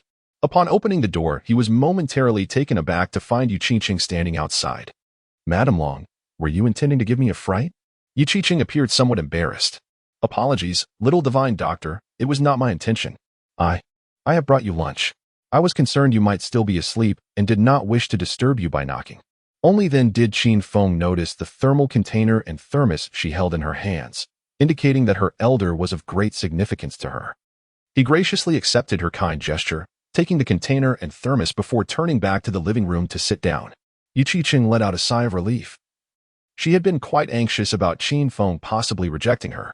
She entered the room, closed the door, and then sat directly across from him, quietly observing as he ate. Qin Feng swiftly finished his meal and soup before finally looking up at Yi Qingqing. It must be said, this woman possessed considerable allure, especially with her long legs accentuated by black stockings, drawing the eye irresistibly. Noticing his gaze on her legs, Yi Qingqing's face flushed. Little divine doctor. That elder holds immense importance to me. If you agree to accompany me to see him, regardless of whether you can heal him or not, I shall grant you any request. Qin Feng replied with a teasing smile. Is this your form of seduction? Yi Qingqing's embarrassment was palpable. No, little divine doctor. Please do not jest. You know I do not mean it that way. And you harbor no such feelings for me. Seeing her flustered demeanor, Qin Feng ceased his teasing. Given your sincerity, I shall accompany you. Should I be fortunate enough to cure your elder, a fee of 2 million will suffice. If not, I shall accept nothing. Yi Qingqing was taken aback, struggling to believe that Qin Feng had so readily acquiesced. She had mentally prepared herself to resort to charm if he refused. Never did she imagine he would agree so easily. Thank you, little divine doctor. If you ever require assistance, I, Yi Qingqing, will not hesitate to go through fire and water for you. It is merely a transaction. There is no need for such formality. Qin Feng replied as he rose to head toward the door. Yi Qingqing promptly followed suit. Around 3 in the afternoon, Yi Qingqing's vehicle entered a serene estate. The grounds were expansive, staffed with numerous servants and bodyguards, clearly indicative of a wealthy family. As Qin Feng accompanied Yi Qingqing into a grand hall, he was awestruck by the treasures adorning the nearly 1,000 square meter space, resembling a veritable treasure trove. Calligraphy, paintings, porcelain, jade, and an array of weaponry were all present. Though not an expert in antiques, Qin Feng recognized the immense value of these artifacts, worth at least several billion. He felt akin to a country bumpkin visiting the city for the first time. His horizons broadened. In the enchanting presence of Yi Qingqing, it had been quite a while since they last met. What breeze has brought you here today? As Qin Feng surveyed the surrounding antiques, a robust middle-aged man approached, flanked by a group of elegantly attired men and women. Yi Qingqing stepped forward with Qin Feng in tow. Brother Qing, I have brought a young miracle doctor to examine Uncle Heir, she exclaimed. His name is Qin Feng, the savior of Feifei. How thoughtful. Yi Qingqing glanced at Qin Feng, albeit with skepticism. But can this young doctor truly be reliable? I harbor no ill intent, yet he appears rather youthful, and the art of medicine requires years of dedication. The members of the Yi family shared similar doubts, believing that Qin Feng's youth rendered him unworthy of the title miracle doctor, and that Yi Qingqing was perhaps exaggerating. Without a moment's hesitation, Yi Qingqing asserted, I can assure you of his exceptional medical skills. He was the one who saved Feifei after her accident. It was he who brought her back to life following a mishap during surgery at the hospital. Yi Qingqing and the others exchanged astonished glances, beginning to entertain the notion that Qin Feng possessed genuine abilities. I trust the person you have brought, he conceded. However, it may not be necessary, as I have already summoned the esteemed Dr. Su Jingxian from Haoyue Pharmacy. He is currently attending to the old man, and I am confident we will soon have results. Yi Qingqing's face lit up with joy. Dr. Su has returned to Binhai. This is wonderful news. Uncle Heir should be saved this time. While she had faith in Qin Feng, her belief in the renowned Su Jingxian was even stronger. Upon hearing Su Jingxuan's name, Qin Feng felt a twinge of surprise. What a coincidence! At that moment, Yi Qingqing suddenly recalled something and turned to Qin Feng with an apologetic expression. Young doctor, I meant no offense. I simply... Not at all. Qin Feng shrugged nonchalantly. His agreement to come was merely in recognition of Yi Qingqing's sincerity. He cared not for anything else. Shall we go and take a look? Yi Qingqing suggested, leading the family away. Seeing that Qin Feng was unfazed, Yi Qingqing sighed with relief. She had witnessed his fiery temper firsthand and was genuinely concerned that he might erupt unexpectedly. Following Yi Qingqing, Qin Feng and Yi Qingqing entered the bedroom of the elderly patriarch, Yi Kong, where Su Jingxian was currently frowning in concentration as he took Yi Kong's pulse. In addition to Su Jingxian, Qin Feng spotted a familiar face, Su Mingwei. Yi Kong's bedroom was impressively spacious, spanning over 100 square meters, adorned with either antiques or exquisitely crafted gold and silk Namu furniture. Qin Feng couldn't help but swallow hard. This was extravagance beyond measure. Despite his years in Binhai, he had never heard of such a lavish family. However, this was to be expected, as he had once been a mere commoner, far removed from such circles. At that moment, Su Mingwen noticed Qin Feng, her expression shifting from surprise to apprehension as she turned away from him. Why is he here? She pondered. Did he see me just now? Will he insist that I fulfill our wager from last night? She had yet to honor the bet. As the assassin had disrupted her plans, she had thought she had escaped a calamity and would never encounter Qin Feng again. Who could have imagined that he would suddenly reappear now? Could this be considered a fateful entanglement? At this moment, Su Jingxian released Yi Kong's wrist and turned to face the members of the Yi family, his expression filled with remorse. I am sorry, but I could not ascertain the cause of your elder brother's peculiar illness, and thus cannot prescribe an effective treatment. What? The expressions of the Yi family members darkened considerably. If even Su Jingxian could not determine the cause, did that not imply that the old gentleman was beyond salvation? Yi Xiqing furrowed his brows and asked, Dr. Su, is there truly no other method to identify the cause of the ailment? Su Jingxian pondered for a moment.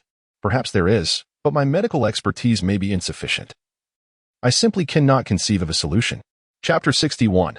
The Gamble revisited. Su Jingxuan's medical prowess is renowned as one of the finest in Longhua.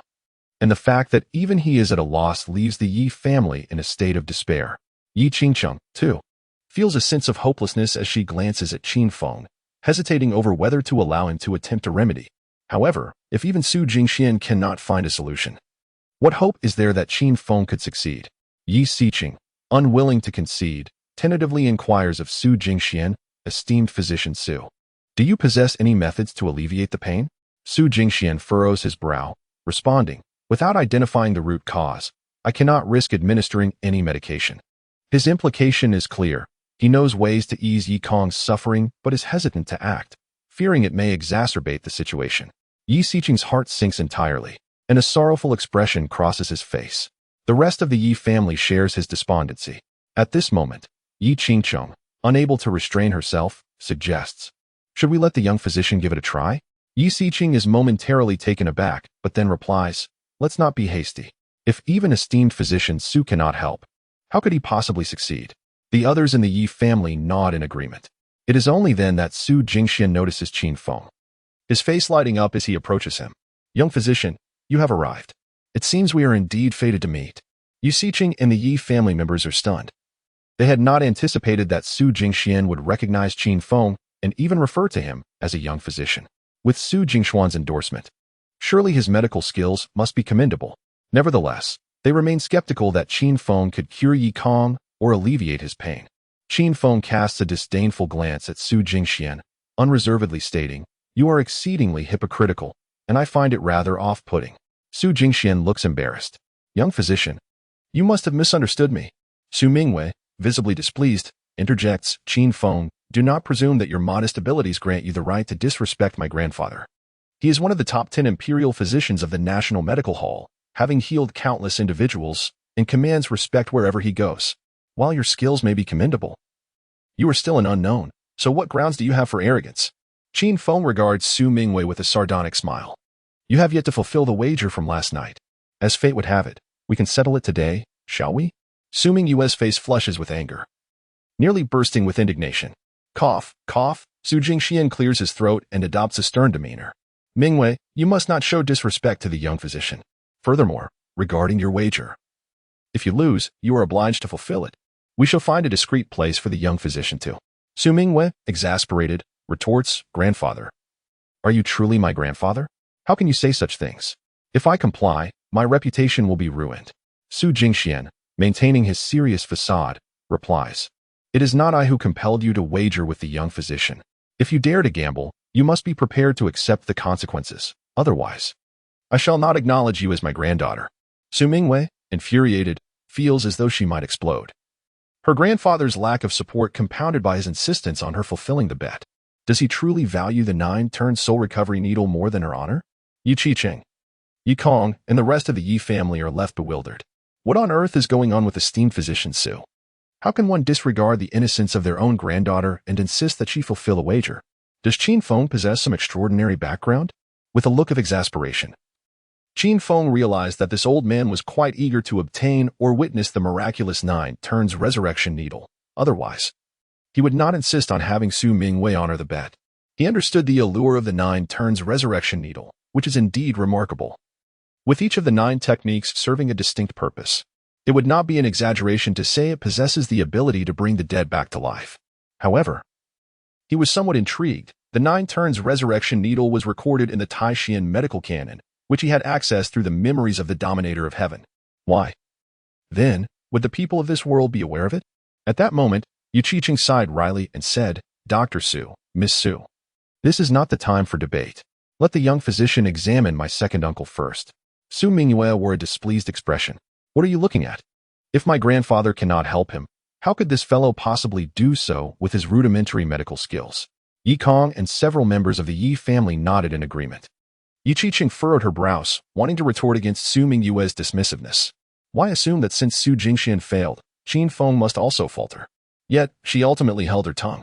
After all, Su Jingxian was well known, while her own faith in Qin Feng was lacking. Are you still unconvinced, like a frog at the bottom of a well? Qin Feng scoffed. Your grandfather's inability does not imply that others cannot succeed.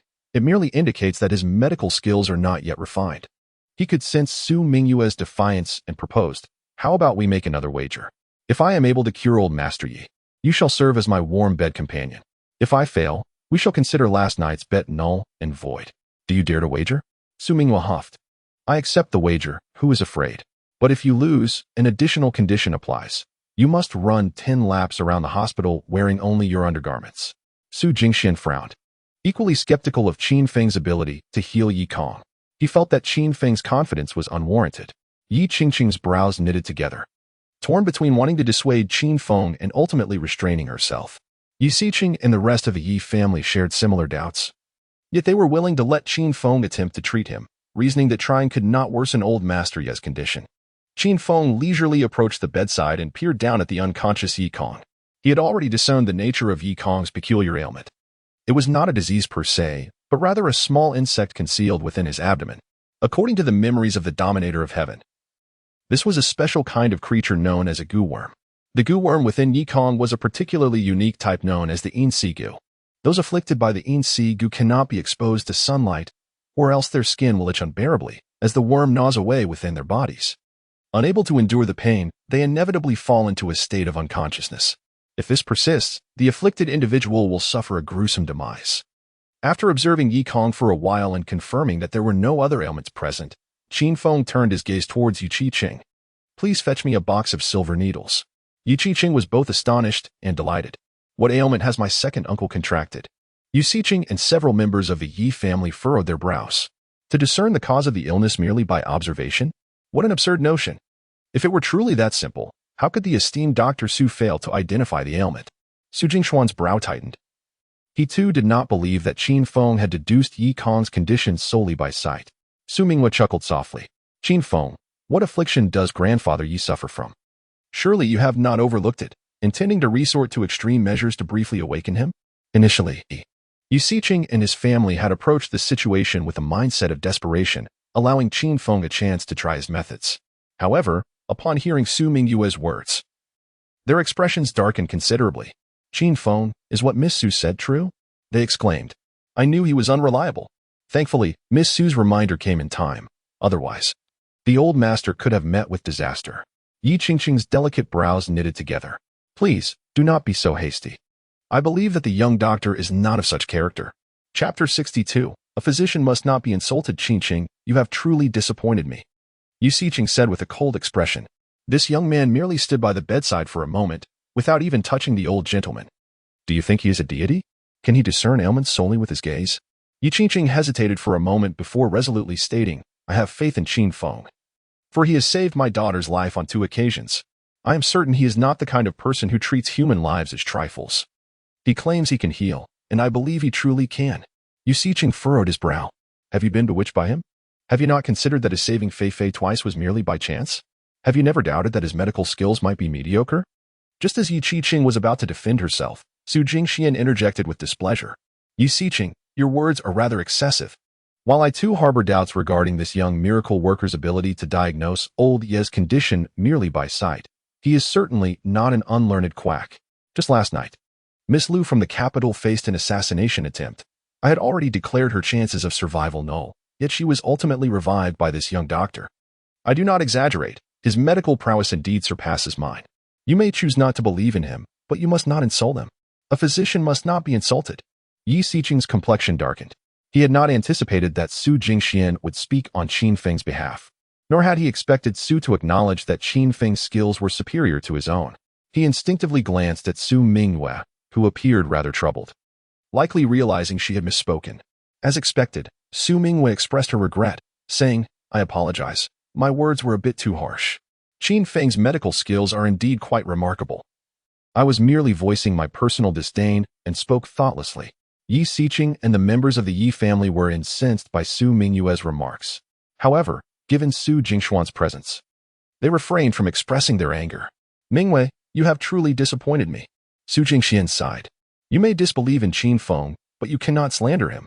Su Mingyue replied softly, "I understand my error." She then turned to Qin Feng and said, "Qin Feng, I am sorry." Qin Feng remained silent and took a step to leave. He had come, recognizing Yi Qingqing's sincerity, but he was not there to endure indignities. As he turned to depart, the expressions of Yi Xiqing and the others soured considerably. They had finally glimpsed a glimmer of hope, only for Qin Feng to walk away. Yi Xiqing opened her mouth, wishing to call out to Qin Feng, but ultimately found herself unable to speak. After a moment of hesitation, Yi Xiqing rushed forward to block Qin Feng's path. "Young miracle worker, I apologize. I misunderstood you. I hope you can overlook my transgressions and, for Qingqing's sake, save my father." Qin Feng responded with a cold smile, "Do not plead with me.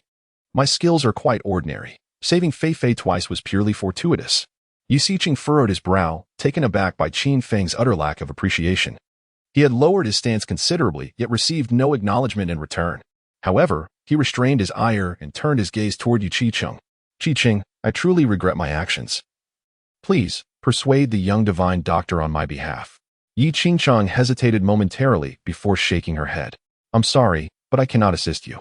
She understood, to some extent, Qin Feng's temperament. Even if she interceded, he would likely not remain. Yi Xiqing's expression darkened as he fixed his stare upon Qin Feng. "Young divine doctor, might you enlighten me as to the nature of my father's ailment?" Qin Feng, displeased with Yi Xiqing's demeanor, nonetheless replied candidly.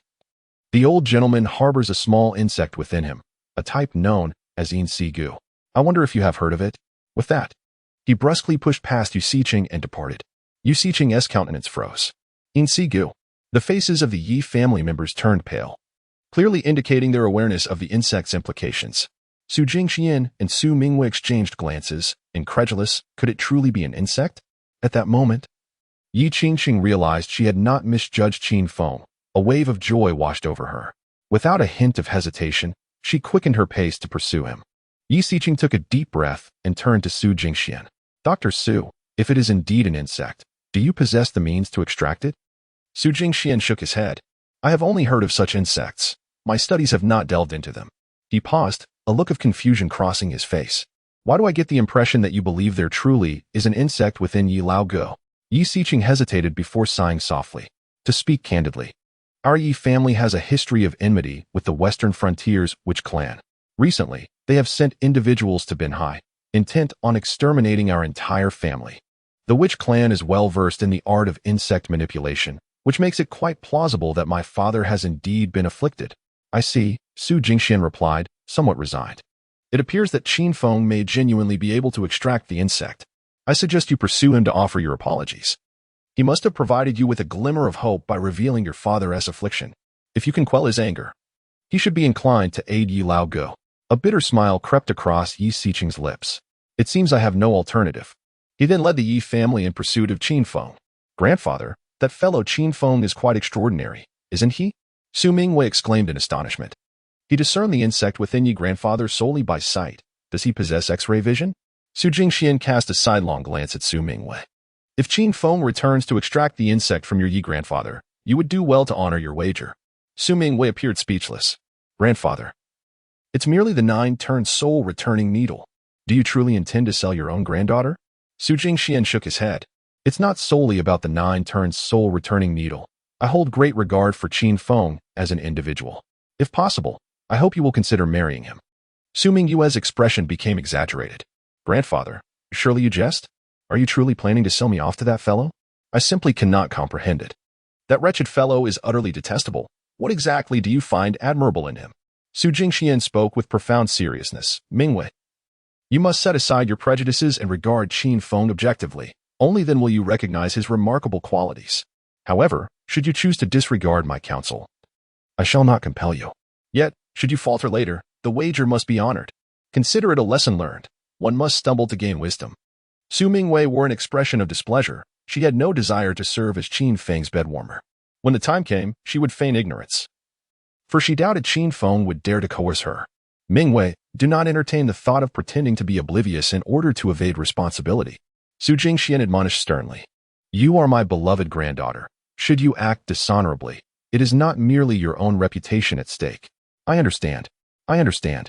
You are so tedious, she retorted. Yet deep within, Su Mingwei believed that preserving her dignity was far preferable to being reduced to a mere servant for Qin Feng. Chapter 63.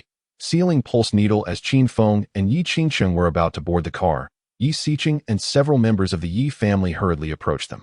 Little divine doctor, I was wrong, Yi Xiqing exclaimed earnestly, his posture exceedingly humble. I implore you to save my father.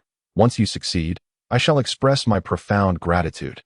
Qin Feng maintained an impassive expression, silently observing Yi Xiqing. He was not a miserly individual, and the grievances he had previously endured had nearly dissipated. However, he was reluctant to readily agree to return to treat Yikong. Noticing Qin Feng's silence, Yi Xiqing felt a wave of embarrassment wash over him. Yet he persisted in lowering his stance. Little divine doctor, if you can heal my father, the Yi family will owe you a significant favor. Qin Feng instinctively wanted to inquire whether a favor from the Yi family held great value, but he swallowed the words before they escaped his lips. Setting aside other matters, the opulence of this estate and the antiques within the villa suggested that the Yi family wielded considerable influence. Numerous connections could prove beneficial on a day when he might genuinely require their assistance. Still, he remained silent, unwilling to concede so easily. Yi Xiqing, feeling a growing frustration at Qin Feng's continued reticence, ultimately suppressed his annoyance and cast a pleading glance at Yi Xiqing. Seeing Yi Xiqing's silent plea, Yi Qingchang hesitated for a moment before speaking. Little divine doctor, for my sake, please save my second uncle. After all, it was Yi Xiqing who offended you, not my second uncle. Qin Feng raised an eyebrow slightly.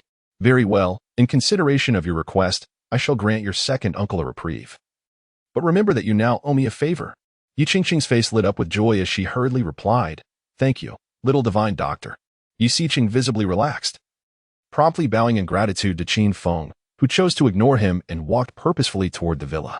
This time, he felt no irritation, for the fact that Qin Feng had consented to save his father indicated that he was indeed a person of genuine capability. Moreover, it was ultimately Yi Xiqing's fault, so Qin Feng's slight displeasure was entirely justified. Upon entering Yikong's bedroom, Qin Feng was met with the curious gazes of Su Jingxian and Su Mingwei. He ignored them and went directly to sit by the bedside. Fetch me a box of silver needles, he commanded. Yi Xiqing promptly replied, Little divine doctor, please wait a moment. I have already sent someone to purchase some. Unable to contain his curiosity, Su Jingxian asked, Little divine doctor, do you intend to use the 9 transformations resurrection needle to expel the goo worm?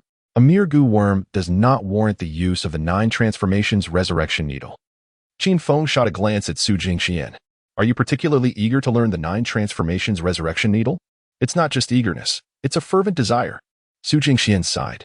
However, I am well aware that it is a fruitless aspiration, as a divine technique such as the 9 transformations resurrection needle is not something you would casually impart. Qin Feng smiled knowingly. It's good that you understand. Su Mingwei, visibly displeased, interjected, as a healer, you are rather selfish, aren't you?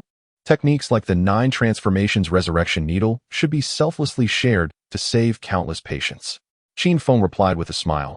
You make a compelling argument.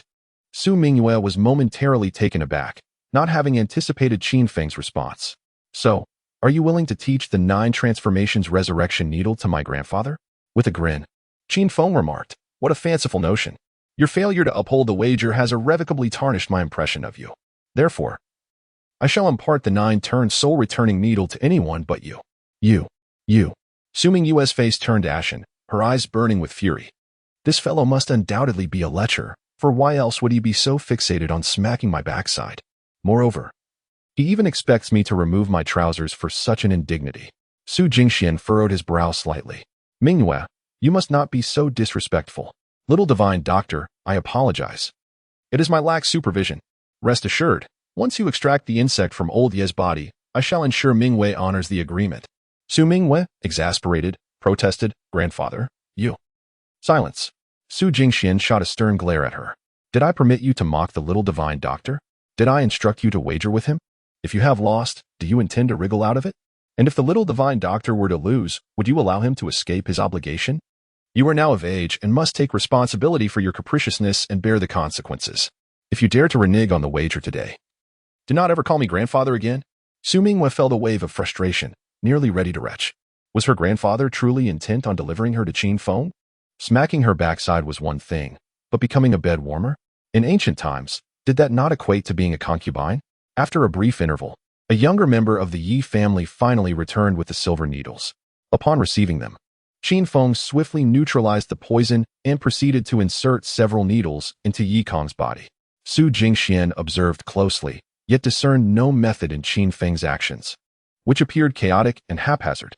As Qin Feng concluded his needlework, Su Jingxian could not restrain his curiosity. "Little divine doctor, what kind of acupuncture technique is this?" Casting a sidelong glance at Su Jingxian, Qin Feng replied, "This is the sealing needle, designed to prevent the insect from burrowing into the meridians." Su Jingxian was taken aback. "I have never heard of the sealing needle. Is it truly that remarkable? Do you doubt me?" Qin Feng scoffed. "With your abilities, you should be able to assess the condition of the old gentleman's meridians. A brief examination will reveal the truth." Upon hearing this, Su Jingxian immediately grasped Yikong's right arm to take his pulse. After a moment, he released it, his face a mask of astonishment. Heavens, the meridians are indeed sealed. Though Yi Qingsheng, Yi Siqing, and the other members of the Yi family were perplexed, they recognized the significance of Su Jingshuan's reaction, understanding that Qin Feng's medical skills were extraordinary to provoke such astonishment in him. Su Mingwei, however, pouted in displeasure. "What is there to boast about? Until you extract that sinister insect, your bravado is premature." Ignoring her, Qin Feng began to employ his Xin Yang sacred hands, massaging Yikong's abdomen. Though it appeared to be merely a massage, he was, in fact, channeling his spiritual energy to coax the sinister insect from within Yikong's belly. "How are you massaging old Yi?" Su Mingwei taunted. "Pray tell, are you so lacking in ability that you resort to such theatrics?" Upon hearing Su Mingyue's words, Yi Siqing and several members of the Yi family furrowed their brows, beginning to harbor doubts about whether Qin Feng was merely engaging in trickery. However, having learned from past experiences, they opted for silence. Yi Qingcheng, visibly irritated, interjected, "Su Mingwei, would you kindly refrain from speaking? Your lack of personal experience does not negate the efficacy.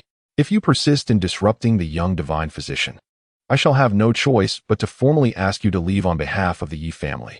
At this moment, Su Jingxian also adopted a stern expression and admonished, "Su Mingwei, if you still acknowledge me as your grandfather, then silence yourself." Although Su Mingwei felt quite displeased, she ultimately chose to remain quiet. Qin Feng cast a sidelong glance at Su Mingwei and remarked, "You are akin to a frog at the bottom of a well, yet you refuse to accept it. Open your eyes and behold." Chapter 64. My skills are remarkable. Though Su Mingwei felt quite displeased, she refrained from retorting. She was not foolish. At this juncture, Qin Feng surely possessed absolute confidence in the In Si Gu to utter such taunts. The gazes of the onlookers converged on Yikong. Under their scrutiny, a black insect, no larger than an ant, began to emerge from Yikong's mouth. Before they could discern its appearance, Qin Feng swiftly grasped the creature. He crushed the black insect and presented it to the crowd, declaring, "This is the In Si Gu." Although none had encountered such a parasite before, the fact that it had crawled from Yikong's mouth instilled unwavering conviction in them. Noticing no one questioned his assertion, Qin Feng disposed of the In Si Gu into a nearby trash bin and proceeded to gather the silver needles from Yikong's body. At that moment, Yikong suddenly coughed twice and regained consciousness. "Have I fainted again?" he murmured as he gradually sat up, surveying the gathered individuals. Spotting Su Jingxian, he expressed his gratitude. "Thank you, Brother Su, for saving me once more." Su Jingxian, feeling somewhat awkward, pointed at Qin Feng. "It was not I who saved you, but this young divine doctor." "What?" Yikong was momentarily taken aback. His curiosity piqued as he scrutinized Qin Feng. A divine doctor so youthful, what an eye-opener. Rising from the bed, Yikong slightly bowed to Qin Feng. "I am deeply grateful for your life-saving intervention. No need for formalities." Qin Feng replied with a smile. "Old sir, perhaps you should step outside for some sunlight. Otherwise, some may think I have not healed you." Yikong narrowed his eyes, deducing what had transpired earlier. Young divine doctor. I apologize on behalf of the one who offended you just now. Yu Siqing furrowed his brow. Father, I believe you should heed the young divine doctor's advice and get some sun. Suddenly, Yikong stepped forward and slapped Yu Siqing across the face. Unfilial son. Did you not just question the young divine doctor and mock him? Yu Siqing dared not defend himself and immediately admitted his fault.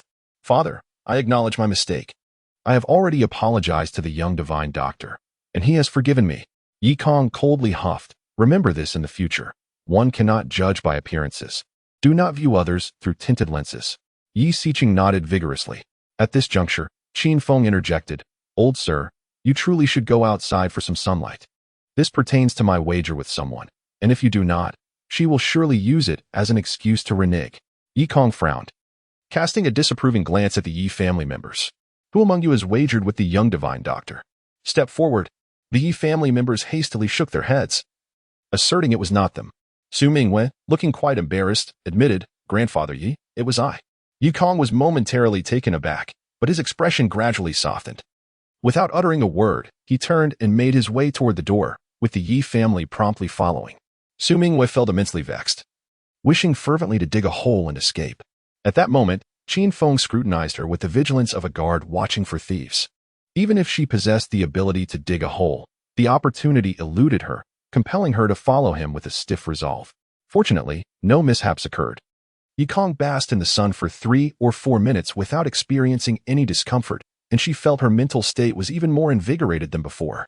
At this juncture, no one harbored doubts about Qin Feng's medical skills. Yikong expressed her profound gratitude to him, and had Yi Siqing present a supreme vermilion bird card from Maple Leaf Group as a token of appreciation. Additionally, she arranged for a millennium-old ginseng to be brought forth as a further gesture of thanks. Qin Feng, sensing the pure spiritual energy contained within the ancient ginseng, accepted it outright. He declined Yikong's insistence to stay, promptly boarding Yi Qingqing's vehicle to depart. As for the wager with Su Mingwei, it seemed to have been forgotten, as it was never mentioned again. However, Su Jingxian clung to Su Mingwei and followed closely behind, clearly determined to ensure she fulfilled the bet. Inside Yi Qingqing's car, Qin Feng, filled with curiosity, inquired, Is your Yi family quite formidable? Yi Qingqing offered a faint smile, replying, They are reasonably esteemed, at least in Beihai. Few dare to provoke the Yi family. By the way, the supreme vermilion bird card that my second uncle just gave you is of great value. There are only 3 in existence. With this card, you can make purchases at any enterprise under Maple Leaf Group without spending a penny. Qin Feng blinked in astonishment, exclaiming, Goodness, it is indeed so precious. I had thought the Yi family was rather modest. Yi Qingqing was not surprised. She understood that Qin Feng had little exposure to such circles. Moreover, she continued, with this card, you can request the Yi family to accomplish 3 tasks for you. As long as it is within their capacity, they will undoubtedly assist you. Qin Feng, intrigued, remarked, How delightful. It seems I must carefully contemplate which 3 tasks to assign them. Yi Qingqing advised, I suggest you refrain from hastily requesting their assistance for ordinary matters. You can approach me instead. Don't squander those 3 opportunities unnecessarily. Qin Feng, with a playful glint in his eye, scrutinized Yi Qingqing. Lady Long, you treat me so well. Could it be that you wish to stray? Yi Qingqing paused, then responded with a teasing smile, Little divine doctor, if I truly wish to stray, would you assist me? She had discerned that although Qin Feng was audacious in his words, he lacked the courage to cross boundaries. With that in mind, she felt no need for modesty. After all, it was merely talk. Who couldn't engage in such banter? Qin Feng grinned broadly. Of course, I would support you.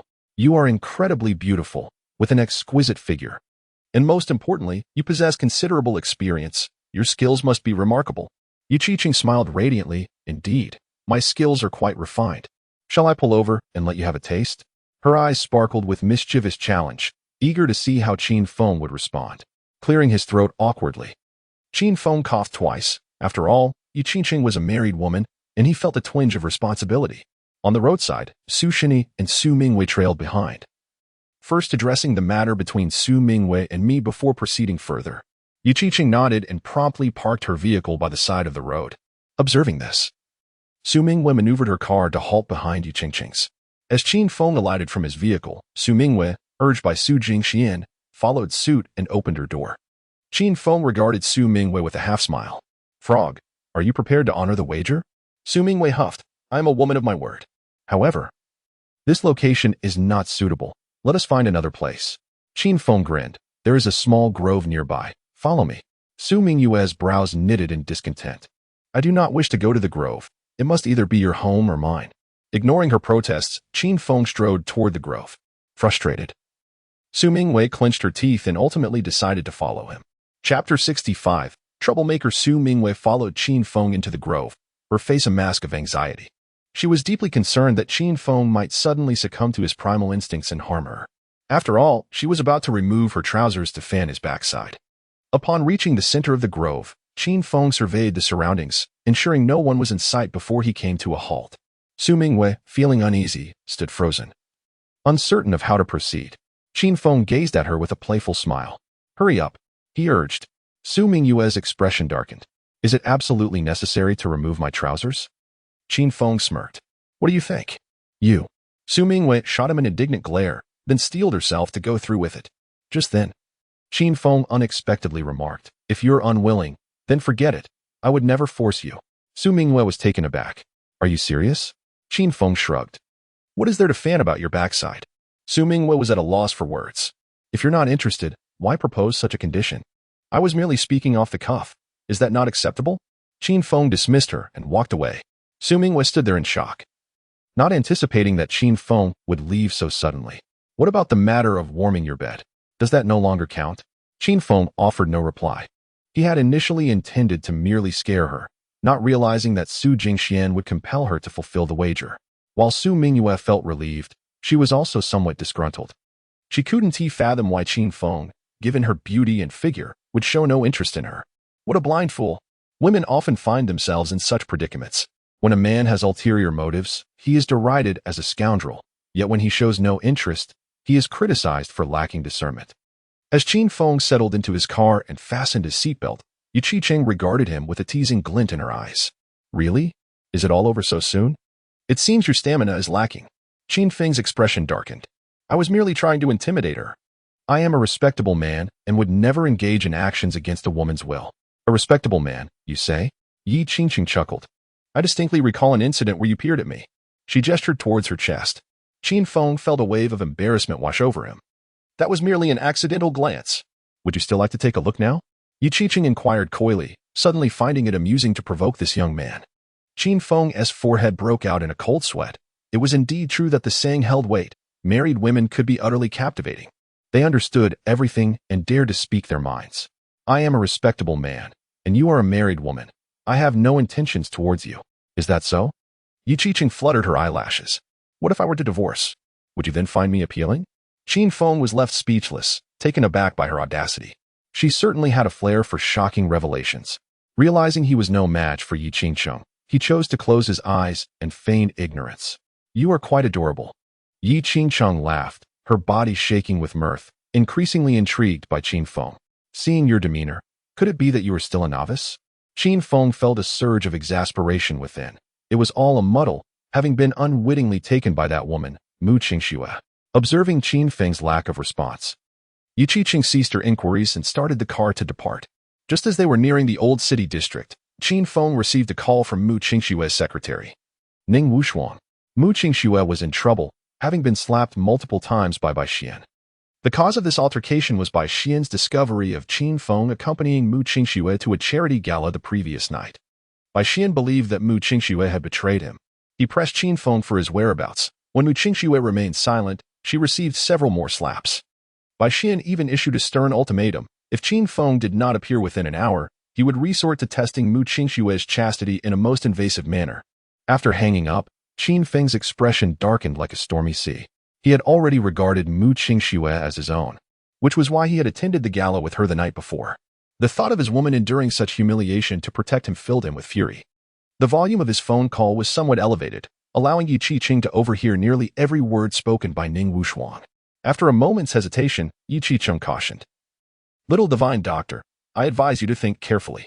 The Bai family in Yun City is not to be trifled with. Moreover, I have heard that there is a betrothal between Mu Qingxue and Bai Xian.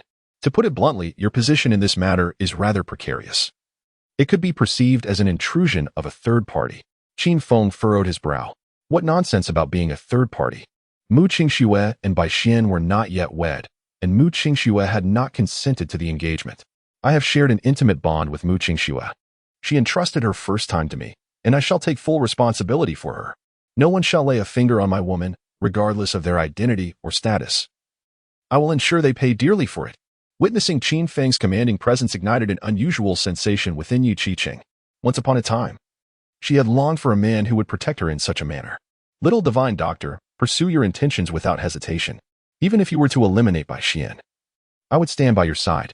Taken aback, Qin Feng asked, "Why are you being so kind to me?" Yi Qingqing replied with a charming smile. "Because you have saved Fei Fei twice and my uncle as well. Thus, you are my benefactor. And since I cannot offer myself in return, I can only pledge my unwavering support." Touched by her words, Qin Feng reflected on how little time had passed since their acquaintance. Yet this woman was willing to support him unconditionally, even at the risk of incurring the wrath of the Yun family. Were it not for her marital status, he might have found himself drawn to her. Throughout his life, aside from his deceased parents, no one had ever treated him with such kindness. With a playful glint in her eyes, Yu Qiqing gazed at Qin Feng and teased, "Do not look at me like that. I fear you might devour me." Clearing his throat, Qin Feng coughed a couple of times. "By the way, do you know why there is a betrothal between Mu Qingxue and Bai Xian?" Yu Qiqing furrowed her brows slightly. "I know a bit, but not much. I have heard two rumors. The first one suggests that Mu Qingxue was sold to Bai Xian by her mother. The second rumor claims that Mu Qingxue's parents have contracted a strange illness, and Bai Xian possesses the medication that alleviates their suffering. I find the first possibility highly plausible, as I have heard that Mu Qingxue's mother has a rather unsavory reputation and is exceedingly materialistic, in pursuit of wealth and status. It is entirely conceivable that she would resort to such actions." Qin Feng furrowed his brow. What is Mu Qingxue's family background? He suddenly realized how little he knew about her, and since Yu Qiqing was aware of some details regarding Mu Qingxue, he sought to learn more. "Ordinary," Yu Qiqing replied. "Mu Qingxue hails from the Mu family in Ling'an. However, her father made a grave mistake in Beihai over a decade ago, resulting in losses exceeding 200 million for the Mu family, leading to their expulsion. Currently, Mu Qingxue's parents run a small company in Yun City, yielding modest profits that barely sustain their livelihood. As for Mu Qingxue, she has been working for the Bai family ever since her university graduation." Qin Feng frowned. It seemed that this woman was indeed a source of trouble. Chapter 66. Who Dares to Move? Upon arriving at Hongming Technology, Qin Feng chose not to allow Yi Qingqing to accompany him inside, instead instructing her to return home directly. Despite Yi Qingqing's declaration that she would stand by him even if he were to eliminate Bai Xian, Qin Feng was resolute in his decision to keep her at arm's length. After all, she was a married woman, and it was imperative for him to maintain a certain distance. The dynamics of affection between men and women are intriguing. Frequent jovial interactions could easily evolve into something more profound. He had no desire to disrupt Yu Qingqing's family life, and even the slightest possibility warranted a deliberate effort to preserve a safe distance. This woman possessed an undeniable allure, and he feared that becoming too entangled might lead him to lose control. As Qin Feng arrived on the floor of Mu Qingxue's office, he had barely stepped out of the elevator when he heard her icy voice. "Bai Xian, you'd best not push me. Otherwise, I will end your life." Following this, Bai Xian's arrogant voice echoed through the air. "Mu Qingxue, you seem to have inflated your ego. Even if I were to stand still, do you truly believe you would dare to kill me? Unless, of course, you have no regard for your parents' lives. And even if you don't care about their fate, do you think you can truly kill me? My two bodyguards are not to be trifled with. Mu Qingxue, my patience has its limits. Call that worthless scoundrel to me immediately, or you will understand the consequences." Mu Qingxue responded with a cold laugh. "Bai Xian, you are utterly despicable. However, you have miscalculated this time. Why not call and inquire whether my parents are still in Yunqing?" Bai Xian's expression shifted, revealing his unease. "What do you mean by that?" Mu Qingxue retorted. "I mean exactly what I said. I anticipated that you would attempt to leverage my parents against me, so just a few days ago, I arranged for them to leave Yunqing under cover of night." Bai Xian's face darkened. "Do you not care for their well-being? Without the so-called miraculous medicine I provided, they will undoubtedly perish within 3 months. Huh, Bai Xian, do you take me for a fool?" Mu Qingxue scoffed disdainfully. "I have long since had that so-called miraculous medicine tested in Xinghua, and it turned out to be nothing more than an ordinary health supplement. Moreover, my parents are in good health. And they conspired to deceive me into marrying you. Had I not wished to avoid a swift confrontation, I would have exposed your vile nature long ago. Bai Xian's complexion fluctuated between shades of green and white, astonished that Mu Qingxue had already uncovered the truth, all the while remaining silent. Even if you know the truth, what does it matter? You, Mu Qingxue, are destined to be Bai Xian's in life and a ghost of the Bai family in death. Anyone who dares to lay a hand on you will meet a fate worse than death. Since you refuse to call that scoundrel, I shall take you to my chamber right now. Mu Qingxue's face was as cold as ice, her gaze piercingly fierce as she locked eyes with Bai Xian. Try touching me again, and you will regret it. The air in the office seemed to drop in temperature, thick with an aura of menace. Bai Xian felt an involuntary chill run down his spine, yet he remained unfazed, a sinister grin spreading across his face. I am quite fond of your fiery spirit. It makes the ride all the more exhilarating. Mu Qingxue exclaimed in anger, shameless. Bai Xian cast a sidelong glance at her and instructed his 2 bodyguards, subdue her. Let us see who dares to move. At that moment, Qin Feng entered with an impassive expression. Upon seeing him, Mu Qingxue furrowed her brow slightly. Her reluctance to call him was not due to concern for his safety, but rather fear that he might eliminate Bai Xian. What are you doing here? This is none of your business. Leave at once. Bai Xian's face darkened, eyes glinting with malice. So, you are the pathetic loser, Qin Feng? Qin Feng strolled over to Mu Qingxue's side and, without hesitation, delivered a slap to her behind. Ah! Mu Qingxue gasped in shock, feeling a mix of embarrassment and anger. What are you doing? Qin Feng's actions were undoubtedly provocative, and Bai Xian surely wished nothing more than to devour him whole at that moment. Qin Feng's right arm encircled Mu Qingxue's slender waist. What is the fuss? You are my woman. I can do as I please. Mu Qingxue was left speechless. This man was utterly insane, deliberately provoking Bai Xian to the extreme.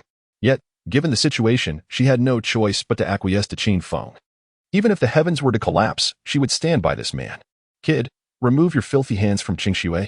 Bai Xian's expression was as dark as a thundercloud, his eyes brimming with murderous intent. What does it matter to you if I hold my woman? Qin Feng not only continued his embrace, but also taunted by patting her behind a couple of times, wearing a smug grin. It feels delightful. Mu Qingxue felt her anger boiling. This guy was completely out of his mind, pushing the animosity to its limits. Ning Wushuang, standing at the office door, wore a look of disbelief. This fellow was nothing short of a rogue. Yet, he displayed a semblance of masculinity by standing up to Bai Xian for General Mu. Bai Xian, nearly choking with rage, bellowed at his bodyguards, "Get rid of this punk." The 2 bodyguards immediately advanced, but before they could act, Qin Feng struck first. With a couple of resounding thuds, the bodyguards were sent crashing into the wall, unconscious. Bai Xian watched in shock as his henchmen were dispatched. How? How is this possible? What's impossible? Qin Feng strode forward and slapped Bai Xian's face. I heard you slapped my woman several times, now I shall return the favor tenfold. You dare? Bai Xian roared, furious. I am the heir of the Bai family. If you lay a hand on me, you are as good as dead. As if not slapping you would make you spare me. Qin Feng sneered, raising his hand to strike Bai Xian's face. Smack! Smack! Ah, you son of a! The sound of slaps and Bai Xian's anguished curses echoed continuously. Before long, his face swelled up like a pig's head. Upon witnessing Bai Xian's dire predicament, Mu Qingxue, alarmed for the potential loss of life, hastily interjected, Qin Feng, that is enough. If you continue, someone may die? In response, Qin Feng delivered a powerful kick, sending Bai Xian flying several meters away. Young Master Bai, you'd best get lost. Bai Xian, gritting his teeth against the pain, rose to his feet and cursed, You're as good as dead. Just wait. I will ensure that you and that wretched woman meet a gruesome end. Qin Feng furrowed his brow. If you seek death, I shall oblige. However, upon sensing Qin Feng's murderous intent, Mu Qingxue swiftly grasped his arm. Qin Feng, please remain calm. If you kill Bai Xian here, neither Ru Yin nor I will be able to protect you. Qin Feng, somewhat exasperated, understood the gravity of the situation. He was not foolish enough to eliminate Bai Xian in such a public setting. His aim was merely to employ a more discreet method, akin to how he dealt with the couple, to ensure Bai Xian's untimely demise without arousing suspicion. Chapter 67, Raising Doubts at that moment. Bai Xian suddenly let out a cold snort. Wretch, let him go. I refuse to believe he dares to kill me. Mu Qingxue was somewhat speechless. Was this fellow courting death? Bai Xian, do not be so self-assured. We all possess 1 head and 2 arms. On what grounds do you think Qin Feng would hesitate to end your life? Depart at once. Otherwise, should Qin Feng decide to kill you, I shall no longer intervene. Mu Qingshue's words struck Bai Xian like a wake-up call, bringing him to a sudden state of clarity. He wished to kill Qin Feng. And Qin Feng was well aware of this fact. Thus, why would he refrain from acting? If he were in Qin Feng's position, he would undoubtedly drag Bai Xian down with him before meeting his end. This is what one might call a barefoot man fearing not the shoe-clad. With this realization, he dared not utter another word, even leaving behind the two unconscious bodyguards as he made a hasty exit. After Bai Xian departed, Qin Feng looked at Mu Qingxue with a bewildered expression. I possess the means to eliminate Bai Xian without anyone noticing. Why did you stop me? Mu Qingxue shot Qin Feng a disdainful glance, muttering brute, before turning her attention to Ning Wushuang at the office doorway. Call a few security guards to remove these two rascals. After issuing her command, she took Qin Feng by the hand and led him toward the lounge. Upon entering the lounge and closing the door, Mu Qingxue released Qin Feng's hand. Qin Feng, do you know what kind of family the Bai family is? Do you genuinely believe that just because you are skilled in combat, you can confront the Bai family head-on? Qin Feng scoffed dismissively. What family? Aren't they merely an exceedingly wealthy elite clan? Mu Qingxue sighed in exasperation. You are underestimating the elite. The Bai family is not only affluent. They have the support of the Longmen behind them. You must have heard of Longmen, right? The pillar of the Dragon Nation, responsible for external warfare and the protection of our citizens abroad. Qin Feng appeared perplexed. What is Longmen? What pillar of the nation? I have never heard of it. However, it did sound quite impressive. Seeing Qin Feng's bewildered expression, Mu Qingxue was taken aback. You have never heard of Longmen? Ah, right. You have been too low-key in the past and have not been exposed to this circle. It is understandable. In any case, just know that Longmen is extraordinarily formidable, filled with experts. With your current abilities, Longmen could easily dispatch a Huangjing martial artist to handle you. Moreover, the Bai family does not even need to call upon Longmen. To my knowledge, they already possess two Huangjing martial artists. Qin Feng looked utterly astonished. Huangjing martial artists? Are they practitioners of martial arts? Mu Qingxue glanced at Qin Feng. The martial artists cultivate ancient martial arts, not the kind of martial arts you are familiar with. Qin Feng, filled with curiosity, asked, Are they truly powerful? Mu Qingxue nodded. Extremely powerful. A Huangjing martial artist with profound skills could easily slay an elephant with a single punch. Qin Feng's expression turned to one of disbelief. Is that so? To say nothing of an elephant, even 100 elephants could be vanquished with a mere spell. Sensing Qin Feng's disdain, Mu Qingxue rolled her eyes. Do not let your arrogance cloud your judgment. The terror of a Yellow Realm warrior is beyond your imagination. Qin Feng scoffed in response. You are unaware of my strength. A mere Yellow Realm warrior could be obliterated with a snap of my fingers. Mu Qingxue felt exasperated. This man truly had a penchant for boasting. Not wishing to endure any further of Qin Feng's grandiose claims, she decided to change the subject. Qin Feng, Bai Xian will undoubtedly not let you off easily. I do not wish for any harm to befall you, so it would be prudent for you to leave behind for a while. Once I have resolved my engagement with Bai Xian, you may return. Qin Feng looked at her incredulously. Am I simply to abandon my responsibilities because you are in trouble? What do you take me for? You are my woman, and I possess the ability to protect you. Should anyone dare to lay a hand on you? Regardless of who they might be, I will not hesitate to eliminate them.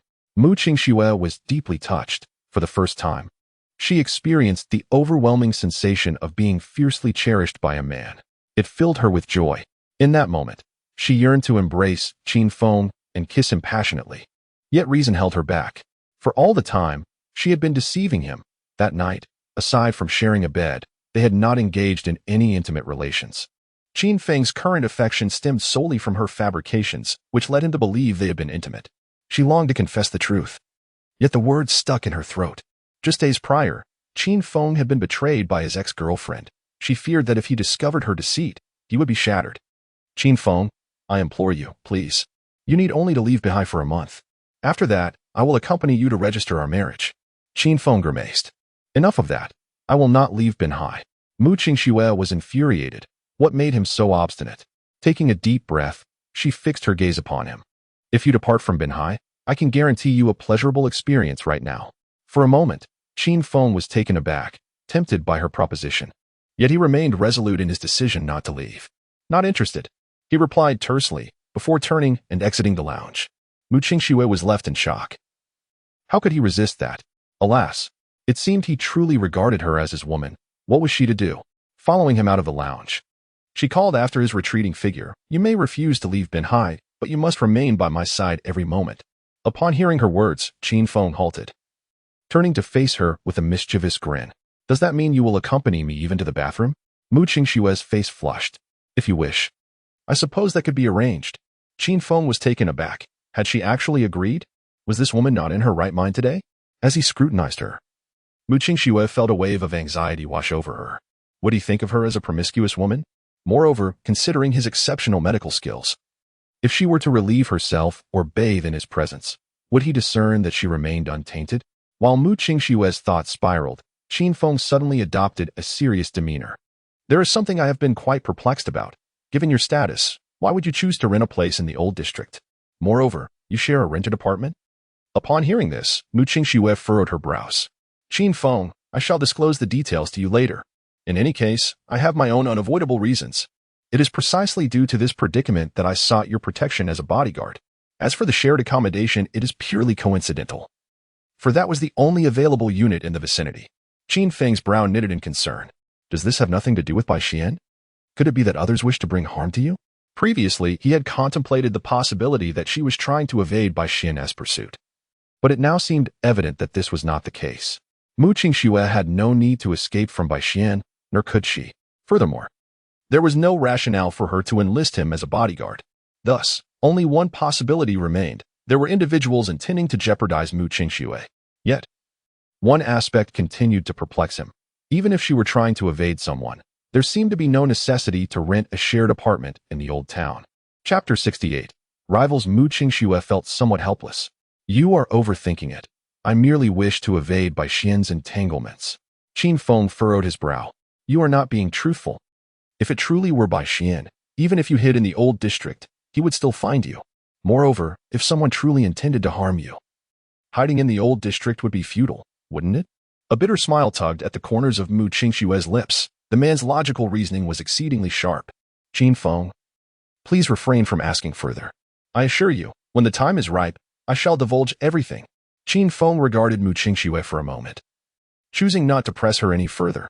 It was her secret. If she was unwilling to share, he had no need to pry. "I'm about to finish work. Wait for me, and I shall treat you to a sumptuous meal." Mu Qingxue flashed a smile at Qin Feng before proceeding to her desk to attend to some paperwork. Qin Feng glanced at Mu Qingxue and exited the office. As Ning Wushuang saw Qin Feng emerge, she immediately gave him a thumbs up. "Qin Feng, you are quite the man. I admire you." She had always thought Qin Feng was merely a kept man for Mu Qingxue, but now it was evident she had been gravely mistaken. Could a mere pretty boy possess such commanding presence? Bai's eldest son had the audacity to strike when he wished. He boldly declared that whoever dared to lay a hand on his woman would face dire consequences. Qin Feng shot Ning Wushuang a glance. "Do I require your admiration?" Ning Wushuang was taken aback, a hint of irritation crossing her face. "I am complimenting you, you ungrateful wretch." Qin Feng grinned. "I am well aware of my excellence. Your praise is unnecessary." Ning Wushuang rolled her eyes in disdain. "Narcissist." The two engaged in playful banter, enjoying each other's repartee. Unbeknownst to them, time slipped away. And as the workday concluded, Mu Qingxue exited the office, prompting them to cease their verbal sparring. "Have you two been rivals in a past life?" Mu Qingxue gazed at Qin Feng and Ning Wushuang in exasperation, having overheard snippets of their earlier exchange. Bah, who is a rival to him, her? Both Qin Feng and Ning Wushuang scoffed in unison. Momentarily taken aback, they exchanged glances before huffing in unison and turning their heads away. Mu Qingxue chuckled helplessly. "Come, let me treat you to a feast." Qin Feng and Ning Wushuang exchanged glances once more, speaking in unison. "If she goes, I will not." A vein of annoyance appeared on Mu Qingxue's forehead. How could these two behave like children? Were they ever going to stop? Go or not, it's your choice. Disregarding the childish antics of her companions, she strode towards the elevator. Qin Feng and Ning Wushuang exchanged glances yet again, both exhaling in unison before hastily following Mu Qingxue. Around 7 o'clock in the evening, at the Blue Leaf restaurant in Maple Leaf Tower, Qin Feng, Mu Qingxue, and Ning Wushuang entered the rose-themed private room. The room was lavishly adorned, with the dining table crafted from fine white oak. The two murals gracing the walls were the masterpieces of renowned artists, valued at hundreds of thousands. The private room is attended by a dedicated server, a stunning beauty clad in a qipao, with fair skin, striking features, and long legs. Qin Feng could not resist stealing a few glances, only to feel as though his muscles were being grasped tightly and painfully twisted, causing him to draw in a sharp breath. Which is more beautiful, the lady or the Qipao? Mu Qingxue looked at Qin Feng with a smile that did not reach her eyes, her grip tightening a tad more. Qin Feng wore an awkward expression. What are you saying? I can't comprehend. Ning Wushuang regarded him with disdain. You old lecher. Qin Feng was at a loss for words. He was merely admiring the beautiful server. How could that make him a lecher? The pure shall remain pure, while the impure shall reveal themselves. Regardless, he believed that as long as he stood firm, he need not fear shadows that slant.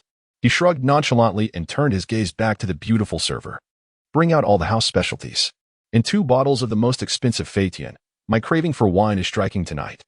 A flicker of disdain crossed the server's eyes as she turned to Mu Qingxue and asked, Miss, do you agree? Qin Feng was taken aback. Had he been looked down upon? Mu Qingxue frowned slightly, her expression tinged with displeasure. What do you mean by that? Do you look down on my man? He speaks plainly. And if you cannot understand him, then find someone else. The server's expression changed subtly. Miss, you misunderstand me. Mu Qingxue interrupted coldly. No need for explanations, just hurry and bring out the dishes. The server, daunted, promptly turned to leave. Indeed, she had looked down on Qin Feng, perceiving him as a sheltered individual clad in what she deemed shabby attire. In her eyes, he was merely a kept boy by Mu Qingxue. Qin Feng chuckled. You're fiercely protective of your man. I like it. Mu Qingxue cast a glance at him, disregarding his remark. Ning Wushuang wore an expression of disdain. At least you are Mu's partner. Can you not dress more suitably? If you lack funds, I can lend you some. Qin Feng was speechless. What is wrong with wearing casual clothes? Should I be discriminated against for it? Don't preach to me about appearances. I wear what I find comfortable. Besides, given my circumstances, there is no need to inflate my image with designer clothes. I value the essence within, rather than the facade without. It's futile to converse with someone as superficial as you. Ning Wushuang was incensed. Who are you calling superficial? Qin Feng grinned. How can you lack self-awareness? I'm simply pointing out your superficiality. Ning Wushuang trembled with anger, wanting nothing more than to bite this insufferable man. How was she superficial? She merely suggested that Qin Feng dress better, so he would face fewer unnecessary troubles when accompanying Mu Qingxue in any setting. Mu Qingxue, feeling a headache coming on, looked at both of them. Have you two finished your bickering? If you have, then be quiet. Otherwise, take your quarrel outside and return only when you're done. Qin Feng shrugged. For Qingxue's sake, I won't hold it against you. You superficial woman. Ning Wushuang was infuriated, yet she ultimately suppressed her anger and remained silent. Mu Qingxue wore a resigned expression, relieved that the atmosphere had finally quieted. Just then, an astonished voice pierced the stillness from outside. Qin Feng turned to see a pair of identical twin sisters standing at the doorway, their faces reflecting surprise as they gazed at him. Li Dandan, Li Shuangshuang. What a coincidence. He had not anticipated encountering these twin beauties again after their meeting at Lanyi residence the previous night. It truly was a remarkable twist of fate. Li Shuangshuang glanced at Mu Qingxue and Ning Wushuang before smiling and saying, Yes, it is indeed quite a coincidence. We have some matters to attend to, so we shall not disturb you further. Let us keep in touch. With that, Li Shuangshuang took Li Dandan's hand, and they departed without delay. Chapter 69. Are you out of your mind? The crowd had dispersed, yet you still linger? Mu Qingxue wore a smile that was both enigmatic and teasing. Twins indeed. And remarkably beautiful. You wouldn't harbor any thoughts about them, would you? Qin Feng shrugged. I'm not as lewd as you presume. Is that so? Mu Qingxue seemed skeptical but opted for silence. After all, debating such matters was futile, and even if Qin Feng did entertain notions regarding the twin sisters, it was a common inclination among men. Who among them could resist the allure of twins? Yet, such thoughts often remain just that, thoughts. To put it bluntly, one might say it was merely a manifestation of unexpressed desires. Ning Wushuang cast a disparaging glance at Qin Feng, though she restrained herself from voicing any jibes. Courtesy of Mu Qingxue's presence. After a brief interlude, a beautiful waitress arrived, accompanied by several others bearing the signature dishes Qin Feng had ordered. Additionally, she presented 2 bottles of the esteemed Feitian sauce-flavored liquor, each boasting an alcohol content of 53 degrees and aged over 20 years. The market value of this exquisite beverage exceeded 20,000. Thus, the 2 bottles amounted to a staggering 40,000, but the restaurant's pricing might be slightly inflated. Once a dream of Qin Feng's, he had longed to savor Feitian, and with Mu Qingxue treating him tonight, he relished the opportunity to indulge and fulfill that aspiration. Midway through their meal, Mu Qingxue received a call from her parents. Her expression darkened upon answering, and after the call concluded, she simply bid them farewell and hastily departed. Qin Feng contemplated following her, but ultimately dismissed the thought. It was evident that Mu Qingxue preferred solitude in that moment. There was no need for him to impose his presence. He regarded Mu Qingxue as his beloved, yet he refused to play the role of a sycophant. Ning Wushuang, observing the door close behind Mu Qingxue, turned to Qin Feng with a curious expression. Are you truly Mu's boyfriend, and not merely a kept man? Qin Feng rolled his eyes. I possess both hands and feet. How could I be a kept man? Besides, does Mu Qingxue truly lack for suitors? Ning Wushuang's expression was one of incredulity. I simply cannot fathom how Mu Qingxue could be attracted to someone like you. Even if she wishes to avoid marrying that scoundrel Bai Xian, it seems unlikely she would settle for you. Qin Feng's countenance darkened. Are you out of your mind? What do I lack? I have looks and capability. Ning Wushuang scoffed. I concede you possess a decent appearance and are formidable in combat. However, you lack wealth and status. Even if Mu Qingxue is not deterred by you, what of her parents? I have heard that her mother is exceedingly materialistic, having once sold Mu Qingxue to Bai Xian. A woman of such disposition would hardly approve of her daughter marrying a man with nothing to his name. Qin Feng fell silent. Though Ning Wushuang's words were harsh, they resonated with reality. If Mu Qingxue were merely average, it might be different, but she was extraordinary in both beauty and capability. With his current circumstances, would her mother truly consent to their union? Ning Wushuang sighed. Qin Feng, I do not wish to discourage you. I merely want you to confront the truth. While love is significant, social compatibility is of paramount importance. Marriage, after all, is not merely an affair between two individuals, but rather a union of two families. Should relatives oppose the union, even if the couple ultimately comes together, happiness may remain elusive, instead bringing anguish to both parties. A bittersweet smile graced Qin Feng's lips as he pondered Ning Wushuang's insightful words. If he wished to forge a future with Mu Qingxue, these were challenges they must inevitably confront. You make a valid point, yet Qingxue and I have not yet reached that stage. We shall address these matters when the time comes, he replied. Ning Wushuang scoffed. A relationship without a conclusion? Are you merely seeking to toy with President Mo? I once believed you to be a man of integrity, yet it appears you are nothing but a scoundrel. Qin Feng furrowed his brow, preparing to retort when, suddenly, the door was forcefully kicked open. Both he and Ning Wushuang were startled, instinctively turning towards the entrance. A group of audacious young men swaggered in, one of whom, sporting a crew cut, shouted, "Get out. This private room is ours." Ning Wushuang frowned. But we have not yet finished our meal. The crew cut man sneered. I said leave. No need for so much chatter. Otherwise, you'll be leaving on your hands and knees. Ning Wushuang, now visibly irate, countered. First come, first served, surely. There must be some reason in this. Reason with us? The crew cut man laughed derisively. In Binhai, no one dares to reason with us.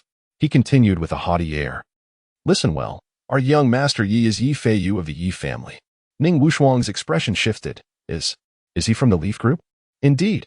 The crew cut man's demeanor was full of pride. This Leaf Tower and this restaurant belong to the Yi family, so are you still not planning to leave? Ning Wushuang's face paled slightly as she urged Qin Feng. Let us go. Qin Feng shrugged. Why should we leave when we haven't finished eating? Ning Wushuang, exasperated, insisted. Just trust me and leave quickly. Go if you wish. Qin Feng replied nonchalantly, leisurely pouring himself a drink. Are you stubborn or foolish? The crew cut man remarked with a smirk. You have 3 seconds to leave, or you will be carried out. Ning Wushuang anticipated that Qin Feng would stand up. Yet he continued to sip his drink leisurely. Frustration surged within her. Was he oblivious to the Yi family standing in Binhai? They were indeed the undisputed kings. Qin Feng, stop being reckless and leave at once. Ning Wushuang exclaimed, moving to grasp his arm, yet her efforts proved futile. He remained steadfast, as immovable as a mountain. At that moment, the beautiful waitress assigned to the private room entered. Sin, there's no need for such violence. Allow them to settle their bill, if they can. Let them finish their meal. If not, then resort to force. After all, a restaurant must conduct business and cannot afford to offend its patrons easily. The crew cut man paused, assessing Qin Feng and Ning Wushuang with newfound consideration. Hiki, you do have a point. Young man, please settle the bill. Qin Feng appeared bewildered. Did that woman, Mu Qingxue, not pay when she left? Ning Wushuang glanced at Qin Feng, a hint of helplessness curling at the corners of her mouth. Could it be that this fellow is short on funds? Alas, it seems I shall have to dig deep into my pockets tonight. She then turned to the beautiful waitress and inquired, "How much is it?" The waitress promptly approached and handed Ning Wushuang a pre-printed bill. "Take a look for yourself." Ning Wushuang stared at the bill, her pupils dilating instantaneously, her expression freezing in shock. 99,800. Although she served as the secretary to the president, her annual salary barely exceeded 100,000, and that was before tax. In other words, this meal had consumed her entire yearly income. As if that were not enough. The crucial issue was that she simply did not possess such a sum. Chapter 70. The entrance of Yishao. Is there a mistake? Ning Wushuang's face was flushed with embarrassment. She was well aware that dining at Blue Leaf Restaurant was exorbitantly priced, yet she had not anticipated such outrageous costs. The beautiful waitress wore a look of disdain. "These 2 bottles of Fei Tian alone cost nearly 60,000. Moreover, the dishes you ordered are all signature items from our establishment. Clearly priced. If you can't afford it, you shouldn't even bother coming." Having just been reprimanded by Mu Qingxue, she had been holding back her frustration. Now that Mu Qingxue had left and the bill remained unpaid, she decided to bring the crew of the buzzcut man to this place. Intending to vent her anger on Qin Feng and Ning Wushuang felt irked. "You are merely a waitress. What gives you the sense of superiority?" The waitress retorted with a cold smile, "Enough chatter, pay up swiftly." Ning Wushuang's complexion turned somewhat unnatural. She simply did not have that much money. She had no choice but to look at Qin Feng. "I don't have enough money, do you?" Just as Qin Feng was about to respond, the buzzcut man suddenly spoke with a malicious grin. "Beautiful, if you lack funds, I can lend you some.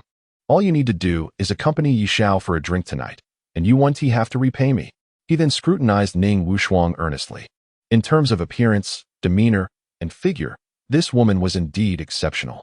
If she could be delivered to Yi Feiyu, he would undoubtedly reap significant benefits.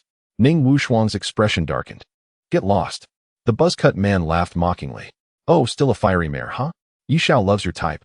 My dear, I advise you to think carefully before making your decision. If Yishao truly takes a liking to you, it would be like soaring to the treetops and transforming into a phoenix. Opportunities like this are fleeting. You must seize the moment." Ning Wushuang snorted coldly. "I do not require such an opportunity. I can pay for my meal." Haha. The buzzcut man cast a contemptuous glance at Qin Feng. "Do you expect this kid to foot the bill?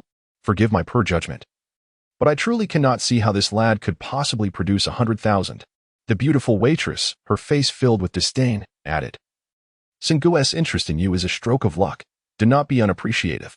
If I were you, I would obediently agree and then clean myself up to snuggle into Yishao's bed." Ning Wushuang was infuriated. When she noticed Qin Feng's silence, her anger intensified. "Qin Feng, are you mute? Seeing me being bullied by these scoundrels, and you choose to feign deafness. Are you even a man?" The buzzcut man regarded her with disdain. He was merely flattering her, knowing full well that Yishao is someone he could never afford to offend. "Beautiful. I advise you to discard such a useless man and come with us to enjoy a life of luxury with Yishao." The beautiful waitress laughed. "Singu, this woman is so unappreciative. Perhaps it's best to let it go. Have them pay up quickly, and if they can't, they should stay behind to clean toilets, wash dishes, and tidy up for a year." The buzzcut man sneered. "Excellent suggestion." Ning Wushuang's face turned a deep shade of anger as her gaze fixated intensely on Qin Feng. Though a simple phone call to Mu Qingxue would resolve everything, Qin Feng had utterly disappointed her. From the very beginning, he had not uttered a single word, which rendered him less than manly in her eyes. As she observed Qin Feng's right hand fumbling in his pocket, she mistakenly interpreted his actions as nervousness, leading her to a point of complete disillusionment. Turning her gaze towards the crew-cut man, she stated with a hint of indifference, "I am Ning Wushuang, the secretary of Mu Qingxue, the president of Homing Technology. Tonight, President Mu invited us to dinner, but she had to leave unexpectedly. I will call her now to arrange for the payment." The crew-cut man furrowed his brow. "Are you truly Mu Qingxue's secretary?" The waitress's complexion turned slightly pale. Although she had never heard of Mu Qingxue, she was aware of Hongming Technology. Regret washed over her for bringing the crew-cut man and his companions here to stir trouble. While Mu Qingxue might not retaliate against Yu Feiyu, she could easily deal with her with just a word. Yet, it was too late for regrets. She could only forge ahead, contemplating that she could simply leave and find another job. After all, she was just an inconsequential figure. And she doubted Mu Qingxue would go out of her way to target her. "Singu, she is lying. It's been just the 2 of them tonight." The crew-cut man shot a glance at the waitress. "Let her make the call. If she is indeed deceiving me, it won't be too late to deal with them afterward. The waitress's expression soured. If Ning Wuxuang managed to connect the call, her deceit would be exposed. The crew-cut man recognized that if he discovered her lies, he would not hesitate to take action. At that moment, Ning Wuxuang had already dialed Mu Qingshue's number, and to gain the crew-cut man's trust, she activated the speakerphone. However, the outcome was quite awkward when a melodious feminine voice echoed, "Hello. The number you have dialed is currently turned off. Please try again later." Ning Wuxuang's face fell. What an unfortunate coincidence that the phone would be off at such a critical moment. Qin Feng's brow furrowed with concern. He feared something might have happened to Mu Qingxue. The waitress's demeanor relaxed as she coldly remarked, "Sun Gusi, she is indeed lying." Yet the crew-cut man remained remarkably composed. Having seen Ning Wuxuang's phone screen displaying Mu Qingxue's name, he had witnessed her retrieve the phone from her handbag, eliminating the possibility of a name change. "I believe you.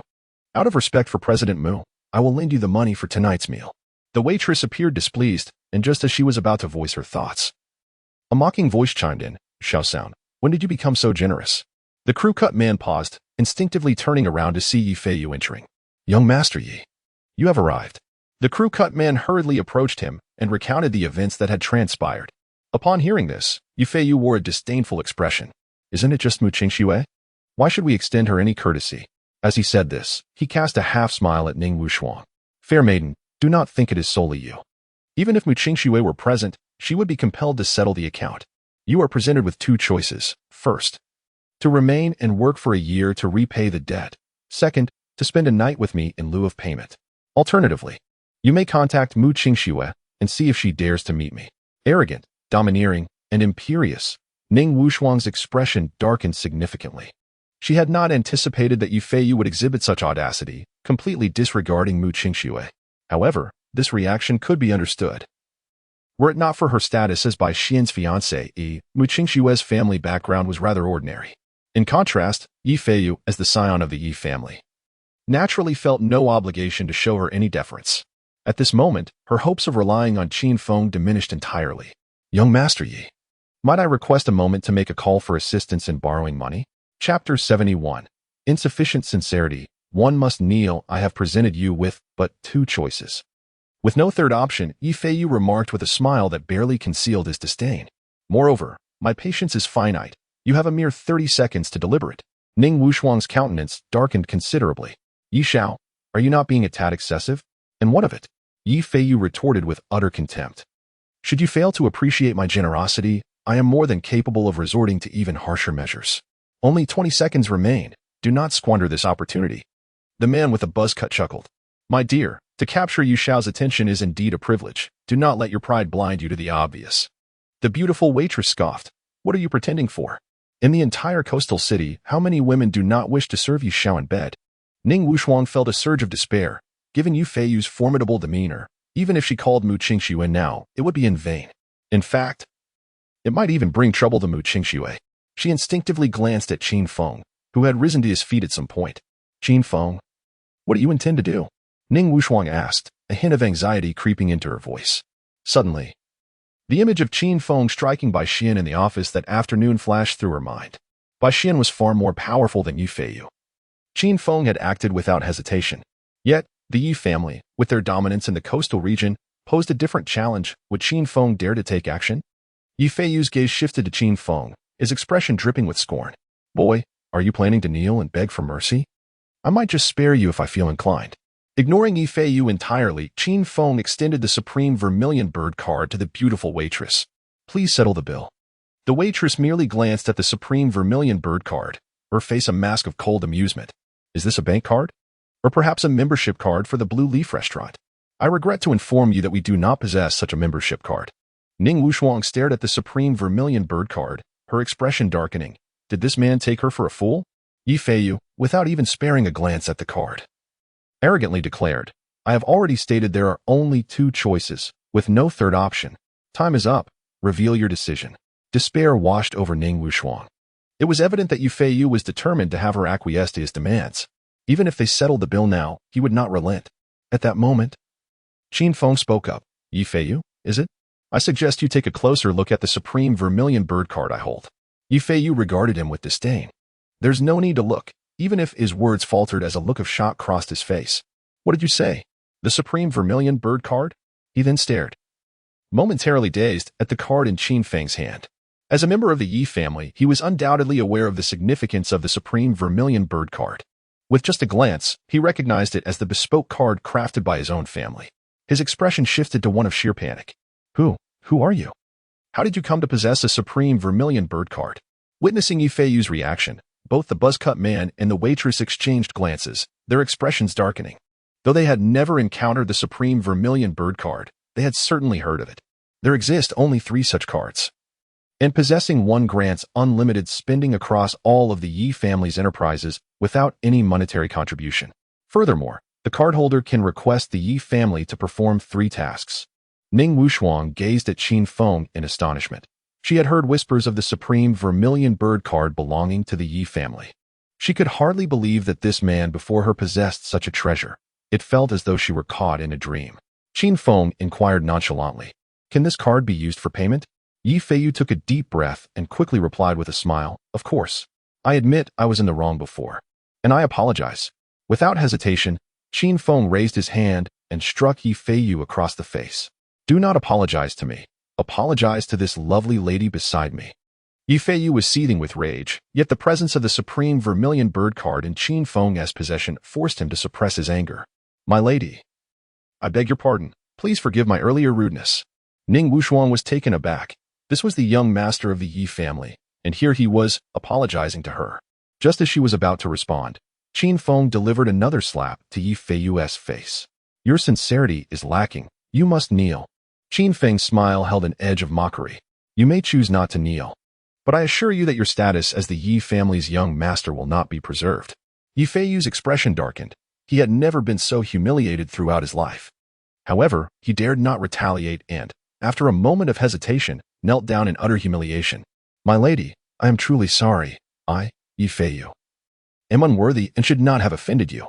Although Ning Wushuang felt a sense of satisfaction, she recognized the precariousness of her position. "Young Master Yi, it's quite all right. Please rise."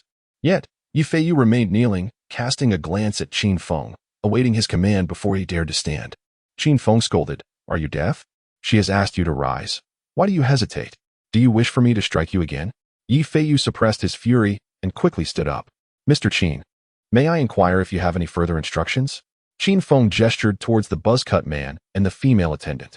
"They have spoiled my appetite tonight," Yi Feiyu assured him. "Rest assured, I will provide you with a satisfactory resolution immediately."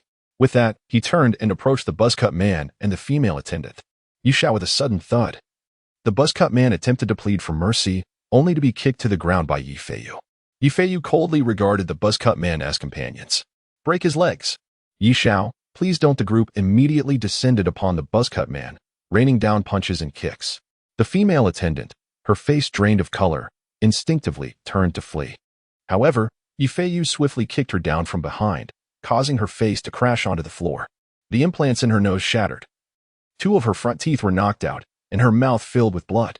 Yet, Yi Feiyu was far from finished, having endured such profound humiliation that night.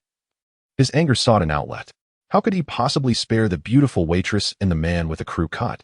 He raised his foot and violently kicked the waitress, exerting every ounce of strength he could muster. Ning Wushuang looked on, feeling it was somewhat cruel, and couldn't help but say, "Qin Feng, perhaps we should let this go? Don't be too kind." Qin Feng cast a glance at Ning Wushuang. "If it weren't for this card I possess tonight, have you considered the potential consequences? Kindness invites deceit, and the noble steed is often ridden. One must be ruthless in dealing with the wicked." Ning Wushuang opened her mouth, yet found herself unable to refute him. Qin Feng was right. Without the Zhuke Supreme card, these individuals would never have treated them with any decency. Without uttering another word, Qin Feng picked up an unopened bottle of Fei Tian from the dining table and strode out of the private room. Chapter 72, The Sisters in Distress in the Elevator. Ning Wufeng gazed at Qin Feng with a curious expression. "How did you come into possession of the prestigious Vermilion Phoenix card from Maple Leaf Group?" Qin Feng smiled. "I saved the life of the old patriarch of the Yi family today, and his son gifted it to me." Ning Wufeng blinked in disbelief. "Stop boasting. A person of such stature as the old patriarch of the Yi family could hardly require your assistance." Qin Feng was at a loss for words. What a stature! Even the mighty can fall ill. The old patriarch was afflicted by a curse, one that no one could remedy, yet I did. Enough with the tall tales. Ning Wufeng retorted with a disdainful expression. Even if you were a skilled physician, how could you possibly be called upon to treat the old patriarch's ailments? Curses? Such things only exist in dramas. They are utterly improbable in reality. And do you possess any medical skills at all? Even if I only know a smattering of medicine. It would hardly be my place to treat the old patriarch, she added dismissively. Qin Feng responded, I assure you, I am not exaggerating. My medical prowess is formidable. Even the renowned physician Su Jingxian would bow to my expertise. Ning Wufeng rolled her eyes dramatically. Stop it. If you keep going, you'll blow the roof off. You are making less and less sense. I've heard that physician Su is among the finest in the Dragon Kingdom. A master of revival. He brings the dead back to life. Qin Feng sighed in exasperation. Then tell me, where do you think this prestigious Vermilion Phoenix card came from? Ning Wufeng pondered seriously for a moment before speculating. You must have found it, right? Qin Feng, I strongly advise you to return this card to Yi Feiyu promptly. Otherwise, when he discovers you are not its rightful owner, you will be in grave trouble. The coastal city may be vast, but there will be no refuge for you. And your life could very well be at stake. Qin Feng chose to ignore her warnings, realizing that no matter what he said, she would remain skeptical. Seeing his silence, Ning Wufeng grew increasingly frustrated. What is your attitude? I am looking out for your best interest. Still, Qin Feng remained unresponsive. Just then, the elevator came to a halt. And as the doors opened, he swiftly exited. Good deeds are often met with ingratitude. Ning Wufeng huffed, pursuing him angrily. She felt compelled to persuade Qin Feng to return the Vermilion Phoenix card to the Yi family, lest he find himself in dire straits. As Qin Feng stepped out of the hotel, Ning Wufeng caught up, grabbing his arm. Qin Feng, you are an adult now. Can you not act with a bit more maturity? Yi Feiyu will soon uncover the true owner of the Vermilion Phoenix card, and then you will be finished. Qin Feng looked at her, perplexed. You seem quite concerned for my well-being. Could it be that you have developed feelings for me? Ning Wufeng, taken aback by his insinuation, angrily shook off his hand. You are too blind to see the good in others. If you wish to court disaster, then so be it. With that, she strode ahead. As Qin Feng watched her retreating figure, he felt a sense of helplessness. It was not that he failed to appreciate her good intentions, but rather that his honesty fell on deaf ears. What could he possibly do? Surely, one cannot truly return the Supreme Vermilion Bird card to the Yi family. Just as Qin Feng was about to depart, he noticed two young men assisting Li Dandan and Li Shuangshuang as they passed by him. The sisters appeared to be inebriated, reeking of alcohol. Observing the young men, who did not seem of good character, he hesitated, contemplating whether to intervene. At that moment, he caught a faint scent of wine in the air, emanating from Li Dandan and Li Shuangshuang. He inhaled deeply, his expression shifting slightly. It became evident that the sisters were not intoxicated, but rather had fallen victim to a substance known as the enchantment fragrance. This drug, mixed with alcohol, induces a potent stupor, leading those under its influence to exude a scent reminiscent of wine. However, those with a keen sense of smell could discern the difference between this and genuine alcoholic aroma. At that juncture, the two young men had already lifted Li Dandan and Li Shuangshuang into a van. Qin Feng immediately pursued them, but before he could close the distance, the van sped away. He noted the license plate number and rushed to the roadside, hailing a taxi. Upon entering, he generously offered the driver 2,000 cash, with but one request, to closely follow the van ahead. Half an hour later, the van halted outside the entrance of the Imperial International Hotel. The two young men disembarked, carrying Li Dandan and Li Shuangshuang, and made their way into the hotel. Qin Feng promptly exited the taxi and followed suit. Catching sight of the young men as they entered the elevator with the sisters, he dashed to the elevator just as the doors closed, forcing him to focus on the floor indicator. Soon, the elevator arrived at the 32nd floor without stopping. He hurriedly pressed the button for another elevator and stepped inside. Upon reaching the 32nd floor, Qin Feng found himself at a loss. He had no way of knowing which room the two young men had taken the sisters into. It was impractical to knock on each door one by one.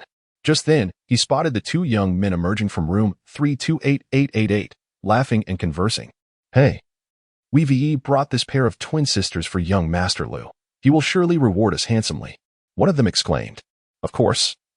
We must be compensated at least 100,000. Upon hearing their words, Qin Feng's expression darkened, and he strode toward them. Kid, don't block the way. Step aside.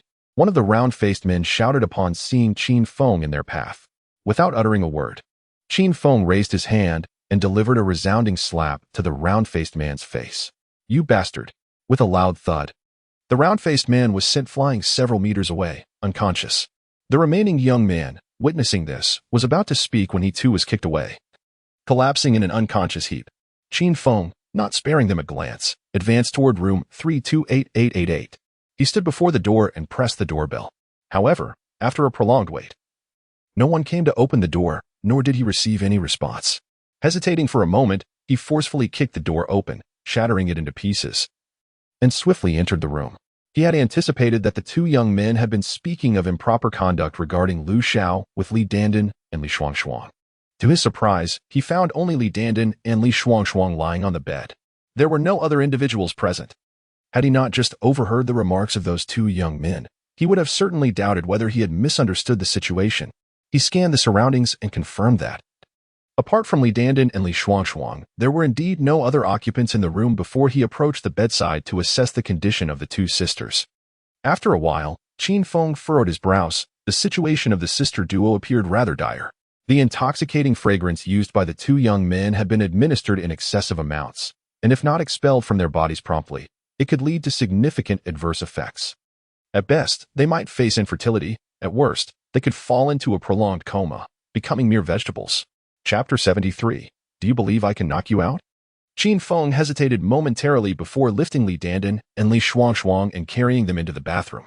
He had broken down the door, for when he assisted the two sisters in detoxifying, they would need to shed all their garments. He was concerned that if someone were to intrude during his efforts, the sisters would be exposed unnecessarily. Upon entering the bathroom, Qin Feng gently placed Li Dandan and Li Shuangshuang in the bathtub before turning to close and securely lock the door. He then glanced at the two sisters in the tub, a look of helplessness on his face. "I do not intend to offend. Please do not hold it against me once you awaken."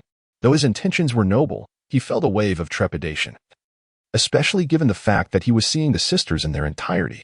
Taking a deep breath to clear his mind, he swiftly removed all of Li Dandan and Li Shuangshuang's clothing and began the detoxification process using his Xian Yang sacred hands. However, given the excessive dosage of the intoxicating fragrance, it was insufficient to expel the toxins entirely. Thus, he employed his spiritual energy as an aid to ensure perfect results, leaving no lingering effects on the sisters. Suddenly, Li Shuangshuang awoke, exclaiming, "What are you doing, Qin Feng?"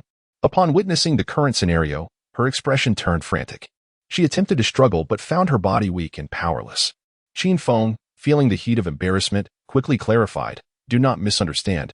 I am helping you detoxify." "Detoxify?" Li Shuangshuang paused, instinctively glancing to her side, where Qin Feng's large hand was massaging Li Dandan. Her face flushed crimson with a mix of shame and anger. "Qin Feng, I never imagined you to be such a despicable person." She mistakenly believed that he had drugged them both. With a sigh of exasperation, Qin Feng urged, "Calm down. I did not even dine with you. How could I have drugged you?" Li Shuangshuang furrowed her brows, questioning, "Is it really not you?"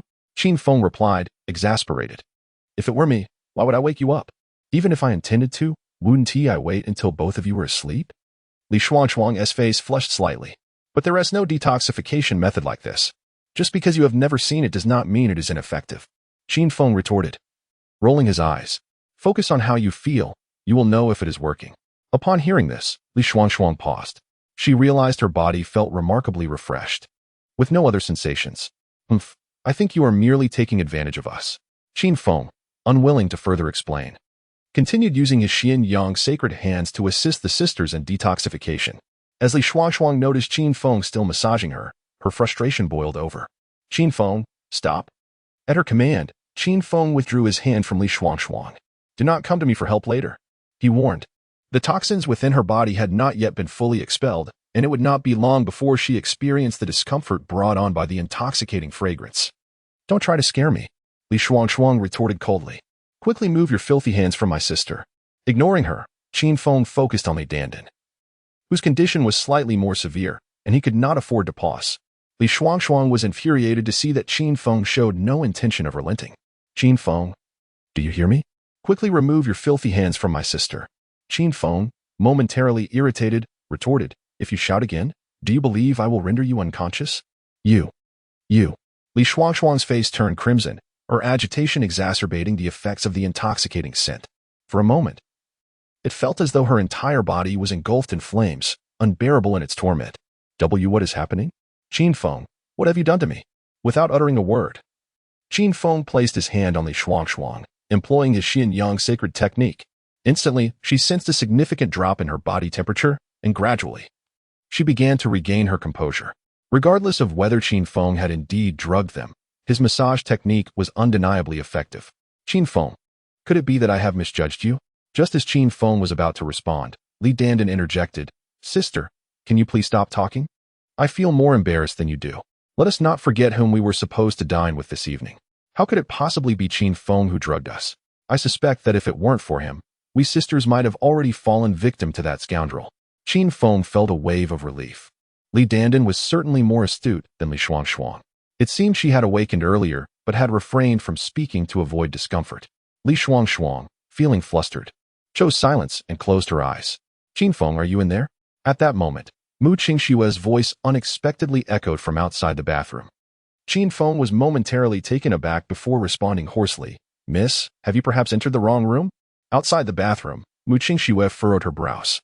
But I distinctly heard someone mention Qin Feng. You must have misheard, Qin Feng replied, feeling exasperated.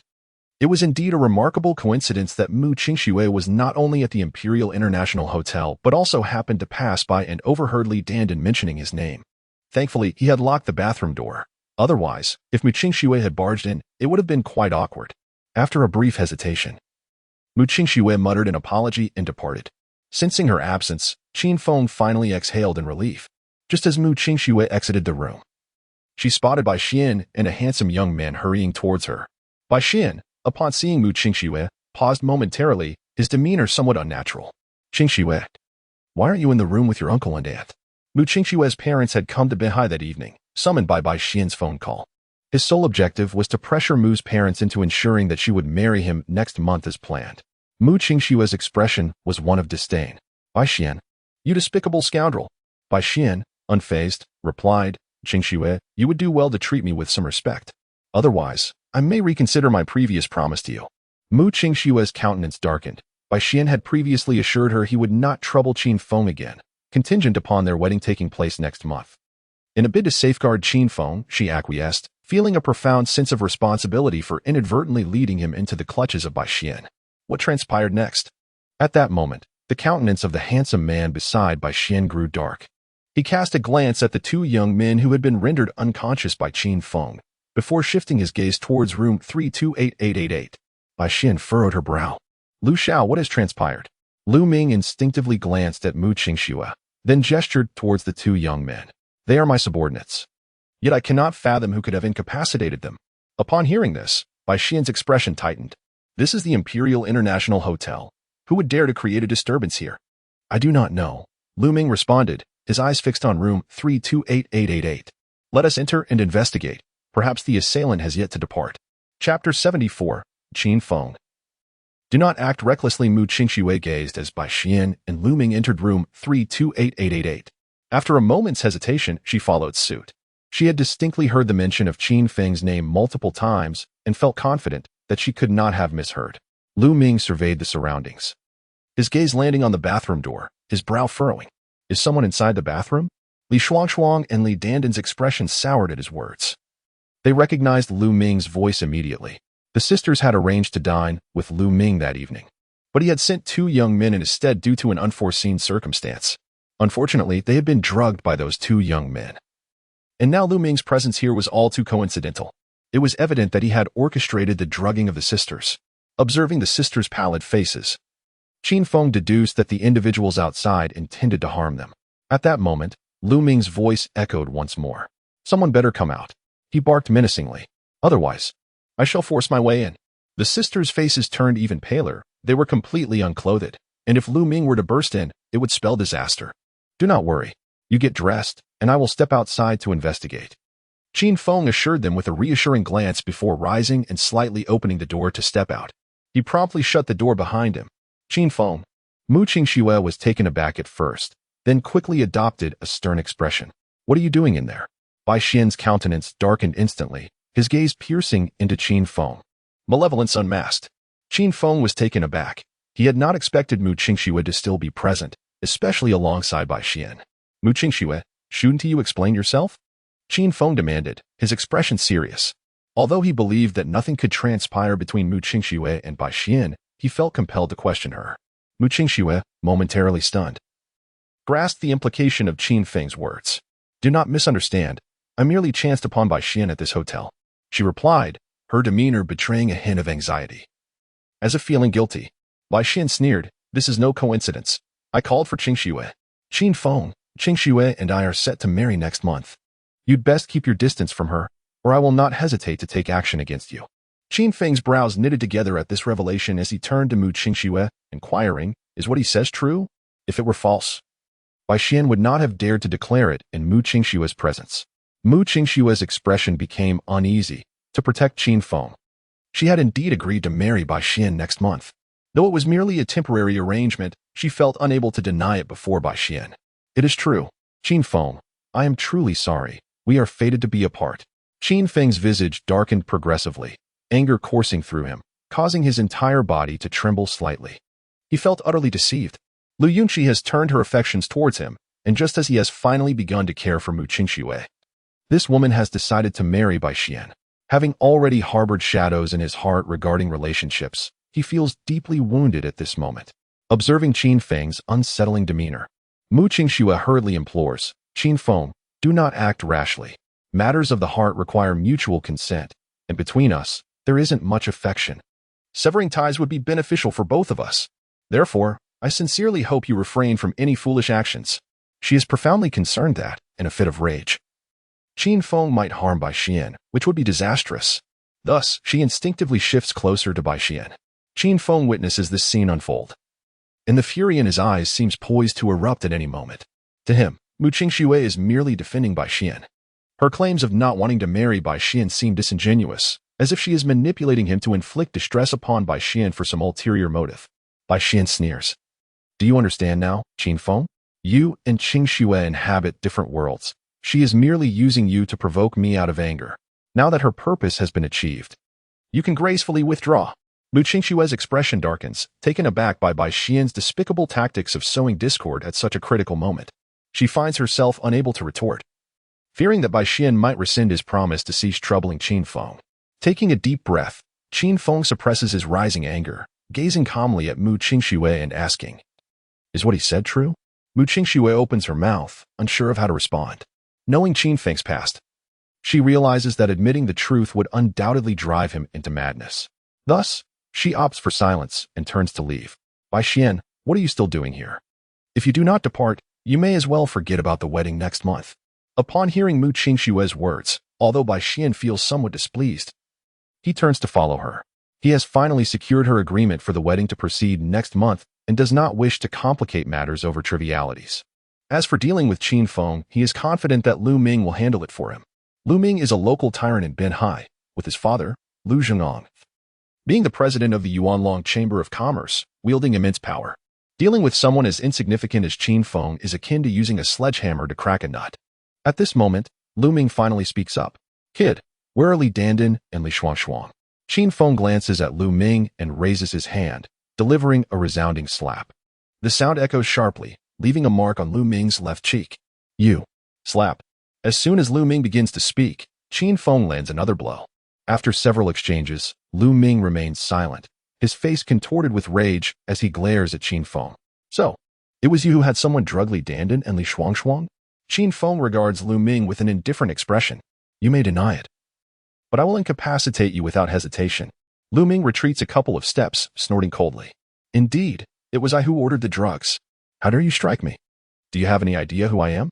My father is Lu Zhengong, the president of the Yuanlong Chamber of Commerce, the leader of the underground order in Binhai.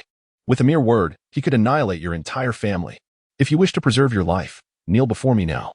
Qin Feng wore a smile that was anything but genuine. Have you finished speaking? He inquired. As soon as the words left his lips, he strode forward and delivered a powerful kick that sent Lu Ming flying. With a resounding thud, Lu Ming crashed against the wall and fell to the floor, rolling about while emitting cries akin to a slaughtered pig. Qin Feng, consumed by fury and seeking an outlet for his rage, would not let Lu Ming escape unscathed after he had thrown himself into the fray. Without hesitation, he charged forward, unleashing a barrage of punches and kicks upon Lu Ming, treating him like a mere punching bag. At that moment, the bathroom door swung open, and Li Dandan and Li Shuangshuang emerged. Qin Feng, cease at once. Chapter 75. Weakness as original sin. Upon hearing the words, Qin Feng halted after kicking twice, then turned to Li Dandan and Li Shuangshuang, inquiring, "How did you come to know such a scoundrel?" Li Shuangshuang appeared helpless. "Before tonight, we had never encountered him. We had only heard of his reputation. We required his assistance, hence we arranged a dinner through someone else. We never anticipated his utter shamelessness. If it weren't for your timely intervention, our dignity would have been tarnished. Qin Feng, I am truly sorry for the trouble you've encountered." She continued, "His father is Lu Zhengong, the president of the Yuanlong Chamber of Commerce. If you strike him, he will not let you off easily. We must leave at once.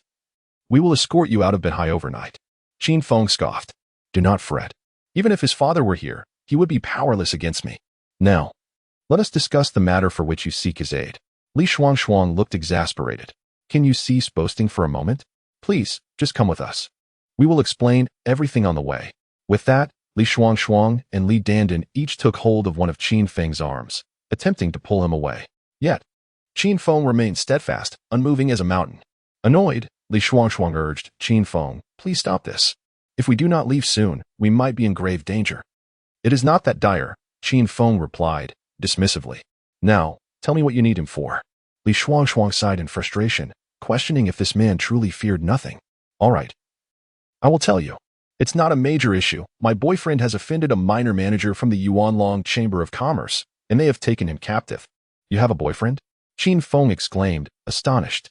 Earlier, while detoxifying Li Shuangshuang, he had inadvertently noticed that she was still untouched. To have a boyfriend, yet remain chaste, is a rarity in this day and age. Li Shuangshuang's expression darkened. "What do you mean by that? Do you think I could not find a boyfriend?"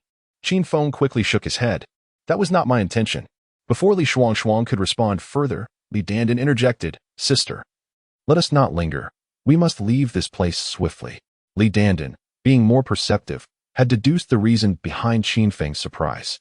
Having some medical knowledge, he had seen through their predicament. It was evident that both sisters were still pure. Li Shuangshuang felt disheartened. However, this man was not moving, and they could not budge him. Li Dandan furrowed her brow. "Qin Feng, are you truly not afraid of Lu Ming's retaliation?" Hearing this, Qin Feng smiled. "Do I strike you as someone who fears?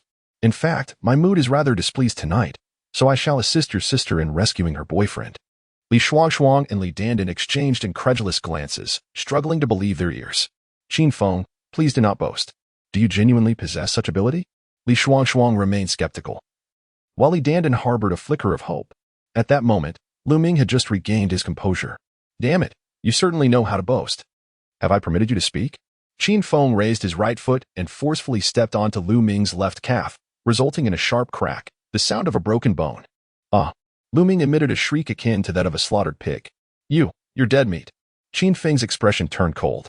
"Since you wish for my demise, then I shall ensure your end comes first." With that, he lifted his right foot and placed it upon Lu Ming's head. Li Shuangshuang and Li Dandan were horrified at Qin Feng's actions, their faces paling in fear. "Qin Feng, you cannot kill him. Calm down, Qin Feng. If you take a life here, there will be no escape for you." The two sisters exerted all their strength in an attempt to pull Qin Feng back, but he remained steadfast, unmoving as a mountain. At that moment, Qin Feng regained his composure. Li Dandan had a point. Should he kill Lu Ming here, he would be unable to evade suspicion and would invite considerable trouble. Just the night prior, he had dispatched Hu Dao, and Hu Dao's wife, Feng Ying, was on the brink of death. If Lu Ming were to meet a similarly bizarre fate following their conflict, even the most foolish would suspect him. Thus, not only could he not kill Lu Ming here, but he also could not act covertly. After all, both Hu Dao and his wife had died under suspicious circumstances. Qin Feng withdrew his foot from Lu Ming's head and turned to Li Shuangshuang, inquiring, "Do you know where your boyfriend is?" Just as Li Shuangshuang was about to respond, the hotel manager entered, accompanied by 4 security guards. She froze momentarily, her expression darkening. The Imperial International Hotel was owned by the Yi family, whose influence in Binhai was unparalleled. Qin Feng had not only kicked down a door but had also assaulted someone. This was a grave predicament. Li Dandan's face mirrored her sister's trepidation. The manager surveyed the barely conscious Lu Ming before casting a grim gaze upon Qin Feng. "How dare you strike young Master Lu? What audacity! Do you even realize where you are? This is the Imperial International Hotel, a property of the Yi family. You have but one choice. Kneel and apologize to young Master Lu, and then allow my men to break your limbs. Otherwise, your fate will be to be dismembered and discarded in the moat to feed the fish. Qin Feng frowned slightly at the manager's unrestrained arrogance. Clearly, he was no ordinary individual. Li Shuangshuang and Li Dandan panicked. This is not Qin Feng's fault. You cannot treat him this way. Indeed, while the Yi family is powerful, there must be some reason. Lu Ming drugged us, and Qin Feng acted to save us. Though Li Dandan was anxious, her mind remained clear. We were brought here unconscious. Your front desk did not register us. Even those who witnessed us being brought in did not ask any questions. This is illegal. If you do not release us, I will call the police. The hotel manager regarded her with a look of disdain, naive as it may seem. Disregarding the fact that this is the Imperial International Hotel, do you truly believe the police would dare to take action given Mr. Lu's standing? Li Dandan found herself momentarily speechless. Indeed, with the prestigious background of the Imperial International Hotel and the identity of Lu Ming, would the police have the audacity to intervene? The room manager cast an impatient glance at Qin Feng. My patience is limited, young man. Kneel down swiftly. Qin Feng furrowed his brow. Are you certain you do not wish to engage in a rational discourse? The room manager scoffed. Engage in reason? You are hardly worthy. Only those of equal standing partake in such discourse. You are but a lowly insect, unqualified to engage in reasoned dialogue with me. Remember, weakness is the original sin. Chapter 76. No rescue for the wrong person. With a resounding slap, Qin Feng struck the left cheek of the hotel manager. If reason fails, then I shall resort to force. The hotel manager's face was a mask of disbelief. You dare to hit me? The 4 security guards behind him stood in shock. Who would dare to assault the hotel manager at the Imperial International Hotel? How audacious! Li Dandan and Li Shuangshuang gasped in astonishment, their mouths agape. Had Qin Feng lost his mind? Was he intent on escalating the situation further?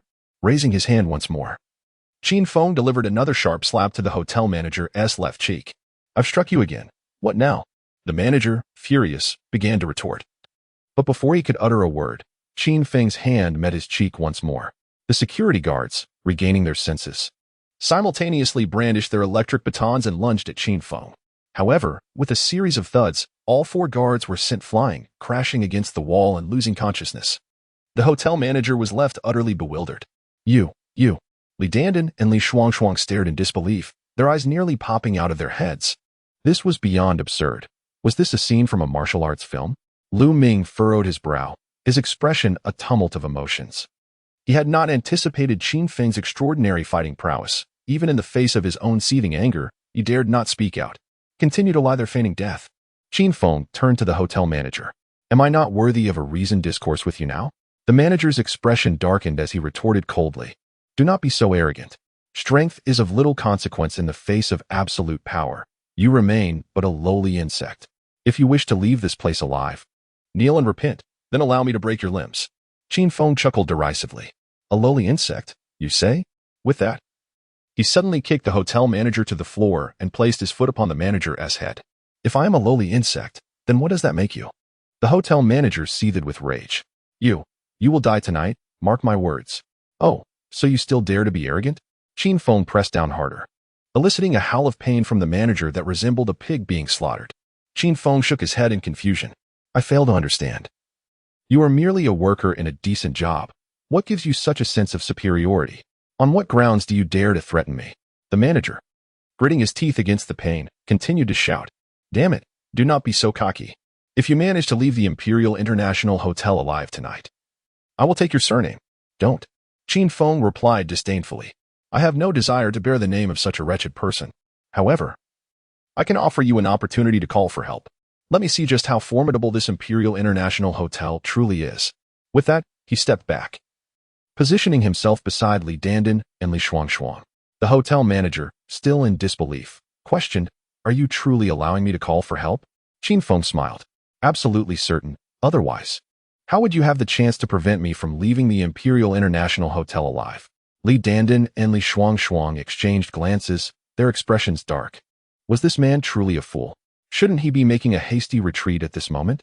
The hotel manager, regardless of the truth, gritted his teeth against the pain and hastily rose to retrieve his phone and call for help. Lu Ming could not resist mocking him. What an arrogant fool. Just wait until the Yi family arrives. I shall relish in your downfall. Upon hearing this, Qin Feng turned his gaze towards Lu Ming. Oh, you are still here? Allow me to extend to you an opportunity to make a call as well. However, I insist that you bring along Li Shuangshuang's boyfriend. Lu Ming was momentarily taken aback. What did you just say? You want me to make a call? How much more arrogant can you be? Both Li Shuangshuang and Li Dandan wore expressions of disbelief. Qin Feng, could you please stop being reckless? We should leave before the Yi family arrives. Qin Feng, calm down. Let us depart swiftly. If anything were to happen while you remain here, my sister and I would carry the burden of guilt for a lifetime. Qin Feng smiled reassuringly. Do not worry. Nothing will happen. Li Shuangshuang's expression darkened. Stop boasting, will you? I am begging you. Let's just leave. Qin Feng, somewhat helpless, replied, I am not boasting. If you choose to believe me, then silence yourself. If not, then simply leave.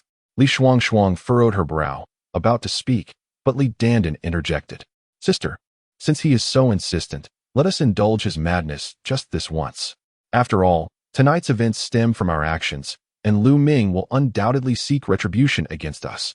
Lu Ming, overhearing, sneered, You are quite clever. Indeed, I shall not let you off so easily. At that moment, the hotel manager concluded his call. A mocking smile on his face. I have just contacted young Master Yi.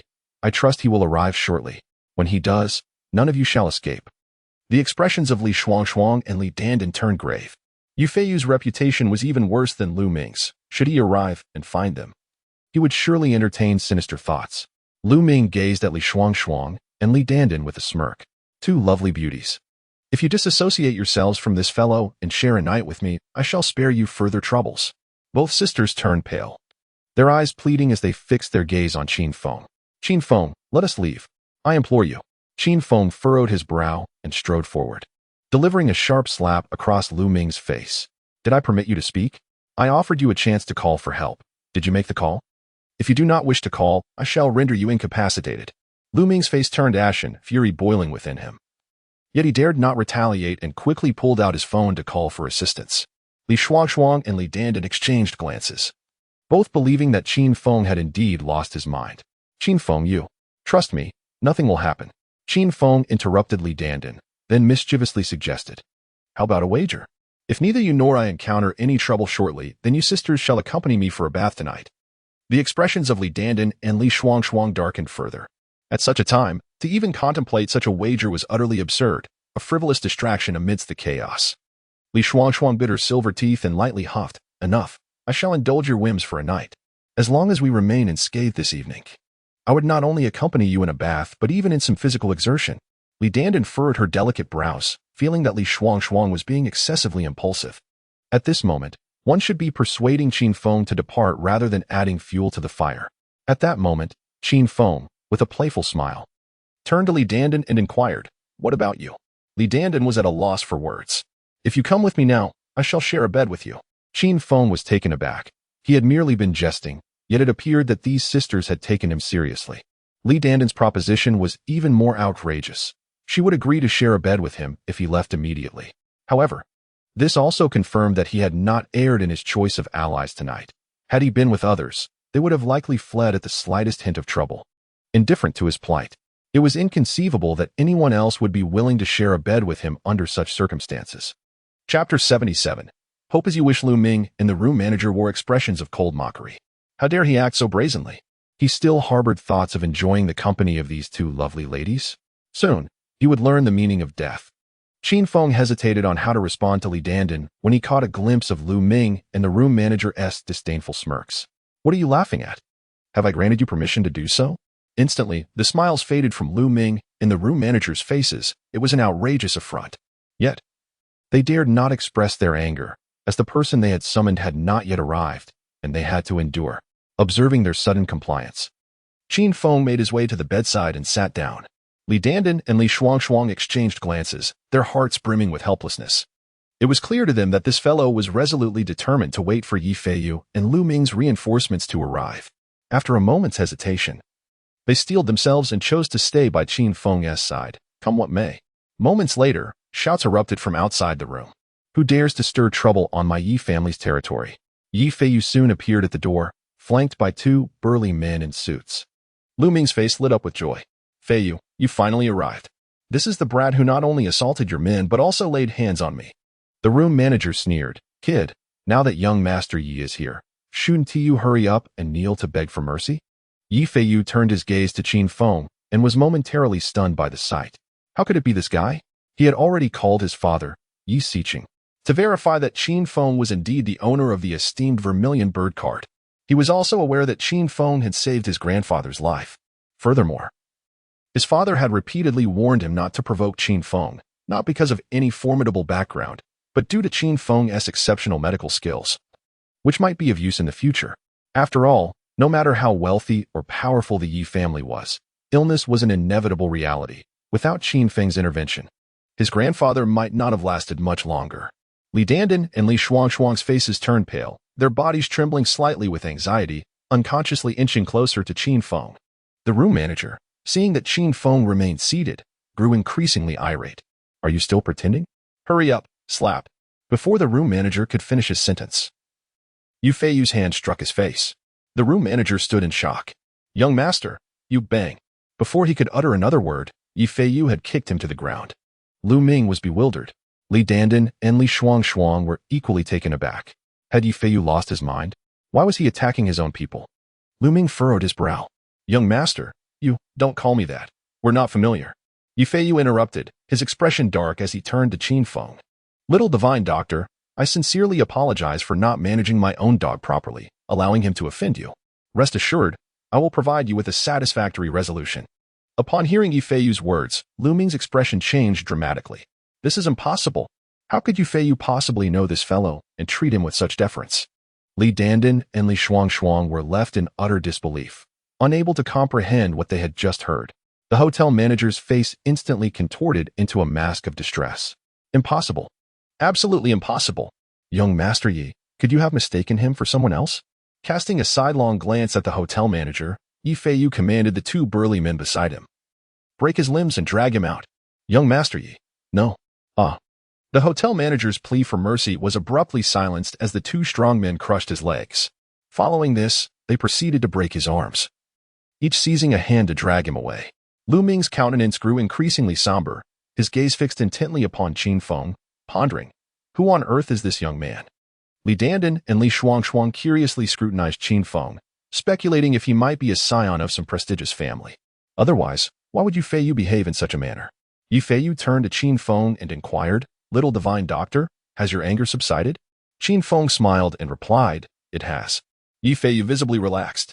Little divine doctor, do you have any further instructions?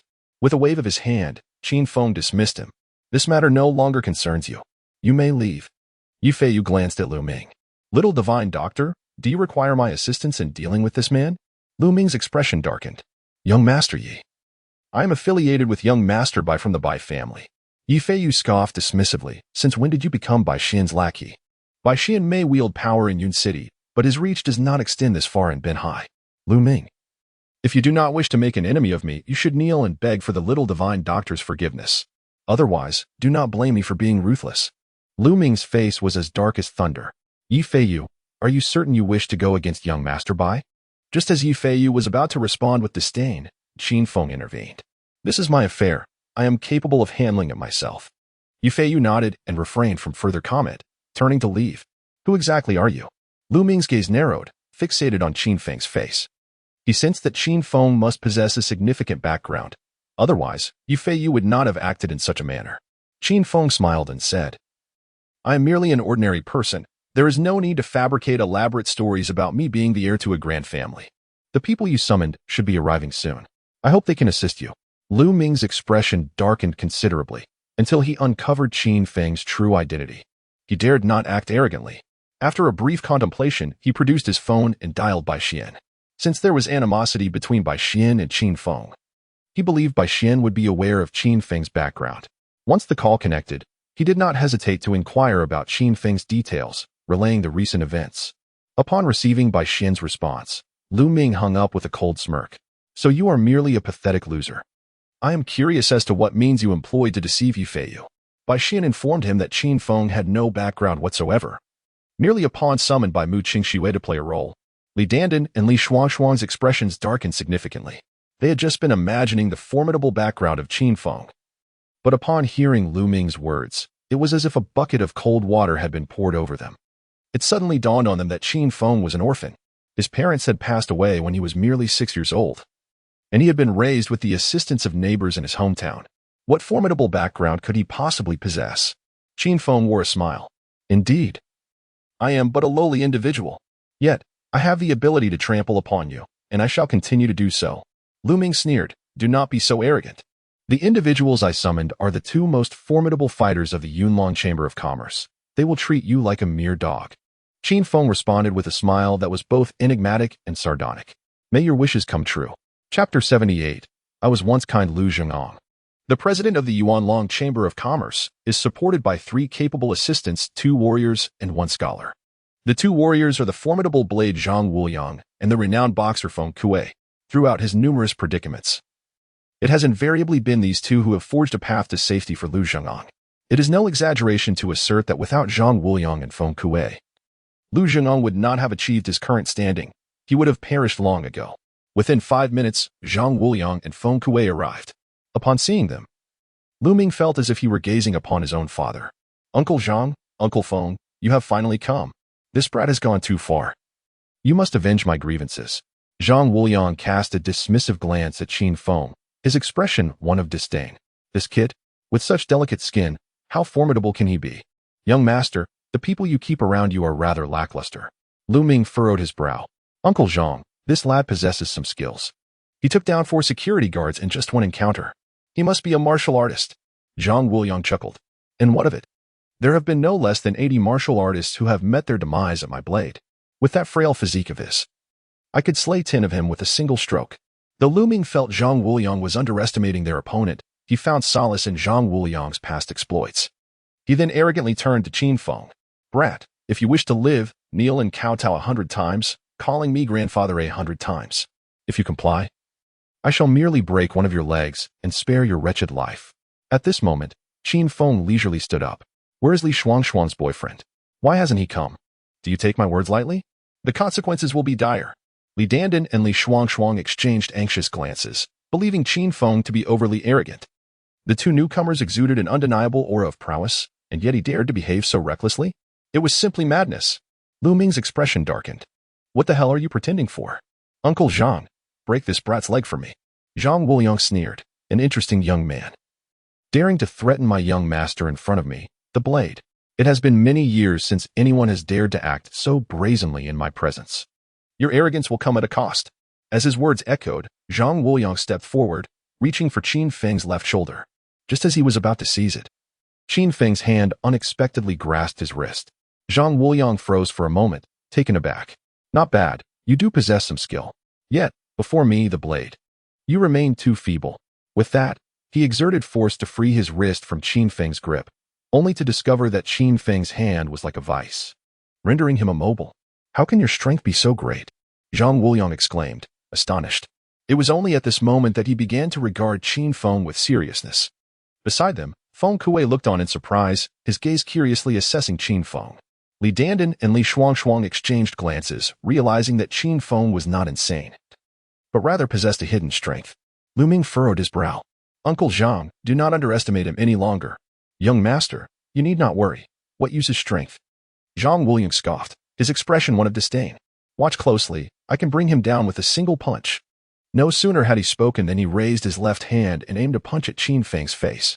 Just as his fist was about to connect, a powerful hand suddenly appeared, gripping his fist firmly. What? What do you mean? Qin Feng said with a mocking grin. If you haven't had your fill of posturing, it's my turn now. With that, he released Zhang Wuliang and swiftly delivered a kick. With a resounding thud, Zhang Wuliang was sent flying, crashing into Lu Ming behind him. The 2 collapsed onto the floor. Ah! Lu Ming cried out in pain, resembling a wounded animal. Zhang Wuliang spat out a mouthful of blood, his complexion paling. How could you be so strong? Feng Kuei's expression darkened, his gaze toward Qin Feng tinged with wariness. Zhang Wuliang's skills were comparable to his own. Yet Qin Feng had incapacitated him with a single kick. Li Dandan and Li Shuangshuang stood agape. Goodness, is he really that formidable? No wonder he always appeared so unshakable. Ignoring Zhang Wuliang, Qin Feng turned his half-smiling gaze towards Feng Kuei. And you? Care to flaunt your bravado in front of me as well? Feng Kuei frowned slightly. Young man, do not be overly arrogant.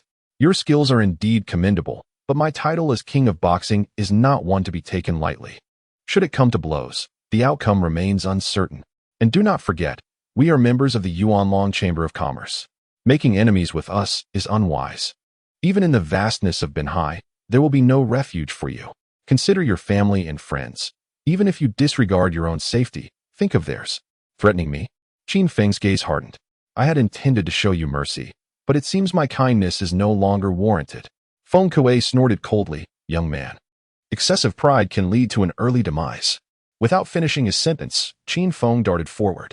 With a resounding crash, Feng Kuei had no opportunity to react before Qin Feng knocked him to the ground with a single punch. Following this, Qin Feng stomped down, breaking Feng Kuei's left calf. But this was merely the beginning. Feng Kuei's right calf met the same fate, snapping under the force. Ah, you. Feng Kuei, drenched in cold sweat and gripped by fear, stared at Qin Feng, feeling death's proximity for the first time. He sensed that had the circumstances been different, Qin Feng might have killed him. Zhang Wuliang and Lu Ming were so terrified that their faces turned pale, trembling uncontrollably. Li Dandan and Li Shuangshuang wore expressions of deep concern. It seemed that Qin Feng had forged an irreparable enmity with the Yuanlong Chamber of Commerce. They resolved in their hearts that once they left the Imperial International Hotel, they would do whatever it took to ensure Qin Feng left Benhai. Even if he proposed a game of 1 dragon and 2 phoenixes, they would acquiesce. The only reason Qin Feng has drawn the ire of the Yuanlong Chamber of Commerce is due to her act of saving her sisters. Qin Feng glanced at Lu Ming and his companions. I have always been benevolent, yet you insist on pushing me to unleash my wrath. Therefore, you shall all bear the consequences of your arrogance. Otherwise, you will remain oblivious to the lessons life intends to teach you. Perhaps you will come seeking trouble again in the future. I do not fear trouble, but I disdain it. With that, Qin Feng approached Lu Ming. Did you not just claim that if I were to bow to you 100 times and call you grandfather 100 times, you would merely break one of my legs? Now, if you would bow to me 200 times and call me grandfather 200 times, I shall only intend to break both of your legs. Chapter 79.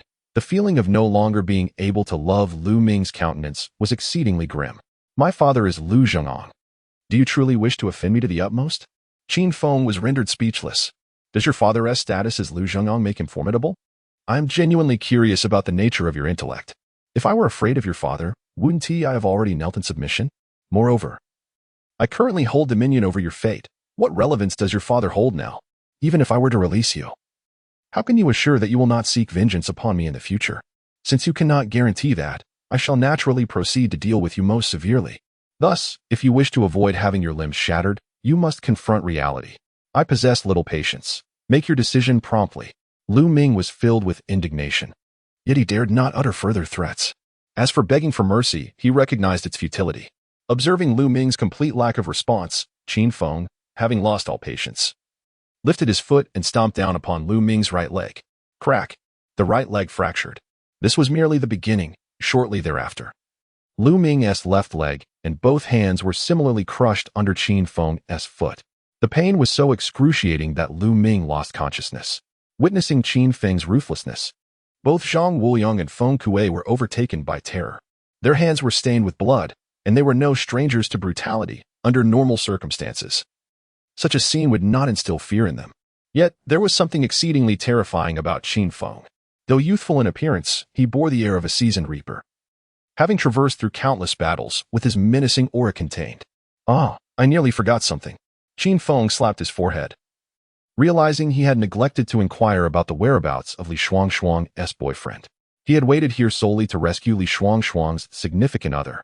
At that moment, Li Shuangshuang urged, Qin Feng, let us depart. With that, she and Li Dandan tugged at Qin Feng's arms, one on each side. Do not rush. Qin Feng directed his gaze at Zhang Wuliang. I recall that Lu Ming mentioned someone when he called you. Could you possibly make a call to have him released? Zhang Wuliang furrowed his brow. I can, but I have a condition. You must spare me. He was merely seriously injured, his limbs intact. Thus he feared that Qin Feng might also shatter his limbs. For individuals like them, with numerous enemies, having their limbs rendered useless was akin to a death sentence. Qin Feng sneered. You lack the standing to negotiate terms with me. Zhang Wuliang's expression darkened. If I divulge a secret regarding that young man, will you refrain from breaking my limbs? Qin Feng paused momentarily, then turned to Li Shuangshuang. Would you like to hear? Just as Li Shuangshuang was about to speak, Zhang Wuliang interjected. It pertains to the incident tonight when these sisters were drugged. Li Shuangshuang and Li Dandan exchanged glances, their expressions shifting as they spoke in unison. Speak. Zhang Wuliang remained silent, looking at Qin Feng, indicating he would only disclose information upon receiving a nod from him. Qin Feng assessed Li Shuangshuang and Li Dandan before saying, Speak. I shall spare your limbs. Upon hearing this, Zhang Wuliang visibly relaxed. That young man owes over 300,000 in gambling debts. To repay his debts, he deliberately orchestrated a scheme to offer these sisters to young Master Lu in exchange for 500,000. By coincidence, Lu Xiao is hosting Bai Xian from the Bai family of Yun City tonight, and he intended to present these two sisters to Bai Xian. Qin Feng was taken aback. Was he truly going to offer his girlfriend to someone else for a mere 30,000? Was this even what a man would do? Li Shuangshuang's expression darkened considerably. Despite her reluctance to accept it, she understood that Zhang Wuliang had no reason to fabricate lies. Li Dandan wore a cold expression. Sister, I warned you long ago that scoundrel Zhu Ning is not a good man. Now do you believe me? Zhang Wuliang, sensing Qin Feng's skepticism, added. That kid is likely still at the Yuanlong Entertainment Club. If you don't believe me, I can take you to confront him. Li Shuangshuang furrowed her brows. Isn't Yuanlong Entertainment Club your territory? You wouldn't be trying to lure Qin Feng there to ambush him, would you? Zhang Wuliang's countenance shifted, and he quickly denied. I absolutely have no such intention. Qin Feng's skills are formidable. I wouldn't dare entertain any thoughts of opposing him. Li Shuangshuang remained unconvinced and turned to Qin Feng, saying, Let us go. After all, my sister and I have nothing to do tonight. We can simply ignore that guy from now on. Li Dandan nodded in agreement. Yes. Qin Feng, just consider it my request. Let us leave. Not wanting to dwell on the matter, Qin Feng obliged. With a sense of relief, Li Shuangshuang and Li Dandan each took hold of Qin Feng, guiding him away. Qin Feng, just as the trio stepped out of the room, a chilling voice suddenly emanated from their left. Qin Feng frowned slightly and turned slowly to see Mu Qingxue standing not far away, her expression devoid of emotion as she regarded him. Li Shuangshuang and Li Dandan felt a pang of guilt and quickly released their hold on Qin Feng, ignoring Mu Qingxue. Qin Feng naturally wrapped his arms around the waist of Li Shuangshuang and Li Dandan, proceeding towards the elevator. Li Shuangshuang and Li Dandan exchanged glances, bewildered by his audacity to embrace them in front of his girlfriend. However, they did not resist and allowed Qin Feng to play his charade. Mu Qingxue's face turned ashen with rage. She realized that Qin Feng was intentionally provoking her, yet her anger simmered. Qin Feng, you are such a scoundrel. Qin Feng halted, turning to face Mu Qingxue. Mu Qingxue, please clarify who the true scoundrel is. You sacrificed your own integrity to use me in order to reconcile with Bai Xian. Now that you have achieved your goal, we are no longer indebted to each other. From this moment forward, we share no further ties, our paths shall diverge. His anger had initially subsided, but the sight of Mu Qingxue reignited it. The betrayal of Lu Yunxi had already rendered him wary of emotional investment, although he had been attempting to open his heart to Mu Qingxue. Her recent actions had wounded him deeply, leading him to believe that he might never love again. Mu Qingxue parted her lips, wanting to explain, but the words caught in her throat. From the very beginning, she had deceived Qin Feng. Perhaps this outcome was indeed the best resolution. Qin Feng possesses remarkable medical skills, yet he has not deliberately paid attention to her. Otherwise, he would likely have discerned that she remains untouched. When he discovers that they have not shared a bed, he will probably be even more enraged and hurt than he is tonight. Watching Qin Feng embrace Li Shuangshuang and Li Dandan as they entered the elevator, Mu Qingxue felt a profound sense of melancholy. How strange. I actually feel a pang of heartache. Have I truly developed feelings for him? Impossible. It has only been a few days, and that arrogant man is hardly likable. How could I possibly harbor affection for him? Moreover, I cannot allow myself to like him, for he is the fiancé of Lu Ruyan. There can be no outcome between us, destined as we are to part ways.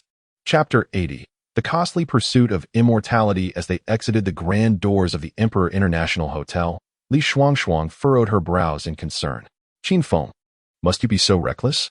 Lu Ming's father is the architect of the underground order in Benhai, an unequivocal sovereign. After you've incapacitated Lu Ming, his father will undoubtedly seek retribution. If you wish to preserve your life, you must flee Benhai under the cover of night. Moments ago, in the elevator, she and Li Dandan had been fervently trying to reason with him, yet Qin Feng appeared utterly indifferent, embodying a demeanor as if the heavens themselves bowed to him. With a dismissive grin, Qin Feng replied, "Rest assured, I shall be perfectly fine." Li Xuanxuang's frustration boiled over. "Who do you think you are? Just because you can fight, you presume you're invincible? Don't forget, the Yuanlong Chamber of Commerce is built on formidable foundations. With a mere call, Lu Zhengong can rally thousands. Even if you could contend with 10 or even 100 foes, do you truly believe you could face 1,000? Qin Feng scoffed. "I could indeed take on 1,000. Li Xuanxuang, exasperated, felt like she might spew blood. Did this man truly believe he would not face consequences? Could one spell or technique annihilate a multitude? Li Dandan interjected with a smile. "Sister, let it go. Since he refuses to leave, let us simply ask him to take us back." Li Xuanxuang huffed. "Who wants him to escort us?" "Sister, have you forgotten?" Li Dandan's cheeks flushed as she murmured. "About our wager with Qin Feng. Aren't we obliged to fulfill our end of the bet?" "Huh." Li Xuanxuang paused, her face turning crimson. Earlier, they had wagered that if Qin Feng emerged unscathed tonight, they would accompany him for a bath. She had even jested that they would engage in physical activities together. "Why must you bring that up?" Li Xuanxuang glared at her sister in indignation. Was it not enough that Qin Feng himself had not mentioned it? It was merely a jest, surely, they need not take it seriously. "I'm weary from the altercations, I shall retire for the night. Farewell," Qin Feng declared, turning on his heel to stride away. Li Xuanxuang and Li Dandan exchanged glances, bemusement etched on their faces.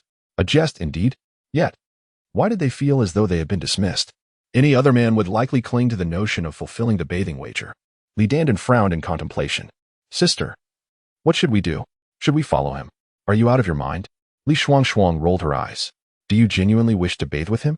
Li Dandan's face reddened as she hurriedly denied. "No, I am merely concerned that if he remains in Ben Hai, he may encounter trouble." Li Xuanxuang hesitated, her gaze flickering toward Qin Feng as retreating figure. This man was indeed audacious, yet when reflecting on the events of the night, they had always anticipated his downfall. Only for him to emerge unscathed. He was no fool. If he truly feared the Lu family's wrath, he would likely take flight without their urging. Li Dandan narrowed her eyes, contemplating the situation. It appeared, indeed, that Li Xuanxuang's assessment held merit. Qin Feng possesses an uncanny ability to bestow upon them unexpected surprises. Perhaps he truly remains unfazed by the potential troubles the Lu family might pose.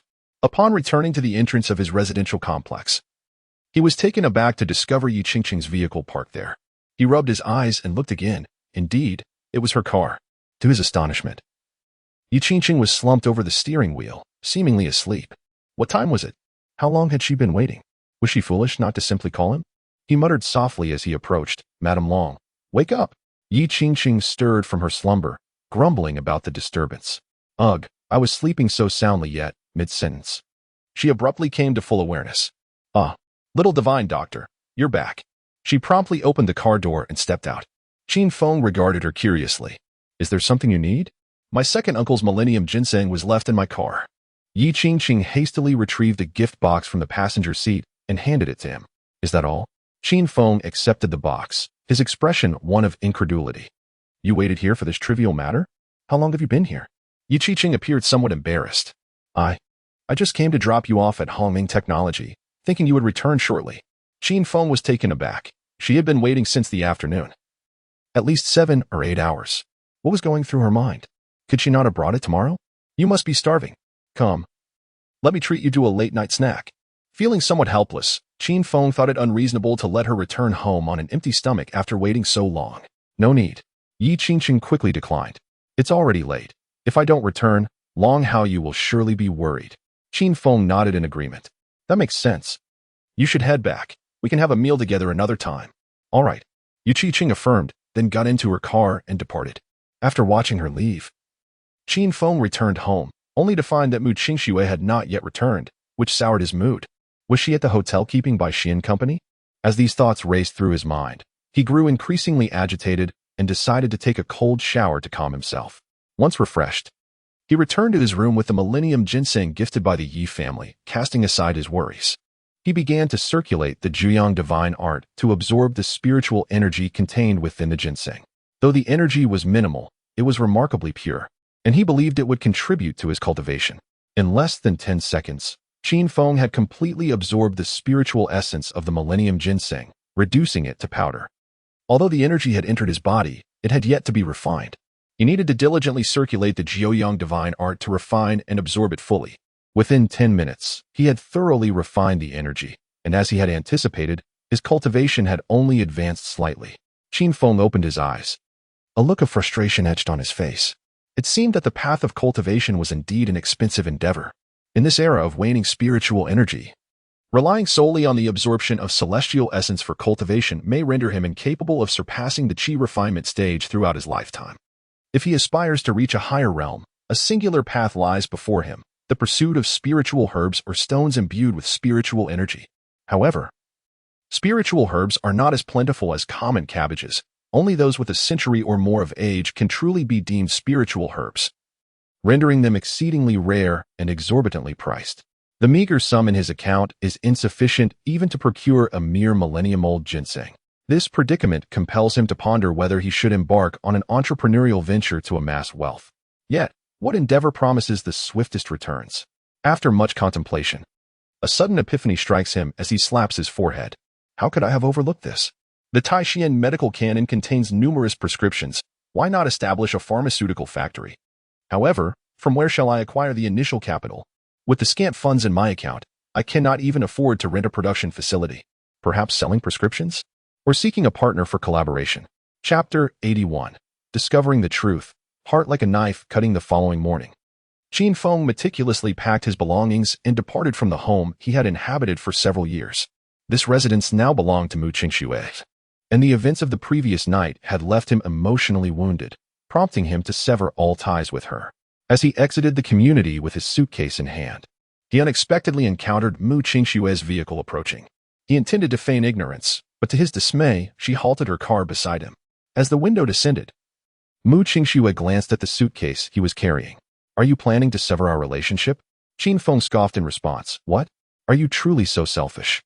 Gazing at what is in front of you while yearning for what lies beyond, hoping to keep me as your lover?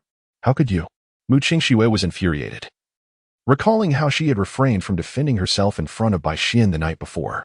Had she spoken up, Bai Xian would have relentlessly targeted Qin Feng. So she had acted to protect him. Could you refrain from being so petty? Everything Bai Xian said last night was untrue. I was merely trying to protect me? Qin Feng interrupted with a cold laugh. Do not jest. Do I truly need your protection, Mu Qingxue? In my eyes, you are no different from that wretched Lu Yunxi. Upon hearing his last remark, Mu Qingxue felt deeply aggrieved, tears welling in her beautiful eyes. Qin Feng, you are a scoundrel, a vile man. I am not your woman. Do not dare compare me to your ex-girlfriend. She is unworthy. Qin Feng chuckled derisively. In my heart, you and she are indistinguishable. In fact, you surpass her in every regard. Otherwise, why would you be on the brink of marriage while attempting to deceive me into being your lover? Furious, Mu Qingxue flung open the car door and stepped out, raising her right hand to strike Qin Feng's face. He caught her wrist, his expression darkening. Do not compel me to slap you. Mu Qingxue, consumed by rage, retorted with a mocking smile. Go ahead. If you do not, you are no man. Qin Feng furrowed his brow, on the verge of releasing her to deliver 2 resounding slaps, when he suddenly noticed something amiss with her pulse. It was not that Mu Qingxue was ill, rather, her primal essence was abundant and remarkably pure. In simpler terms, this woman had not yet been deflowered.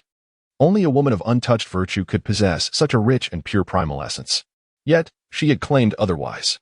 It dawned on him that she had been deceiving him from the very beginning. Qin Feng's expression darkened to an extreme as he unconsciously tightened his grip on her wrist, causing Mu Qingxue to wince in pain. Oh, you are hurting me. Let go, she exclaimed. Unmoved by her plea, Qin Feng replied, Mu Qingxue, you have schemed to deceive me from the start. I was truly foolish, unable to comprehend why I had suddenly fallen unconscious or why I remembered nothing upon waking. It turns out nothing transpired between us, and you had drugged my water in advance. Alas, despite my profound medical expertise, I allowed my suspicions to be cast aside merely by observing your physique. It is no wonder that on that fateful night you agreed to share my bed, only to subsequently evade my advances. It appears my ailment had thwarted our union. I concede my misfortune in this matter. Mu Qingxue, let us part ways. Should we meet again, let us be strangers.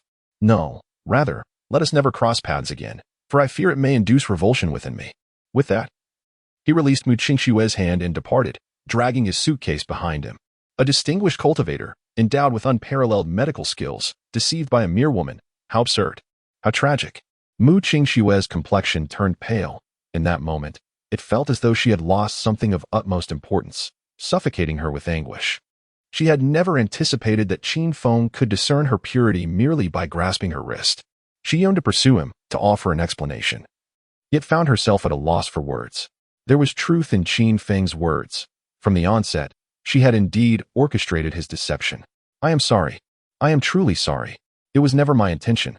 Mu Qingxue fell to her knees, tears streaming uncontrollably down her cheeks. Her actions were akin to inflicting wounds upon the freshly healed scars of Qin Feng's heart. Just days prior, he had been betrayed by Lu Yunxi. And now he discovered the treachery of her as well. In that moment, this man's heart must surely have shattered. It was conceivable that he would henceforth harbor a mistrust for all women. Yet, at this juncture, all she could utter was an apology. She remained uncertain how to mend the wounds she had inflicted upon Qin Feng. Qin Feng, lost in despair, wandered the streets, uncertain of where to go next. The betrayal of Lu Yunxi, the deceit of Mu Qingxue, and the plight of the heavenly emperor weighed heavily upon him. He found himself doubting whom he could trust moving forward. In that instant, he felt as though all the inhabitants of this world were deceivers. No one trustworthy remained. As he wandered, Qin Feng's phone rang, yet he seemed oblivious to its sound. It was not until the caller had attempted to reach him 5 times that he regained his senses and retrieved the device. Without glancing at the caller ID, he answered and brought the phone to his ear. Who is it?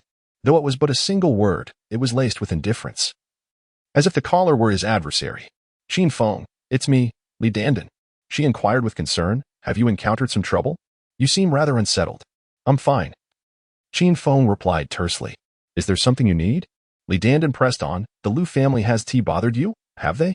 No, he replied flatly. If there is nothing else, I shall hang up. After a brief silence, Li Dandan continued. Qin Feng, something must be troubling you. Your demeanor is quite off. Would you care to share? Perhaps I could assist you in some way? Hearing her words, Qin Feng felt a slight lift in his spirits, though he had been deceived. He reminded himself that one should not generalize. There remain many kind-hearted individuals in this world. For instance, consider the sisters Li Dandan and Li Shuangshuang. Although they were engulfed in fear during last night's events, they ultimately chose to remain and confront the situation together. This alone is a testament to a quality that many lack. Consequently, he ceased to exhibit indifference. I have nothing pressing to discuss. Do you have other matters to address with me? He inquired. You startled me, Li Dandan replied, relieved. I thought something was amiss with you. She then proceeded to discuss the matter at hand. I heard you are unemployed. Coincidentally, my family's clinic is in need of assistance. Would you consider helping out there for a while? Qin Feng responded with skepticism. Where did you hear about my unemployment? Li Dandan explained. My cousin happens to be your colleague. She visited my home last night, and when I mentioned you, she informed me of your situation. Her name is Li Ziyu. You must know her. Li Ziyu? Qin Feng paused, taken aback. Li Ziyu was renowned in their department for her reticent nature, devoted solely to work and rarely engaging with others. After a moment of contemplation, he asked, Where is your family's clinic located? Chapter 82. The security guard at the clinic. Qin Feng had no intention of seeking out the Li sisters, yet the events of the previous night, where he had decisively vanquished the formidable forces of the Yuanlong Merchant Association, namely, the fierce blade Zhang Wuliang and the formidable king of fists, Feng Kuei, lingered in his mind. He was apprehensive that the sisters might become entangled in any ensuing repercussions. It was evident that if Lu Zhengong, Lu Ming's father, sought vengeance, he would certainly avoid employing a strategy of sheer numbers in the city. Such an approach could escalate matters beyond control. Therefore, the most effective means of retaliation would likely involve abducting individuals to a remote area on the outskirts, making the Li sisters prime targets. Although this was merely a possibility, it warranted caution. Having not yet determined his next course of action, he resolved to temporarily align himself with the Li sisters and, in doing so, offer them protection. The sisters' parents operated a modest clinic named Qingyuan Clinic. As Qin Feng stepped out of the taxi, dragging his suitcase, he was greeted by the exuberant Li Dandan, who had been waiting outside the clinic. Upon noticing the suitcase in Qin Feng's hand, Li Dandan paused, her expression reflecting surprise. You, who appeared so fearless last night, are actually contemplating fleeing. Why didn't you clarify that over the phone? I wouldn't have summoned you here otherwise. Qin Feng was at a loss for words. I'm not fleeing. I merely need to relocate. Li Dandan responded with a playful scoff, still being stubborn. Never mind. I'll call a cab to take you to the train station. A hint of frustration creased Qin Feng's forehead. I genuinely am not trying to escape. You didn't invite me here just to send me away from Binhai, did you? Li Dandan shook her head. No. I truly heard you were without work and didn't wish to leave Binhai. Our clinic is in need of assistance, and I sincerely invite you to help. Since it's not about fleeing, then come along with me, she urged. As they entered the clinic, Qin Feng's gaze fell upon Li Shuangshuang, who lay sprawled on a bench, curled up and snoring, utterly devoid of any semblance of decorum. Li Dandan's face flushed with embarrassment. My sister didn't sleep well last night. I apologize for the sight. Qin Feng merely chuckled, opting not to respond. His eyes swept across the clinic, and he was taken aback by the emptiness. There wasn't a single patient in sight. It was already 10 in the morning, and the clinic seemed eerily deserted. What of Li's parents? Were they not scheduled to see patients? If he recalled correctly, both Li Dandan and Li Shuangshuang were nursing students. What would they do if a patient arrived? Shuangshuang, wake up. Qin Feng is here. Li Dandan called out, shaking her sister awake. Li Shuangshuang, still bleary-eyed, stretched before turning her attention to Qin Feng. Upon noticing the suitcase he carried, her eyes widened in surprise. You even brought a suitcase. Surely, you don't intend to move in with us, do you? Li Dandan's cheeks flushed a deeper shade of red. Sister, don't jump to conclusions. Qin Feng is merely relocating, and I asked him to come over. Oh, Li Shuangshuang shot a glance at Qin Feng. I thought this fellow harbored ulterior motives towards us. Follow me. I'll show you where to place your suitcase. The clinic features 2 levels. The second floor comprises a suite with 3 bedrooms, a living room, a kitchen, and a bathroom, furnished with all manner of furniture and daily necessities. The Li sisters reside here regularly. As Qin Feng settled his suitcase, Li Shuangshuang approached him earnestly, inquiring, Qin Feng, do you truly have no intentions towards us sisters? With a smile that was both playful and enigmatic, Qin Feng replied, Do you wish for me to have intentions or none at all? Li Shuangshuang was at a loss for words. Of course, I hope you have no intentions. Otherwise, living together, we might unwittingly fall prey to your advances. Curiously, Qin Feng asked, If you harbor such concerns, why do you still want me to stay? Because I trust you. Li Shuangshuang winked at him. Please don't betray my trust. With that, she turned and left. Qin Feng chuckled helplessly and leisurely followed her. Living with a pair of beautiful and well-proportioned twin sisters, it would be unnatural not to entertain some unwholesome thoughts. As Qin Feng and Li Shuangshuang descended from the second floor, they encountered Mr. and Mrs. Li entering the clinic. Mr. Li, Li Jingyuan, in his 50s with graying hair, bore a stern demeanor. Mrs. Li, Lu Ting, although also in her 50s, appeared at least a decade younger due to her excellent upkeep. Neither parent expressed any surprise upon seeing Qin Feng. Their daughter, Li Dandan, had already informed them, and they had consented to his presence. Motivated by gratitude for his intervention the previous night that spared the sisters from the clutches of Lu Ming and Bai Xian. You must be Qin Feng, Lu Ting said gratefully, her sincerity unmistakable. Thank you for rescuing Shuangshuang and Dandan last night. You have done our family a great service. Qin Feng smiled, replying, Annie, there's no need for thanks. It was the least I could do. After exchanging pleasantries, Lu Ting and Li Zhengyuan retreated to the changing room. Qin Feng surveyed his surroundings and inquired, Is there anything I can assist with? Although he had come to protect the Li sisters, he was not one to be idle, lest he be accused of seeking favors in return. Li Shuangshuang and Li Dandan exchanged awkward glances. Their intention in summoning Qin Feng was not due to an overwhelming workload at the clinic, but rather to provide him with temporary employment. They were hesitant to express this directly, fearing it might wound his pride. After a moment's hesitation, Li Dandan asked, What skills do you possess? Qin Feng pondered briefly. I can dispense medication, conduct consultations, treat ailments, and administer injections. Li Dandan and Li Shuangshuang exchanged incredulous looks. Was he boasting? Qin Feng, please refrain from exaggerating. I recall your studies were not in the medical field, Li Shuangshuang remarked, clearly skeptical. Had she not been aware of his true nature, she might have fallen for his claims. Qin Feng, equally perplexed, replied, If you do not believe me, why did you summon me? Surely, I am not meant to serve as a mere security guard for your clinic? Li Shuangshuang and Li Dandan's eyes brightened simultaneously, and they nodded vigorously. Exactly. We need you as our security guard. Qin Feng's face darkened. Were these 2 sisters mocking his intelligence? Nonetheless, he chose not to confront them. Very well. If it meant being a security guard, so be it. Li Dandan, concerned that Qin Feng might take offense, hastily reassured him. Qin Feng, please don't misunderstand. It's not that we don't trust you. It's just that with my parents around, there's no need for assistance with the diagnosis and treatment. If we ever do require your help, we will certainly not hesitate to ask. Qin Feng glanced at Li Dandan. This woman truly possessed a talent for comfort. Though she clearly doubted him, her words were delivered with such sincerity. I'm not overly concerned. Being a security guard can be quite fulfilling. Chapter 83. Regardless of who you are, I shall strike by around 3 in the afternoon. Only 6 or 7 patients had arrived, all with minor ailments. Although Qin Feng was capable of assisting, his help was not required, rendering him somewhat superfluous. He felt that lingering here was unproductive, akin to merely waiting for his time to expire. While his primary purpose was to safeguard the Li sisters, he could not provide constant protection around the clock. He had his own endeavors to pursue. For instance, his aspirations for wealth and cultivation were not to be neglected. Just as Qin Feng was preparing to bid farewell to the Li sisters to attend to some personal matters, he received a distressing phone call from Yi Qingqing. She owned a beauty salon, and today, a previously reliable skincare product had malfunctioned, resulting in the disfigurement of 3 esteemed clients. The status of these clients was rather special, and if the situation was not handled properly, it could lead to consequences far beyond mere compensation. Yi Qingqing might face imprisonment. Though Qin Feng had little desire to engage extensively with the enchanting woman, he could not ignore the fact that she had waited for him for several hours the previous night. Thus, he acquiesced to her request.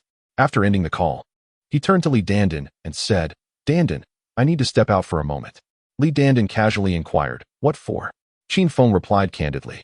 A friend of mine's beauty salon encountered an incident that has led to a client's disfigurement. I'm going to see if I can help rectify the situation. What? Li Dandan and Li Shuangshuang were taken aback. Disfigurement? Can it even be remedied?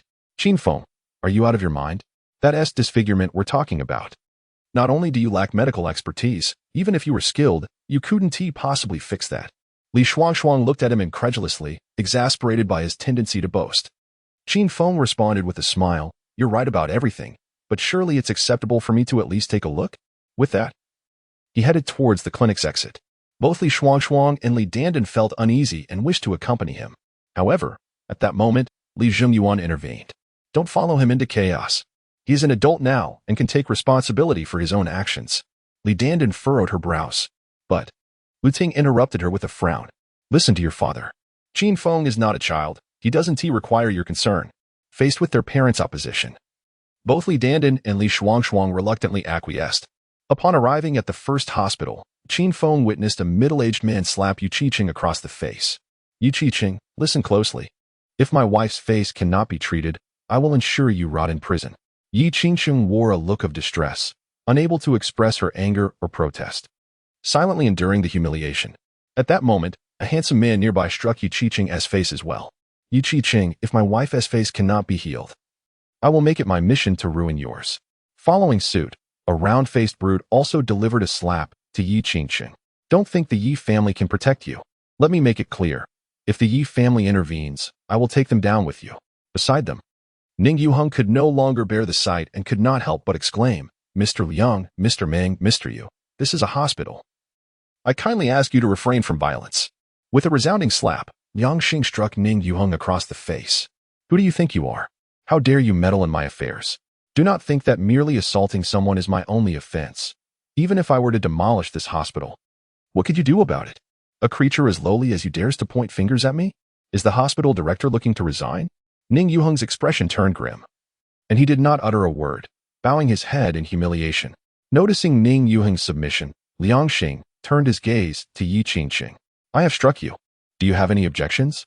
Just as Yi Qingqing was about to respond, a voice interrupted her. While she may not dare to object, I certainly have strong objections. Yi Qingqing was momentarily taken aback, instinctively glancing at Qin Feng, her face lighting up with joy. Liang Xing's expression darkened. Who is this insolent fool? Who gave you the audacity to speak to me like that? Meng Ziqiang scoffed. You little brat, kneel and apologize. Yu Qianhe wore a look of amusement. Interesting. A hero saving a damsel in distress? Ning Yuheng's face gleamed with hope. Little divine doctor, your arrival is truly fortuitous.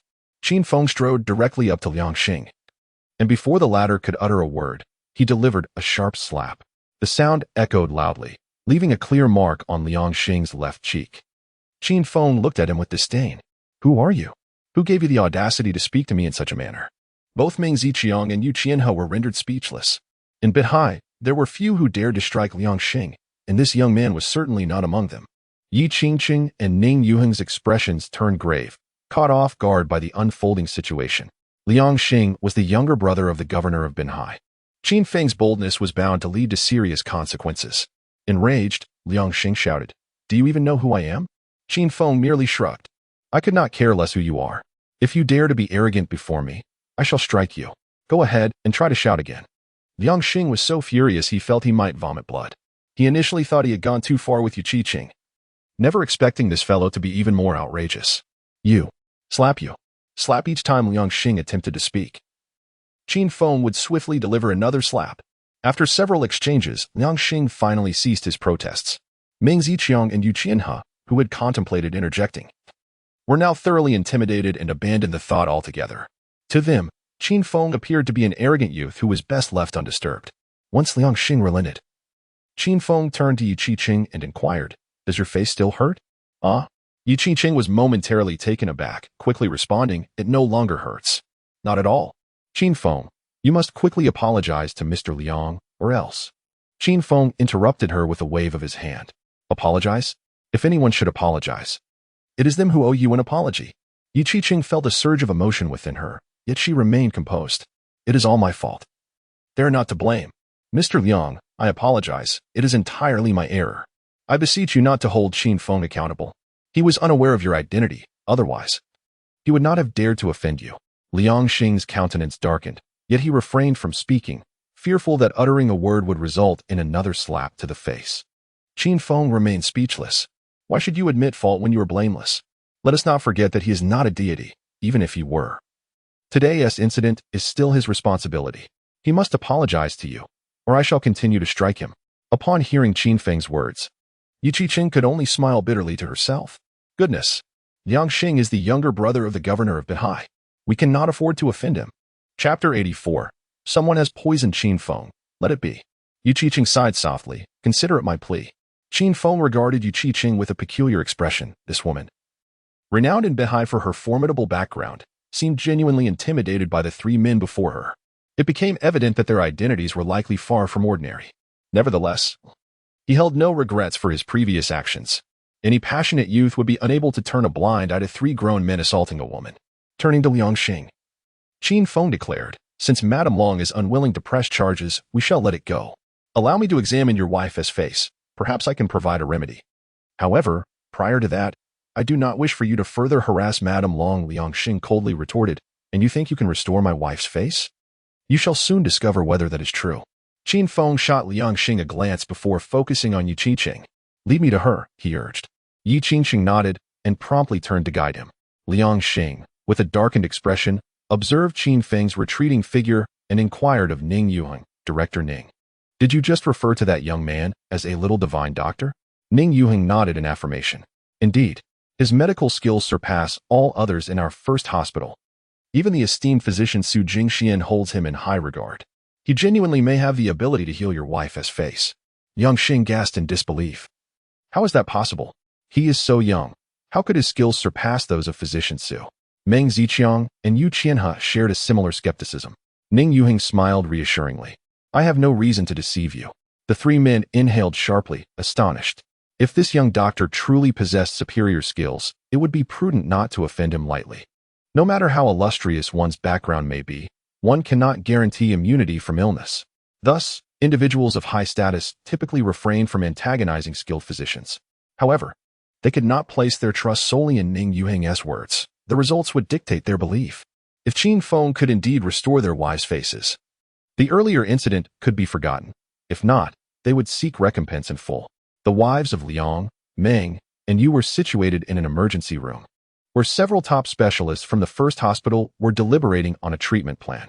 Upon entering the emergency room, Yi Qingqing instructed, "You may all leave now." The specialists, already lacking confidence in their ability to provide a cure, exited without hesitation. As Liang's wife, Meng's wife, and Yu's wife beheld Yu Qiqing's entrance, their eyes blazed with fury.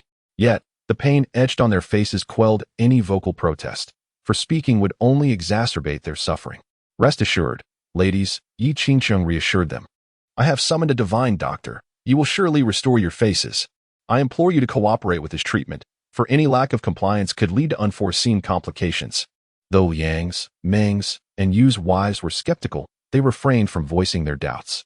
It was not a matter of desire, but rather the unbearable pain that silenced them. At this moment, Qin Feng approached Madame Liang, scrutinizing her disfigured face. After a while, he turned to Yu Qiqing and remarked, "The issue does not lie with the cosmetic products you used. Rather, someone has poisoned them." Yu Qiqing's expression shifted subtly. The cosmetics were freshly opened. How could they have been poisoned?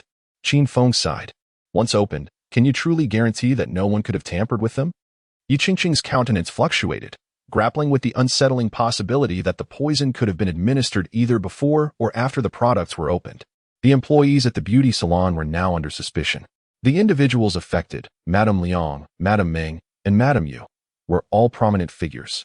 And neither the Yi family nor the Long family would dare offend the powerful allies behind these three women. A whiff of conspiracy lingered in the air, hinting at a plot directed against her. Taking a deep breath, she turned to Qin Feng and inquired, "Is there a remedy for this?" Qin Feng nodded affirmatively. "Indeed. I shall send the prescription to your phone. Procure the ingredients at once. But remember, do not let anyone else see this prescription." The concoction he intended to provide promised remarkable results. It would eliminate scars, detoxify, and rejuvenate the skin, yielding swift effects. He envisioned profiting from this formula and thus had no intention of divulging it. Yu Qiqing acquiesced. "Rest assured, I shall ensure that no one lays eyes on it. To be safe, I will not purchase all the ingredients from a single pharmacy." Without further ado, Qin Feng retrieved his phone and sent the prescription to her. After Yu Qiqing departed, Qin Feng glanced at the three ladies. "Ladies, you need not blame Madame Long for this predicament. Rest assured, your faces can be healed, and your skin will become fair and radiant." Madame Liang, skeptical, interjected, "Stop boasting. So many experts have been at a loss. What can you, a mere youth, possibly do?" "Ah, it hurts. It hurts terribly. Please, spare me your words." Qin Feng smiled gently and pulled out the silver needles he had purchased on his way to the hospital.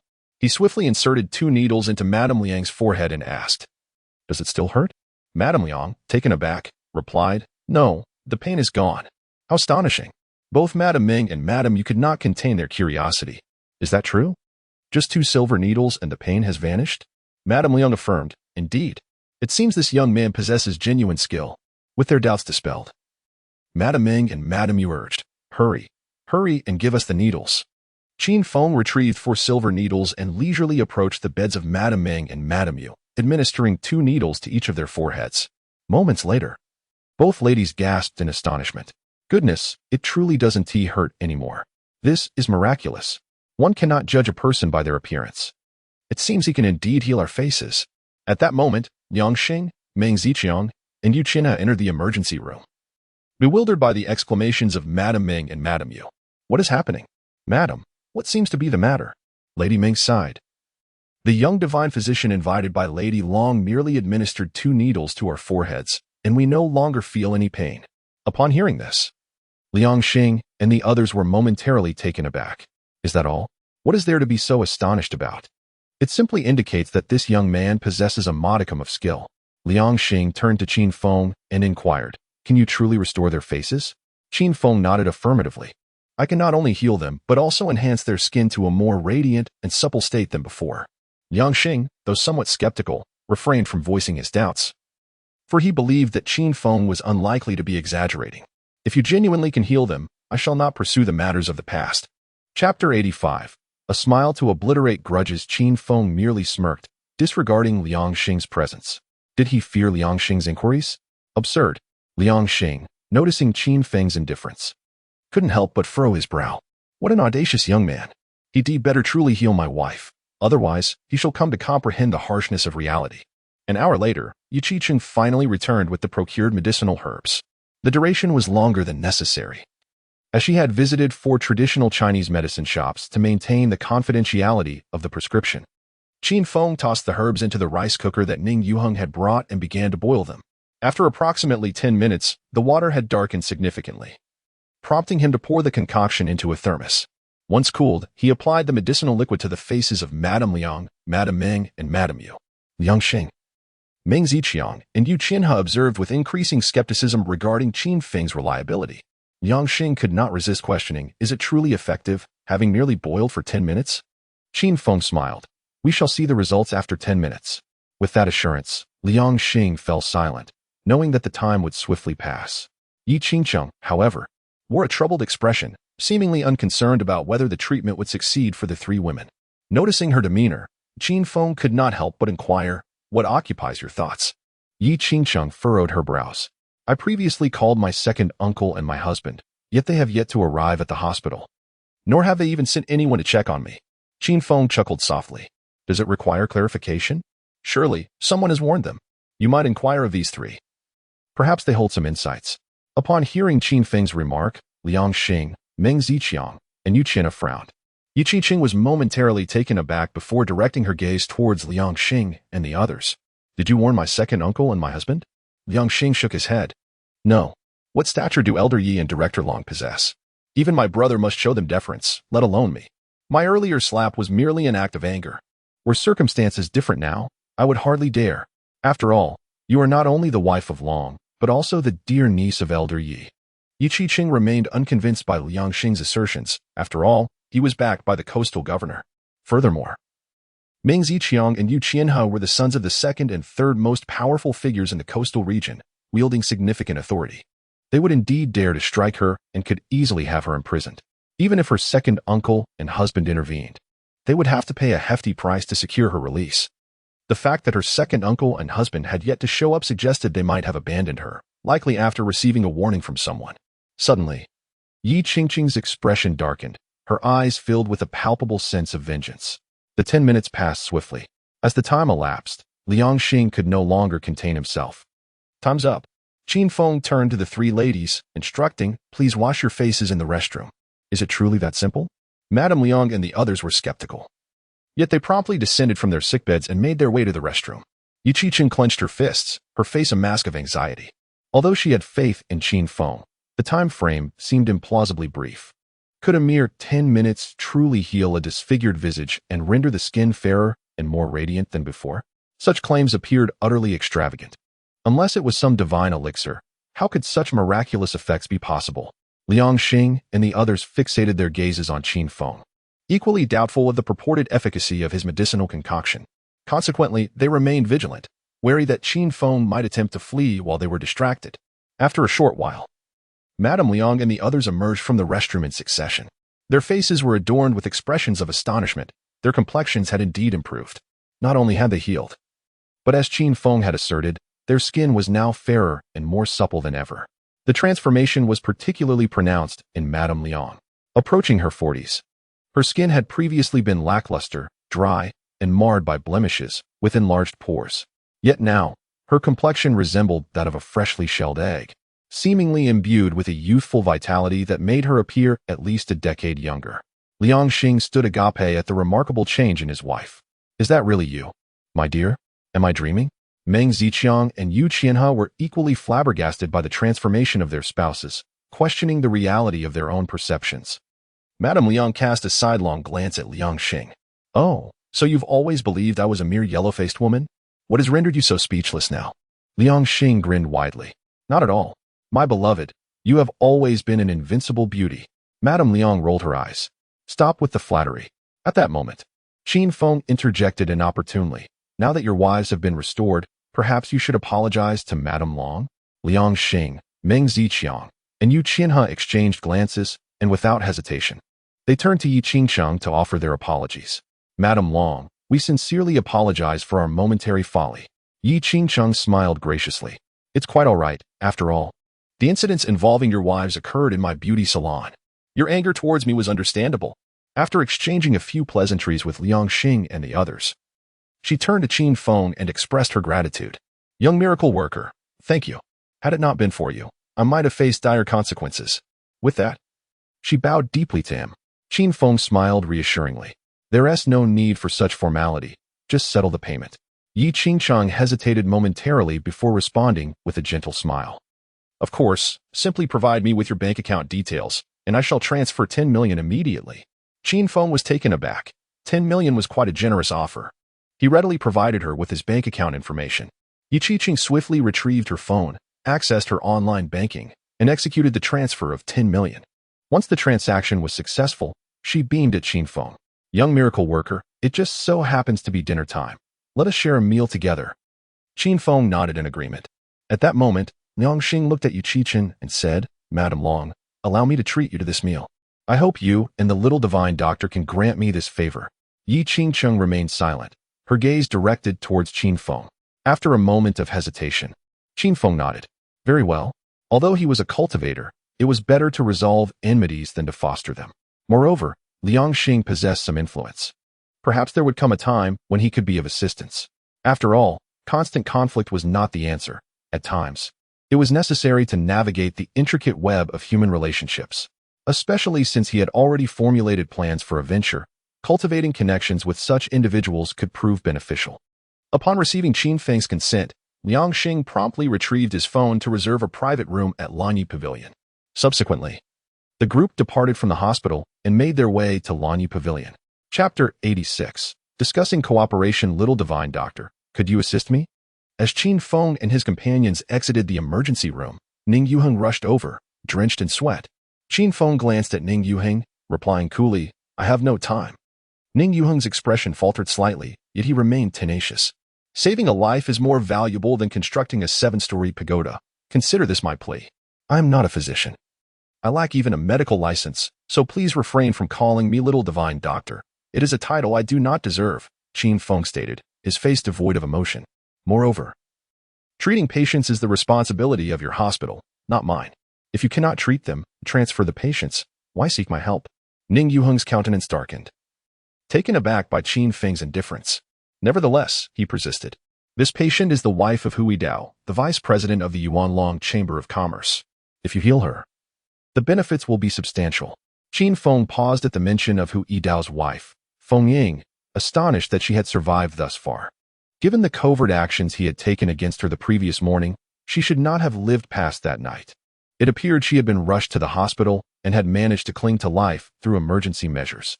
I regret to inform you, had it been someone else, I might have considered your request. However, I will not treat her, he declared firmly. She bribed hospital staff to forge a death certificate for Hui Dao, attempting to frame me and nearly landing me in prison. I am not one to repay kindness with enmity. What? Ning Yuheng's face paled. He was the one who had assisted in the forgery of Hui Dao's death report. He had never anticipated that Feng Ying's target would be Qin Feng. Taking a deep breath, he hesitated momentarily before expressing his remorse. Little divine doctor, I apologize. Feng Ying coerced me into fabricating Hui Dao's death report. Qin Feng raised a hand to interrupt Ning Yuheng. No need for explanations. I understand your predicament. I will not save Feng Ying. You must find another solution. With a resigned sigh, Ning Yuheng turned and walked away, saying nothing further. How many would truly repay kindness for malice? Even he doubted his own capacity for such virtue. Leaving him with no face to continue pleading with Qin Feng, Yang Xing smiled and remarked, Brother Qin, would you like me to mediate your grievances with the Hu family? Qin Feng cast a glance at Liang Xing, shaking his head. No need. It is merely a trivial matter. Besides, with Hui Dao deceased, Feng Ying will likely not survive much longer. I doubt anyone will trouble me again. Yang Xing hesitated before speaking again. Brother Qin, you may not be aware of Hui Dao's background. He belongs to the Hu family, which is quite formidable. They're standing in Binhai ranks among the top 10. Qin Feng was taken aback, not realizing that Hui Dao held such a significant background beyond being the vice president of the Yuanlong Chamber of Commerce. Nevertheless, he remained unconcerned. It is merely a minor dispute. There is no need to trouble yourself. Yang Xing appeared somewhat abnormal, exhibiting an unusual warmth towards him, seemingly eager to curry favor. Was it truly merely an act of gratitude? After being rebuffed by Qin Feng once more, Liang Xing chose to refrain from further discussion. Some matters are best left subtly hinted at, where the meaning suffices. After a sumptuous meal, Liang Xing hesitated momentarily, his gaze flickering as he inquired, Brother Qin, is it possible to mass-produce that miraculous potion that can heal the faces of my wife and her companions? Qin Feng raised his eyebrows slightly, realizing that Liang Xing's ulterior motive was indeed this. It made sense. Having struck Liang Xing, the gesture of warmth seemed inexplicable unless there was a deeper intention. Ming Ziqiang and Yu Qianhao remained silent, yet their eyes sparkled with anticipation, eagerly awaiting Qin Feng's response. Yu Qiqing furrowed her brows. The potion could undoubtedly be mass-produced. Otherwise, how could Qin Feng have entrusted her with safeguarding the recipe? She had already contemplated a partnership with Qin Feng to establish a factory for producing this potion. Liang Xing's unexpected interjection caught her off guard. After a moment of contemplation, Qin Feng nodded affirmatively, saying, certainly, it can be mass-produced. The expressions of Liang Xing, Meng Ziqiang, Yu Qianhe, and their wives lit up with joy. The prospect of mass production heralded immense wealth, although they hailed from esteemed families. Earning substantial profits legally was no simple feat now, however. An opportunity to do so presented itself before them. Liang Xing, brimming with excitement, declared, Brother Qin, let me be direct. We wish to collaborate with you to establish a factory for the mass production of this potion. Given its miraculous effects, I estimate it possesses the potential for a market worth hundreds of billions. Even considering international markets, it could easily commence at $1 trillion. While Liang Xing's assertions were somewhat exaggerated, they nonetheless underscored the potion's significant potential. Qin Feng pondered briefly before directly asking, how do you intend to collaborate? Liang Xing, elated by Qin Feng's lack of refusal, replied, you only need to provide the recipe. The rest will be managed by the three of us. You won't need to invest a single penny, yet you will hold 30% of the shares. Yi Qingcheng furrowed her brows again. Though Liang Xing's proposal seemed advantageous for Qin Feng, in reality, it could prove to be a substantial loss. The costs associated with acquiring land, constructing a factory, purchasing equipment, and hiring employees would amount to roughly 200 million. Thus, 30% of the shares would equate to around 66 million. With such a paltry sum, they would be entitled to 70% of the profits. Over time, how much would Qin Feng ultimately forego? Moreover, once the recipe was in their possession, could Liang Xing and his associates be trusted to genuinely allocate 30% of the profits to Qin Feng?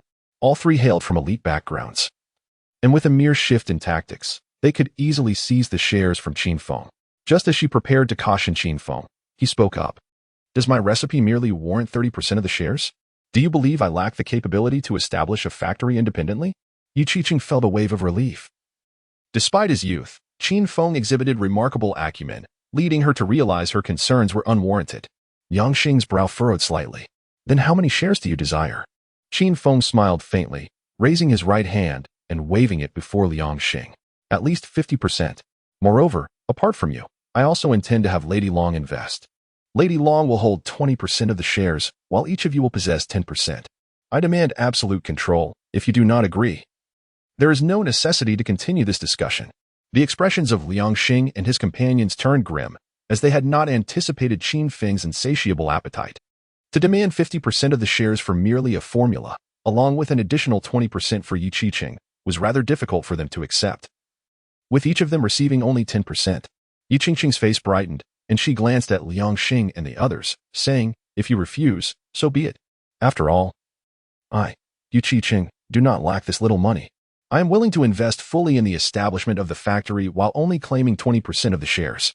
Chapter 87.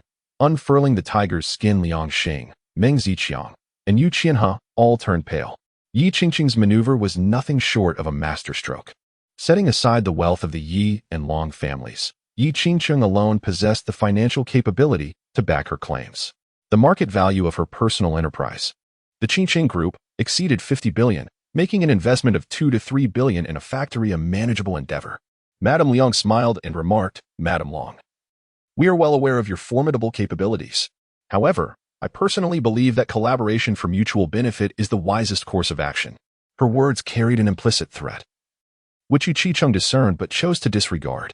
Collaboration for mutual benefit requires sincerity. Without sincerity, how can one expect true partnership? Madame Liang, perhaps you might persuade Mr. Liang. A 10% stake is already quite substantial. One must adopt a long-term perspective rather than being myopically short-sighted. Just as Madame Liang was about to respond, Liang Xing interjected. Madame Long speaks wisely. We have indeed been short-sighted and lacking in sincerity. As my brother has suggested, Ming and you shall each hold a 10% stake. Yi Qingqing glanced at Liang Xing, then turned to Qin Feng and inquired, may I propose an additional condition? Qin Feng smiled. Are you suggesting that you wish to exclude them from the factory's management? Yi Qingqing looked at Qin Feng in surprise and nodded, confirming that their 30% stake would only grant them rights to dividends. Qin Feng nodded in understanding and addressed Liang Xing and the others. Do you have any objections? Liang Xing, Meng Ziqiang, and Yu Qianhe exchanged glances before shaking their heads in unison, indicating their lack of objections. They were somewhat aware of Yi Qingqing's capabilities and deemed this condition reasonable. Congratulations on making the right choice. Qin Feng beamed.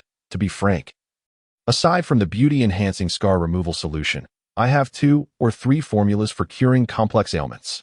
Once our collaborative factory is established and the beauty serum is launched, I will unveil them for production. Although your stakes are modest, the profits you will reap in the future will be astronomical. Liang Xing, intrigued, asked, what ailments do these formulas address? Qin Feng replied with a smile, one cures early-stage cancer and guarantees no recurrence. Another addresses infertility, enhances male virility, and has no side effects. The last one slows aging and extends lifespan. The expressions of those present turned to shock, their mouths agape.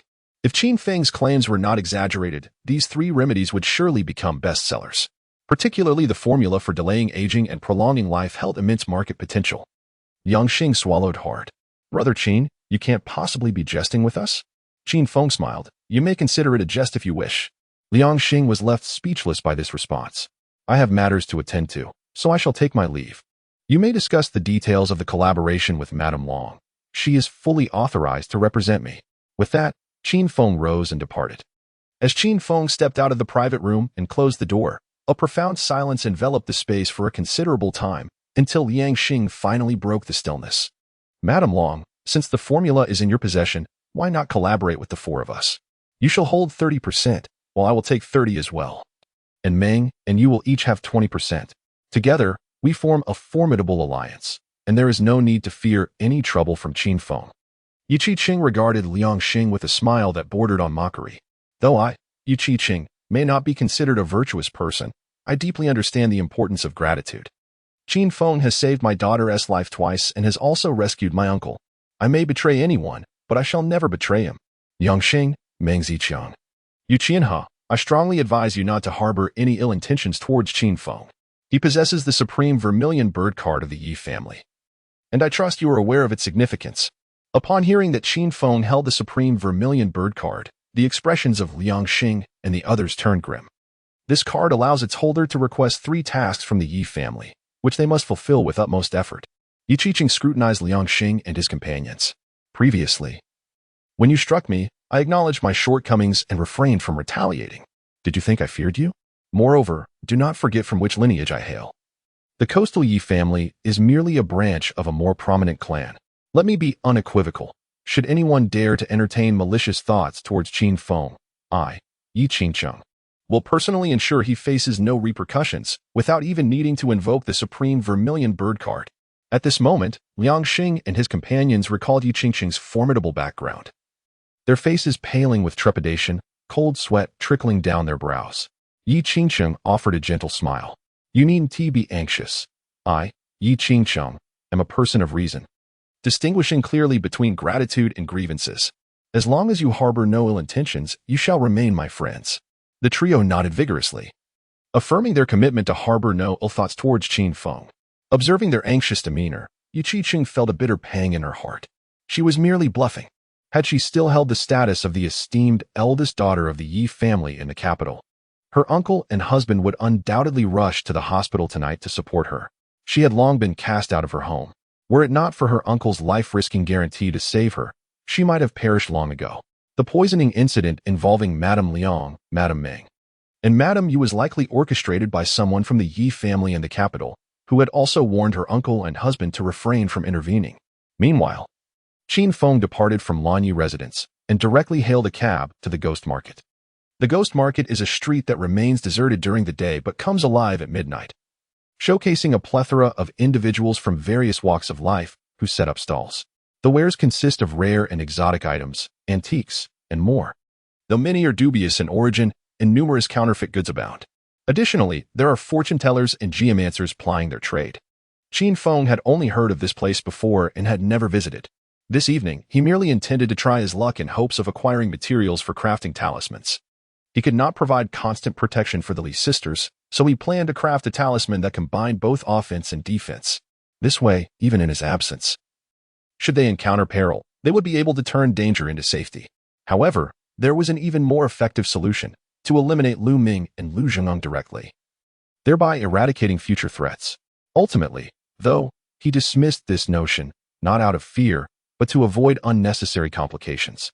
In recent days, nearly everyone with whom he had past grievances had met their demise, Zhang Zhaoyan and his son, Lu Yunqi, along with a host of bodyguards, as well as Hui Dao and Feng Ying. Any inquiry into these incidents would inevitably lead back to him, although no concrete evidence would exist. He would undoubtedly attract the attention of the constabulary. Presently, he yearned for a life of quietude, focused on earning a living and cultivating his skills, unless absolutely necessary. He had no desire to become a focal point for the authorities. As Qin Feng alighted from the taxi at the entrance of Ghost Market Street, a surprised female voice suddenly called out, "Qin Feng, what brings you here?" Chapter 88, The Old Taoist. Upon hearing the voice, Qin Feng turned to see three young individuals standing not far away. The two young men were unfamiliar to him, but the enchanting girl clad in a white blouse and form-fitting shorts seemed vaguely familiar, though he could not quite recall where he had encountered her. Seeing the perplexed expression on Qin Feng's face, Long Qianqian introduced herself. "I am Long Qianqian. Yi Qingcheng is my aunt. We met at the first hospital. Do you not remember?" Qin Feng merely responded with a non-committal "oh" before turning to walk into the ghost market. So, she is the daughter of Long Haoshuan. He recalled that during his visit to the first hospital to treat Yu Qiqing's daughter, Fei Fei, Long Qianqian had also been present. Since she had not engaged him much, he hadn't paid her much attention. Long Qianqian was taken aback by his indifference. Is he really just going to walk away like that? Must he be so aloof? At that moment, Wu Pingjiu, standing beside her, inquired curiously, "Qianqian, who is that guy? Why is he so arrogant?" Long Qianqian glanced at Wu Pingjiu, and then at Lin Hao. "What does it matter who he is? His arrogance before me has nothing to do with you. If you encounter him later, I advise you not to cause any trouble." Wu Pingjiu frowned. "Why are you defending him? Do you have feelings for him?" Long Qianqian huffed. "Indeed, I do like him.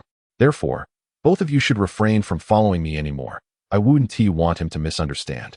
The expressions of Wu Pingjiu and Lin Hao darkened. "Qianqian, you must be joking. That guy looks so shabby, clearly just a loser. Surely, you cannot possibly have such poor taste." Long Qianqian chuckled lightly. "With my standards, do I need to seek out someone wealthy or of high status? I naturally desire a handsome man that I am fond of. He is indeed handsome, aloof, precisely my type. Let me be clear, I intend to pursue him. As the saying goes, a man chases a woman across mountains, while a woman pursues a man through a veil. I believe he will undoubtedly fall for me." Both Wu Pingjiu and Lin Hao frowned. They were suitors of Long Qianqian and were incensed by her declaration. However, they recognized that she was intentionally provoking them, attempting to dissuade them in this manner. Thus, they merely forced smiles, refraining from further comment. It was only 10:30 in the evening, and the ghost market had yet to open. A glance around revealed only a few scattered stalls, all selling antiques. After wandering for a while without finding what he sought, Qin Feng settled at a stone table by the street and pulled out his phone to call Li Dandan. "Dandan, has anyone caused you any trouble?" "None at all." "Where are you? Why are you still out so late?" Li Dandan inquired. Qin Feng smiled. "I went to Angshan Temple to seek peace charms for you two sisters and am on my way back." Li Dandan teased. "You are a young man, a university student. Why are you so superstitious? However, I must commend your thoughtfulness. I am truly touched. My sister is calling for me. Let us discuss this further upon your return." With that, the call was abruptly ended. With nothing pressing to occupy his time, Qin Feng indulged in a game. Half an hour later, the number of vendors began to increase. After completing a round of the game, he rose to wander through the ghost market. He sought to procure special yellow paper, vermilion, and a brush. The brush and vermilion were relatively easy to find, though not commonplace, yet still obtainable. The special yellow paper, however, posed more of a challenge. He had never encountered it before and was uncertain if the ghost market would have it for sale. The uniqueness of the yellow paper lay in its incorporation of a small amount of animal hide, rendering it resistant to water and difficult to ignite. If he could not find it, he would have to take the initiative to create it himself.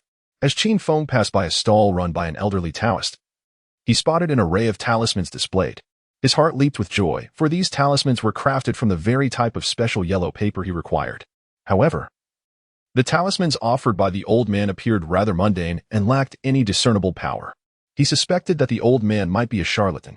Nonetheless, the Taoist exuded an air of ethereal wisdom that made it difficult to associate him with deceit. The elderly Taoist smiled warmly at Qin Feng and inquired, "My young friend, would you like me to elucidate the properties of these talismans?" Qin Feng, intrigued, replied, "Please do." The old man then began to expound leisurely, "This is the exorcism talisman. which, when worn continuously, can ward off evil and avert calamity. These are the exorcism talismans, and this one is a talisman for peace. Listening to the old man's descriptions, Qin Feng felt a wave of incredulity wash over him. The Taoist was quite the smooth talker. While exorcism and peace talismans were somewhat acceptable, the notion of a talisman for longevity was simply absurd. Unable to endure any longer, he interjected, "No need for further explanations. I have no interest in your talismans. I wish to purchase the yellow paper you use to craft them. I will take as many as you have, and I am open to negotiation on the price." The old man paused, curious, and asked, "My young friend, what do you need such yellow paper for?" Qin Feng smiled and replied, "Will you sell it or not?" The old man studied Qin Feng for a moment before grinning. "Of course, I have 10 sheets left, priced at 10,000 each. How many would you like?" Qin Feng was taken aback. Is he treating me as a fool? While the yellow paper is indeed special, its production is simple. I am merely reluctant to invest the time in crafting it. I will offer you 1,000 for 10 sheets. The elderly Taoist chuckled. Then you might as well seek it elsewhere. Casting a sidelong glance at the old man, Qin Feng turned to leave. Though he could easily afford the price, he certainly would not be taken for a fool. If necessary, he could venture outside the city to capture a wild beast and create it himself. The old man was momentarily taken aback. He had not anticipated Qin Feng would leave so readily. "My young friend, do not be in such haste. 1,000 is too low. How about 10,000? Qin Feng, seemingly unfazed, continued on his way without slowing his pace. Observing this, the old man gritted his teeth and declared, 5,000. Additionally, I present you with a box of cinnabar and a brush. Although 5,000 may seem somewhat steep, it lies within the bounds of what Qin Feng can acquiesce to." Thus, he turned back to the old Taoist priest. "I do not possess such cash. Might I scan a code instead?" Upon hearing this, the old Taoist chuckled as he retrieved a QR code from his robes.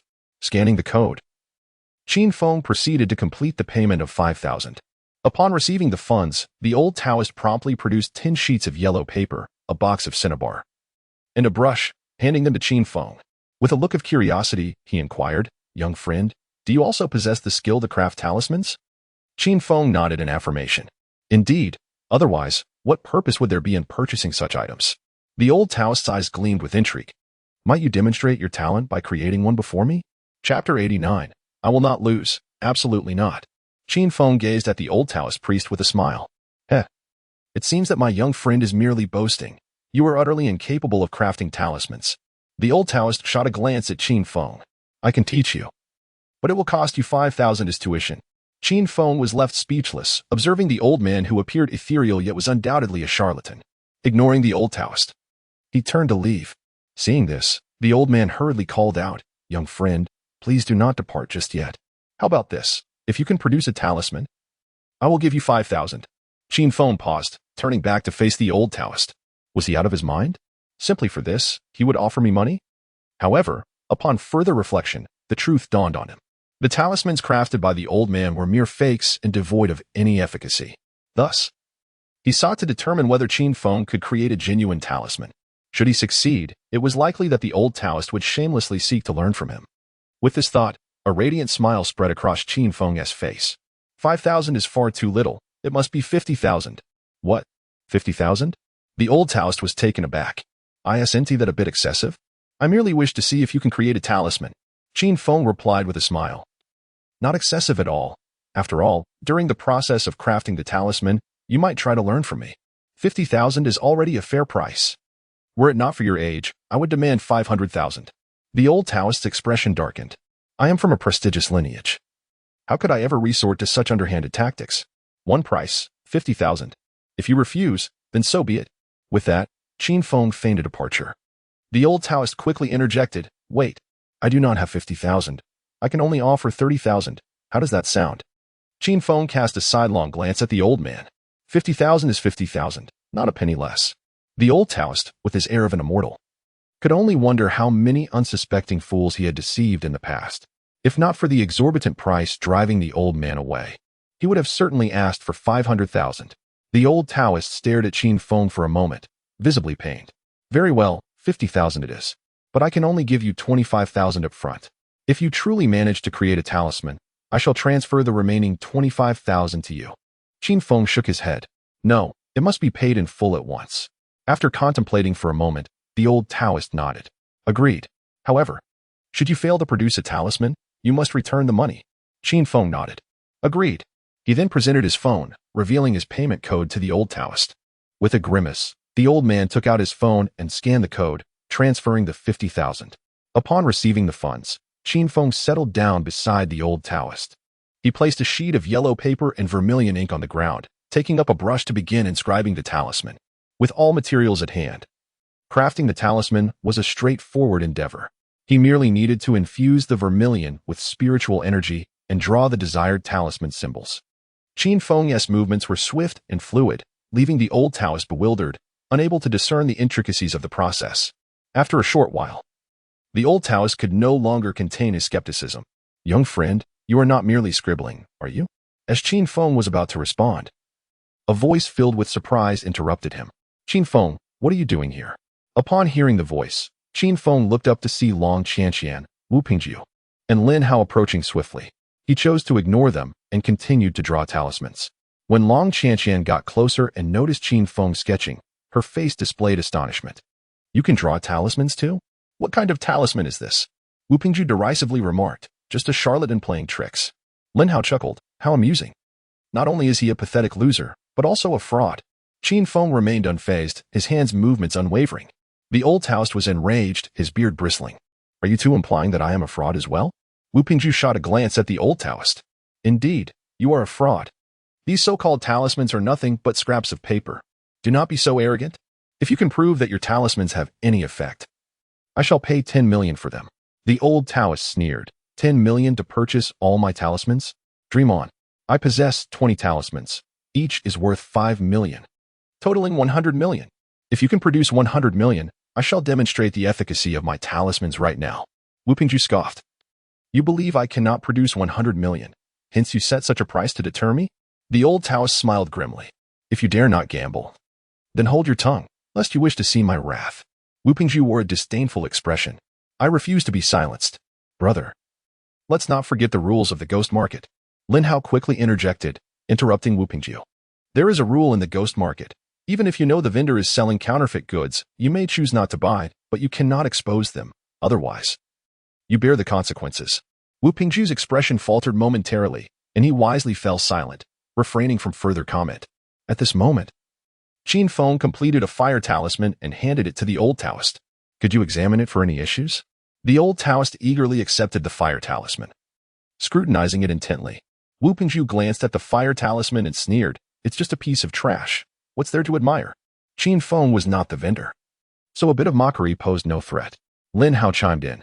Indeed, if this piece of junk has any effect, I might as well stand on my head to urinate. Long Qianqian furrowed her brows, visibly displeased. Could you two be quiet? Qin Feng has claimed that his talisman has any effect. Why do you feel the need to assert your presence? Seeing Long Qianqian defend Qin Feng, both Wu Pingjiu and Lin Hao were distinctly displeased. Wu Pingjiu huffed, Qianqian, why do you so staunchly defend this pathetic loser? He is not from our world, and your support of him is beneath your status. Lin Hao echoed, yes, Qianqian, this loser is nothing but a fraud. Do not let his appearance deceive you. Just as Long Qianqian was about to speak, Qin Feng suddenly said, since you all believe my talisman is useless, would you care to place a wager with me? If I can demonstrate the extraordinary nature of this talisman, each of you shall concede 1 million to me.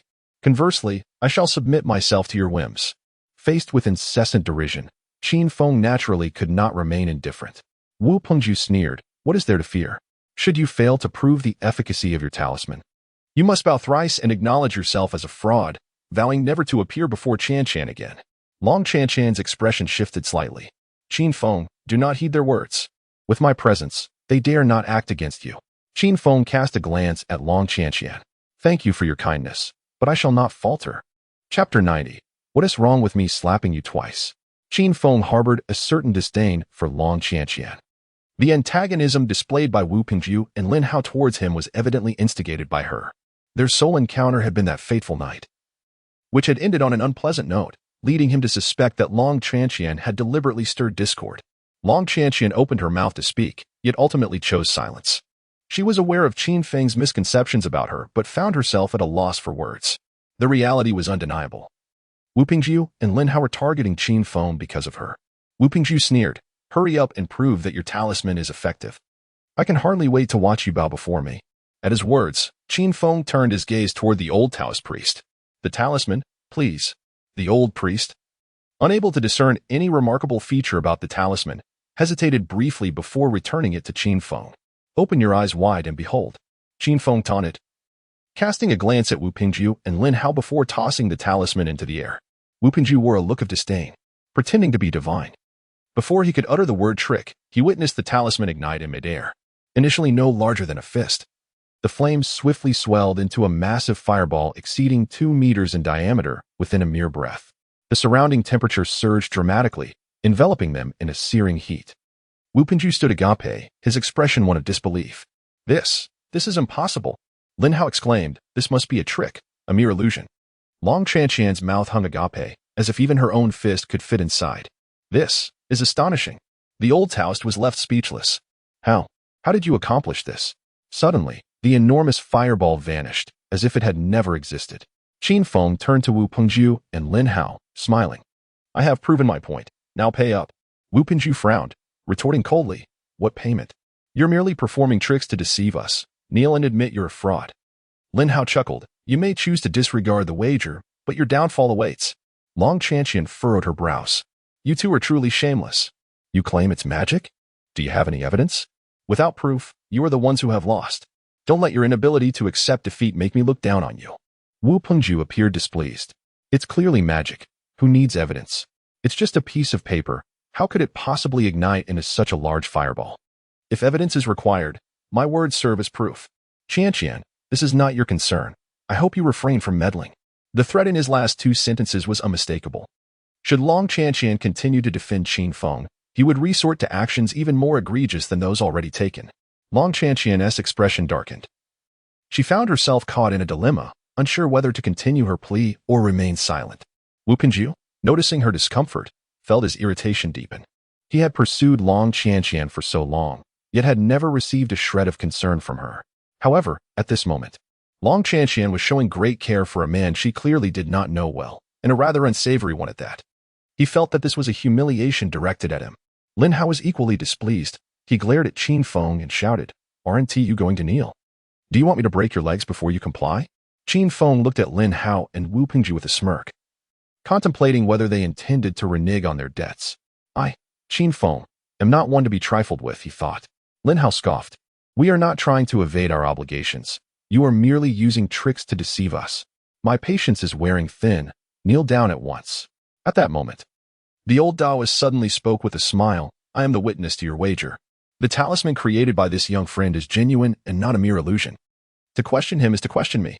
I have the authority to bring you before the Ghost Market Management Association. Without evidence, your baseless accusations will lead to dire consequences. How do you think the association will rule? Both Lin Hao and Wu Pingju's expressions darkened significantly. In the ghost market, the rules dictated that one must not expose counterfeit goods.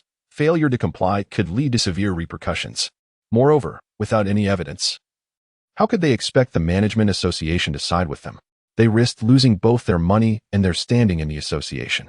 Wu Pingju suppressed his anger, glaring menacingly at Qin Feng. So it's Qin Feng, is it? Do you dare to take my money? Lin Hao coldly interjected.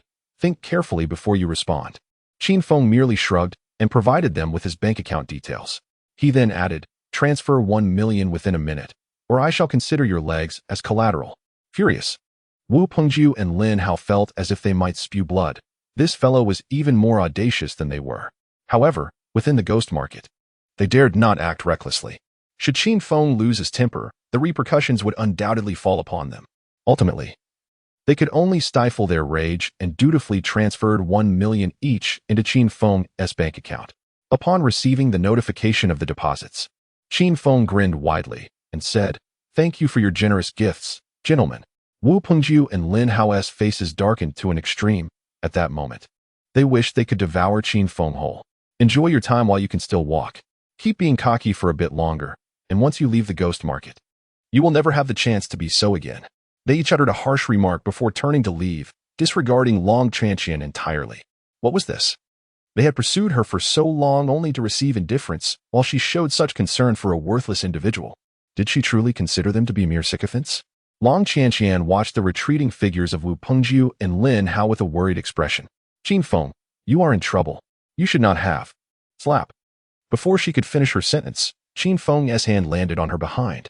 Long Qianqian was momentarily stunned, then filled with a mix of shame and anger.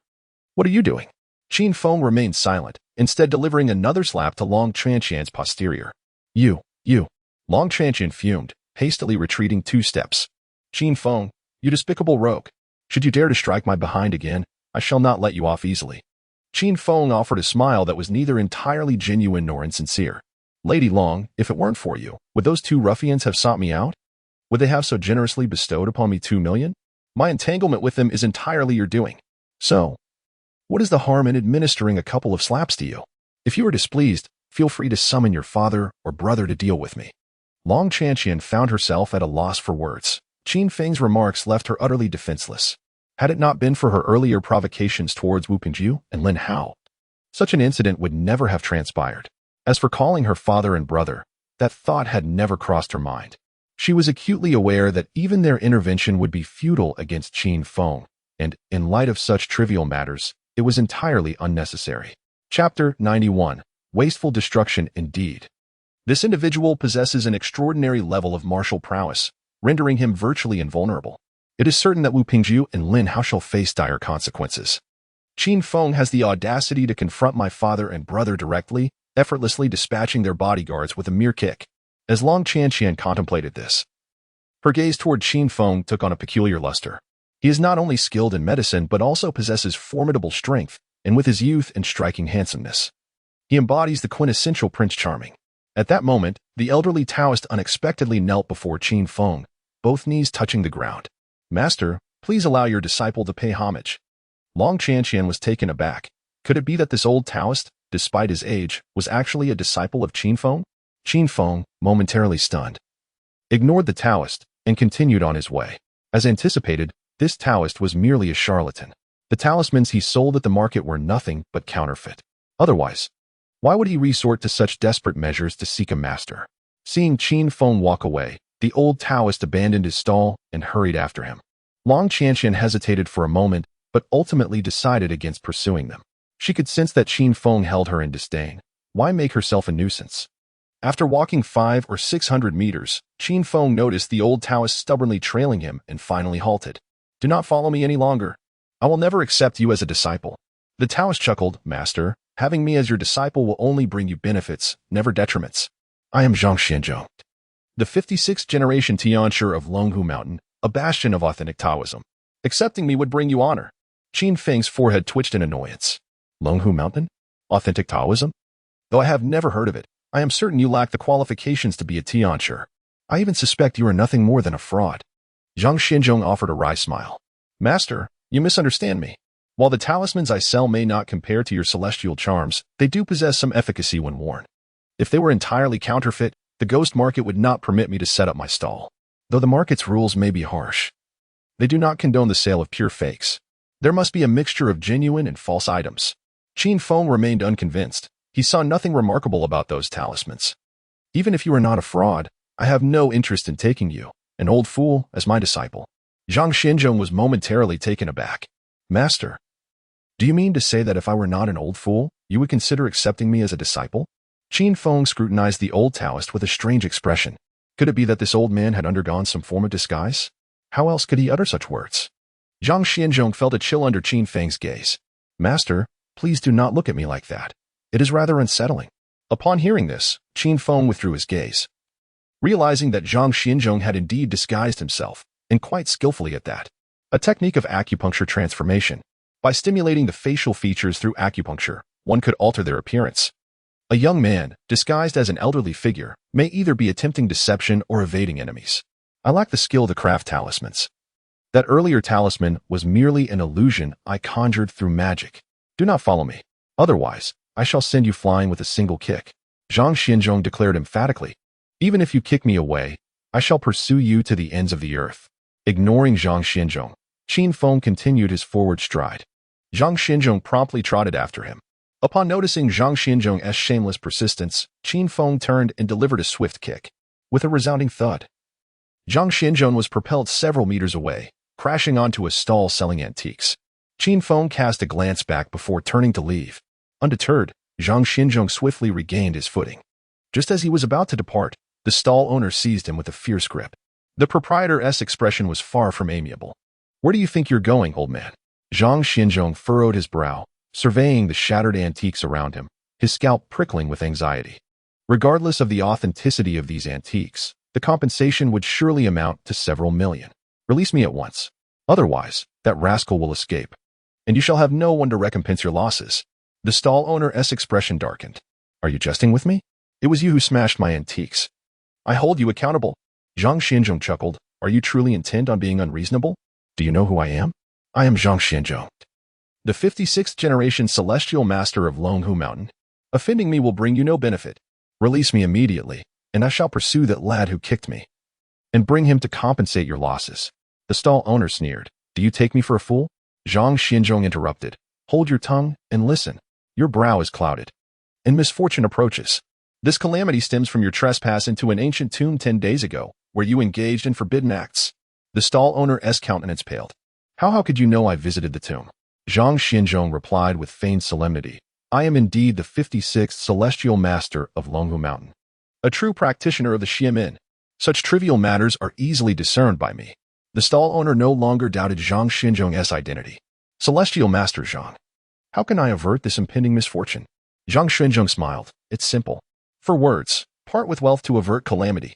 Meanwhile, Qin Feng lingered in the ghost market. Having successfully acquired his desired item, nurturing a flicker of anticipation for further fortuitous encounters. As he passed by an antique shop, he suddenly sensed a ripple of spiritual energy within. Instinctively halting, he peered inside but discerned nothing unusual. Glancing up at the shop sign, Qi Yuan Antiques, he resolutely stepped inside. He had not heard of Qi Yuan Antiques, yet he was familiar with Qi Yuan jewelry. The last time he attended a charity auction, he acquired a spiritual stone provided by Zhu Enwu, the proprietor of Qi Yuan Jewelry. It is highly likely that Qi Yuan Antiques and Qi Yuan Jewelry are one and the same. He had just sensed a fluctuation of spiritual energy emanating from Qi Yuan Antiques, and it was quite probable that the owner was Zhu Enwu. Thus, he deduced that the spiritual energy he had just perceived was likely that of a spiritual stone. Upon entering the shop, Qin Feng glanced around before his gaze settled upon a handsome young man. The very fluctuation of spiritual energy radiated from this individual. He scrutinized the young man from head to toe, ultimately focusing on the wrist of the young man's right hand. With just a single glance, he nearly erupted with rage, feeling as though he might spew forth decades of pent-up frustration. This was utterly wasteful. A complete spiritual stone had been carelessly sliced and fashioned into a bracelet. Chapter 92. Remember my name. I am Qin Feng. The young man appeared to be the manager of the establishment, engaged in a meeting with several staff members. At that moment, one of the beautiful female employees noticed Qin Feng. "Ling Xiao, a customer has arrived."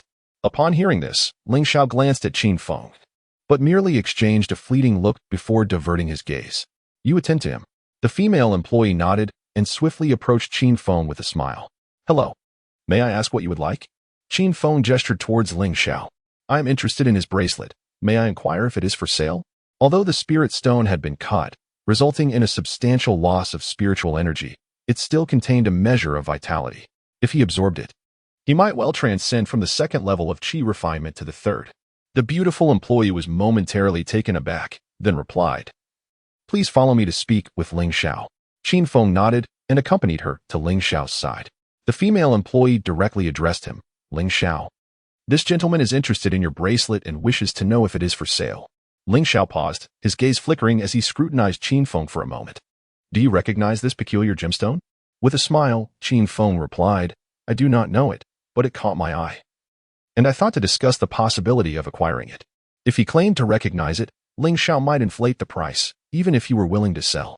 Although he possessed some wealth, he preferred to avoid unnecessary expenditures. "I'm afraid I cannot sell it," Ling Xiao declared. "I have been frail and ill since childhood, and it was only after donning this bracelet that my health improved. To put it plainly, this bracelet is akin to my life." Upon hearing this, Qin Feng scrutinized Ling Xiao for a moment, realizing that he spoke the truth. He had indeed been weak and ailing since a young age. The root of Ling Xiao's affliction lay in a congenital genetic issue that severely compromised his immune system. The bracelet, crafted from spirit stone, contained pure spiritual energy. which had nurtured his body, leading to his improvement. However, this remedy was but a temporary solution, as the spiritual energy would gradually dissipate after the stone was cut. Based on his observations, the energy would likely be depleted within 6 months. After a moment of contemplation, he looked at Ling Xiao and said, "I understand the reason behind your frailty since childhood, and I can offer you a cure." Ling Xiao was momentarily taken aback, then chuckled. "Pray tell, how do you propose to achieve that?" Qin Feng cast a sidelong glance at Ling Xiao. "Your congenital genetic issue has led to your severely compromised immune system." Ling Xiao's expression shifted dramatically, disbelief etching his features as he stared at Qin Feng. He had undergone genetic testing multiple times, and the results aligned with Qin Feng's assertion. This matter was known only to his family and those involved in the genetic testing. No one else was privy to it. "Have you investigated me?" Ling Xiao's gaze sharpened, fixated on Qin Feng. While he knew that very few were aware of his condition, it was conceivable that someone could uncover it with sufficient effort. He simply could not fathom how Qin Feng could discern the issue with his innate genetics merely by observation. It was all too uncanny. Even genetic testing institutions arrive at conclusions only after repeated examinations. Can a person's eyes possibly surpass the precision of sophisticated testing instruments? Absolutely not. Qin Feng smiled, asserting no. "Prior to this, I have never laid eyes upon you. Moreover, would I truly go to such lengths to investigate you over a mere bracelet? Rather than going through all this trouble, it would be simpler to seize it directly." Ling Xiao frowned slightly, acknowledging the validity of Qin Feng's words. Yet he remained unwilling to believe that one could discern inherent genetic issues merely through observation. "I'm sorry, even if what you say is true, I will not sell you the bracelet. I have consulted with the esteemed Dr. Su Jingxian, and even he was at a loss. Don't tell me your medical skills surpass his, for I simply cannot believe that. You might as well see if there is anything else in the store that piques your interest. I can offer you a 20% discount." This opportunity to advance to the 3rd level of Qi training was not one Qin Feng intended to relinquish easily. "Ling Xiao, I can genuinely help heal you. I understand your reluctance to believe, hence I offer you this advice. The bracelet on your wrist may temporarily shield you from any ailments, but within 6 months, it will completely lose its efficacy. At that point, you will endure the torment of illness once more. Unless you can find another bracelet made from this extraordinary gem, you will perish within 2 years. Ling Xiao's expression darkened instantly. "Nonsense. Get out of here." Several store employees wore expressions of anger. "How dare you curse Ling Xiao? Are you courting death? Leave at once, or we shall not treat you kindly." Qin Feng calmly surveyed the room before addressing Ling Xiao. "There will come a time when you will seek my assistance. Remember my name. I am Qin Feng. Your boss, Zhu Wenwu, knows me. He will surely find a way to contact me." Ling Xiao paused, momentarily taken aback, then responded with a cold laugh. "You even know my father. Yet you claim you haven't investigated me? You lot, block his exit. Don't let him escape."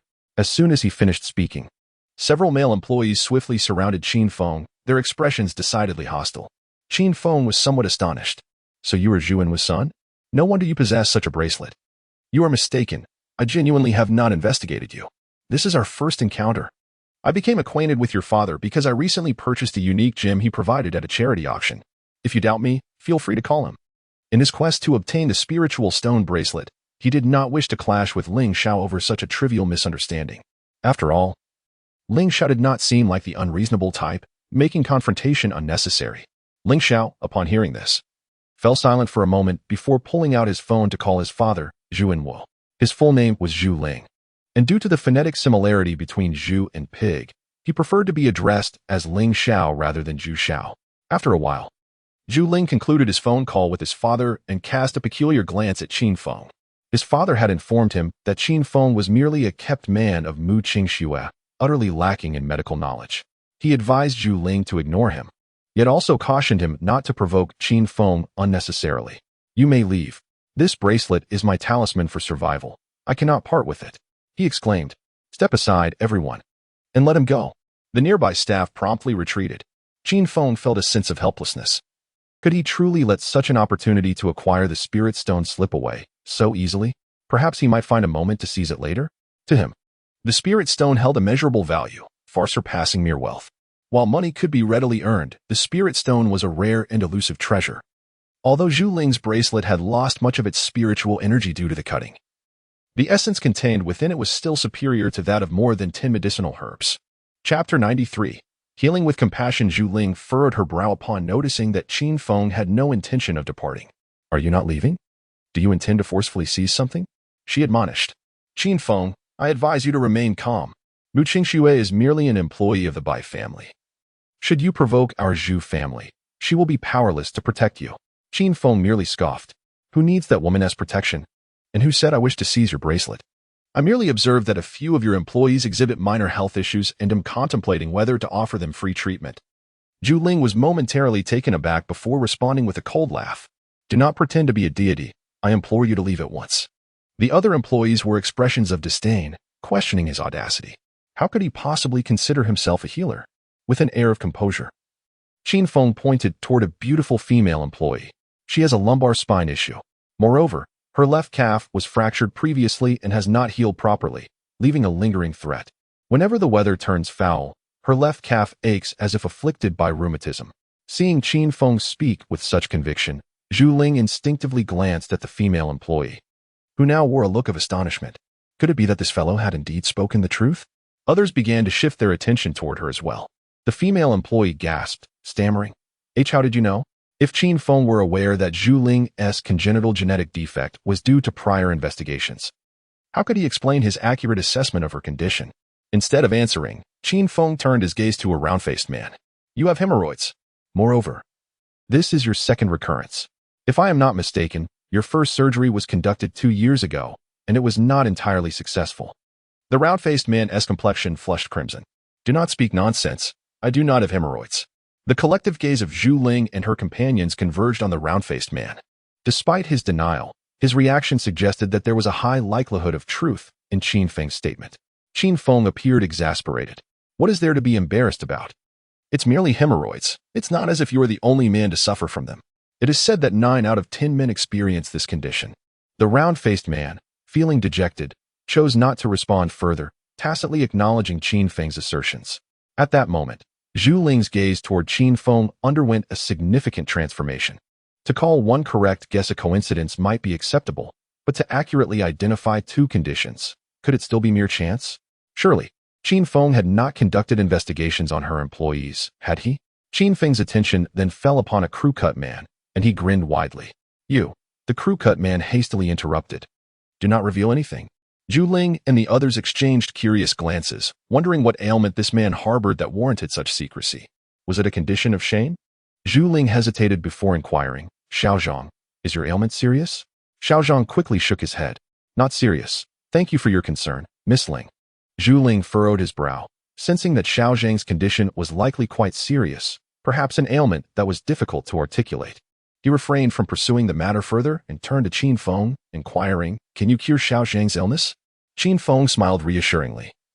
I merely need to administer a few acupuncture needles, and he shall be restored to health. Is that truly the case? Zhu Ling expressed skepticism. Yet he directed his gaze back to Xiaozhang, asking, Shall we allow him to try? Xiaozhang hesitated for a considerable time, then looked at Qin Feng and asked, What is your confidence level in achieving a cure? Qin Feng responded with a smile, 100%. Xiaozhang frowned slightly, feeling that such certainty was somewhat exaggerated. Since reaching adulthood, he had not experienced arousal, having consulted numerous doctors and even sought assistance from various women, all to no avail. He remained impotent. This persistent struggle had left him trapped in a cycle of self-doubt, which prompted his immediate objection to Qin Feng's initial proposal. After a prolonged silence, he gritted his teeth and declared, Very well, I am willing to give it a try. Lead me to the lounge. Thus, Xiaozhang escorted Qin Feng into the lounge, not only closing the door behind them but also drawing the curtains. A nearby waitress glanced toward the lounge, curiosity etched on her face. What ailment does Xiaozhang truly suffer from? Is that fellow credible? He wouldn't cause Xiaozhang any further issues, would he? Zhu Ling's gaze flickered. Given the current circumstances, it appeared that Qin Feng might indeed possess genuine medical skills. Rest assured, if Xiaozhang is left with any complications, I shall not let him off lightly. Inside the lounge, Xiaozhang hesitated momentarily, then fixed his gaze on Qin Feng and asked, Can you truly discern my ailment? Qin Feng cast a sidelong glance at Xiaozhang. Your meridians are blocked, which has resulted in your inability to achieve arousal since reaching adulthood. Xiaozhang was taken aback, utterly astonished. Although Qin Feng's words were somewhat veiled, even the dimmest of minds could comprehend his implication regarding Xiaozhang's condition. Inhaling deeply, a glimmer of hope illuminated his expression. Qin Feng's words instilled a sense of potential healing within him. Subsequently, he inquired how he should cooperate and reclined upon the bed. 10 minutes later, Qin Feng removed the silver needles from Xiao Zhang's body and turned to exit the lounge. Xiao Zhang was now overwhelmed with emotion, experiencing a significant response in a certain area, and he wished to avert his gaze, as it was too embarrassing. Upon witnessing Qin Feng emerge from the lounge, Zhu Ling and the others hurried over. With concern etched on his face, Zhu Ling asked, "How is Xiao Zhang faring?" A sly smile played at the corners of Qin Feng's mouth. "Why not open the door and see for yourself?" Zhu Ling, without a hint of doubt, pushed the door open to peer inside. The other staff members watched the lounge with intrigue. Just a fleeting glance was enough to drain the color from Zhu Ling and the others' faces. To their shock, Xiao Zhang was engaged in a rather compromising activity. The sole female waitress's face turned crimson as she muttered a curse at the pervert before swiftly exiting. Upon hearing the waitress's voice, Xiao Zhang instinctively glanced toward the door, his face flushing with embarrassment. In a flurry, he hastily pulled up his pants and leapt off the bed. He hesitated, his words stumbling as he wished fervently to vanish into the ground. Ahem. Zhu Ling, visibly embarrassed, cleared his throat twice and said, "Let's not linger here. Hurry along to your tasks." Upon hearing this, several employees promptly turned and departed. After they left, Zhu Ling turned to Qin Feng and asked softly, "Is Xiao Zhang impotent?" Qin Feng nodded in affirmation. Indeed. Otherwise, he wouldn't be so flustered, especially in the lounge. Xiao Zhang's face flushed deeper. Although he had been cured, he still preferred to keep this matter private. Zhu Ling's gaze sharpened. "It seems you truly possess medical expertise. Qin Feng, are you confident in curing my ailment?" Qin Feng replied with unwavering certainty, "I can guarantee a complete cure. However, it won't be instantaneous. It will require at least 10 days. Zhu Ling pondered for a moment before stating, "I believe in you. If you can truly heal me, I shall gift you this bracelet after 10 days. Moreover, I will offer you my villa number 1 at Danjiang Biyuan as further recompense." Chapter 94. Two little miscreants. Qin Feng was taken aback. He had heard of Villa No. 1 in Danjiang Biyuan. At the time of its initial launch, the price of Villa number 1 soared to an astounding 200 million. Now, 3 years later, the real estate prices in Danjiang Biyuan had appreciated significantly. It was conservatively estimated that Villa number 1 was now worth at least 250 million. To his astonishment, the owner of Villa number 1 was none other than Zhu Ling, and he never expected Zhu Ling would offer it as a reward. However, it was understandable. Zhu Ling was not lacking in wealth, and evidently, good health was of paramount importance. Seeing Qin Feng in silence, Zhu Ling assumed he was skeptical and said, "If you don't trust me, we can draft a written agreement." "There's no need for that." Qin Feng shook his head. "I believe that young Master Ling is a man of his word and will not go back on it." Subsequently, Qin Feng requested Zhu Ling to fetch paper and pen, and he penned a prescription. "Follow this prescription to procure the herbs, and take it twice daily for 10 consecutive days, and your ailment will be cured." Zhu Ling glanced at the prescription, folded it neatly, and stored it away. Although he was not entirely convinced of Qin Feng's capabilities, he resolved to adhere to the treatment schedule. After exchanging contact information with Zhu Ling, Qin Feng took his leave. As he stepped out of the store, the beautiful saleswoman rushed after him. "Dr. Qin, wait." Hearing this, Qin Feng halted and turned to face the saleswoman, his expression laced with curiosity. "Is there something you need?" The saleswoman hesitated, a hint of anxiety evident as she inquired, "Can you cure my lumbar and left calf issues?" Qin Feng smiled reassuringly. "Indeed. A single acupuncture session for the left calf, combined with my prescribed herbs, will suffice for a cure within a fortnight. As for the lumbar issue, a mere 10 minutes of massage will resolve that." "Really?" The saleswoman's face lit up with both surprise and joy. "Dr. Qin, could you assist me with the treatment?" A playful glimmer appeared in Qin Feng's eyes. "May I inquire if you can afford the treatment fee?" The saleswoman's expression faltered as she timidly asked, "How much will it cost?" Qin Feng grinned. "For complex ailments, the fee starts at 1 million, with no upper limit. For ordinary conditions, I have no interest in intervening. However, your left calf issue barely qualifies as complex. If the price is right, I shall treat you. As for your lumbar concern, that treatment is complimentary." The saleswoman's countenance darkened. 1 million for complex ailments was beyond her reach, as her monthly salary was only 5,000 to 6,000. Qin Feng regarded her silently before turning on his heel and departing. He was neither a philanthropist nor a benevolent healer. His willingness to treat ailments depended on his mood. and he would not extend his services to just anyone unless he had ulterior motives or a moment of compassion. Watching Qin Feng's retreating figure, the saleswoman opened her mouth, then ultimately chose to withdraw. At that moment, Zhu Ling emerged, placing a reassuring hand on the saleswoman's shoulder. Suya, do not worry. If he truly manages to heal my ailment, I will ask him to treat you for free. Suya's face brightened with gratitude. Thank you, young masterling. As Qin Feng stepped out of the ghost market, Zhang Xinzhong hurriedly followed behind him. Master, please don't walk so fast. Wait for me. Qin Feng paused, somewhat exasperated by the tenacity of this fellow. Zhang Xinzhong halted approximately 5 meters away, wearing a vigilant expression. Master, please don't kick me again. Qin Feng observed Zhang Xinzhong with a helpless look. Stop following me. I have no intention of accepting disciples, so you might as well give up this futile endeavor. If you dare to follow me again, do not blame me for breaking your legs. Zhang Xinzhong smiled wryly. Is it truly that violent? Even if you were to break my legs, I would still wish to be your disciple. Master, please accept me. I am actually quite young and exceedingly handsome.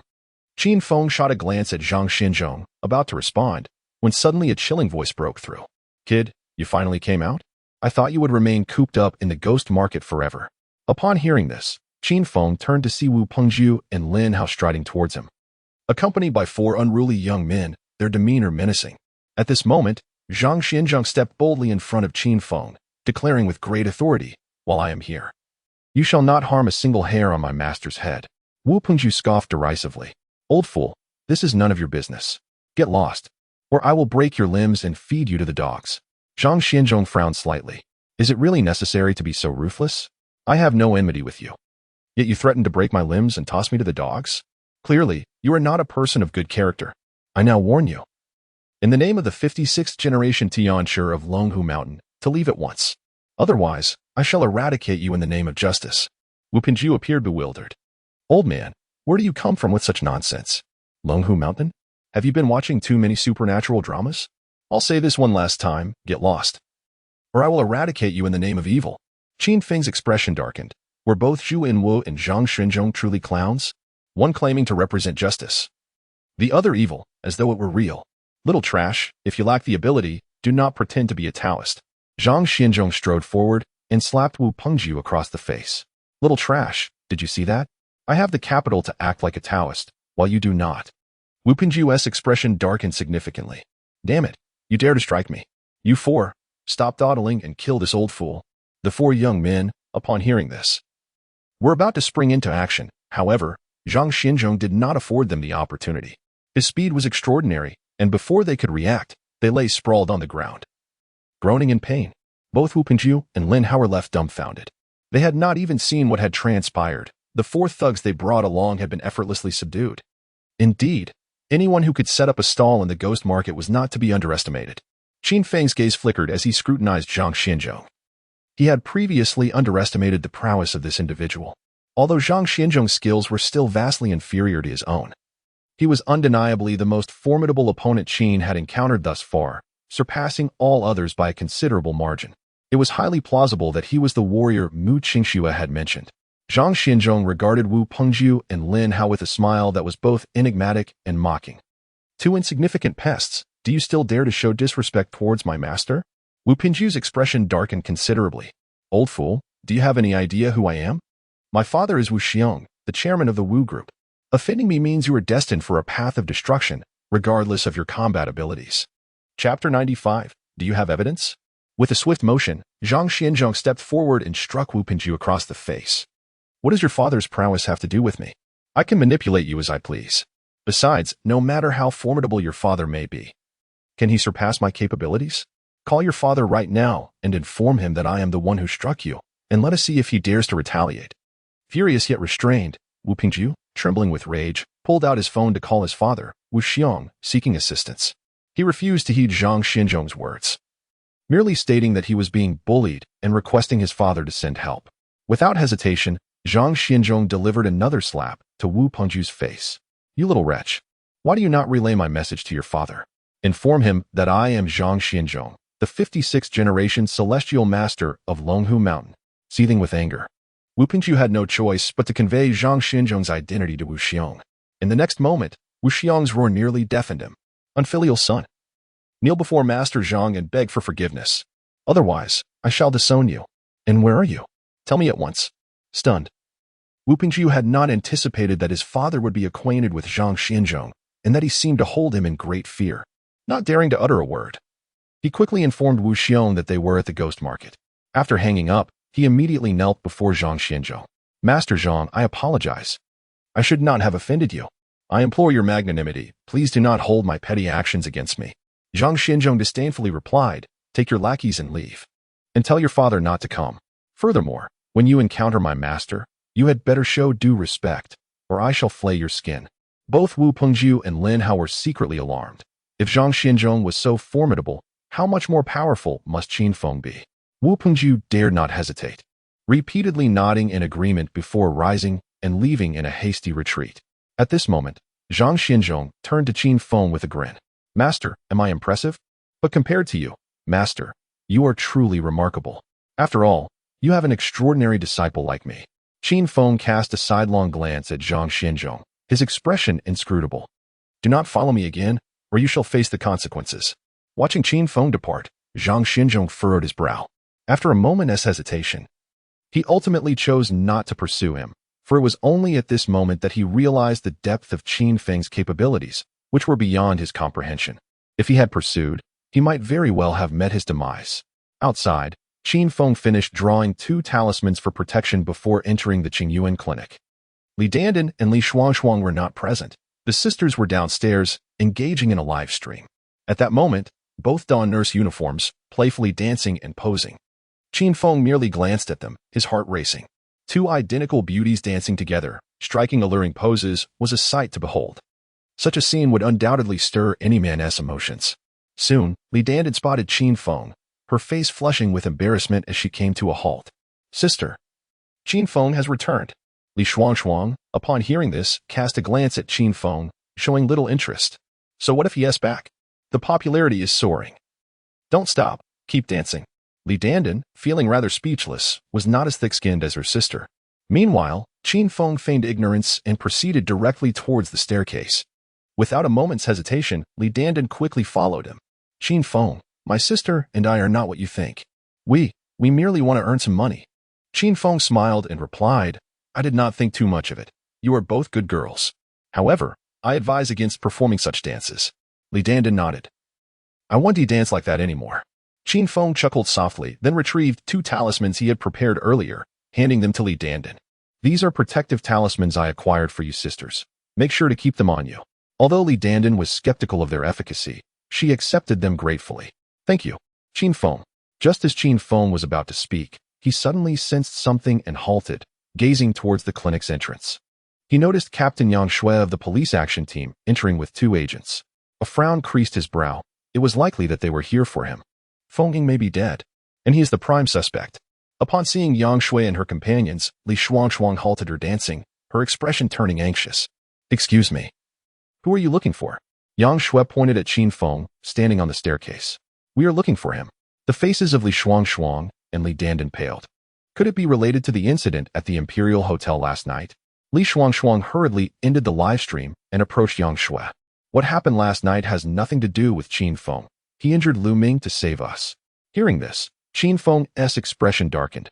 What kind of nonsense was this? If one did not know the facts, it was best not to complicate matters. At that moment, Li Dandan rushed down the stairs to Yang Shui.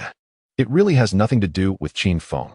Lu Ming intended to harm us, and Qin Feng intervened. Qin Feng was utterly speechless.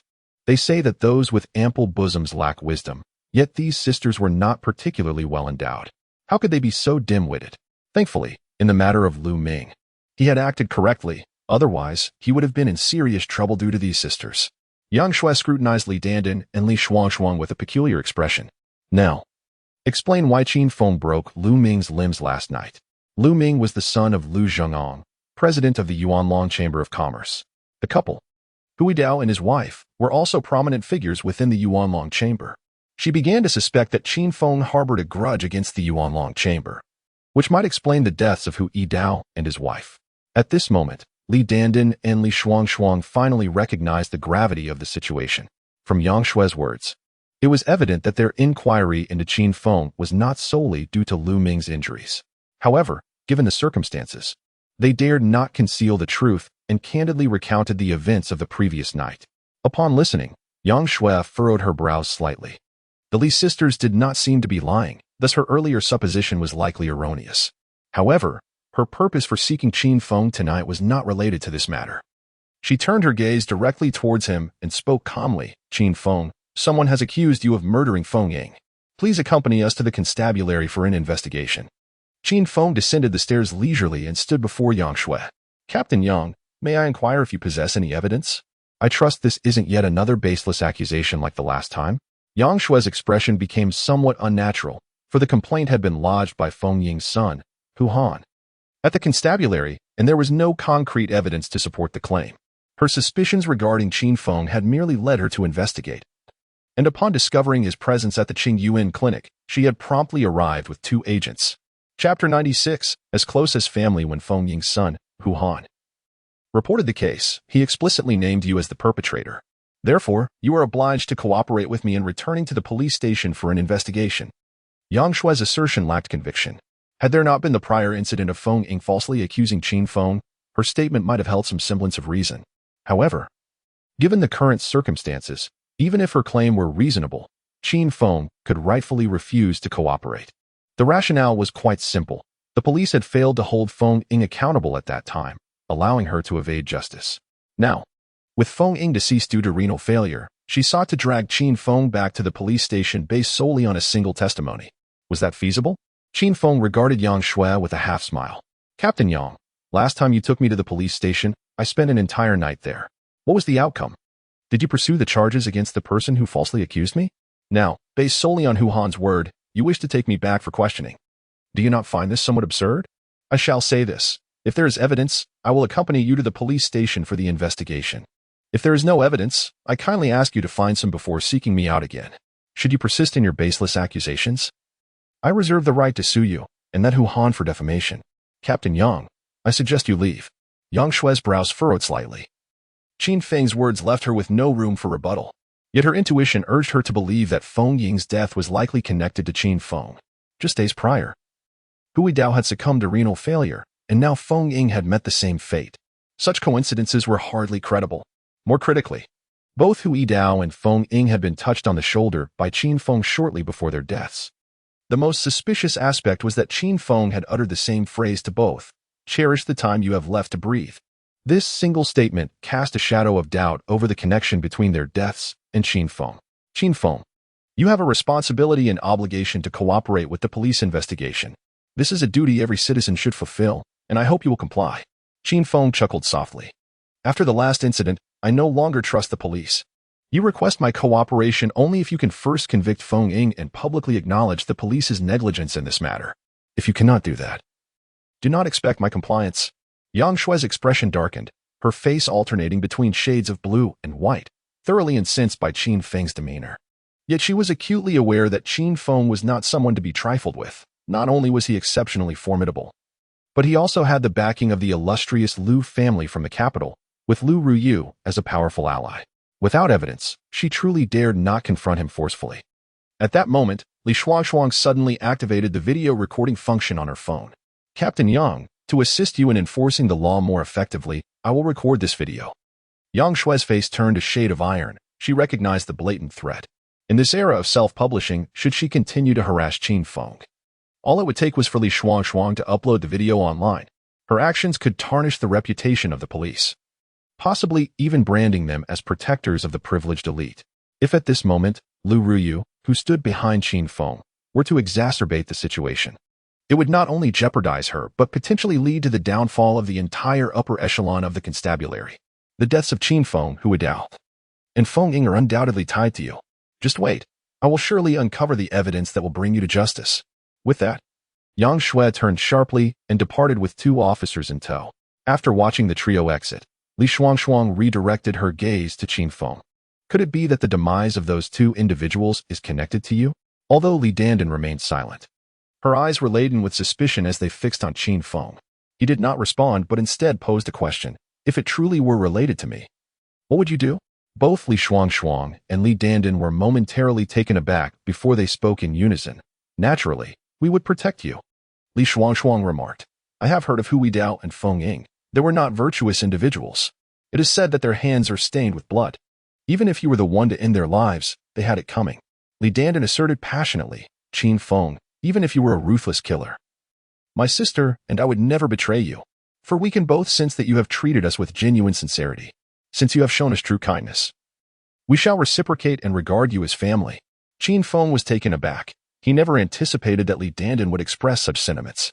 Who, aside from blood relatives, would utter such words? In that moment, he felt a rush of emotion. The devotion shown by these two young women was undoubtedly worth the trouble they had incurred with Lu Ming. Do not indulge in fanciful thoughts. I am not the one responsible for those deaths. However, your loyalty has moved me deeply. From this moment forth, you shall be considered my beloved sisters. Though we share no blood. Li Dandan and Li Shuangshuang nodded joyfully in agreement. Observing the two sisters, Qin Feng mused that their intellect might be somewhat lacking. Accepting them as sisters could lead to unforeseen complications in the future. Nevertheless, having made this commitment, he would not waver and would genuinely treat them as his own siblings. In the ensuing days, Qin Feng remained in the clinic, refraining from venturing outside, diligently assisting with various tasks. The parents of the Li sisters, Li Zhenyuan and Lu Ting, whose initial demeanor was somewhat aloof, gradually became warm and welcoming.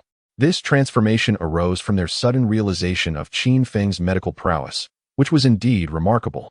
A couple of days prior, a patient in his 60s or 70s, on the brink of death, had left the couple at a loss. Yet, Qin Feng merely administered a few acupuncture needles and performed some massage techniques, miraculously pulling the patient back from the brink of death. Due to his lack of a medical license, he was unable to formally practice, but the couple encouraged him to pursue certification. They even hinted, albeit subtly, that should he obtain his medical qualifications, they would be inclined to bequeath Qing Yuan Clinic to him. Alas, Qin Feng's aspirations lay elsewhere. He steadfastly declined. His pursuit was not the practice of medicine to alleviate suffering, but the path of cultivation. Cultivation was his singular ambition at this juncture.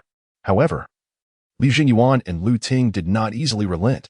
They believed that Qin Feng's remarkable medical skill should be utilized for healing and saving lives, thereby contributing to society. Thus, nearly every day, whenever they found a moment of leisure, the couple would take turns persuading Qin Feng, employing various tactics to influence his mindset. In fact, Li Zhenyuan even went to great lengths to establish connections and procure a medical license for Qin Feng. Holding the freshly acquired medical certificate, Li Zhenyuan approached Qin Feng with a sly grin akin to that of a cunning fox. Xiao Feng, I've arranged for your medical license, he exclaimed. In a few days, your aunt and I will be celebrating our 30th wedding anniversary and going on a trip, so I entrust the clinic to you. Qin Feng was left speechless, pondering whether this was a case of acting first and informing later. Nevertheless, he felt no strong resistance, as he sensed that both Li Zhenyuan and Lu Ting genuinely cared for him, almost as if he were their own son. This couple, having witnessed his extraordinary medical prowess, never broached the subject of him imparting his knowledge. Their kindness stemmed not from a desire to learn his skills, but from a sincere intention to support him, ensuring that his talents were not squandered, but rather utilized to heal and save lives, thus fulfilling his noble calling.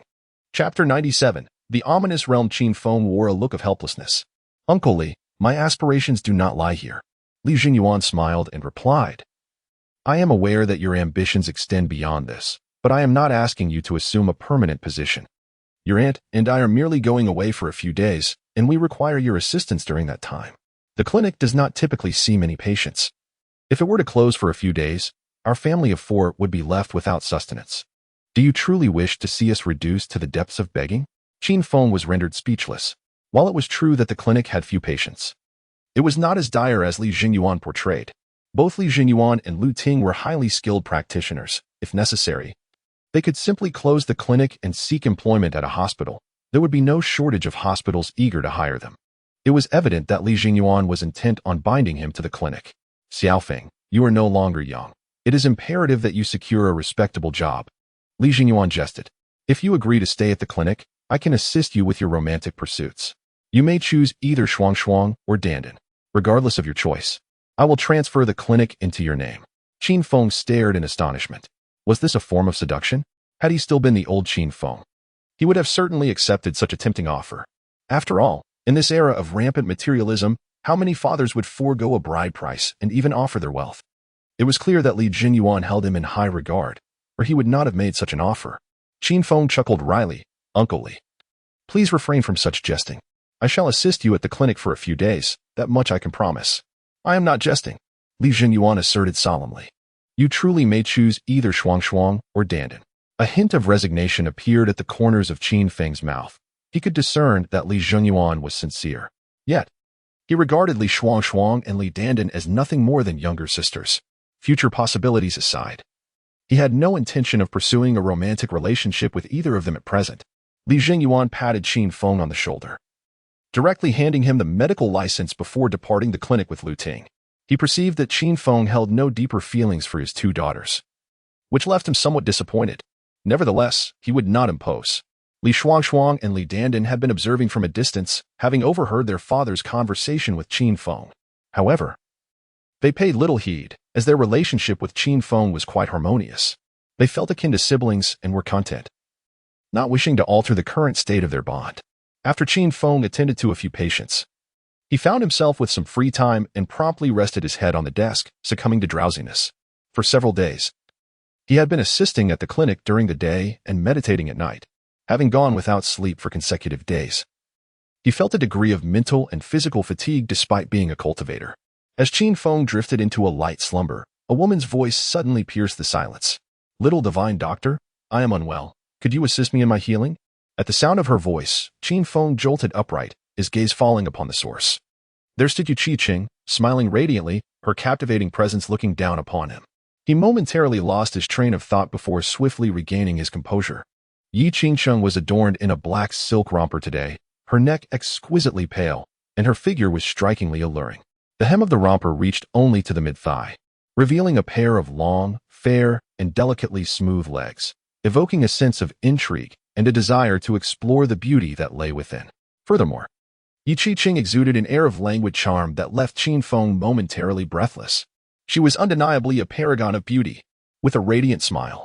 Yi Qingqing seated herself across from Qin Feng and elegantly crossed her left leg over her right. Do you find it appealing? Qin Feng swallowed hard, instinctively blurting out. Very appealing. Yi Qingqing's smile grew brighter. Would you like to touch it? Qin Feng nearly blurted out a yes, but quickly caught himself and corrected, I wouldn't. He then scrutinized Yi Qingcheng with a flicker of suspicion. Something about her demeanor today felt distinctly off. Although she had teased him in the past, it had never been so brazen, especially not in a public setting. Nearby, aside from the sisters Li Dandan and Li Shuang, there were 3 other patients. Given Yi Qingqing's stature, she could not possibly be oblivious to her surroundings. Qin Feng directly inquired, what brings you to me? Am I not allowed to seek you out if I have no matters to discuss? Yi Qingqing shot him a sidelong glance. However, I truly do need to talk to you. I have purchased the land for the pharmaceutical factory. Would you like to take a look? Qin Feng regarded her with a peculiar expression. No need. I trust your judgment. Yi Qingqing blinked playfully, teasing. Are you not afraid I might conspire with Liang Xing to deceive you? After all, I possess the complete formula for the beauty-enhancing scar removal serum. Qin Feng scoffed. No one can lay claim to what belongs to me. Besides, I believe you are not the type to act dishonorably. Well, it seems I must express my gratitude for your trust. Yi Qingqing laughed lightly before becoming serious. After acquiring that plot of land, I informed Liang Xing, who warned me that it is considered an ominous site. As the major stakeholder, I think it would be prudent for you to take a look. Qin Feng's expression turned to one of confusion. Ominous site? Yu Qi-Ching replied, it is said that many people have died there in the past. There might be issues with the feng shui. If that is indeed the case, I can only blame my greed for a bargain. The land, originally valued at 2 billion, I acquired for merely 60 million, and it spans nearly 100 acres. Qin Feng was left speechless. What did you say? You purchased nearly 100 acres of land for 60 million? Sister, it can't possibly be located in the mountains. No, Yu Qi-Ching shook her head. It's in the old district where you used to reside. Qin Feng was taken aback. It can't be that abandoned villa area at the foot of Phoenix Mountain that has been deserted for over 20 years? Yi Qingqing nodded. Exactly that villa area. It truly was that place. Qin Feng's eyes glimmered with realization. No wonder Yi Qingcheng had managed to acquire it for such a price. He had heard tales of the haunted villa district, where, at the stroke of midnight, the wails of infants and eerie, chilling sounds would echo through the air. It was precisely for this reason that the property had remained abandoned for over 20 years, with no one daring to take it on. Qin Feng pondered for a moment. Then, with a hint of confusion, inquired, "Is it not common knowledge among the residents of Binhai that this villa district is an accursed place? Have you never heard of it?" Yi Qiqing replied with a wry smile, "Aside from my daily commute to the office, I have largely kept to myself. Thus I have not come across such tales. However, it is rather perplexing. Under normal circumstances, upon learning of such a remarkably low price, I would have certainly harbored doubts. Yet, to my astonishment, I not only felt no suspicion but also readily signed the purchase contract and transferred the funds on the spot. Later, Yang Xing informed me that the land was deemed inauspicious, and the more I thought about it, the more I began to question whether I had been bewitched at that moment. Chapter 98. A scheme. Qin Feng nodded in agreement. Considering that hundreds of acres of land were not mere trifles, and acquiring it for 60 million was implausible, Yi Qiqing was not foolish. She would surely harbor doubts. Yet, rather than questioning the situation, she had unwittingly signed the contract. It was likely not possession by some malevolent spirit, but rather the possibility of being hypnotized. After a moment's contemplation, Qin Feng inquired, "What do Liang Xing and the others intend?" Yi Qiqing sighed softly. "They all oppose establishing a factory there and refuse to share the burden of the 60 million for the land purchase. Therefore, I plan to take you along to assess whether building the factory there is advisable. I will heed your counsel." Qin Feng furrowed his brow.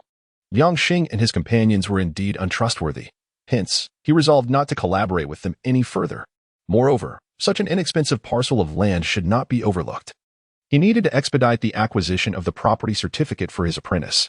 Those three individuals were devoid of integrity, and he had no desire to continue their association. Yi Qiqing nodded. "Do you not wish to inspect the land?" "Indeed, but it would be preferable to go at night," Qin Feng replied with a grin. "After all, ghosts only emerge in the darkness." Yi Qiqing raised an eyebrow in skepticism. "Are you implying that someone is orchestrating a supernatural ruse, deliberately transforming the villa area into a foreboding place?" Qin Feng nodded. "There is indeed a possibility. I even suspect that when you go to transfer the property certificate, it may not unfold smoothly." A flicker of anxiety crossed Yi Qiqing's face as she meekly responded, "Now that you mention it, I worry that I might be hypnotized again. Perhaps you could accompany me?" Qin Feng hesitated for a moment before consenting. "Very well." As a woman of remarkable charm, Yi Qiqing certainly faced certain risks. He relied on her to assist him in amassing wealth, and naturally wished for her safety. After all, finding a trustworthy companion was no simple task. Subsequently, Qin Feng bid farewell to Li Dandan and Li Shuangshuang before departing with Yi Qiqing. Upon witnessing their exit, Li Shuangshuang huffed in discontent. "Wretched man. Seductive vixen." Li Dandan retorted, "Sister, Qin Feng is not a wretched man." Li Shuangshuang scoffed. "Isn't he a wretched man for being captivated by a vixen?" Li Dandan was rendered speechless.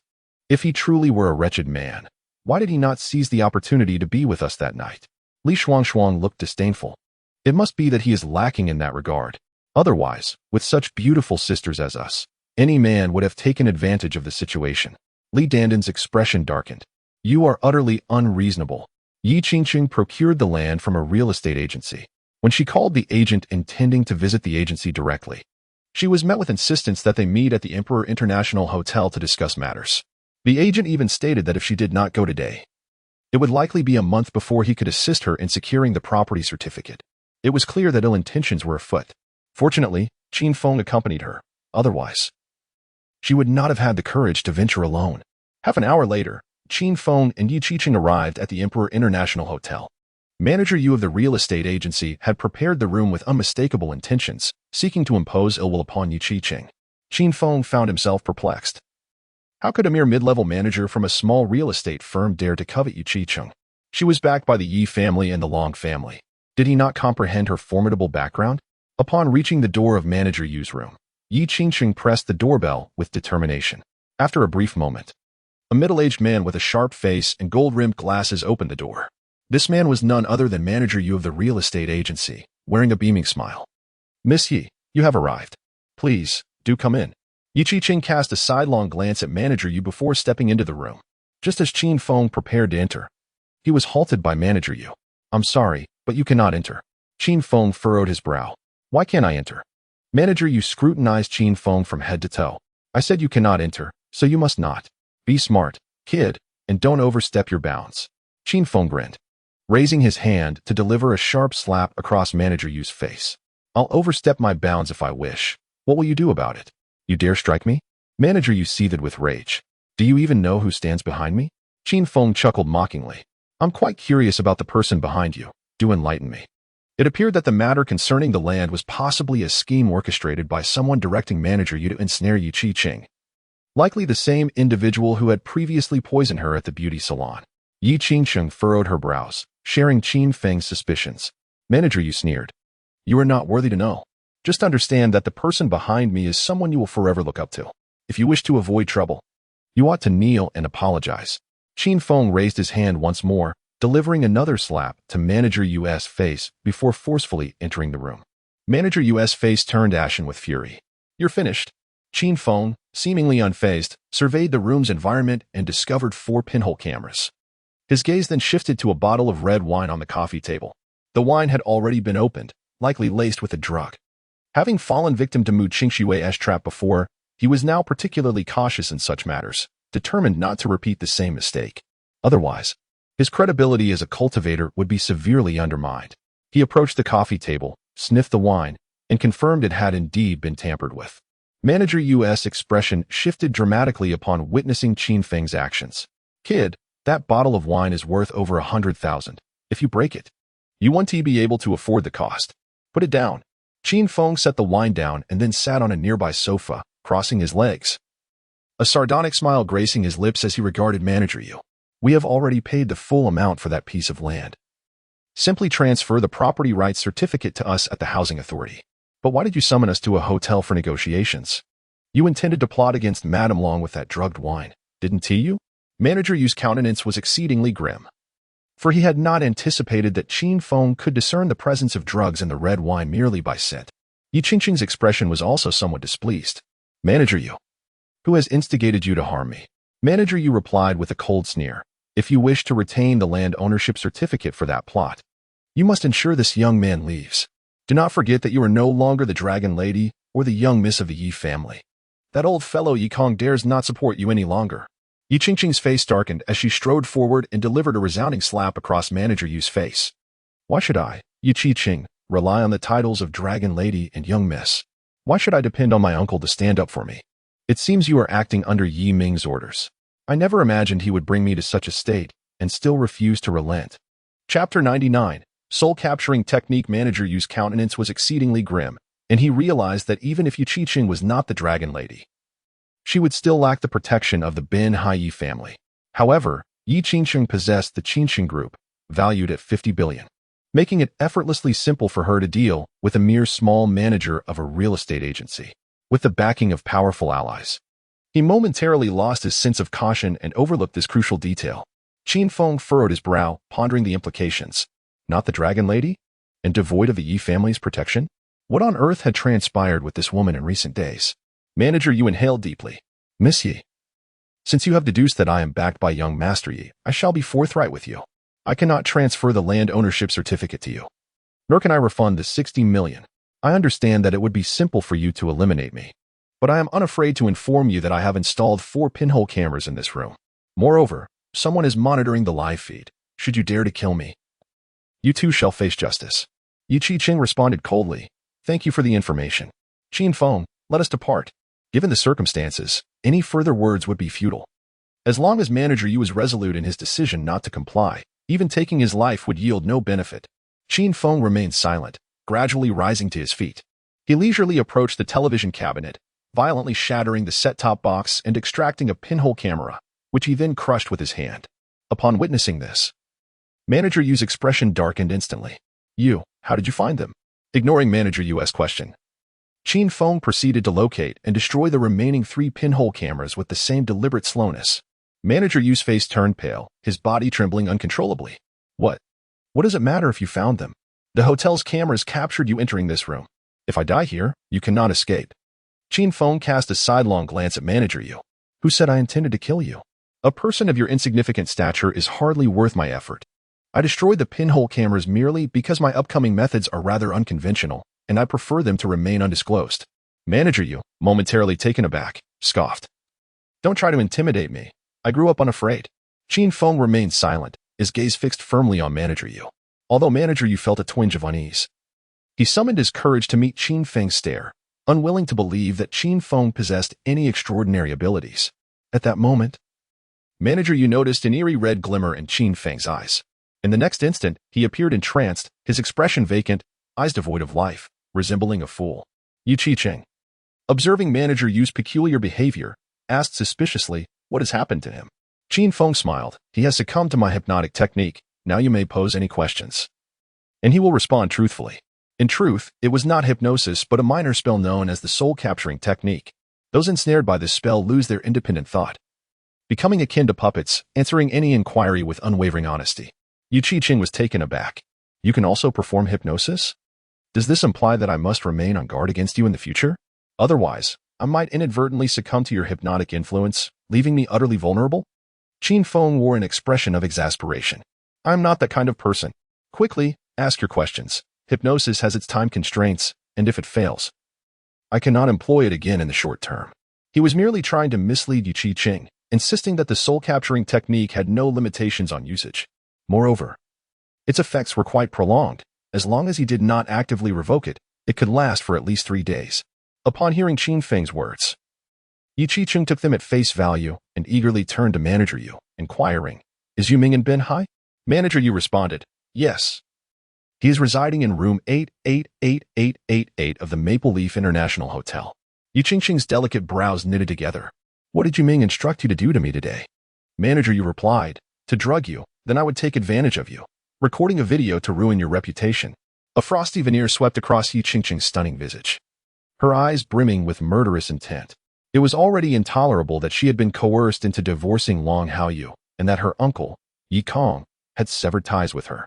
Now, they sought to execute such a vile scheme to tarnish her name. She inhaled deeply, suppressing her fury, and continued to inquire, Who possesses the land ownership certificate? Is it true that the land in question is indeed cursed? Manager Yu answered, There is no land ownership certificate. That plot is not under our company's purview. Yi Ming learned of your desire to purchase the land and approached me with a hypnotist to set a trap for you. As for that land, it is indeed cursed. Yu Qiqing's expression darkened considerably, and she pressed further. At the time, you had already hypnotized me. Why did you not act then? Manager Yu replied, The duration of the hypnosis is quite brief. There was simply no time.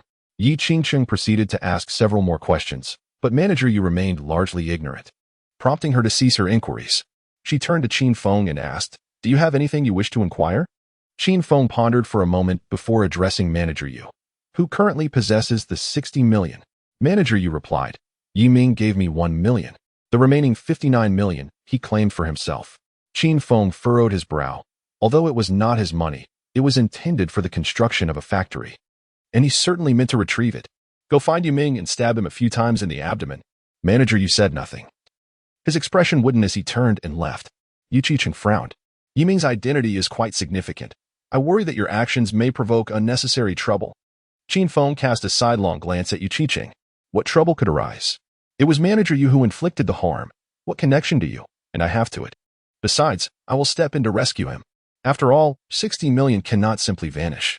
Yu Qiqing momentarily lost her train of thought, her lips twitching fiercely. You are truly devious. After Manager Yu stabs Yu Ming, you will reappear under the guise of saving him, coercing Yu Ming to return the 60 million. However, once the money is recovered, Yu Ming will undoubtedly suspect her involvement. Yet, she did not care. Her grievances with Yu Ming had become irreconcilable. Qin Feng rolled his eyes. This was not treachery, but rather a calculated scheme. By the way, when did you divorce Long Haoyu? And what is the situation with your second uncle? Yu Qiqing's expression darkened as she sighed softly. It's a long story. I shall tell you another time. Qin Feng glanced at Yu Qiqing, refraining from pressing further. His inquiry had been casual, and whether she chose to share or not was inconsequential. At that moment, he finally comprehended why Yu Qiqing had dared to tease him so boldly at the Qingyuan clinic. It was because she was no longer bound as Mrs. Long. Chapter 100. How much is your life worth? Manager Yu borrowed a fruit knife from a nearby restaurant before seeking out Yi Ming. Qin Feng and Yu Qiqing had already arrived at the corner near Yi Ming's room. Not long after Manager Yu rang the doorbell, Yi Ming opened the door and stepped outside. Without a moment's hesitation, Manager Yu plunged the fruit knife into Yi Ming's abdomen. Ah! Yi Ming cried out in agony, cursing, Are you out of your mind? How dare you stab me? Manager Yu's expression remained blank as he continued to stab Yi Ming 3 more times in the stomach. Yi Ming collapsed onto the floor, clutching his abdomen, terror-stricken. Please, don't kill me. I can give you money, 100 million, 200 million, anything. Manager Yu's expression remained stoic, showing no sign of reaction. This was the terrifying power of soul control. Once ensnared, one became akin to a puppet devoid of free will. At that moment, Qin Feng approached and kicked Manager Yu, sending him flying several meters away. Manager Yu showed no signs of struggle, collapsing into unconsciousness. Yi Ming, momentarily stunned, managed to say, I am Yi Ming from the Yi family and the capital. Please, help me call an ambulance, and I will pay you. Qin Feng glanced at Yi Ming. How much can you give me? Without hesitation, Yi Ming replied, whatever amount you ask for, I will give you. Hurry. I will die if you delay. Qin Feng leisurely retrieved a silver needle package and extracted a few needles, squatting down beside him. Yi Ming, seeing this, panicked. What are you doing? I am the eldest young master of the Yi family in the capital. If you harm me, you will pay dearly. Qin Feng swiftly inserted several silver needles into Yi Ming's abdomen. I bear you no grudge. Why would I harm you? I am merely using acupuncture to staunch your bleeding. Look, the blood has already stopped. Yi Ming was taken aback and, with great difficulty, lifted his head to look at his abdomen, moving his hands away to find that. Indeed, the bleeding had ceased. This is astonishing. Are you a divine physician? Qin Feng slowly rose, looking down upon Yi Ming. Though the bleeding has been halted, without timely medical attention, you will surely perish. Yi Ming's face instantly paled. Then what the hell are you waiting for? Hurry and call an ambulance. Qin Feng smiled wryly. Is this how you plead for help? Yi Ming's expression froze, and he hurriedly said, I was wrong. I apologize. Consider this a plea. Please, call for help. Qin Feng remained silent, a smile lingering on his lips. Seeing that Qin Feng did not respond, Yi Ming grew increasingly anxious. I will pay you. How much do you want? I can transfer it to you immediately. Qin Feng smiled gently. How much do you believe your life is worth? Yi Ming felt exasperated, nearly spitting blood. This was sheer extortion. Yet, desperate to save his own life, he refrained from expressing his anger. How about 10 million? Qin Feng scoffed. 10 million? Are you trying to insult me? Do you truly believe your life is worth such a paltry sum? Yi Ming was engulfed in fury. How could a sum of 10 million not satisfy him? I certainly do not seek your assistance any longer. I shall make the call myself. With that, he stormed into the room. Qin Feng chuckled softly. If you are not afraid of death, then by all means, proceed. Upon hearing Qin Feng's words, Yi Ming halted abruptly. Though he harbored doubts about Qin Feng's intentions, he was unwilling to take that risk. Gritting his teeth, he glared at Qin Feng and demanded, How much do you want? Qin Feng replied with a smile. What do you believe your life is worth? Yi Ming, feeling despondent enough to spit blood, was certain that his life was invaluable. Suppressing his rage, he coldly proposed. 100 million, is that acceptable? Qin Feng remained silent, walking into the room to retrieve Yi Ming's phone before returning to face him. Now, tell me your bank password. Yi Ming furrowed his brow. Give me the phone, and I will certainly transfer the funds. Qin Feng merely smiled without uttering a word. Seeing Qin Feng's silence, Yi Ming's anger flared, yet he managed to contain it, providing his bank card password truthfully. Qin Feng accessed the online banking platform and transferred 100 million to Yi Qingqing's bank account. Previously, Yi Qingqing had been concerned that Yi Ming might target Qin Feng, thus insisting that the funds be transferred to her account. Although Qin Feng was indifferent to the potential threat from Yi Ming, he acquiesced, as the money was intended for purchasing land to build a factory, a task for which Yi Qingqing was responsible. Once the transfer was successful, Qin Feng tossed the phone back to Yi Ming. You can call for an ambulance now. Rest assured, as long as you do not let anyone remove those few silver needles from your abdomen, you will not perish in a matter of days. Upon hearing Qin Feng's words, Yi Ming was instantly filled with rage and spat a mouthful of blood. Was he to be extorted for 100 million and then abandoned? Did those mere silver needles truly hold the key to his survival? He yearned to unleash a torrent of curses upon Qin Feng but ultimately restrained himself. Qin Feng cast a glance at Yi Ming before turning to leave. One who causes harm ultimately harms oneself. Yi Ming has brought this upon himself. Approaching Yi Qingqing, Qin Feng smiled and inquired, Do you wish for him to die? Yi Qingqing furrowed her brows, her expression shifting between uncertainty and resolve. After a moment, she nodded emphatically. Yes. Qin Feng smiled enigmatically.